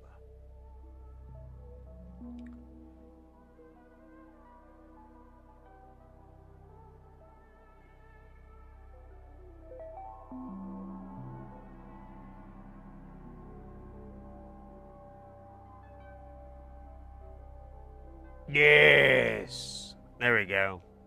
Now we gotta figure out these dumb switches. But I have a plan for the switches. You're gonna dig it, dog. You are gonna dig it. You're gonna be like, damn, that is borderline stupid. But I like your stupid. It's a special kind of stupid. Some say idiot savant, but that's too polite. No, your stupid has no resemblance to a savant. And more to a souffle? Souffle? So now we gotta do the Switch Mystery Hour starring Wilford Brimley. Oh god, dude. Alright, I almost want to just do this, like, from the top here. So here's Switch 1. Literally fucking labeled Switch 1. Ugh.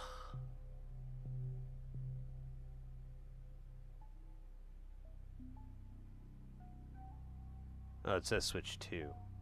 No, it says Switch 1. It's just not labeled. That's weird. Alright.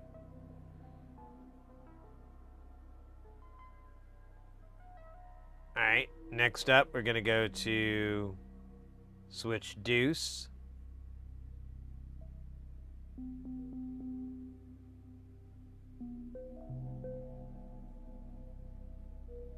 Same thing here. We're just going to line it up nice and tight. I think you know what I'm doing. I think you're picking up what I'm putting down. You smell what I'm stepping in.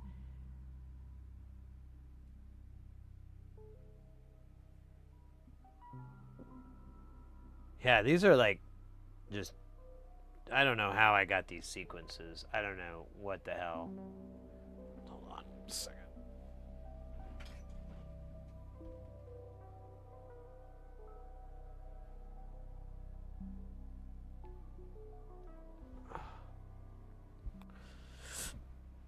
Blow my nose.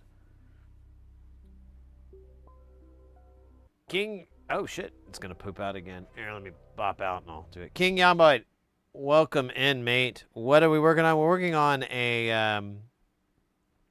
So we're going to program... The program's called KiCad. It's a schematics PCB CAD program, so you can make all those things. And we're working on an existing... Oh. It still went out. That's weird. All right, let me give it a second. Maybe it needed a little bit more time. I have another one of these. So we're using an existing design. It's an analog music sequencer from this guy named Ray Wilson, who was responsible for this thing called Music from Outer Space. Really cool website, really cool information. And the sequencer's great. He passed away years ago. And so I wanted to be able to not only bring the sequencer into like a modern schematics, but also try to set it up so it'll work in a modern sequencer format. In this case, Eurorack.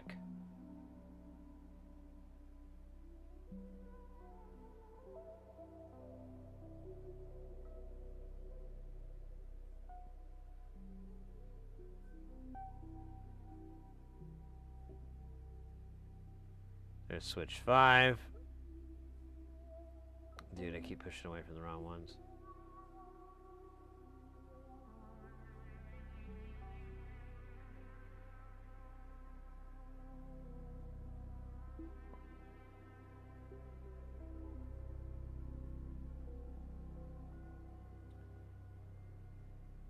But that's kind of what we do. We work on electronics. Our big focus is trying to get people into soldering, into making, into building. It's real fun. It's not that hard.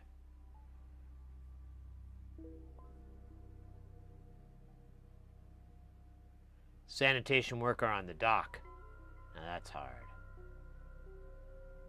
Unless you like the smell of fish.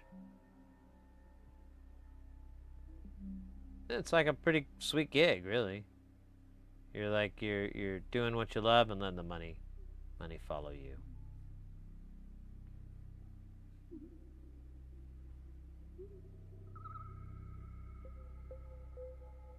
It's crazy that KiCad is free. Yeah, exactly.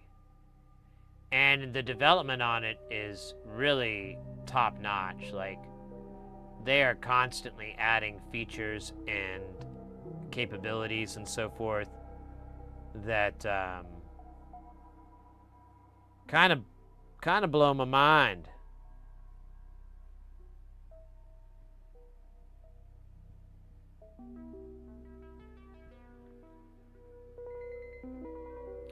And I don't know, I used Eagle like a long time ago, and I had a really hard time with it. So I kind of feel like KiCad's a little bit more intuitive.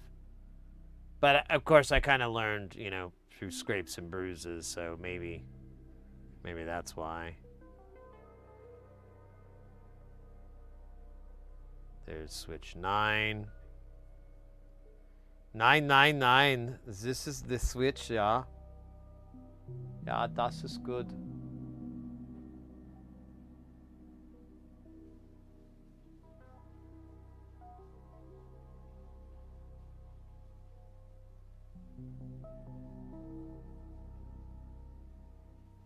So we have the Zen switch, yeah.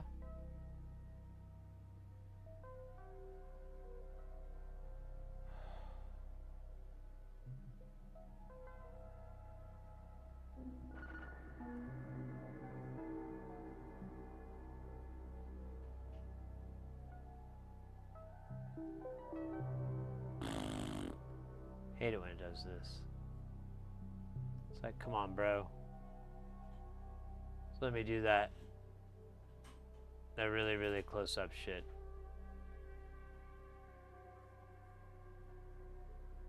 Wait, that says 14. That's not right. Wrong spot, bro. I meant 11.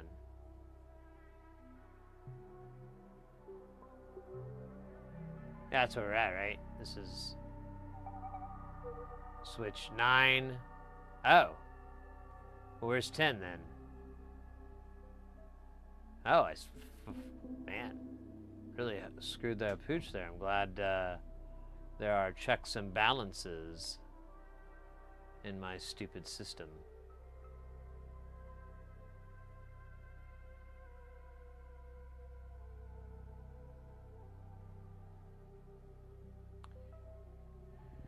Yeah, I mean, I'm sure if you're doing like really high-end, like you're designing video cards, let's say, and you're probably using something a little beefier than KiCad. But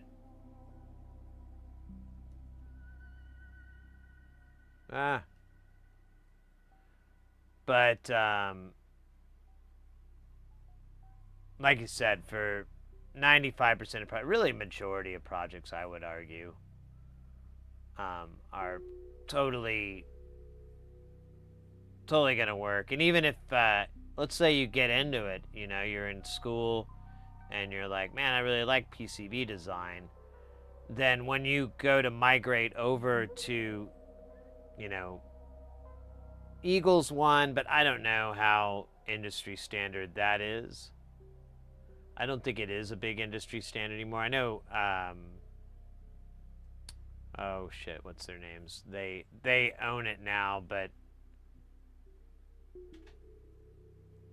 I don't know too many people that really use it.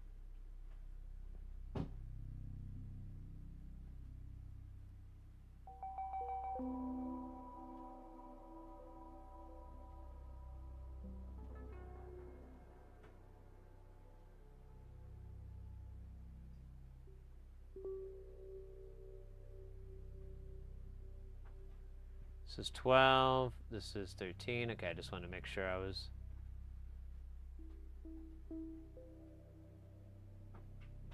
Actually, I kind of hit that right on the nose. That's pretty cool. Oh, this is why I foobarred it. Well, there's 14. It's kind of in a stupid spot.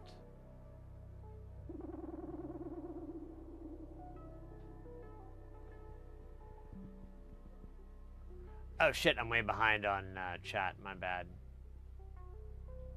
Canes Allegro, I love it so much, anything less is meh. Zero Evidence, I used to program called Genesis 2000 by Velour, that was last century. Oh gosh. Is it still around?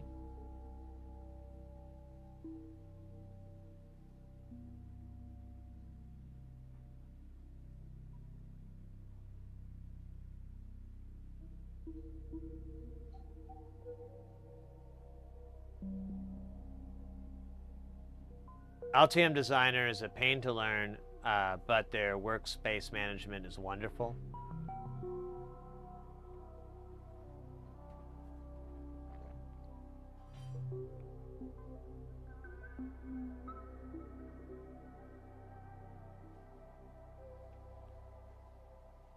Excuse me, Mentor Bad's never tried it.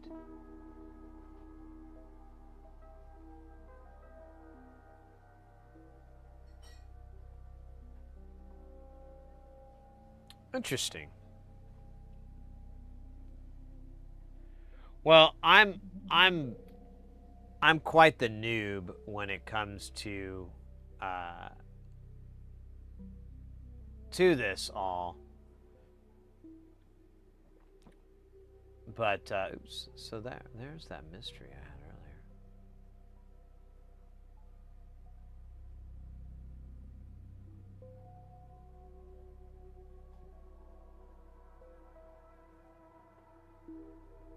And I tried Eagle a long time ago, and I had a really hard time with it. And my buddy ended up learning how to use it, and we kind of forked off duties where he did PCB stuff, and I did front panel stuff. So I got more into the CNC part, and he got more into the PCB fab. But then he kind of bailed out on it because it's just such a nightmare to do chemical etchings. Like, in the beginning, it's not that big of a deal. You're like, oh, this is great. And then you have, like, your little deal, your little chemical tray that you put your copper clads in. And it's just filled with copper, gooed copper. And whatever the fucking acid is, like super hydrochloric sulfuric expialidocious. And, so you can't pour that stuff down the fucking drain, so you have to go get a hazardous chemical waste disposal thing. And here in Arizona, at least, that's not super cheap.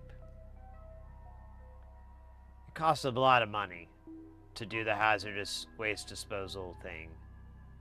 Even for like less than a gallon of material, they're still a big dick about it. Hey, look at that. Speaking of big dick, we got it. There's our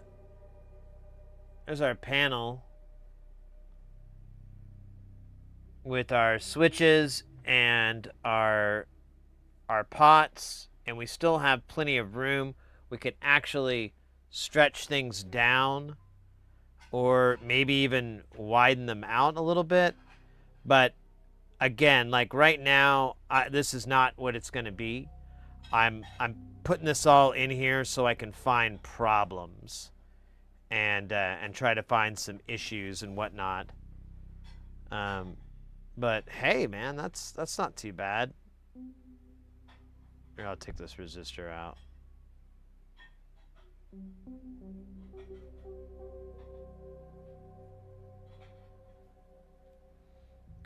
Now, I feel like this is way too crowded. Like, these pots and everything, even if we did, like, Sung Hoi, you know, or, like, really small, shafted, it would still be a fucking nightmare.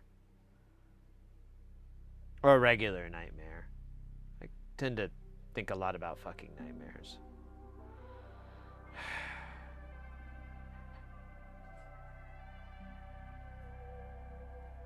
Probably just be not figuring out where to go for dinner.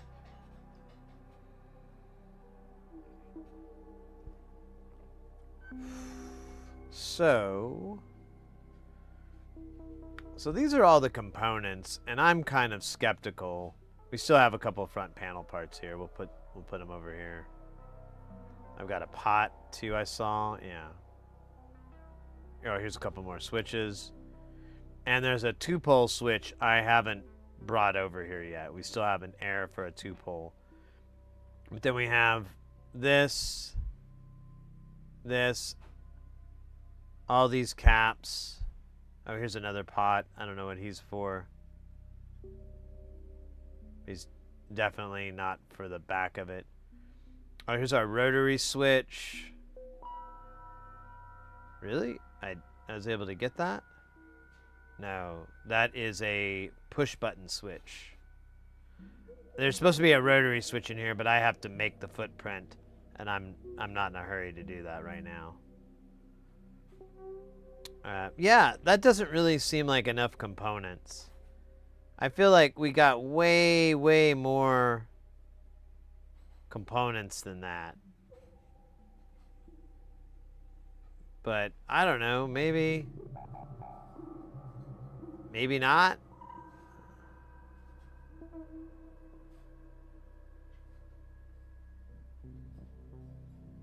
Here, let me scooch this over so it'll kind of frame it up.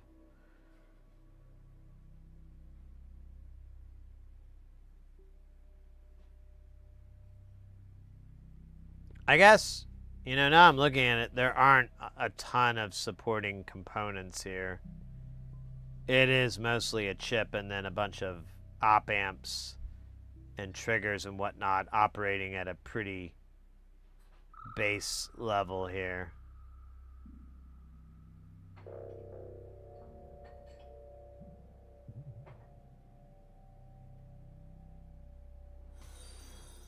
So I don't know, maybe it's okay. Maybe it's okay. Maybe I'm being silly.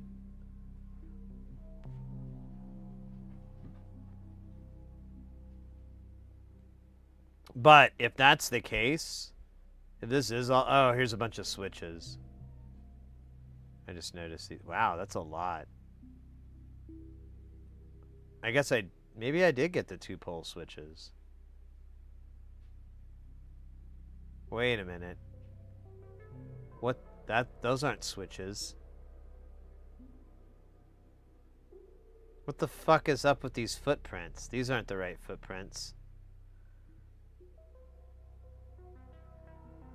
Now this is a switch. That's the right footprint, but the rest of these are fucking... We gotta fix that.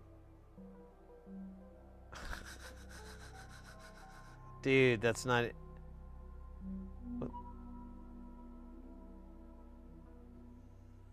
Unless this is like the foot... That can't be it. All right, let me pull this switch over because this is real. But these, I don't know what's going on here. Let's look this up here. Yeah, that's not the right footprint. A 4106, I believe, is going to be... Yeah, it's a bunch of Schmidt triggers. So I think this is a 14 pin. There's 9. Yeah, here we go. It's a 14 pin chip. So here, we'll just do it in the deal.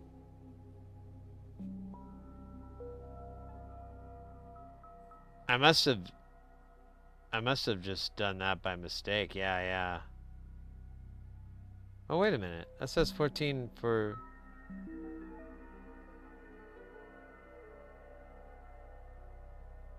Oh, here we go.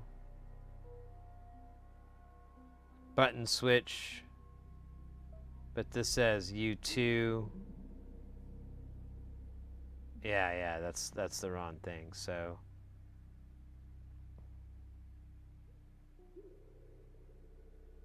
this globally is gonna... Oh, no. No.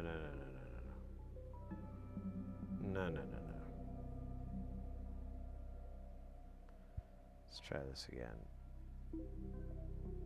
This is a SOIC 14. These are SOIC 14s.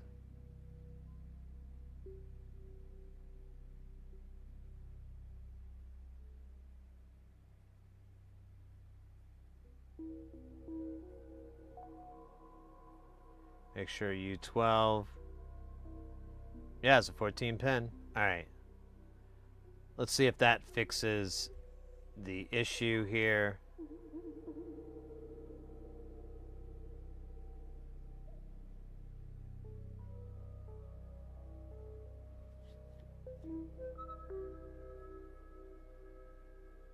That didn't really work.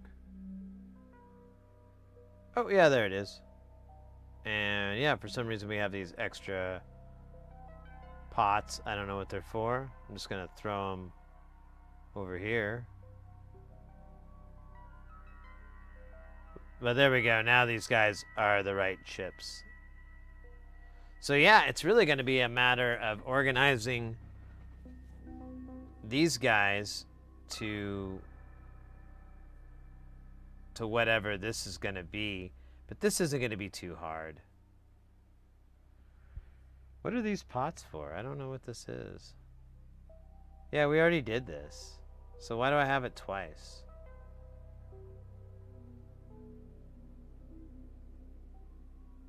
Yeah, I have it twice, so fuck that. Are these all 45, 46, 47? Yeah, I'm just going to get rid of them.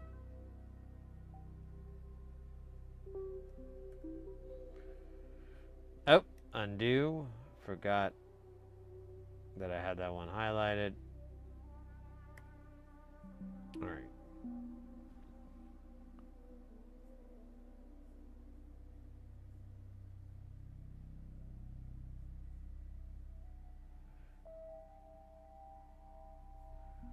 So I've got a couple switches. Oops, undo.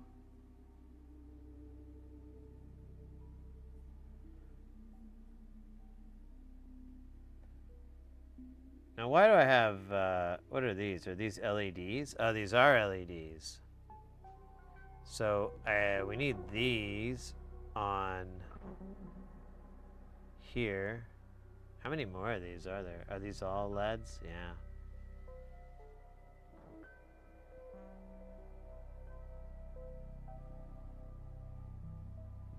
Oh, I'm gonna switch those 3904s over to SOT. I didn't realize that they were doing through hole here. Oh my god, look at all those LEDs. Oh my god. Look at these. Alright, so we'll have to organize these out because they're for the stages. Just like what David Bowie was going through. But he was going through changes. We're going through stages. it's not as rhymey. Stages, stage the games, stages. Go out and eat a whole cheeseburger with your face. Time may stage me, but I can't stage time. That doesn't make any sense. Kelton finally made it to stream. Good to see you, mate. Very, very pleased. I hope you're doing well. We've been having some good success lately with, knock on wood, with we worked on a bunch of 500 series stuff earlier. And got it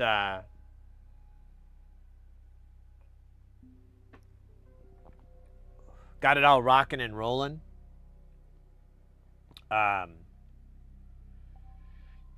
Let me elaborate better. So we had a bunch of 500 series stuff. It was actually all the stuff we collected. We went through, we troubleshot. We got one module that's a little weird, like the input gain is, or the output is just really low, and it has a curve like right out of the gate. But it's also one that we modded. And then another issue is we have a graphic EQ that has like a bad slider, but we tested one, and the one we have is fine. And there's another one, but I don't know where it went. I can't seem to find it, so I know it's fallen down behind the television set. But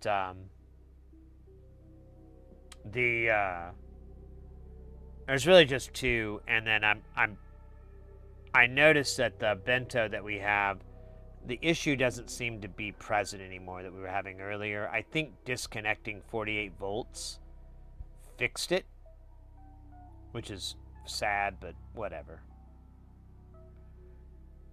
It is what it is. And now we are chilling out. We're working on the MFOS sequencer. We're noticing that the program annotated the switches and pots in a very stonery manner. Like, you know, people complain about AI, and I'm like, yeah, well, the AI in this annotate algorithm was stoned. It's high.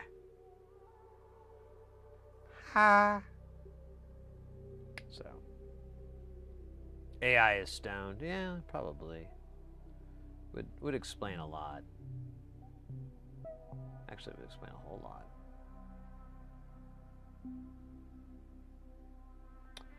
Good to see you, by the way, Synthetic Forest. Hope you're doing well. Hope you're staying guile.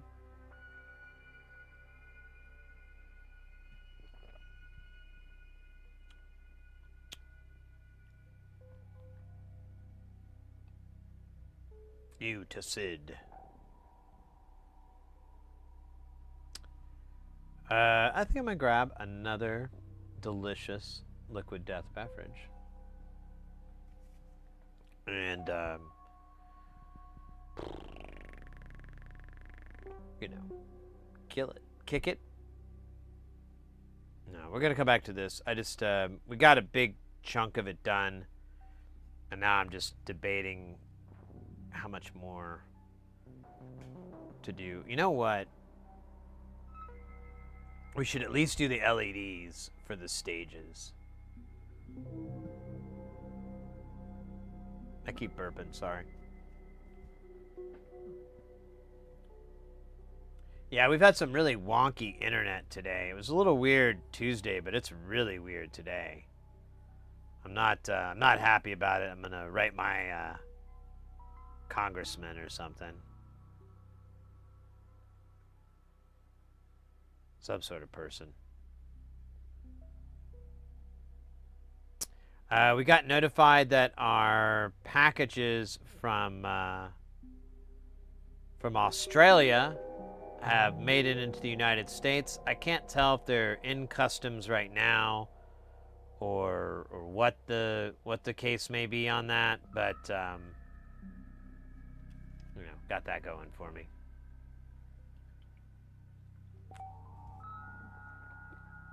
And let's see.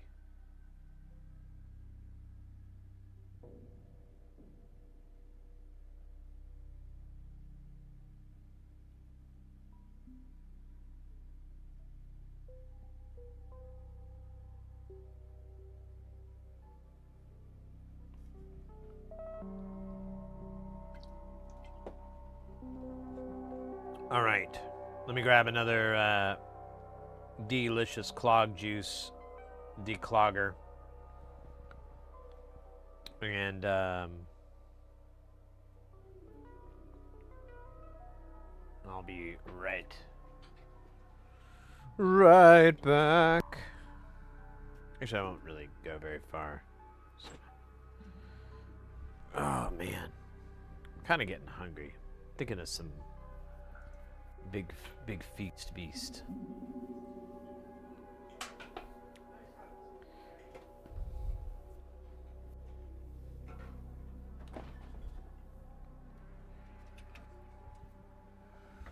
All right.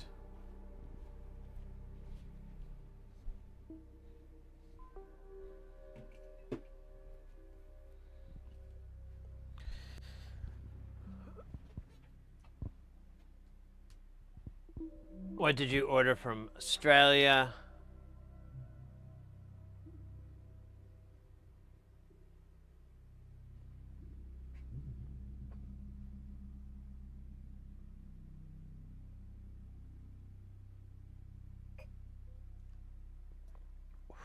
That's good.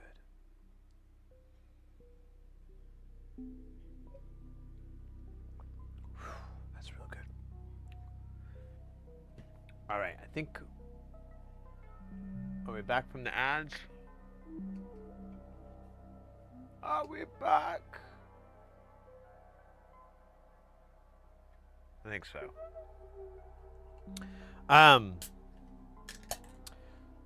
Synthetic, I ordered a bunch of that's good. I ordered a bunch more modules from nonlinear circuits. He's going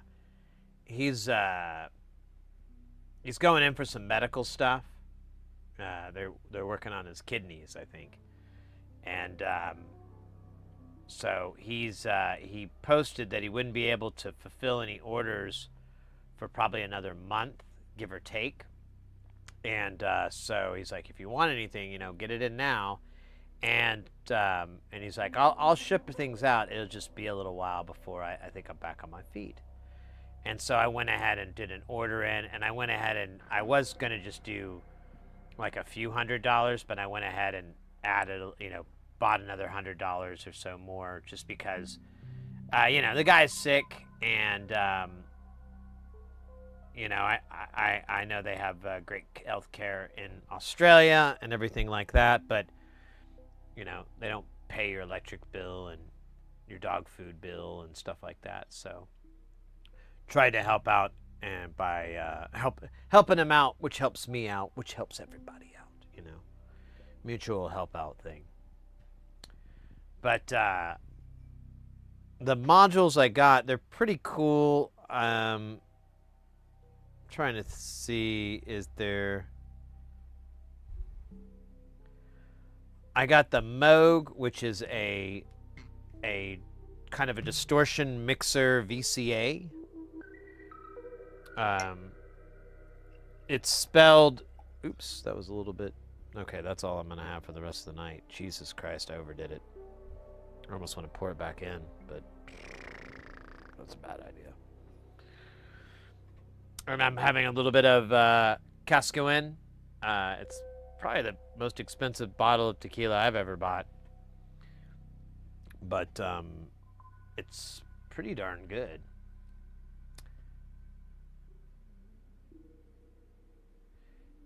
Well, and I brought it up, too, to other people, like, hey, if you want to support him, even if you miss the deadline, you could go on his site, make a bunch of orders. You'll definitely get it by the holidays, so it'll be a nice little Christmas present. You got yourself all the way back in October, That's another thing to think about, if you want to support him and and you know, still have some good projects to work on, you could still do that. And you'll get it eventually.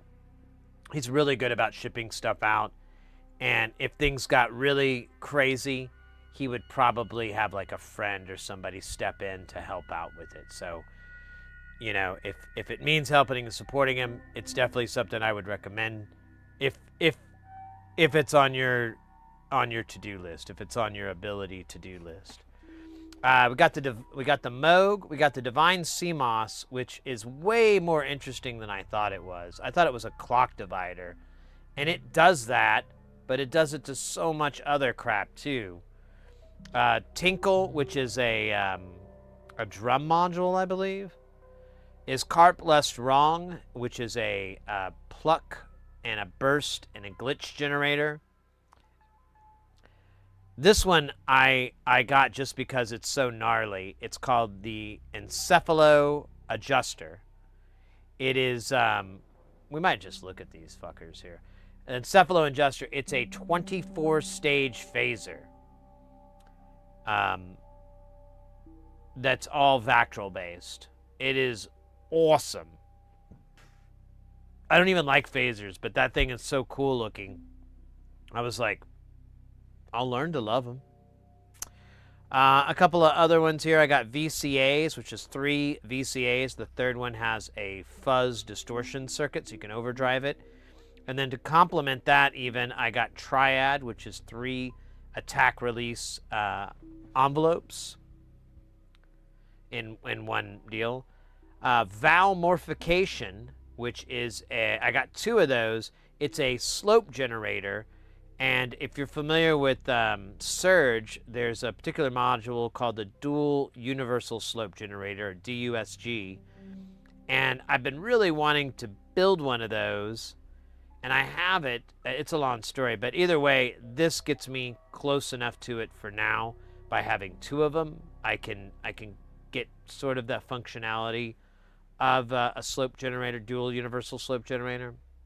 And then the last thing I got is a dual OTA VCO. It's a oscillator. It tracks okayish, as he puts it. It's a through-hole project, but he does vertical resistors. I plan to just plow through all those resistors with 805s and whatever I can get to fit in there instead of through-hole, because I don't like vertical resistors at all.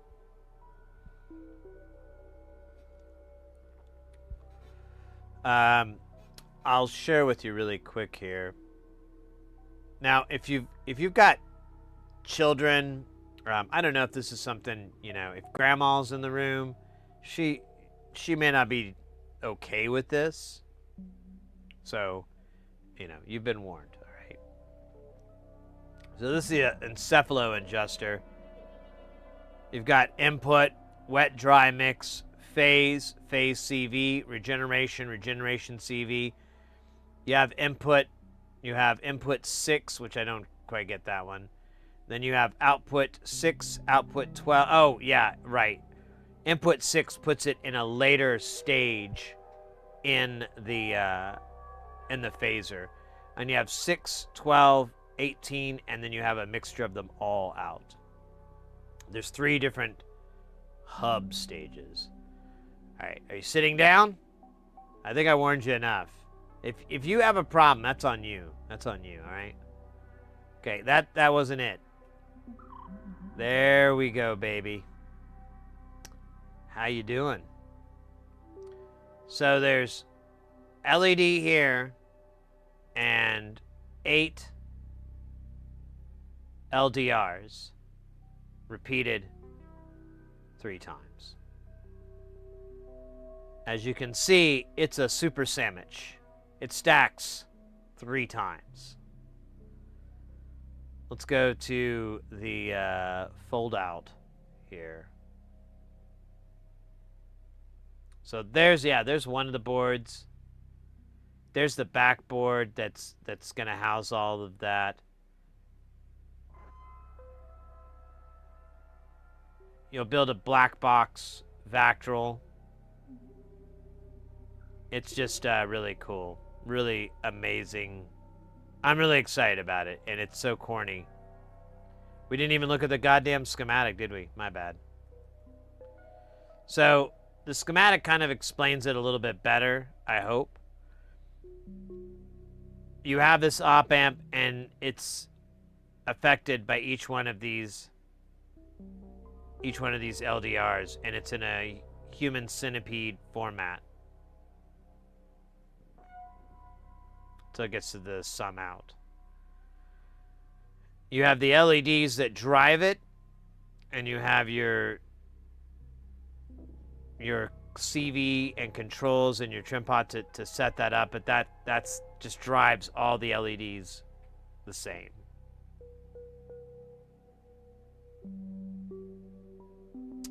Yeah, this thing is gonna be. This is gonna be cool.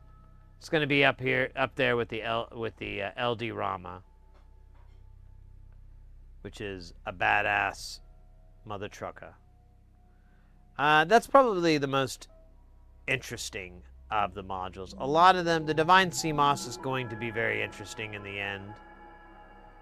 Tinkle, let's look at that again because it has such a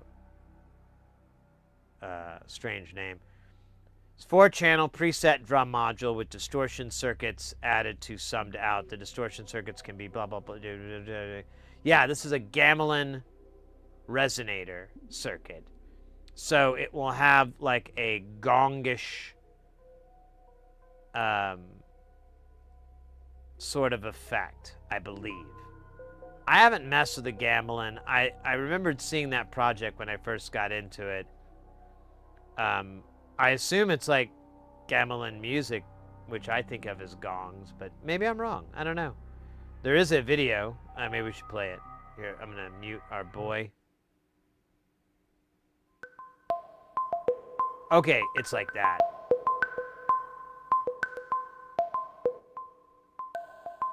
Oh shit, we should look at this, the phaser.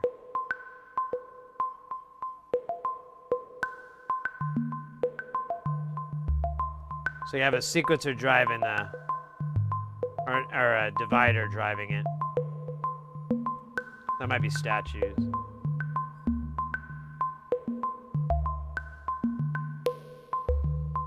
Okay, I'm sold. I'm sold. Take my money.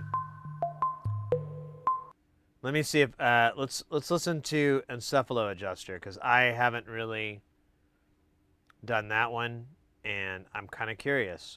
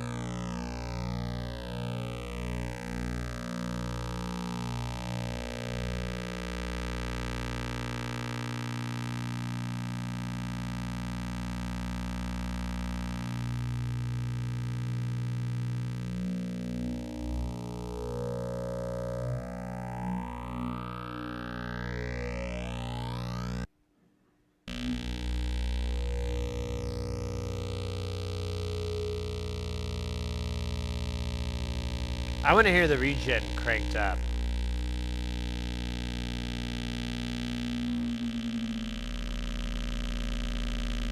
Oh, that might be what I'm looking at now.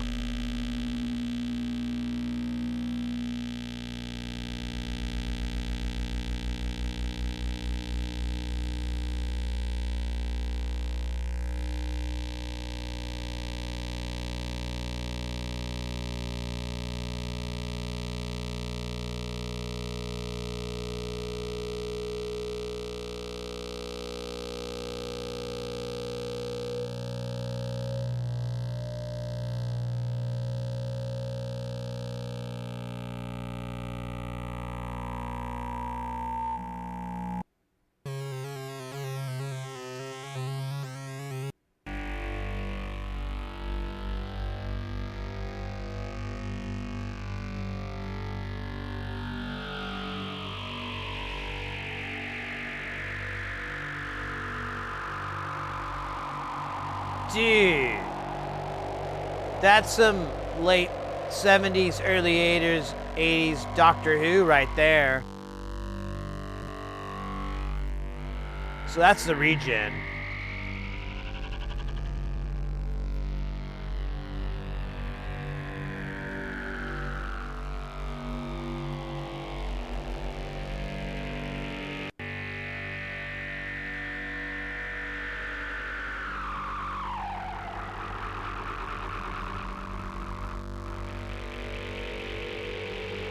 Yeah,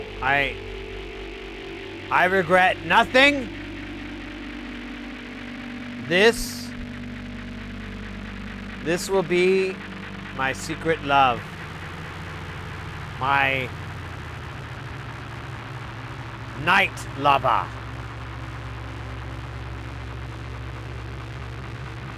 Dude, that is fucking bonkers cool. Bonkers cool.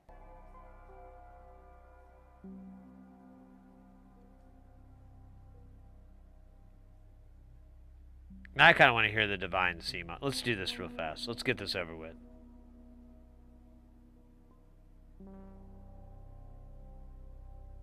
What does the regen do? I believe regen is like a feedback circuit. Like in most choruses or phasers or whatever, it just increases the Q sort of it. All right. We got we got the Woof Woof. I can't think of the name. Puff Puff.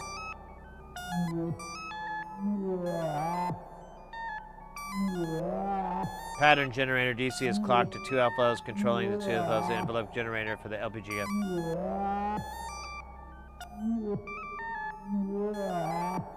Sounds horrible.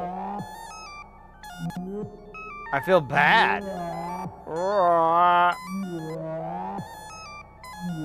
Let me move ahead.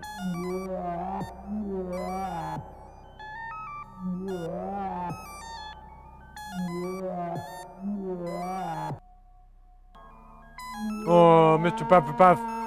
Cutie Puppy Pie. Hey, Harry. These whales sounds they fuck mad sick, right? We think that dog is like all the time listening to these crazy noises. He's like my human.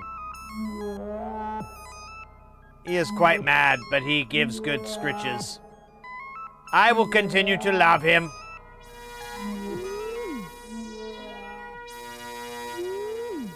What the fuck is that noise? Woohoo!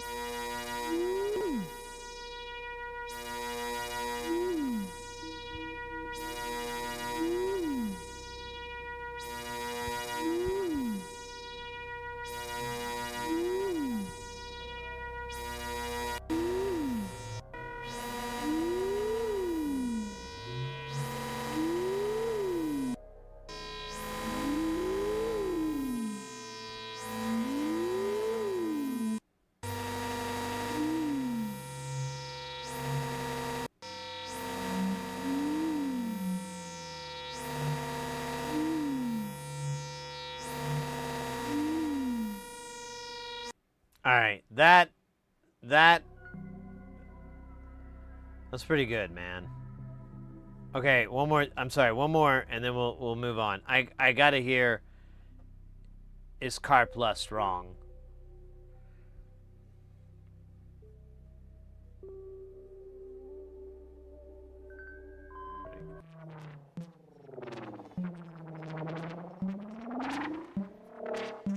Nine minutes uses V3207 and 1074 stage BBDs, and second half uses V3205 and 4069 stage BBDs. Dude, this is 21 minutes of Carp Lust? That's what this thing sounds like? I thought it was like plucked sounds.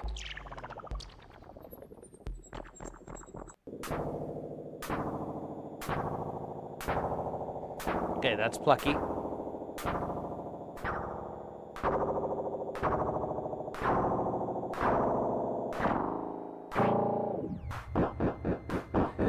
Magic Carp is wrong. then I don't want to be right. Those are society's laws, man. I can't deal with that. I roll with the cool man law.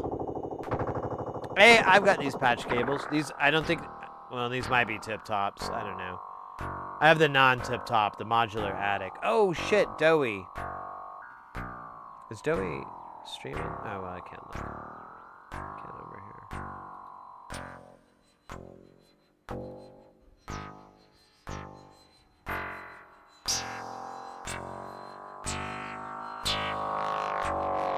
here. Dude. I want this. This is great. I have no regrets.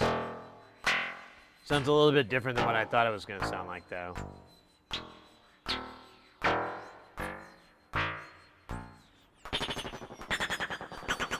Dude, are you sick? That's like a BBD delay. Is that...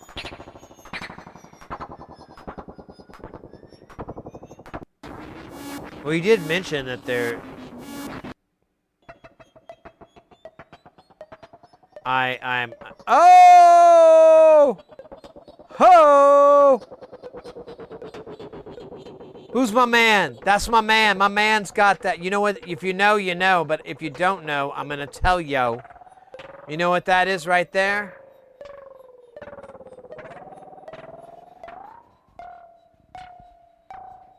You know what it is? God damn it. I've never felt more vindicated in my life.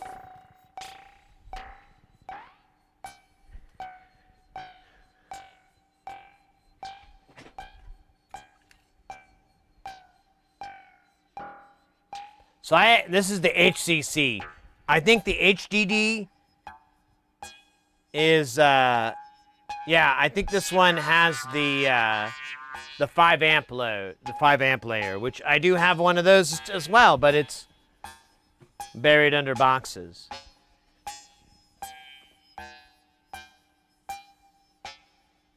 Dude, that is too cool.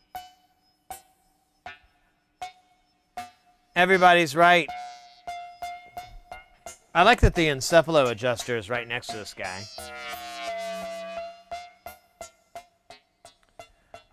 Does CARP stand for chorus or arpeggio? And actually, it stands for a proper name. It's the Carpless Strong algorithm. Carpless and Strong would drag me out into a car park for kicking and drag me into the car park for a kicking if they heard this module. So it's based off of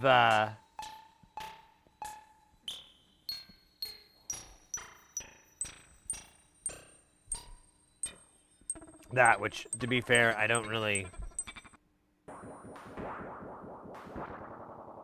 Hold up.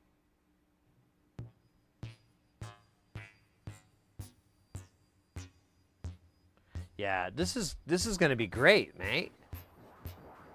Oh, here we go. Here's using the 3205 and 4096 stage BBD.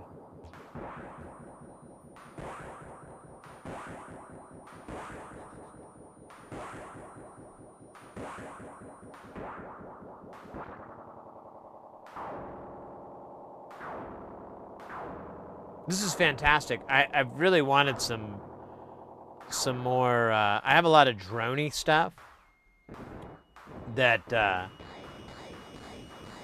from non-linear, and having this would be a nice juxtaposition.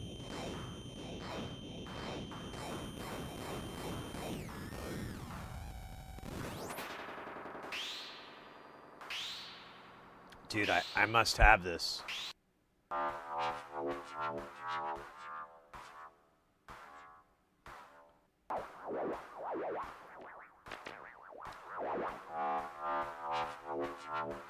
Dude, your next your next dubstep album is right there.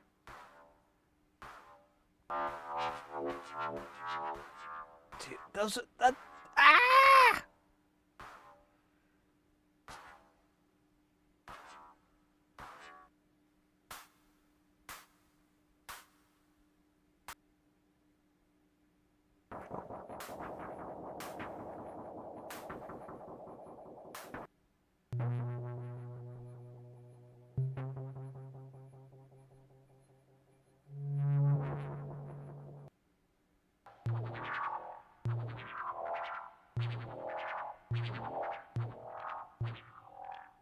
Okay, I think we've heard enough.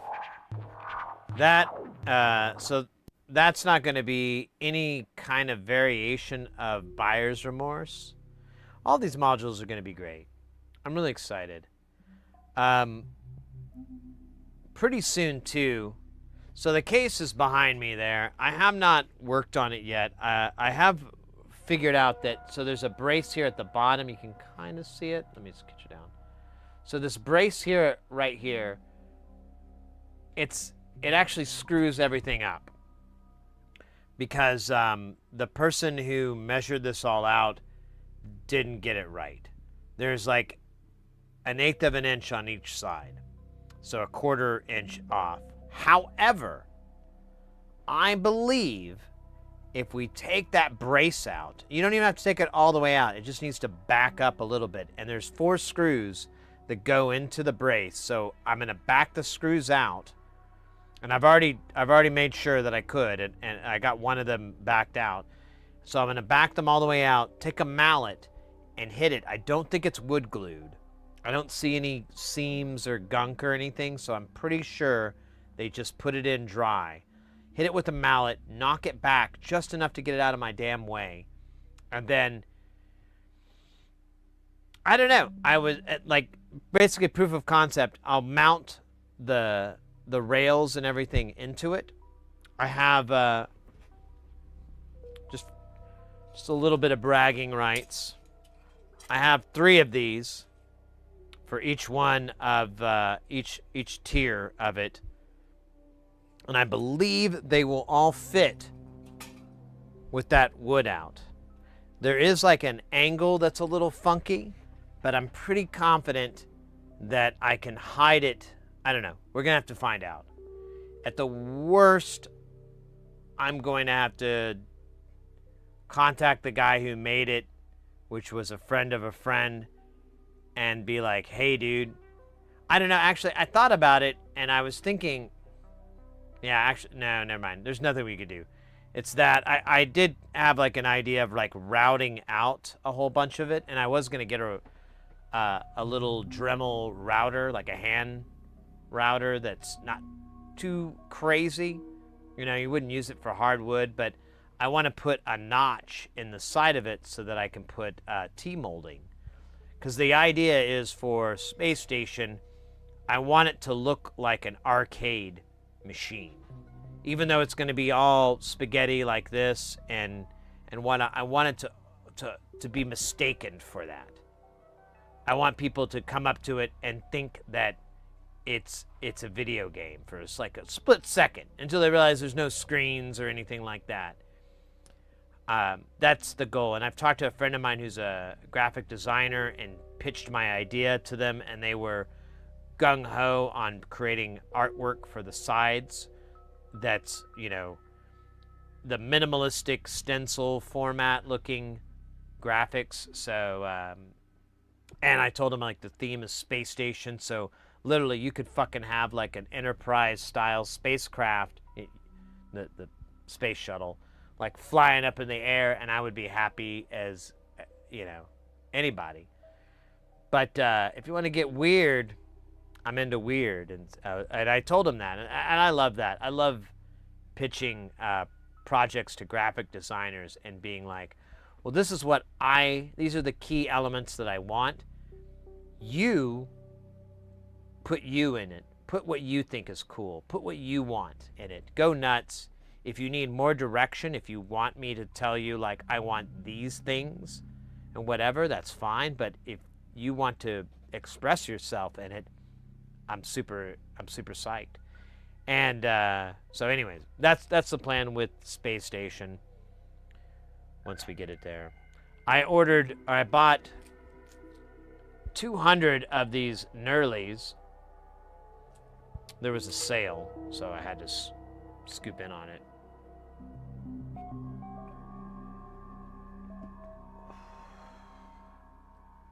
But those are going to hold all the panels in. And if you've seen it at all, here I have. Let's see here. So here, Here, let me do it this way. There we go. So, oh, weird. I don't know why I did that. So this is Space Station. This is our modular grid run out of it.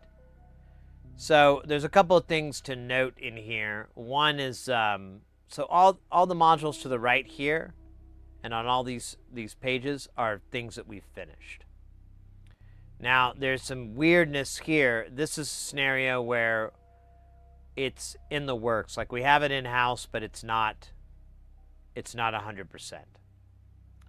This one's a really difficult one to figure out. It goes all the way up to Fourier, but Mobius pill and statue, those we don't have those.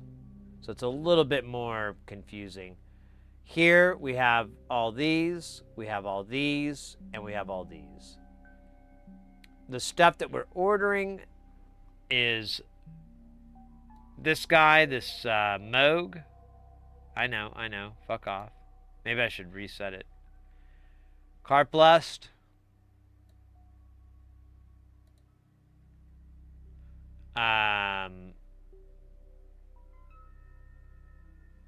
Hey, Synthcat. Good to see you, mate.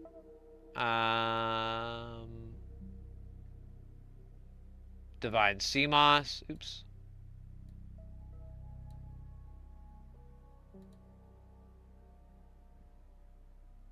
Amps.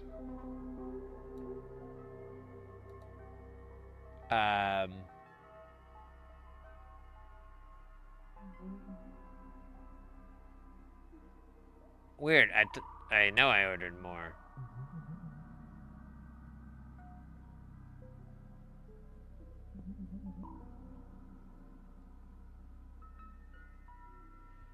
Oh, wow. So I ordered a few things that aren't on this list. Good of me.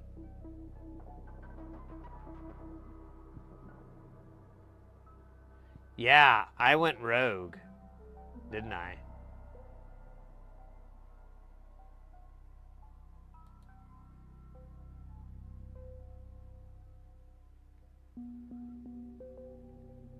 Oh well. So one plan that that I kind of have, that I've started to come up with this, is that there's no way I can fit all his modules in the quantities that I want in this case. Even though it's a massive case, it's still just not enough. And I thought about like letting it spill over into Jamtown, but I'm getting to this point with my modulars where I don't know, I'm kind of into the idea of like, this does this, and that does that.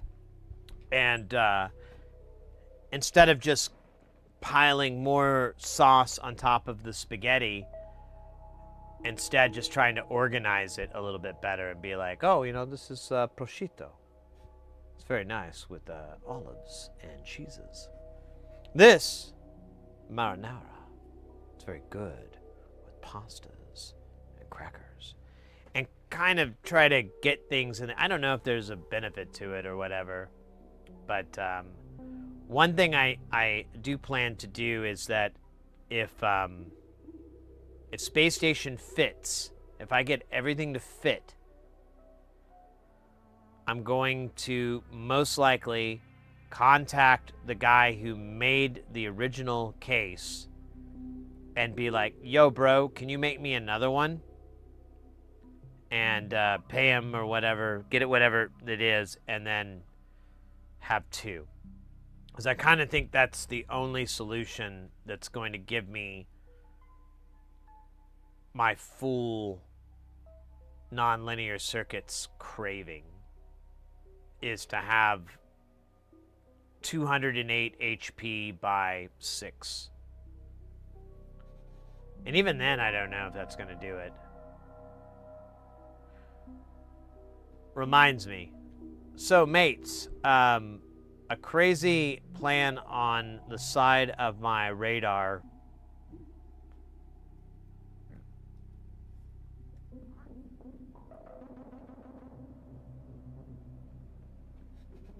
So, if you go to Catgirl Synths, sdy.info, wiki Catgirl Synths. Ken Stone has got all of his designs in a very handy, very usable wiki format. Now, I can't remember who I was talking about this with, but so Ken is a big inspiration for me. When I got into synths and DIY, I just immediately was like, fuck everything. I've got to make this guy's fucking designs. So Jamtown, all not all of it, but probably 80 to 90% of the frac rack stuff is my own takings of Ken Stone's PCBs and rigging them up so that they'll work in a frac rack format. So we have all these incredible fucking designs made. Like, just stuff from another goddamn planet. Seriously. And he's retired. He's done. He doesn't want to do this shit anymore. I was friends with him on Facebook, and the way he complained about the stuff that he had to deal with, I sincerely do not blame him. It's totally like, yeah, bro, I'm surprised you held up this long.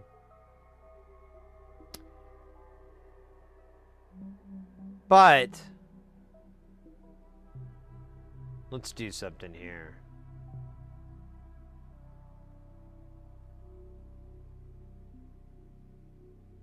Surge equal power partner, Surge dual channel stereo mixer, Surge stereo quad VCA.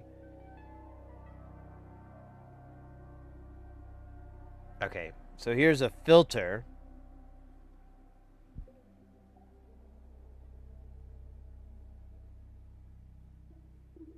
Do we have a schematic? He may not. Yeah, never mind. I'm dumb.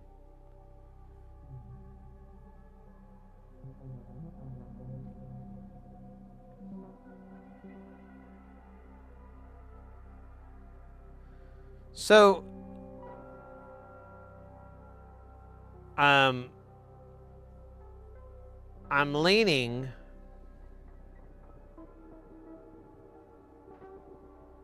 Oh, there's a J201, but I have J201s. So the 3080, that's still doable. Okay, all these are doable. I believe we can get these in SMD. So here's my plan, mates. Here's my idea. This is something I'm thinking about long down the road term. But I'd like to share it with you guys because I think we could both benefit from it. I want to take these schematics, these designs, and convert them into a PCB or into a schematic format like KiCad so it gets much easier to work with, and to turn them into PCBs and designs that one could do with Eurorack. Now, some of these are in Eurorack and you can get them through LB Designs. However, I don't like them. I really don't care for them. Some are better than others, for sure. Some aren't bad at all. But there are plenty where I'm like, can we make it smaller? It's just so fucking big. And there's no reason. It's just 3 components, 3 chips, So anyways, I'm thinking about a kind of bigger project, kind of coinciding with MFOS, but leading a little bit more to my personal taste of taking Ken Stone's designs, putting them into a GitHub, and I don't know, maybe I'll contact Ken, of course, when we get into the deep of it, and be like, hey man, what do you want me not to do? What's not cool? I just want to take your schematics, your designs. I want to future-proof them by putting them in KiCad. I want people to be able to explore and expand upon it. I know a lot of these designs are Surge, and so there's licensing things that he had to deal with. But that's my only gray area with it, is like, hey, how do you want me to handle these? And if he says no go, then you guys are on your own, but we'll go through everything else, and you can figure out how to do it for everything else, and then you can take on those projects that you really, if you really want the Surge XYZ123, and it's not up here because of licensing reasons, but you want it for yourself, that's perfectly okay. That's the point of DIY. If it's for you, go for it. Now, if you're going to be like, oh yeah, and then I'm going to make like 10 of them, I'm going to sell them on my Etsy, go fuck yourself. That's not how this works.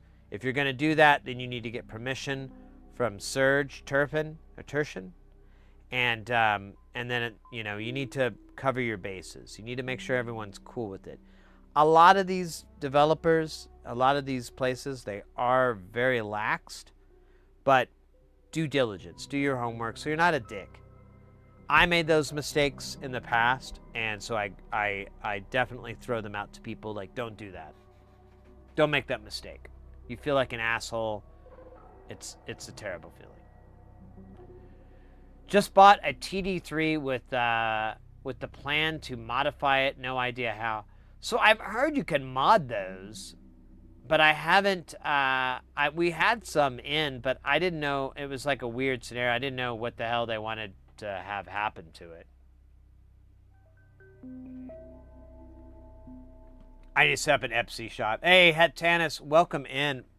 Welcome in, mate. Good to see you. Guys, we got a good buddy of ours, Hetanis, in the chat.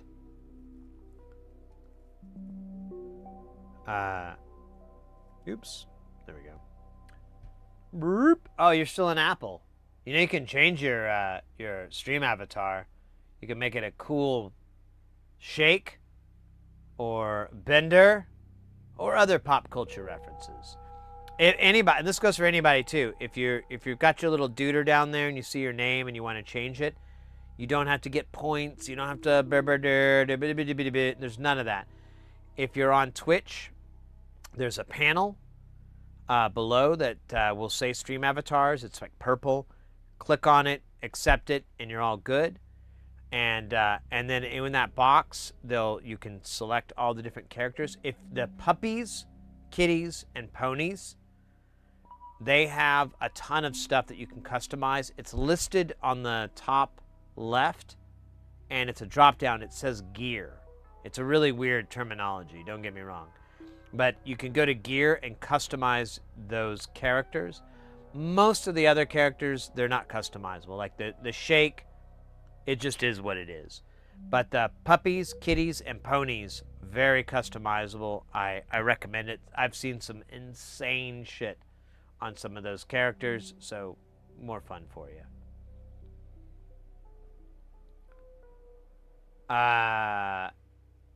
Wait. I only sell my knitting on there. I sell a couple of things. So on our channel, I think I've gotten rid of all the NLC stuff. I don't know. I'm gonna try to unload it because there's some NLC stuff I'm like, I don't want it. But I think there's some links still on there. But most of the time, really our big seller is our power supply. We sell a little power supply on there. Doesn't have any heat sinks. It's not meant for high current. And I sell it with a transformer. I really need to tell people that it's rated for like 200 milliamps on a good day. But I haven't gotten around to that. Anyways, we have that on there. Oh, get this, right? So we have our merch, and someone bought one of our cool pillows. In fact, I believe, if my memory is working correctly, it was one of these, the 909 pillow. And of course, you can see in the background our 808 pillow back there. I'm gonna do a little bit of shameless promotion, but I'm telling you, the company that I go through for merch, they do one-offs. So it's you want it, they shoot it out. I don't make any money from it. I think I make like $1 or something. I'm just trying to pay for the service kind of thing. So the prices are very friendly. The products themselves, I stand 1,000% behind. Those pillows are fucking great. I put them on my couch. I would sleep on them. I have very sensitive skin, like on my face. I have to have like a nice pillow, you know. I don't like chemical.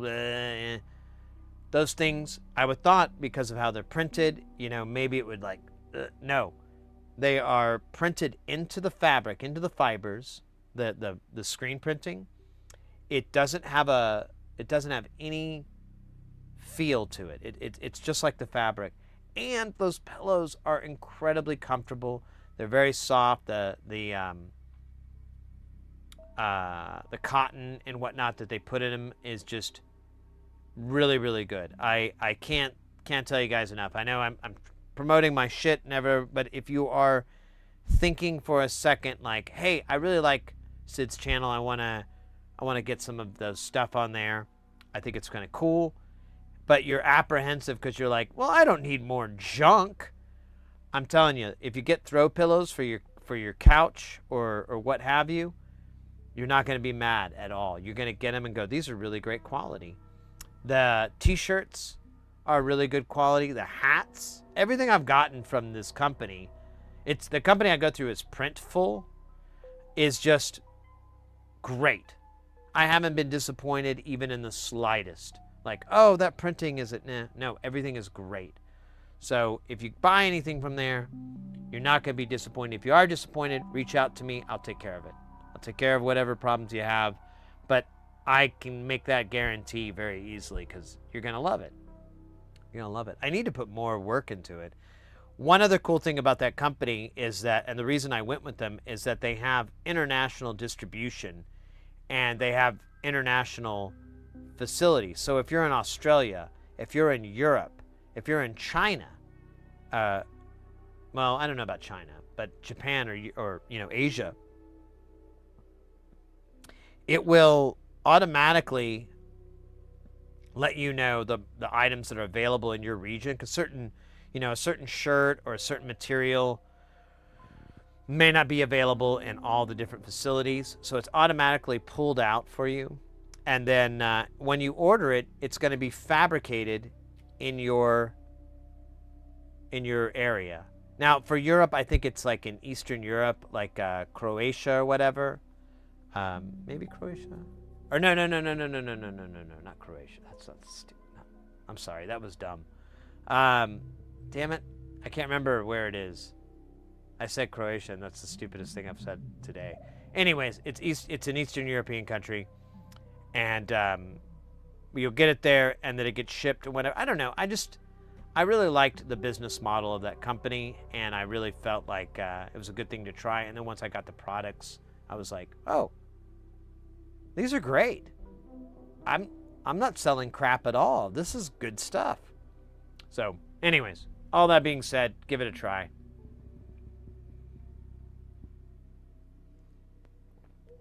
They are, you won't be disappointed. You won't be mad. And if you are, reach out to me. I'll take care of it. I'll take care of it for you. How are we doing on hours here? On Strum hours? Weird. Oh, we're almost up at 10 hours? Nice, nice.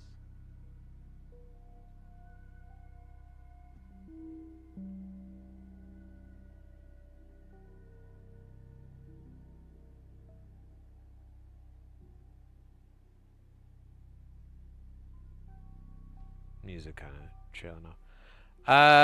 All right. Part of me wants to start back in on the magic that is PCB design. Part of me is like, dude, are you fucking nuts? You're nuts. So coming up, here, let me give you guys a little sprinkle on what's coming up. And for this month, today's the big stream. Saturday, we're gonna have a little stream. I think we're gonna have a movie showing for that stream. Stand by.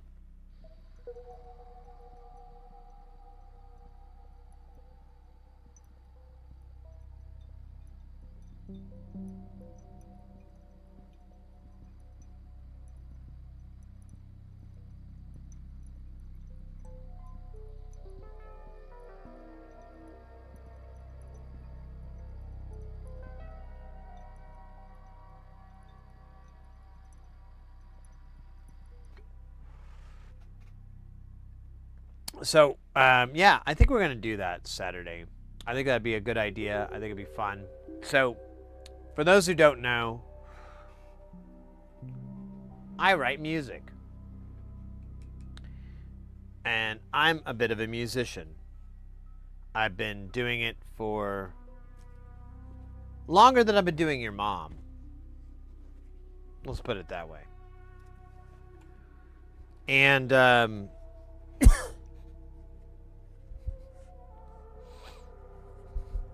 that's good. Doing your mom.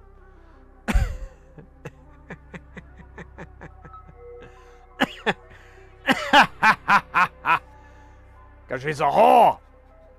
No, so I did a man, I don't even remember what year this was. Like 2019, 2018. It was a while back.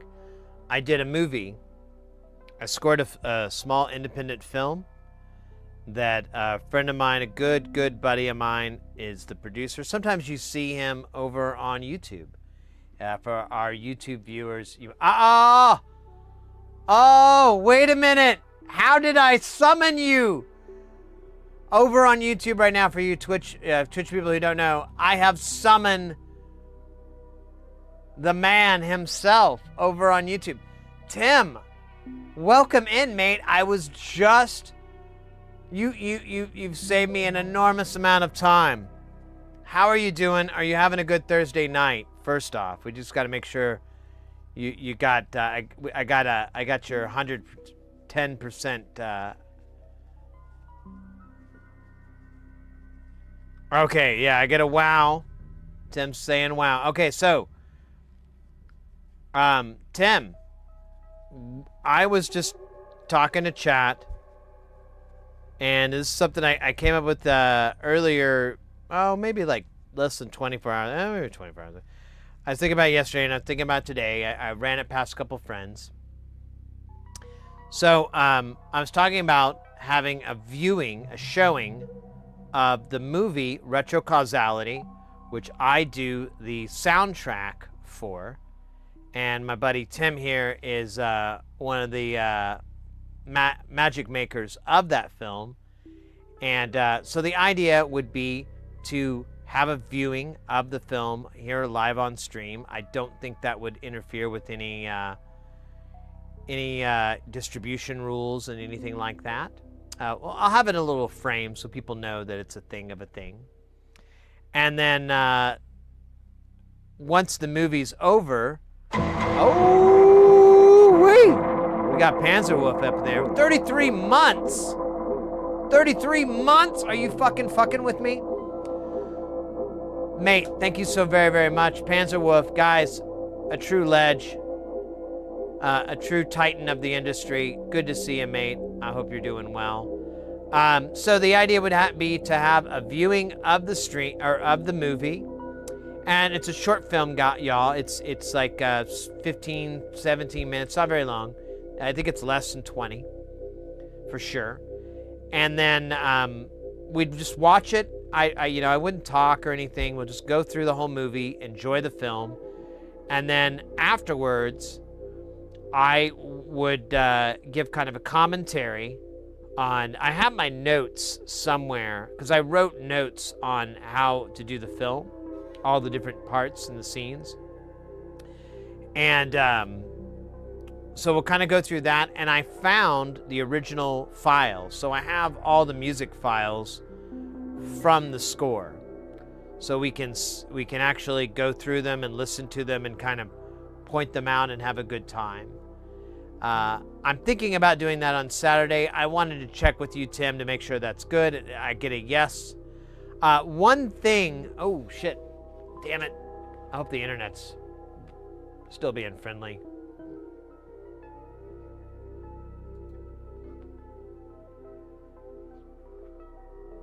I'm hiccuping.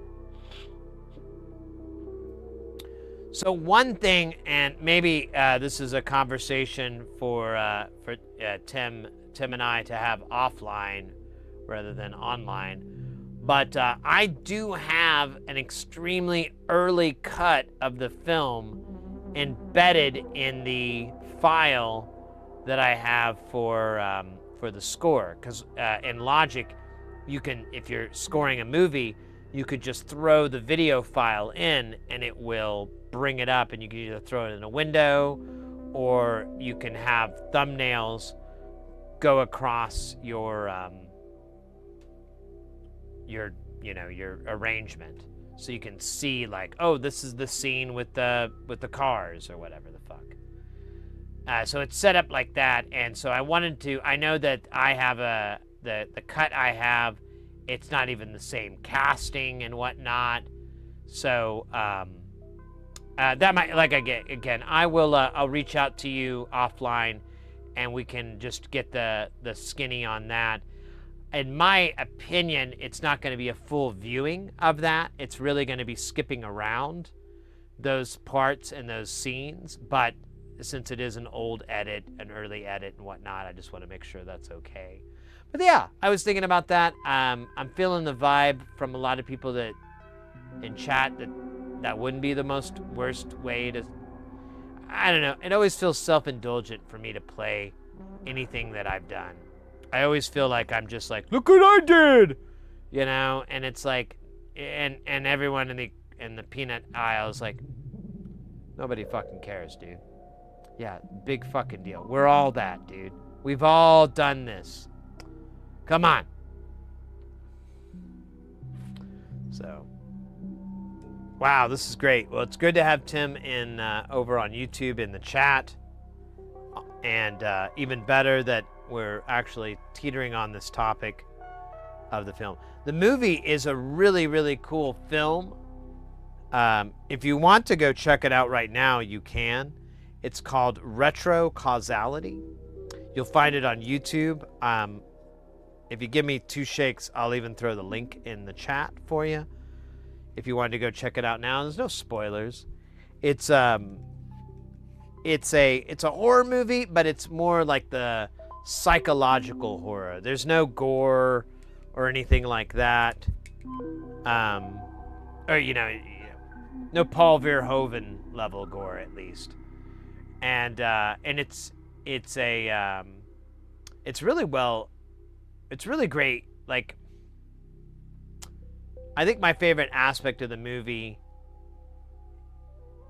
is kind of the concept overall.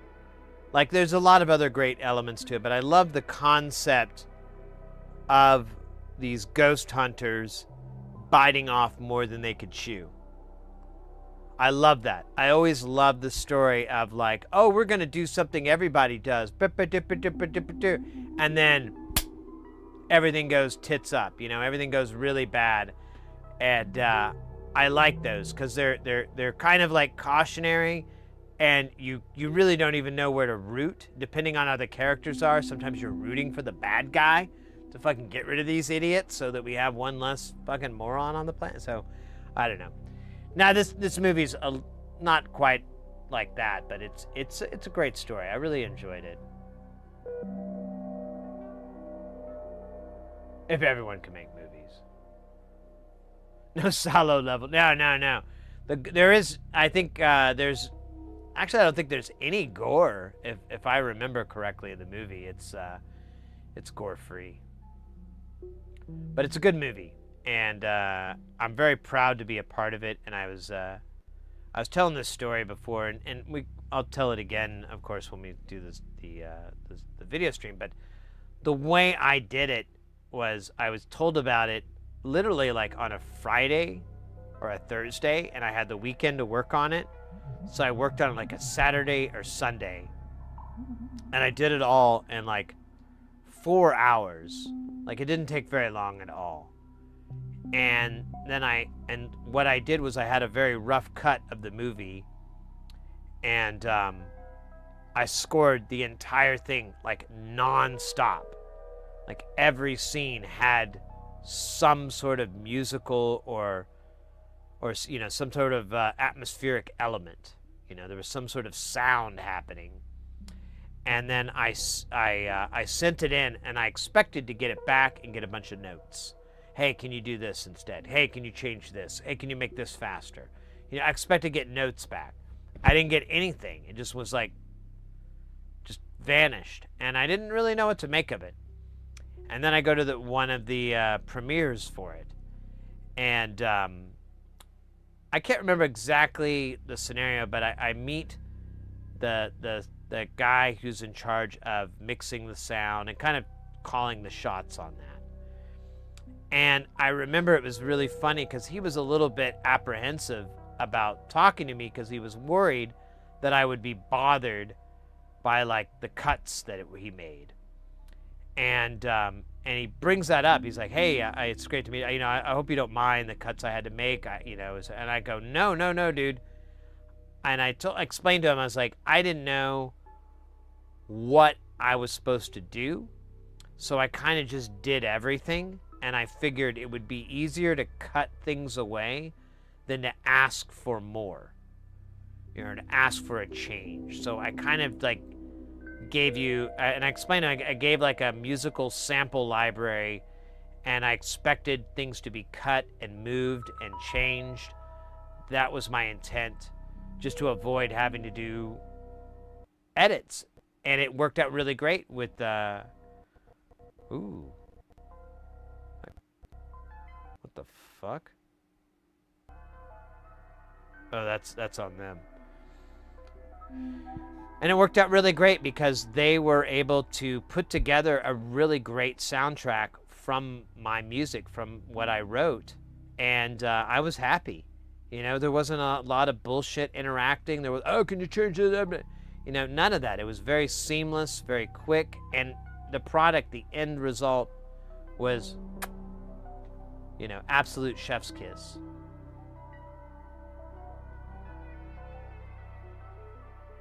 Thank you, brother. You bet, Tim. My pleasure. Always a pleasure to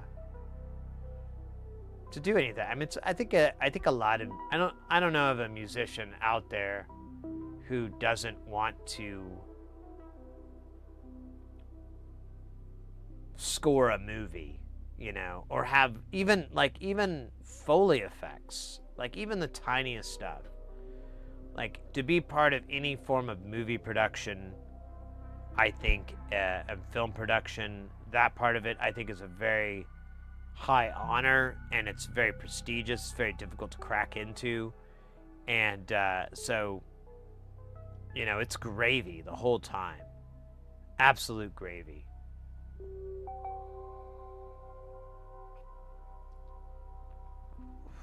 All right, we have cleansed the Dab Master 9000. I'm gonna put it on a dab burn, where it'll burn off all the evil dabs from Dabulon.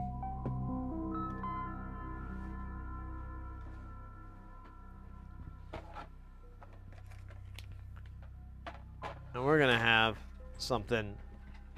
This is holy shit. I don't know, man. What is the numbers on this? 87.1 on the C, 96 on potency, 96.6. It's pretty good.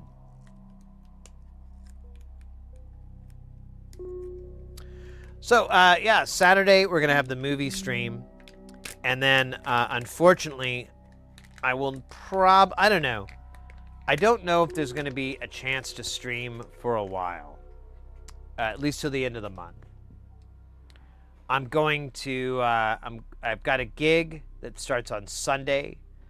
And then that gig, literally, I leave it and I drive from the place to my home, and then I take a cab and go to the airport and go to Chicago. Now, Chicago has some very high likelihood that I might be able to do some IRL streaming. I've got at least 2 buddies that I can't wait to see and hang out with when I'm up there. So I feel like it would be best and for us, in that scenario, for me to hang out with them by, just be us, not streaming or anything like that. However, I do plan to go. There's a couple places. Fuck, maybe we should look at it now. There's some places in the area where I'm gonna be that are big pinball places, big barcades, big. And what I normally do is I go there and I check it out, and I ask like, hey, is tomorrow you're gonna have a band? Or is there a DJ? I try to find out so I don't show up and it's just like loud music the whole time and you can't hear anything. So I'll do that. And then also I have to kind of suss out what my cell phone power is. Like in California, I had I had barely any juice. It was weird. So I don't see that happening in Chicago, but that's just one of the things I have to look out for to make sure we're going to be good. So I'll go there, I'll play, I'll check it out, and if I can get another day where I can head over there, I'll bring the old stick, and we'll have an IRL stream. I think we can IRL stream in Chicago. Fuck Denver. I don't think I'm gonna IRL stream there ever again, and I don't fucking feel like doing it in California because that place is full of fucking, I don't know, it's sleepy land. It's weird. I don't know what California's problem is. I wish them the best though. I hope they get over it. But Chicago, we might. Now, I don't, let me hold up. I can just look this up. Galloping Ghost arcade hours. Are you fucking with me?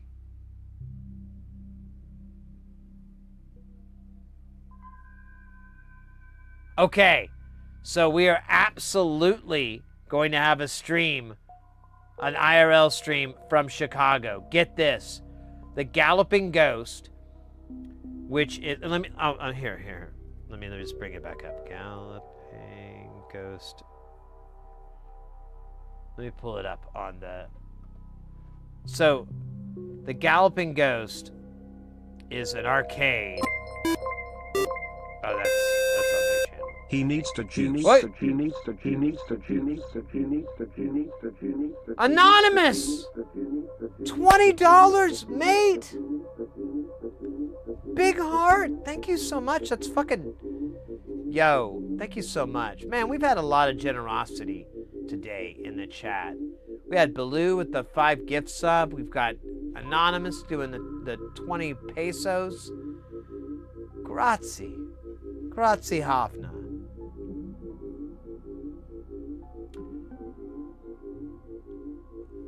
The only thing that stinks about when you do your anonymous thing, Anonymous, is I can't like interface with you.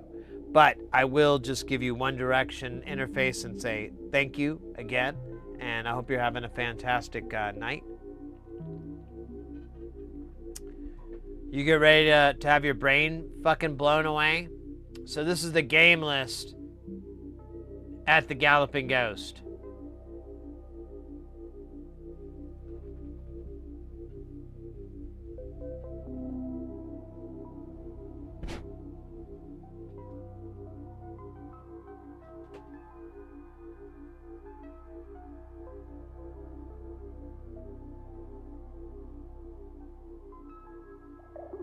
Yes!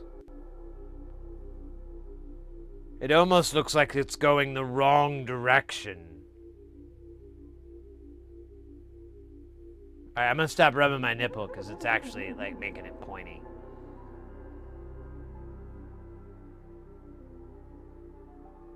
This is not a joke either. This is 1000% accurate. They are currently at 1002. Now they fluctuate. Sometimes they get down to 993, but they're at 102 right now. And you think that can't be real? That can't be true. It is absolutely true. Absolutely true. Here they have the video walkthrough. Let's keep this on mute with this dro. Yep. You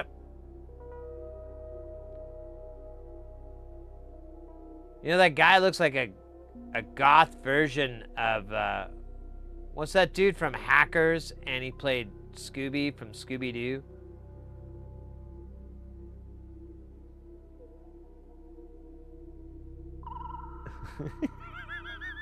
I'm just gonna roast this poor bastard.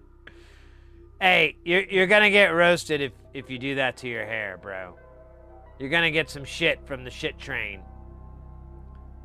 I get my shit from my hairdo. Face up. At least he's holding the microphone. Oh.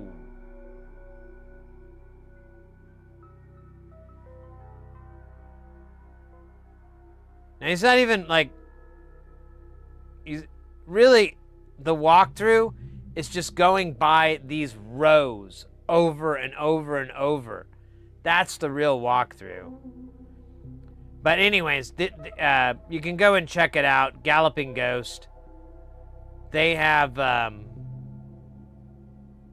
Yeah, they have they have every game. They have the old the Holosseum games from back in the day. They have a really cool collection of vector games, which I was kind of hoping to run across. It should be... I think he's near it, actually.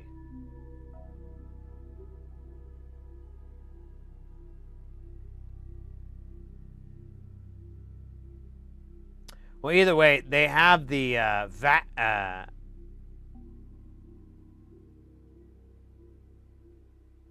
they have those, and they're really, really fun. The graphics are like nothing that we have these days, and it's basically just like an old oscilloscope type tech. King of Con looking so... I know, right? Well, I'm not trying to be a total dick to the guy, but you know, you grow your hair out and dye it. I'm gonna be a little bit of a jerk about it. It's fine.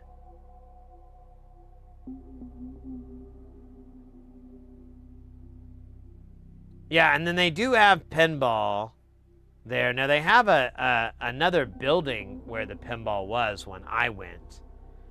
And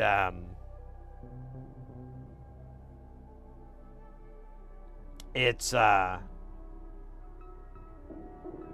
not connect, but thanks, bro.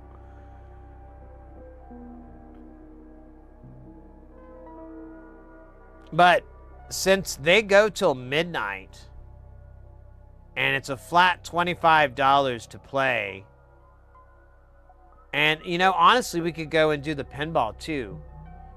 The week that I'm going is I could go in the middle of the week. Totally. So I'm gonna be there Friday, and then I leave on like a Wednesday. So Monday, Tuesday night, maybe Sunday night, somewhere in that range, we might be able to have at least one stream from the Galloping Ghost or one of the places downtown, which would be fantastic.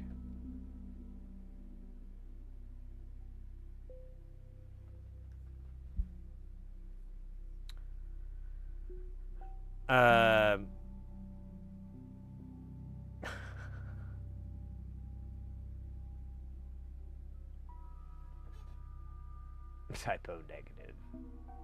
Man, thanks again, Anonymous, for the $20. Let's go, mate. That's fucking ledge. Fucking ledge.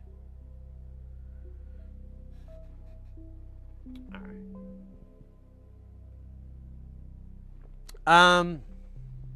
All right. So, what do we want to do, mates? Part of me wants to just chill. Got some good chill vibes here.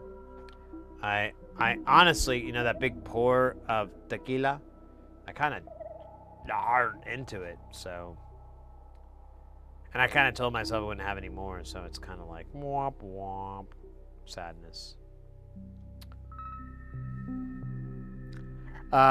We do have the what am I calling it? The MFOS to work on.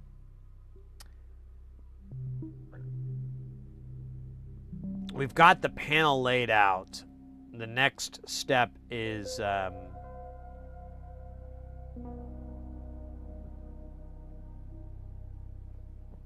honestly, I don't know what the next step is.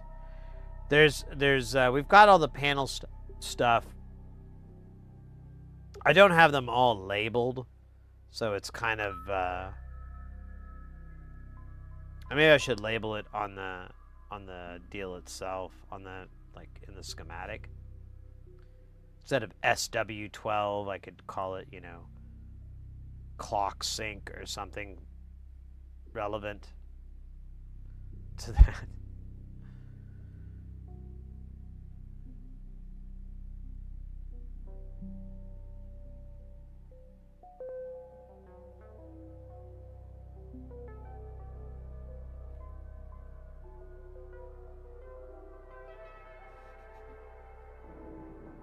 Pete Steele.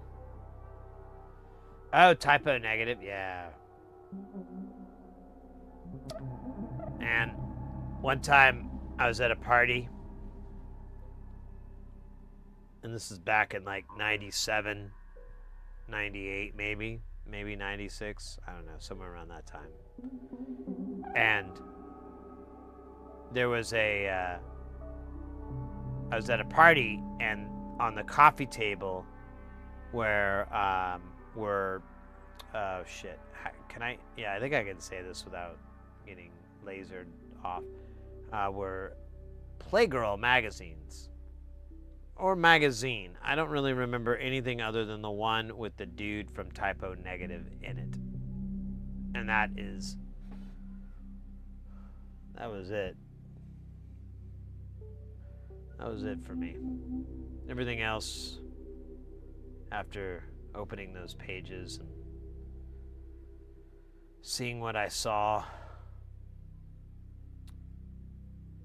everything else didn't make sense, you know? Up was down, right was wrong, left was no. It was horrible. But enlightening, too.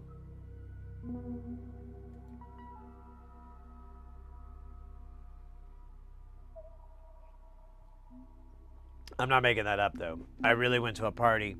They had Playgirl magazines, and they had the issue in which he posed nude in it, and curiosity got the better of me, because I was like, what is in these magazines? I've never seen these before.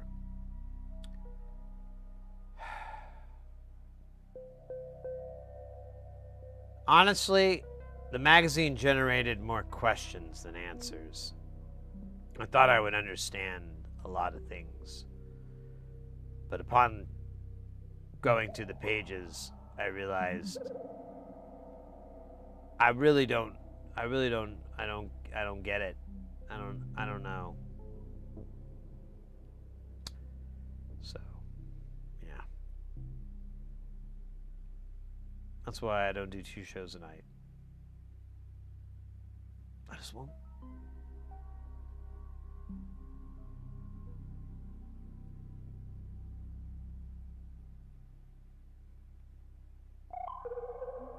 Dude, these jams are great. I think if they're still on by the end of the stream, we'll have to go raid into them. I think that's only fair. Let's see. Speaking of which, how late are we into the stream? We're at 10 and a half-ish hours.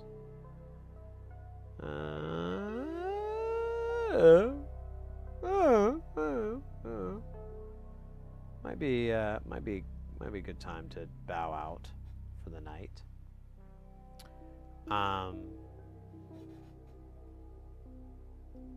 I'd be remiss if I didn't put our great social links into the chat.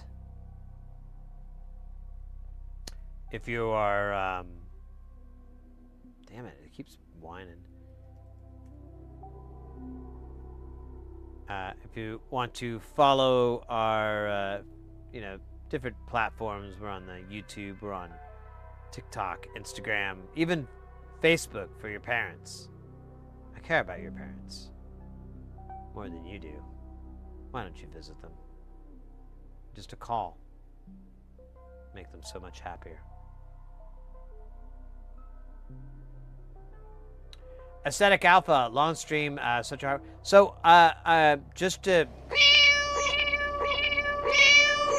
Oddball back. So just to... Thank you, by the way, but just to clarify that what I've decided to do with the stream, I was doing 4 days a week. Tuesday, Wednesday, Thursday, Saturday. And it was kind of burning me out. So I had to make a change. And I took Wednesday off. And I loved it. And I was like, all right, well, I don't know how to make up the day. But what if I were to just stream longer? Because I'm a big believer in the longer you stream, the more people you meet. And so I decided to extend the stream out to be at least, like before it was 6 hours was the bare minimum. If I cracked 6 hours, I could look at finishing up whenever after that. Now it's 8, 10, honestly it's 10 hours. And ideally I'd like to do 12-hour streams at a more regular pace, but I don't know, there's a couple of things that kind of interfere with it. One being my wife's schedule and so forth. I have to kind of play by that. And so in order to fix that, I just have to stream earlier, and then, it's a win-win for both her and I. Mostly me, though. But yeah, the streams, so Jamtown is also affected by it. So when we do Jamtown, they used to be the minimum was 5 hours, and then I could get out of there if I was really tired. But now it's 8 hours. So Jamtown is an 8-hour minimum. Although we're not going to have it this month, obviously. But yeah, it's something so I could still meet my monthly hourly goal of doing at least 90 to 100 hours a month of streaming. And then at the same time, still getting what I want, still giving you guys what you want, which is, something to enjoy, something to watch, something to have a good time with. And we're just missing out on Wednesday. And I don't know, I've been trying to think of a way to rearrange it, but it's weird. It's like Tuesday is my favorite day to stream. I will never give up a Tuesday. Every other day, whatever. Thursday's great. I think Thursday is one of the better days, and then Friday and Saturday are really great days to stream. Monday, Sunday, not so much. Wednesday, maybe not so much either.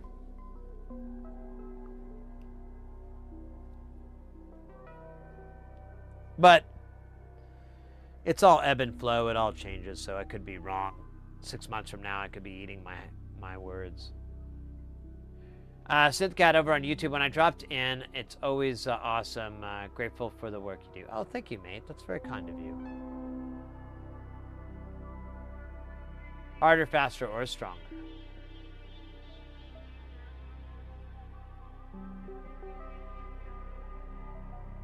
If you care of health of it, so I'm honestly aesthetic. It's kind of been working out because I've been trying to lose some weight. So I've been trying to lower my caloric intake, and by not eating 5 times a day. And so streaming kind of helps. I have little snacks, but they're healthy snacks most of the time, like pickles. Who's gotten fat off of eating pickles? Raise your hand. No, nobody? Yeah, because I don't think you can get fat from eating pickles. And if you do, you got other problems, all right? I don't think the pickles are the real problem, all right? I want tacos. You know, that might be the way I go. I'm pretty hungry, and I've been low-key telling myself, hey, Sid, if you have a good stream today, you feel good on your stream, you should pig out a little bit. You had a nice light meal yesterday. Today you should have a big fucking dirty hambo meal. And I am agreeing with me. I think I know what's best for me, and honestly, if I keep looking at myself like that, I'm gonna fucking say yes.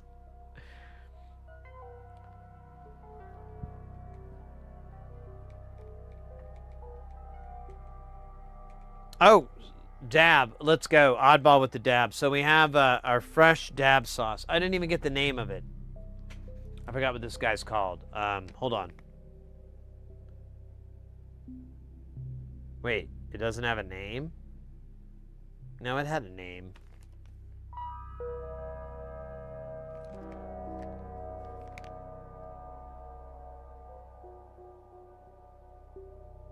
Blue Dream. Blue Dream. That's what this is. So we got some Blue Dream here. I'm gonna... Oh, we're gonna throw that on the scope.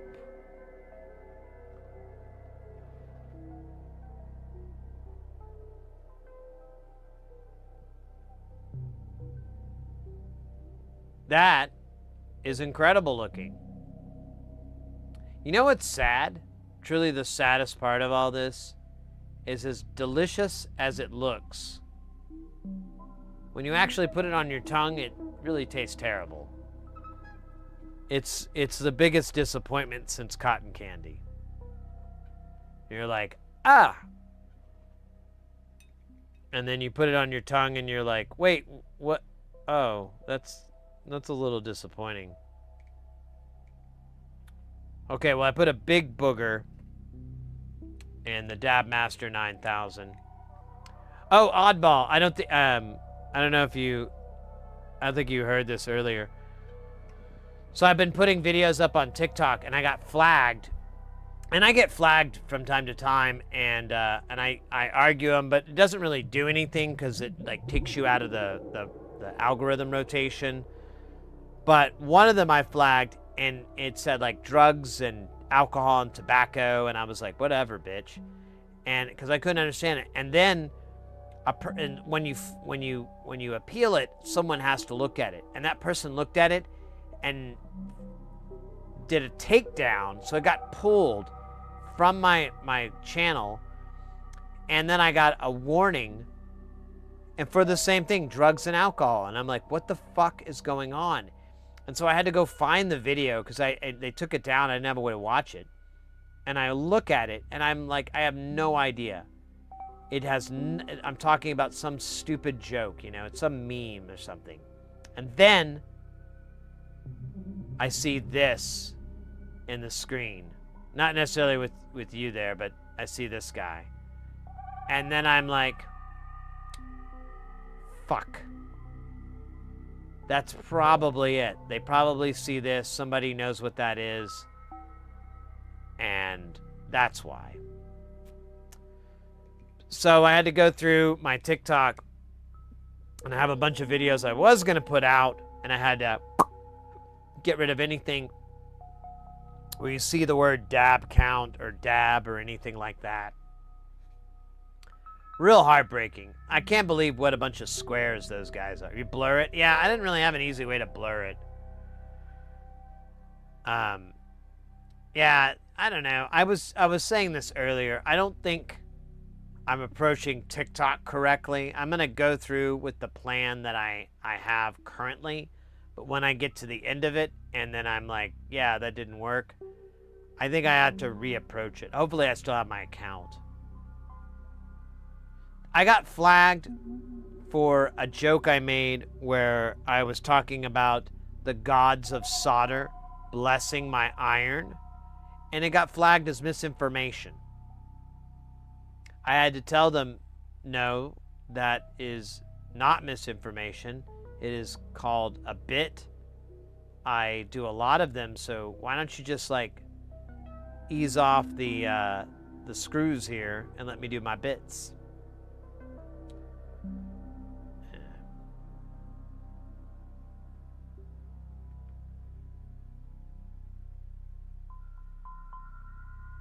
Anyways, such an annoying. I complained about it to like Mr. X, and he was like, "Fuck TikTok," and I'm like, "Well, dude, yeah, I want to fuck all these stupid things, but it's kind of like growing your channel 101 kind of shit, and I don't know. I'm a sucker for growing the channel. I can't help it." I want to meet more people that are into soldering, that are into making, that are into building, that are into synthesizers. I can't stop. And honestly, I want to meet them on my terms. I joined this one group. Oh my God, there's a guy in this group. It's an electronics group. He cannot help but condescend to you with unsolicited advice. Every time.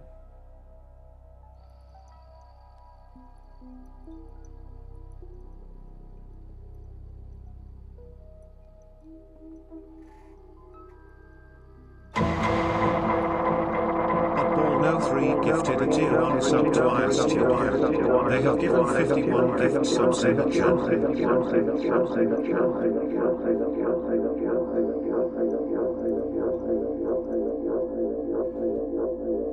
Oddball. Jesus fucking Christ, mate. Dude, thank you very much. I greatly appreciate that. Wow, that's cool, mate. 51, too. 51 gifted subs. Thank you for your service. That's nothing to sneeze at. Yeah, I know. Well, now it's $6, mate. They raised, unless they're still doing the discount. They got the discount. And for transparency with you guys, so you know, like currently, and they have something set up to where you can change that, but you have to have a lot of viewers or whatever. But the way Twitch does it is they get half, I get the other half. So with it used to be $5, I get $2.50. And now it's $6, so now I get $3. And Twitch gets the other $3. Now they do have a deal where if you have so many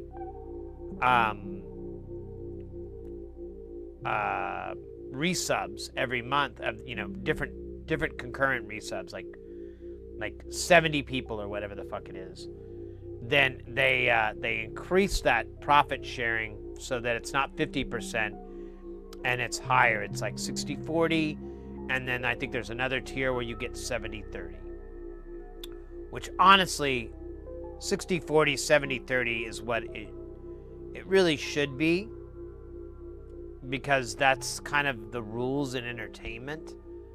And well, I mean, it's kind of hard, but I mean that it's 50-50 is kind of bullshit. But honestly, I'm not doing this for the money. You guys, whenever you guys throw money in and you support the channel, all that money goes to helping buy more stuff for the stream, more projects, more JLC, PCB stuff, all that. I don't do any sponsorships or anything because, I mean, there's only like 3 things I want to be sponsored by, and they won't have anything to do with me. Not with my sailor mouth. No. Actually, I haven't tried. I just because, what do you call it?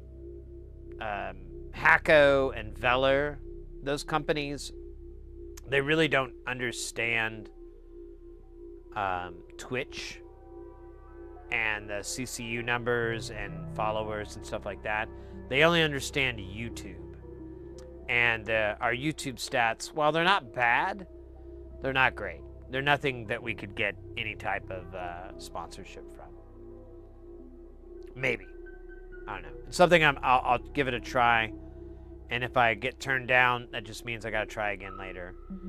I've had to do it before with other, like, little bits and pieces. Like the Amazon affiliate program. The first time I tried it, they were like, get fucked. And then I tried again like a year later, and they're like, welcome in. Sponsored by Rage Shadow Legend. I know, right? Yeah. It's, I don't know. I mean, I've talked about this plenty of times before, Oddball, but I'm just not interested in making money that way. You know? Like, I know there's a lot of money there. And if there's, honestly, if I could find a company that 1000% worked with me, I would be more than happy, that like I just jived with. I'd be happy to. And who knows, maybe someday I'll sponsor JLC PCB because I tend to use them for my PCB fabs. But I do always have weird issues with them, but honestly, I haven't lately. I think most of the weird issues I had were on. So, it is what it is. But yeah, I don't really want to do that because, a lot of products are fleeting. VPNs are you just need to do like half an hour's worth of research to figure out how VPNs don't and kind of benefit you and what they're useful for and stuff like that. And obviously VPNs have nothing to do with this channel. I use it. I use them and I, but that doesn't, I also use the toilet. Why are we going to have toilet reviews? That would actually be pretty gnarly. That would be terrible. But, no, I just don't want to, I don't want to make money that way.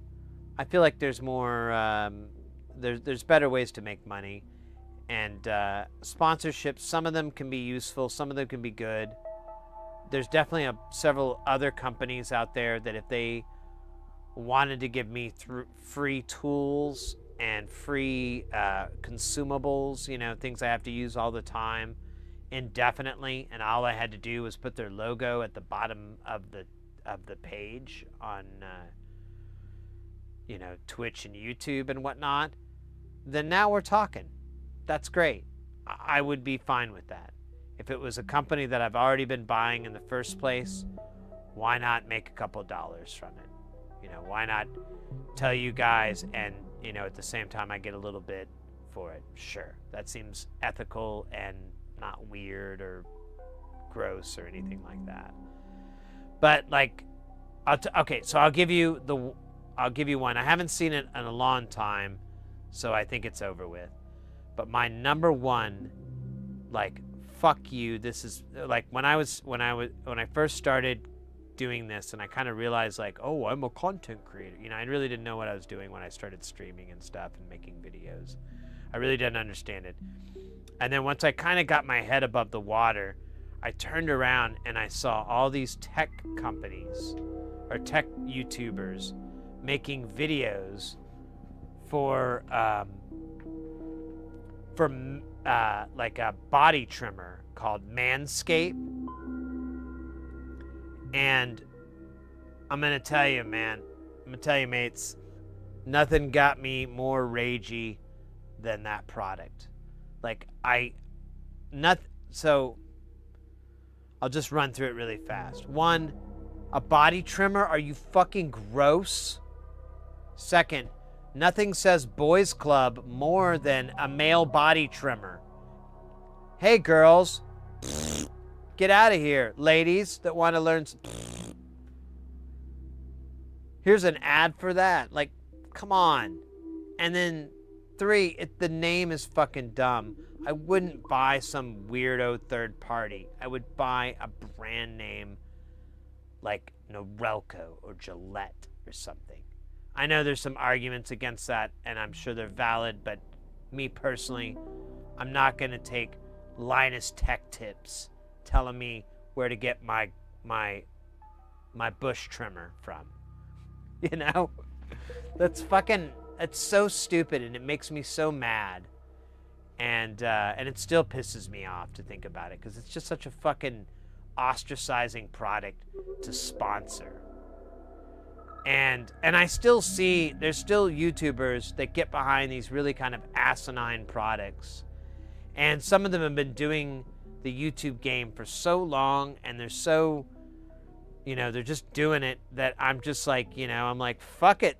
It is what it is, man.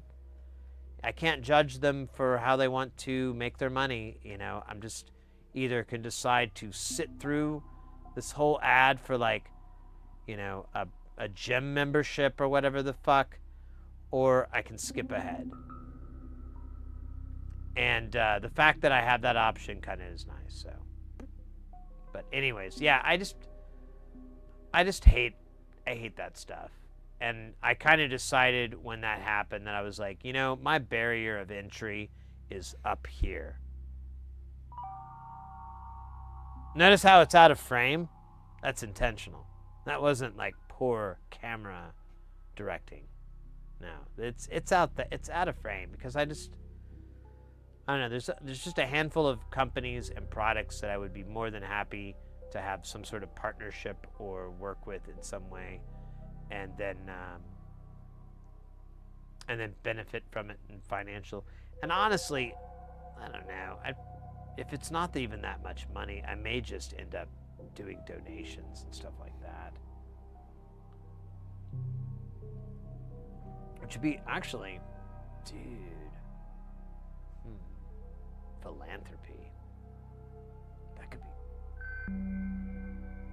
be something. Anyways, God damn it, what were we talking about? NordVPN? Oh yeah, that's some great stuff if you're fucking Scandinavian.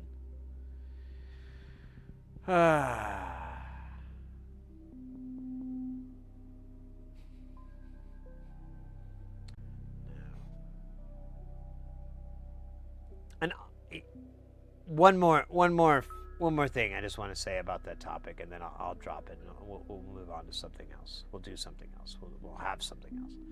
But one other thing I dislike on that is that I'm kind of like, I want to be able to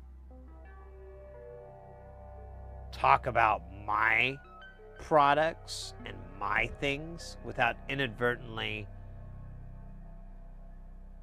or in the past, or just hindsight kind of thing, of creating a video where I promote a product that would compete with something that 5 years later I'm making my version of that.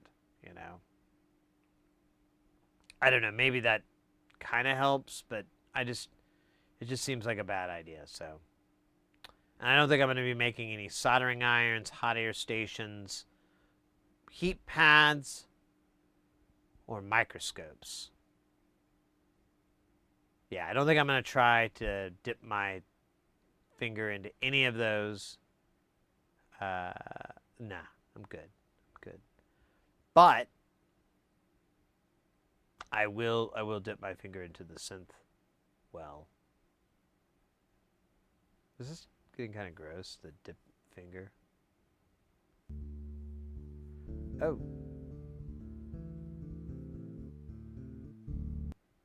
Let's see.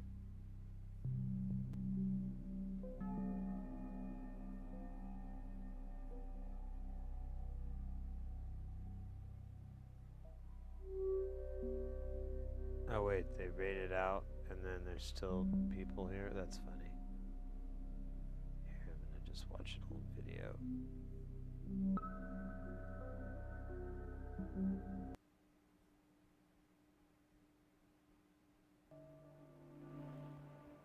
Alright.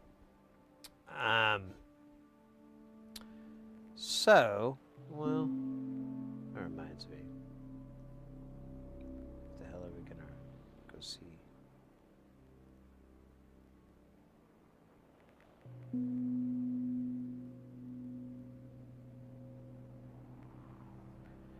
So Saturday, we'll have the stream, and I think we're gonna have a viewing of the movie that I did the soundtrack for. What I think we're gonna do is have 2 viewings.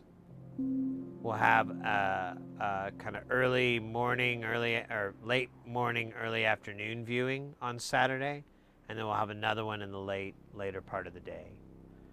That way, anybody who might have missed missed it, they can catch it again, and we'll just do some goofy antics in between, and maybe a little bit at the end.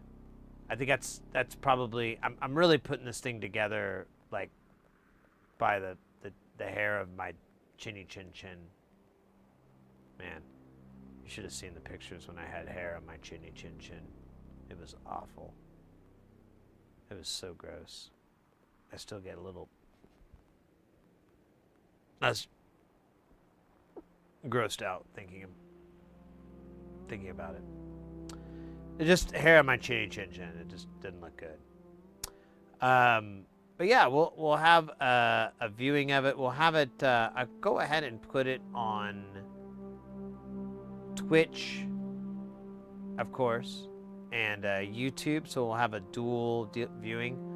I'm still having all these crazy fucking network issues. I still see it kind of being a dick. I may drop my frame rate down to 30 instead of 60. I don't believe the film is going. I think the film is going to be at like something like 30 or 24. So it's not going to be like anyone's loss. And we're probably not going to be using the microscope too much Saturday. So that's where 60 frames really gets hot, sexy.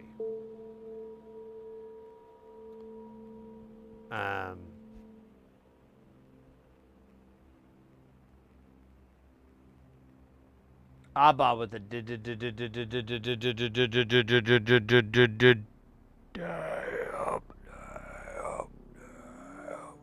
fuck yeah. This new dab fuel is delicious. It tastes like sunshine and honeybees. Which is, I don't know if you've ever tried it, but it's really good. Together, you can't have like one individually there. But the two together, it's like a, what does the French call it? Yum yum, I think, yeah.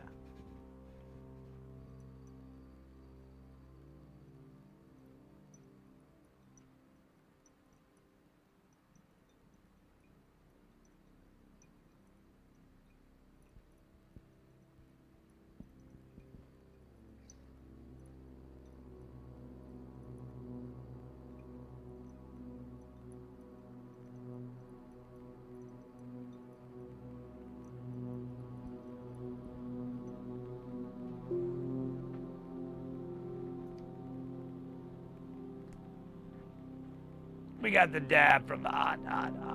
Blah, blah, blah. Double dab.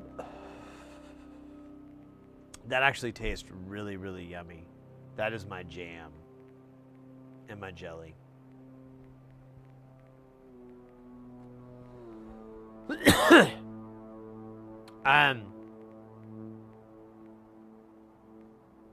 So yeah, I'm gonna be I think I don't know. I don't want to misspoke, but next month, starting in November, I'm gonna have a couple of little changes to the stream. I think I'm gonna have to get rid of Mr. Dab Counter, just because TikTok. And honestly, like, nobody updates it, and I'm too dumb to like try to remember to do it myself. So it's just like, you know, it's a good idea. I love that Doey did it, and maybe we can re-implement it some way, somehow. But right now, I'm just like, maybe it's time. And I've got a couple other things. So the weather has finally cooled down here in Phoenix. It took a little bit longer than it normally does, but it's finally starting to get reasonable, which means I'll be able to put the green screen back up. So for those who may not remember or recall, we used to have a lot of dance parties and a lot of wild stuff. Now, I'm trying to think about it since it's been a while and we're putting it back in. I'm wondering if I should put the dance parties as like a reward-based thing instead of something you can get with, you know, or maybe increase the points on it. I definitely am going to increase the points because as much as I like doing them, I did also kind of hate doing them, mainly because I was so mad I hadn't created new music. But maybe I can find somebody who might be able to help me with it, because like I have the songs and everything. So it's just like making the music videos. And they don't even have to be great. They just have to be in time. They have to be in time with the music. So that's pretty much the rule. The rule. I didn't break the rule. You broke the rule. I didn't break the rule. I swear to God, anytime I'm in a hotel and I turn on Comedy Central, that fucking episode of South Park is on. It's been that way for about 5 or 6 years, and it has not stopped. Like, it's every time. I didn't break that rule, you broke the rule. And it's always that scene, too. I had the exact same thing happen to me when I was a child, like all the way from like when I was like single digits all the way into my early teens. Every time that I would travel with my family and we'd go to a hotel, and even after a while, I would literally say, hey, let's turn the television on and see Encounters of the Third Kind. And there it would be on one of the fucking channels. And usually it was almost always the part where they're climbing over the mountain and there's the big space shit and the ship shows up and they're doing the do do do do do. Like that scene, I have seen that more times than I have seen naked women. Jesus Christ. That can't be true. Hold on. Oh my. No, it can't be true.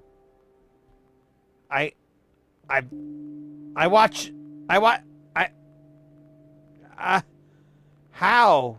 I'm counting it though, and it's greatly outpacing it, the number of times I've seen that scene from Encounter. Oh wow.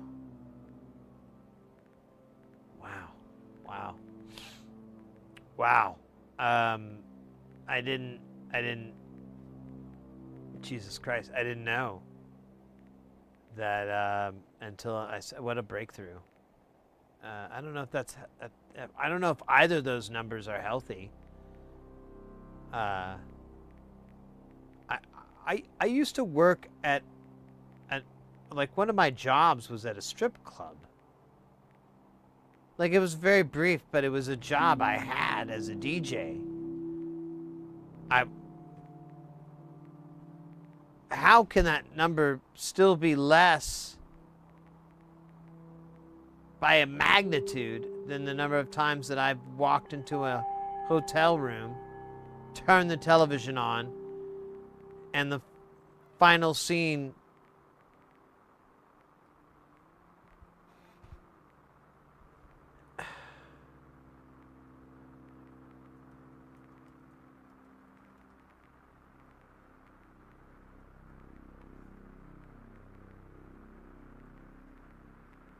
Close Encounters of the Third Kind. I keep saying encounters. That sounds like a more sexual aspect. Encounters of the Third Kind. Well, I don't know what happened, but this three-fingered arm just came over and grabbed me and pulled me into a closet, started undressing me, and I couldn't say no. The heat was unbelievable between us, the energy. Later on, they said, "Glarp, glarp, glarp, glarp," and I said, "Thank you." And I left that closet a new man. Possibly pregnant with alien body. Maybe. I'm very happy about it. Very happy. Glip, glop, glip, glarp. Yeah. Anyways, what were we talking about? I'm sorry. I got way off topic thinking about banging aliens. Fuck. That happens sometimes. More often than I like. I've been thinking about going to therapy, but I feel like I'm going to have to bring this stuff up.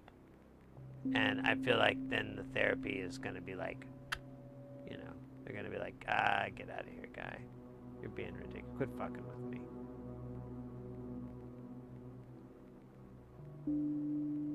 Because, like, I don't know if you guys have figured this out, but I'm kind of a funny kind of person. I like to be funny.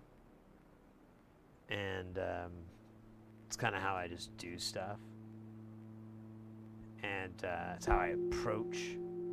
Like, literally, I have had horrible, horrible, horrible information brought. And my reaction is to go, oh shit. Yeah. Like, there's probably something wrong. Like, oh, they blew up. Oh shit, they blew up. That's no. Papa. No, I'm kidding. Sort of. But yeah. Anyways, bacon fat. What is that really supposed to be about? We find out on the next stream. Which reminds me, speaking of upcoming streams, I have not quite reached out yet, but I am very, very close to touching base with my buddy,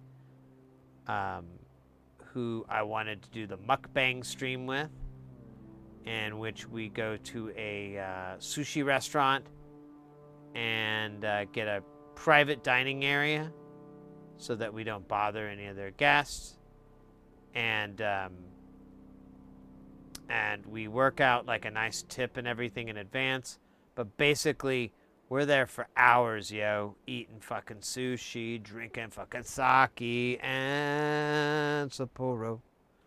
It's going to be fucking lit.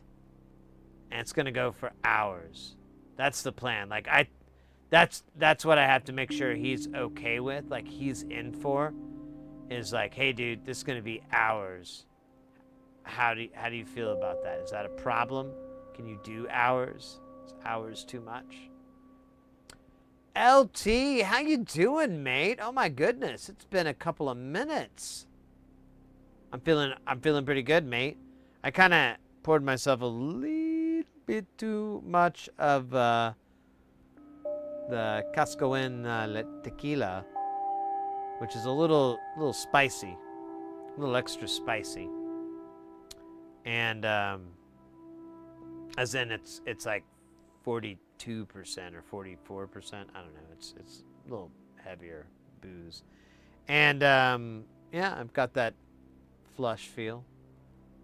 Feels good. Can't deny it. If I did, I'd be a liar.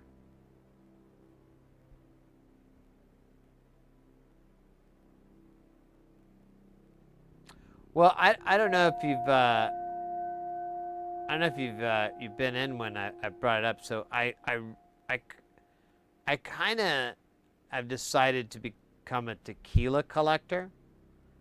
I literally saw some goober on TikTok talk about all these tequilas, and I was just sold on all the ones that don't have additives and all these like little low-key brands and everything like that.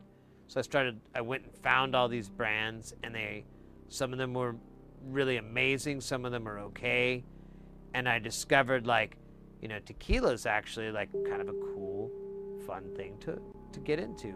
If I buy myself a bottle once a month or something like that, that's not a bad deal. And honestly, I haven't bought any in a month or two because I think I skipped last month, but I spent like $200 on one bottle, so I'm like,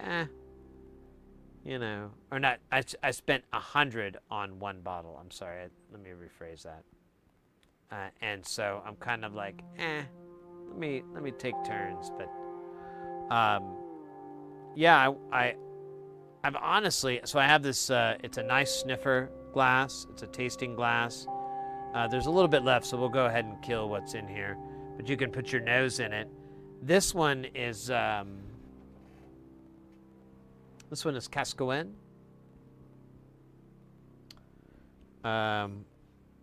What is the nom? It's 1123 is the nom on it. It's really weird because it smells like water. Like you don't smell the jet fuel booze. It really is very, very mild. However, it's 42. It's not even 40%.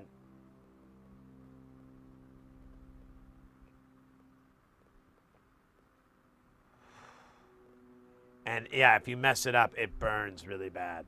So, and what I'm doing, just for being a goober, but so what you'll do is when you sip a tequila, you make sure that you're always sniffing through your nose, and even when it gets into your mouth, you're still sniffing from what's left or in the glass and whatever.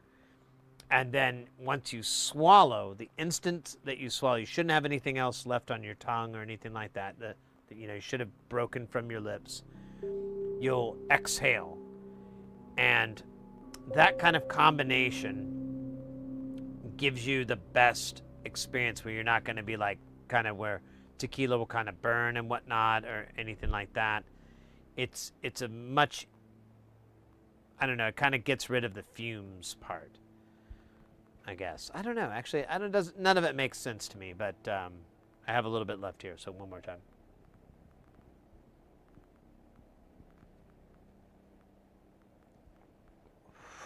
Yeah. So I was sniffing the whole time, and then when I did the gulp, once it passed the gulp, exhale, no movement with my lungs or anything, just do an exhale. Feels smooth as ice. It's total paradise. And yeah, that's really good. And that's honestly not the best tequila. If you want to find a really amazing tequila and it's not expensive, like it's not $100, Arete or Areta, I've heard it pronounced different ways. So Arete. It's Arrette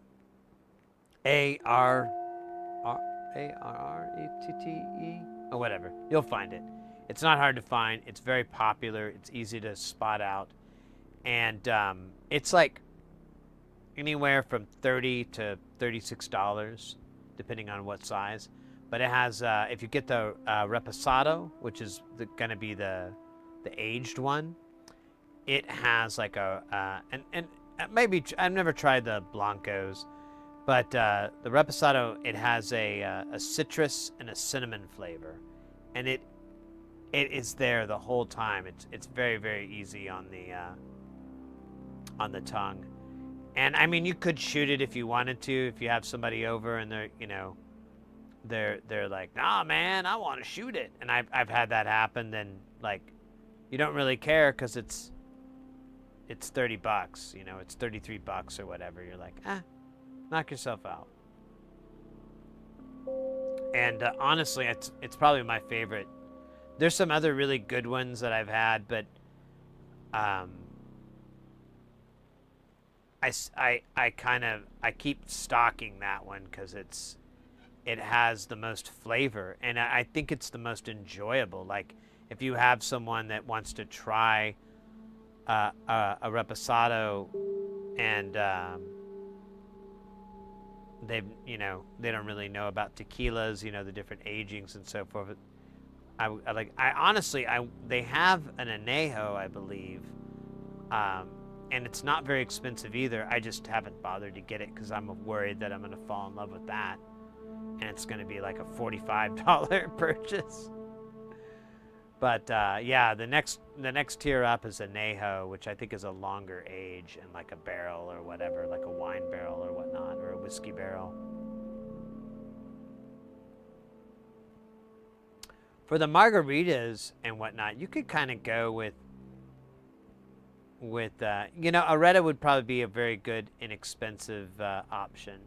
There's probably some better ones out there. You kind of just, like, from what I've gathered so far from my limited interest in this whole thing, is that you want to avoid the ones with additives. So if you find anything that's listed as being additive free, and when it comes to tequila, you know, it needs to say 100% agave. You're looking for markers like that, and those are going to give you a good quality. Now, is it all good? I don't know. Probably not. But, you know, when you're getting additives, that's what's going to give you headaches and hangovers, and, you know, just because of, you know, it's just sugars and so forth that they're adding into it, which is all that, you know, it ends up being. But if you can get it natural from the liquor itself, it's pretty good. Well, I think Areta would be a really good middle ground for a margarita, just because it's like I said, it has a flavor. It's honestly my favorite sipping tequila, and it's not expensive, so it doesn't hurt when you're pouring the shots in. And I think it. I've never tried it with a margarita, but I've intentionally bought Areta because I'm like, you know, I think one of these nights, you know, Mrs. Hearsey and I are going to break out the blender and, you know, go pick up some, you know, what is it, triple sec? Is that the mixer that you put in it?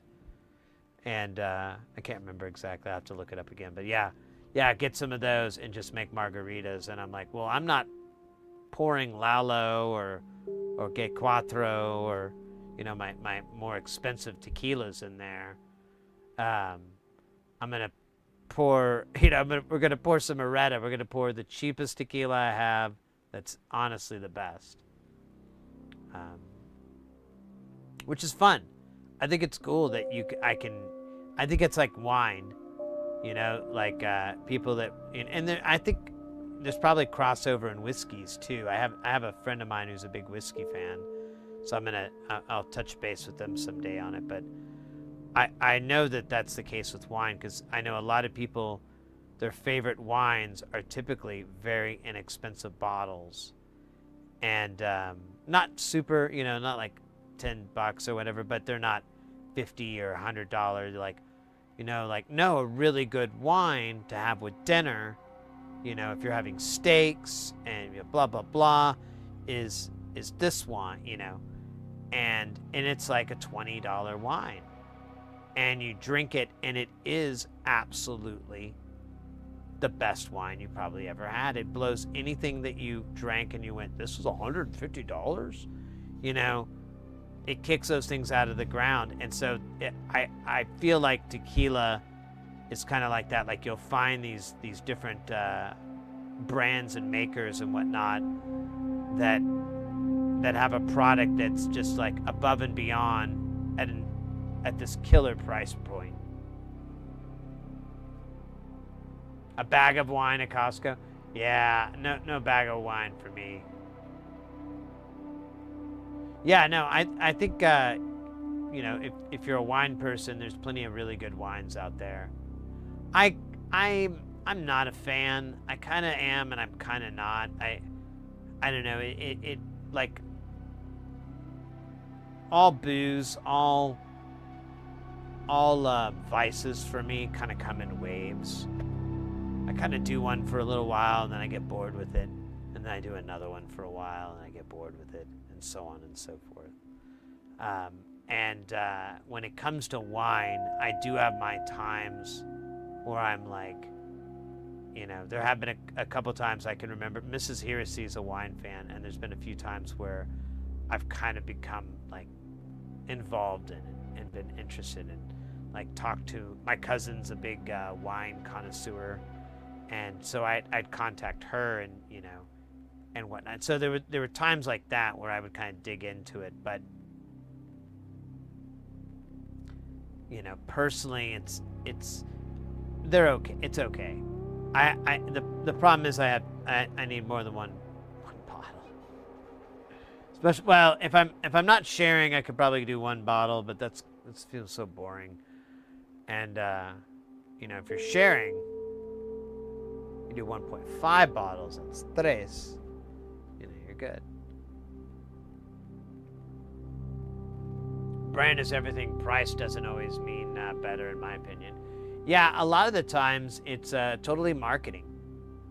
The cost of production and whatnot, especially in Mexico, it's not unbelievably high. The rebottling here that they'll have to do, or how they get it across and so forth, that's really the only like expense that's kind of applied, I believe.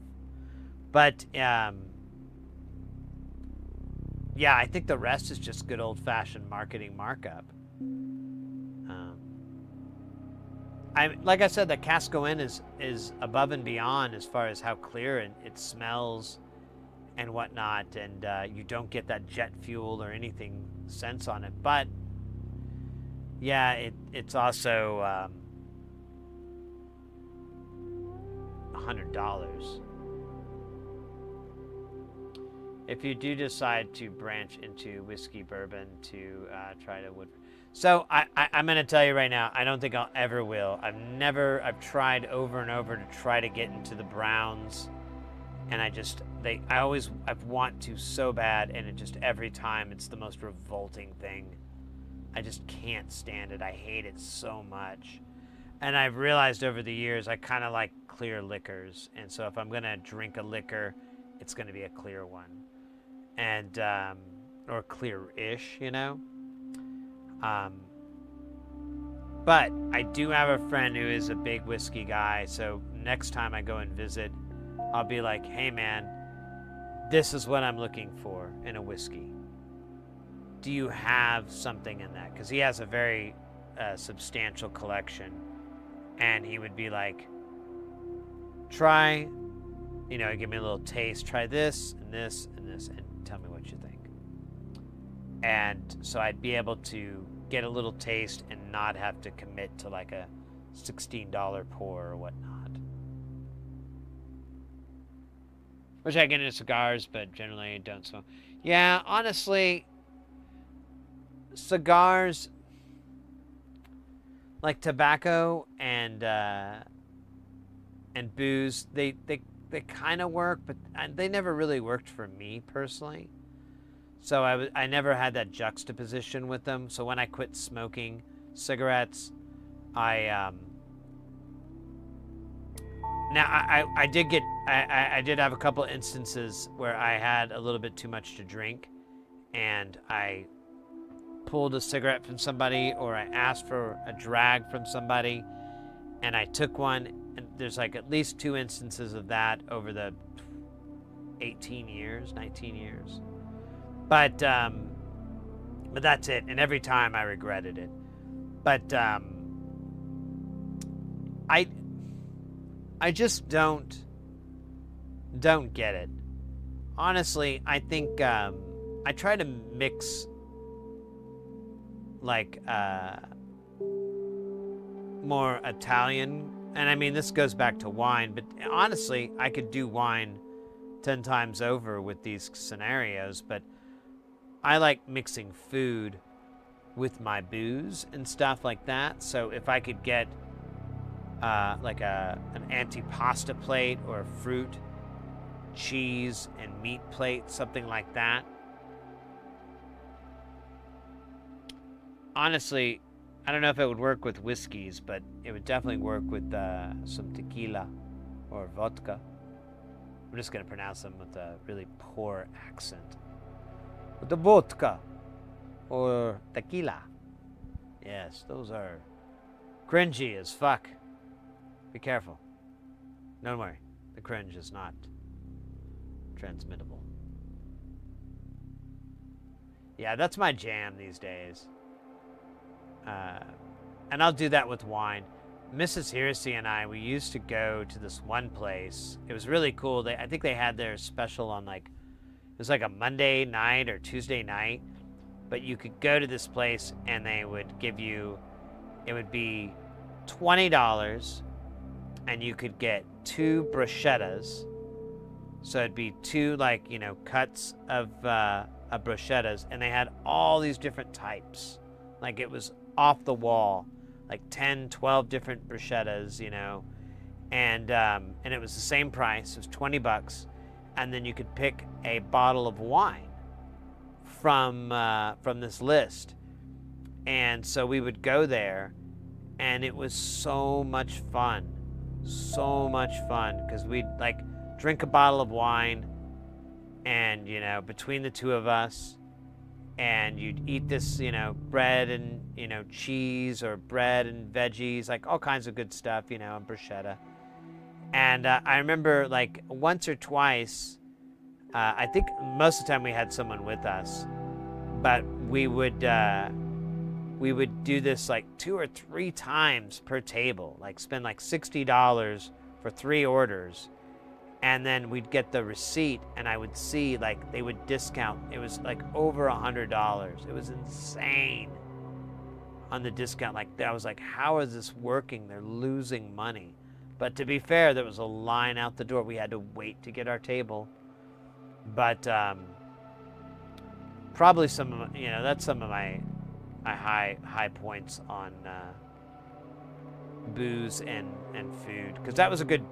I mean, bruschetta, any breads and wine, breads, cheese, breads and tomatoes and wine, all those things, you know, mozzarella, like any of those. God damn, it's making me hungry. Maybe I should think about hunger, the hunger foods. Oh man, arcades? Yeah, there you go. Well, that's the hope. So, let's see here. We'll have a stream on Saturday. And then I won't be able to stream again until possibly next Saturday. We'll have to see. It may be, and that's the 26th. It may be the 27th, 28th, 29th. Not really sure. I may not be able to stream at all. It may just be what it is. So, Halloween, I'd like to try to have a stream on Halloween. I'll be back in town at least by then, and well rested and everything like that. So, maybe then at the worst. But the good news is, as I've mentioned many times before, I don't have any other work after this, and I've more or less made my money for the year. I mean, it's always better to make more money, but I'm good. I'm at a decent spot. I just got to pay last year's taxes off, and we good. We good. Let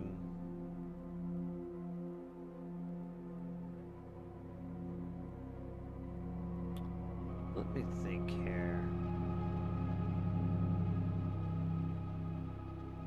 So, with that all being said, I think I'm gonna head out for the night. I need to get some food in me. All that talk of food makes me want food. How the fuck does that work? Let me think here. Let me see what we got. We've got some pinball action out there right now. We have some computer repair. We've got Jay Nothing, who we've been listening to this whole time. I don't know if they have a manned stream at the moment, or if they're unmanned.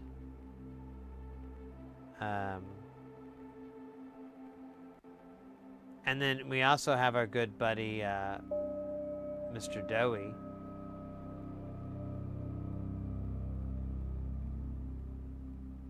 I don't know. What name of channel of the guy that fixes consoles?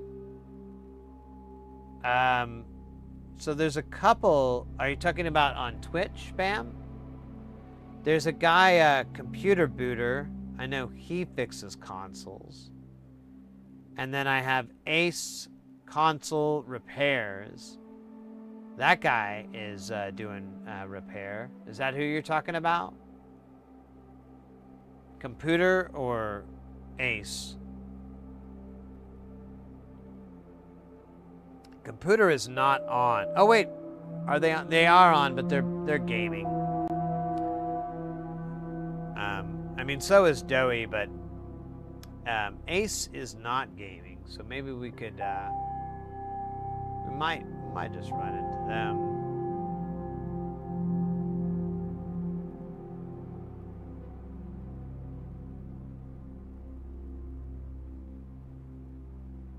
Hunt Showdown.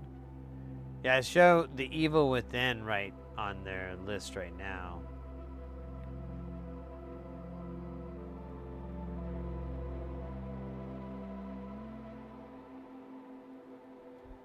You know what, though?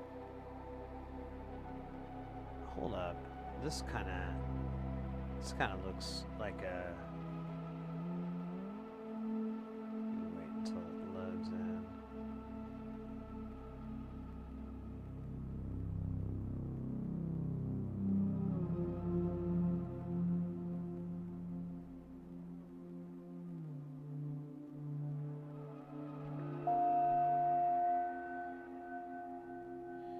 No, we've rated them before. They're pretty cool. I just trying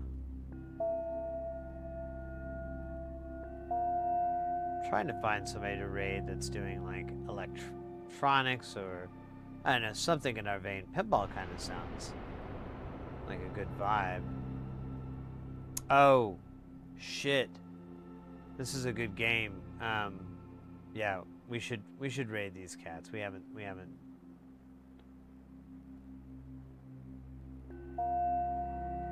in a while, and I think it'd be fun. All right, but one more time for fun. There's our link for our social, or all our social medias. Instagram, Slowgram, Bookface, TalkTick,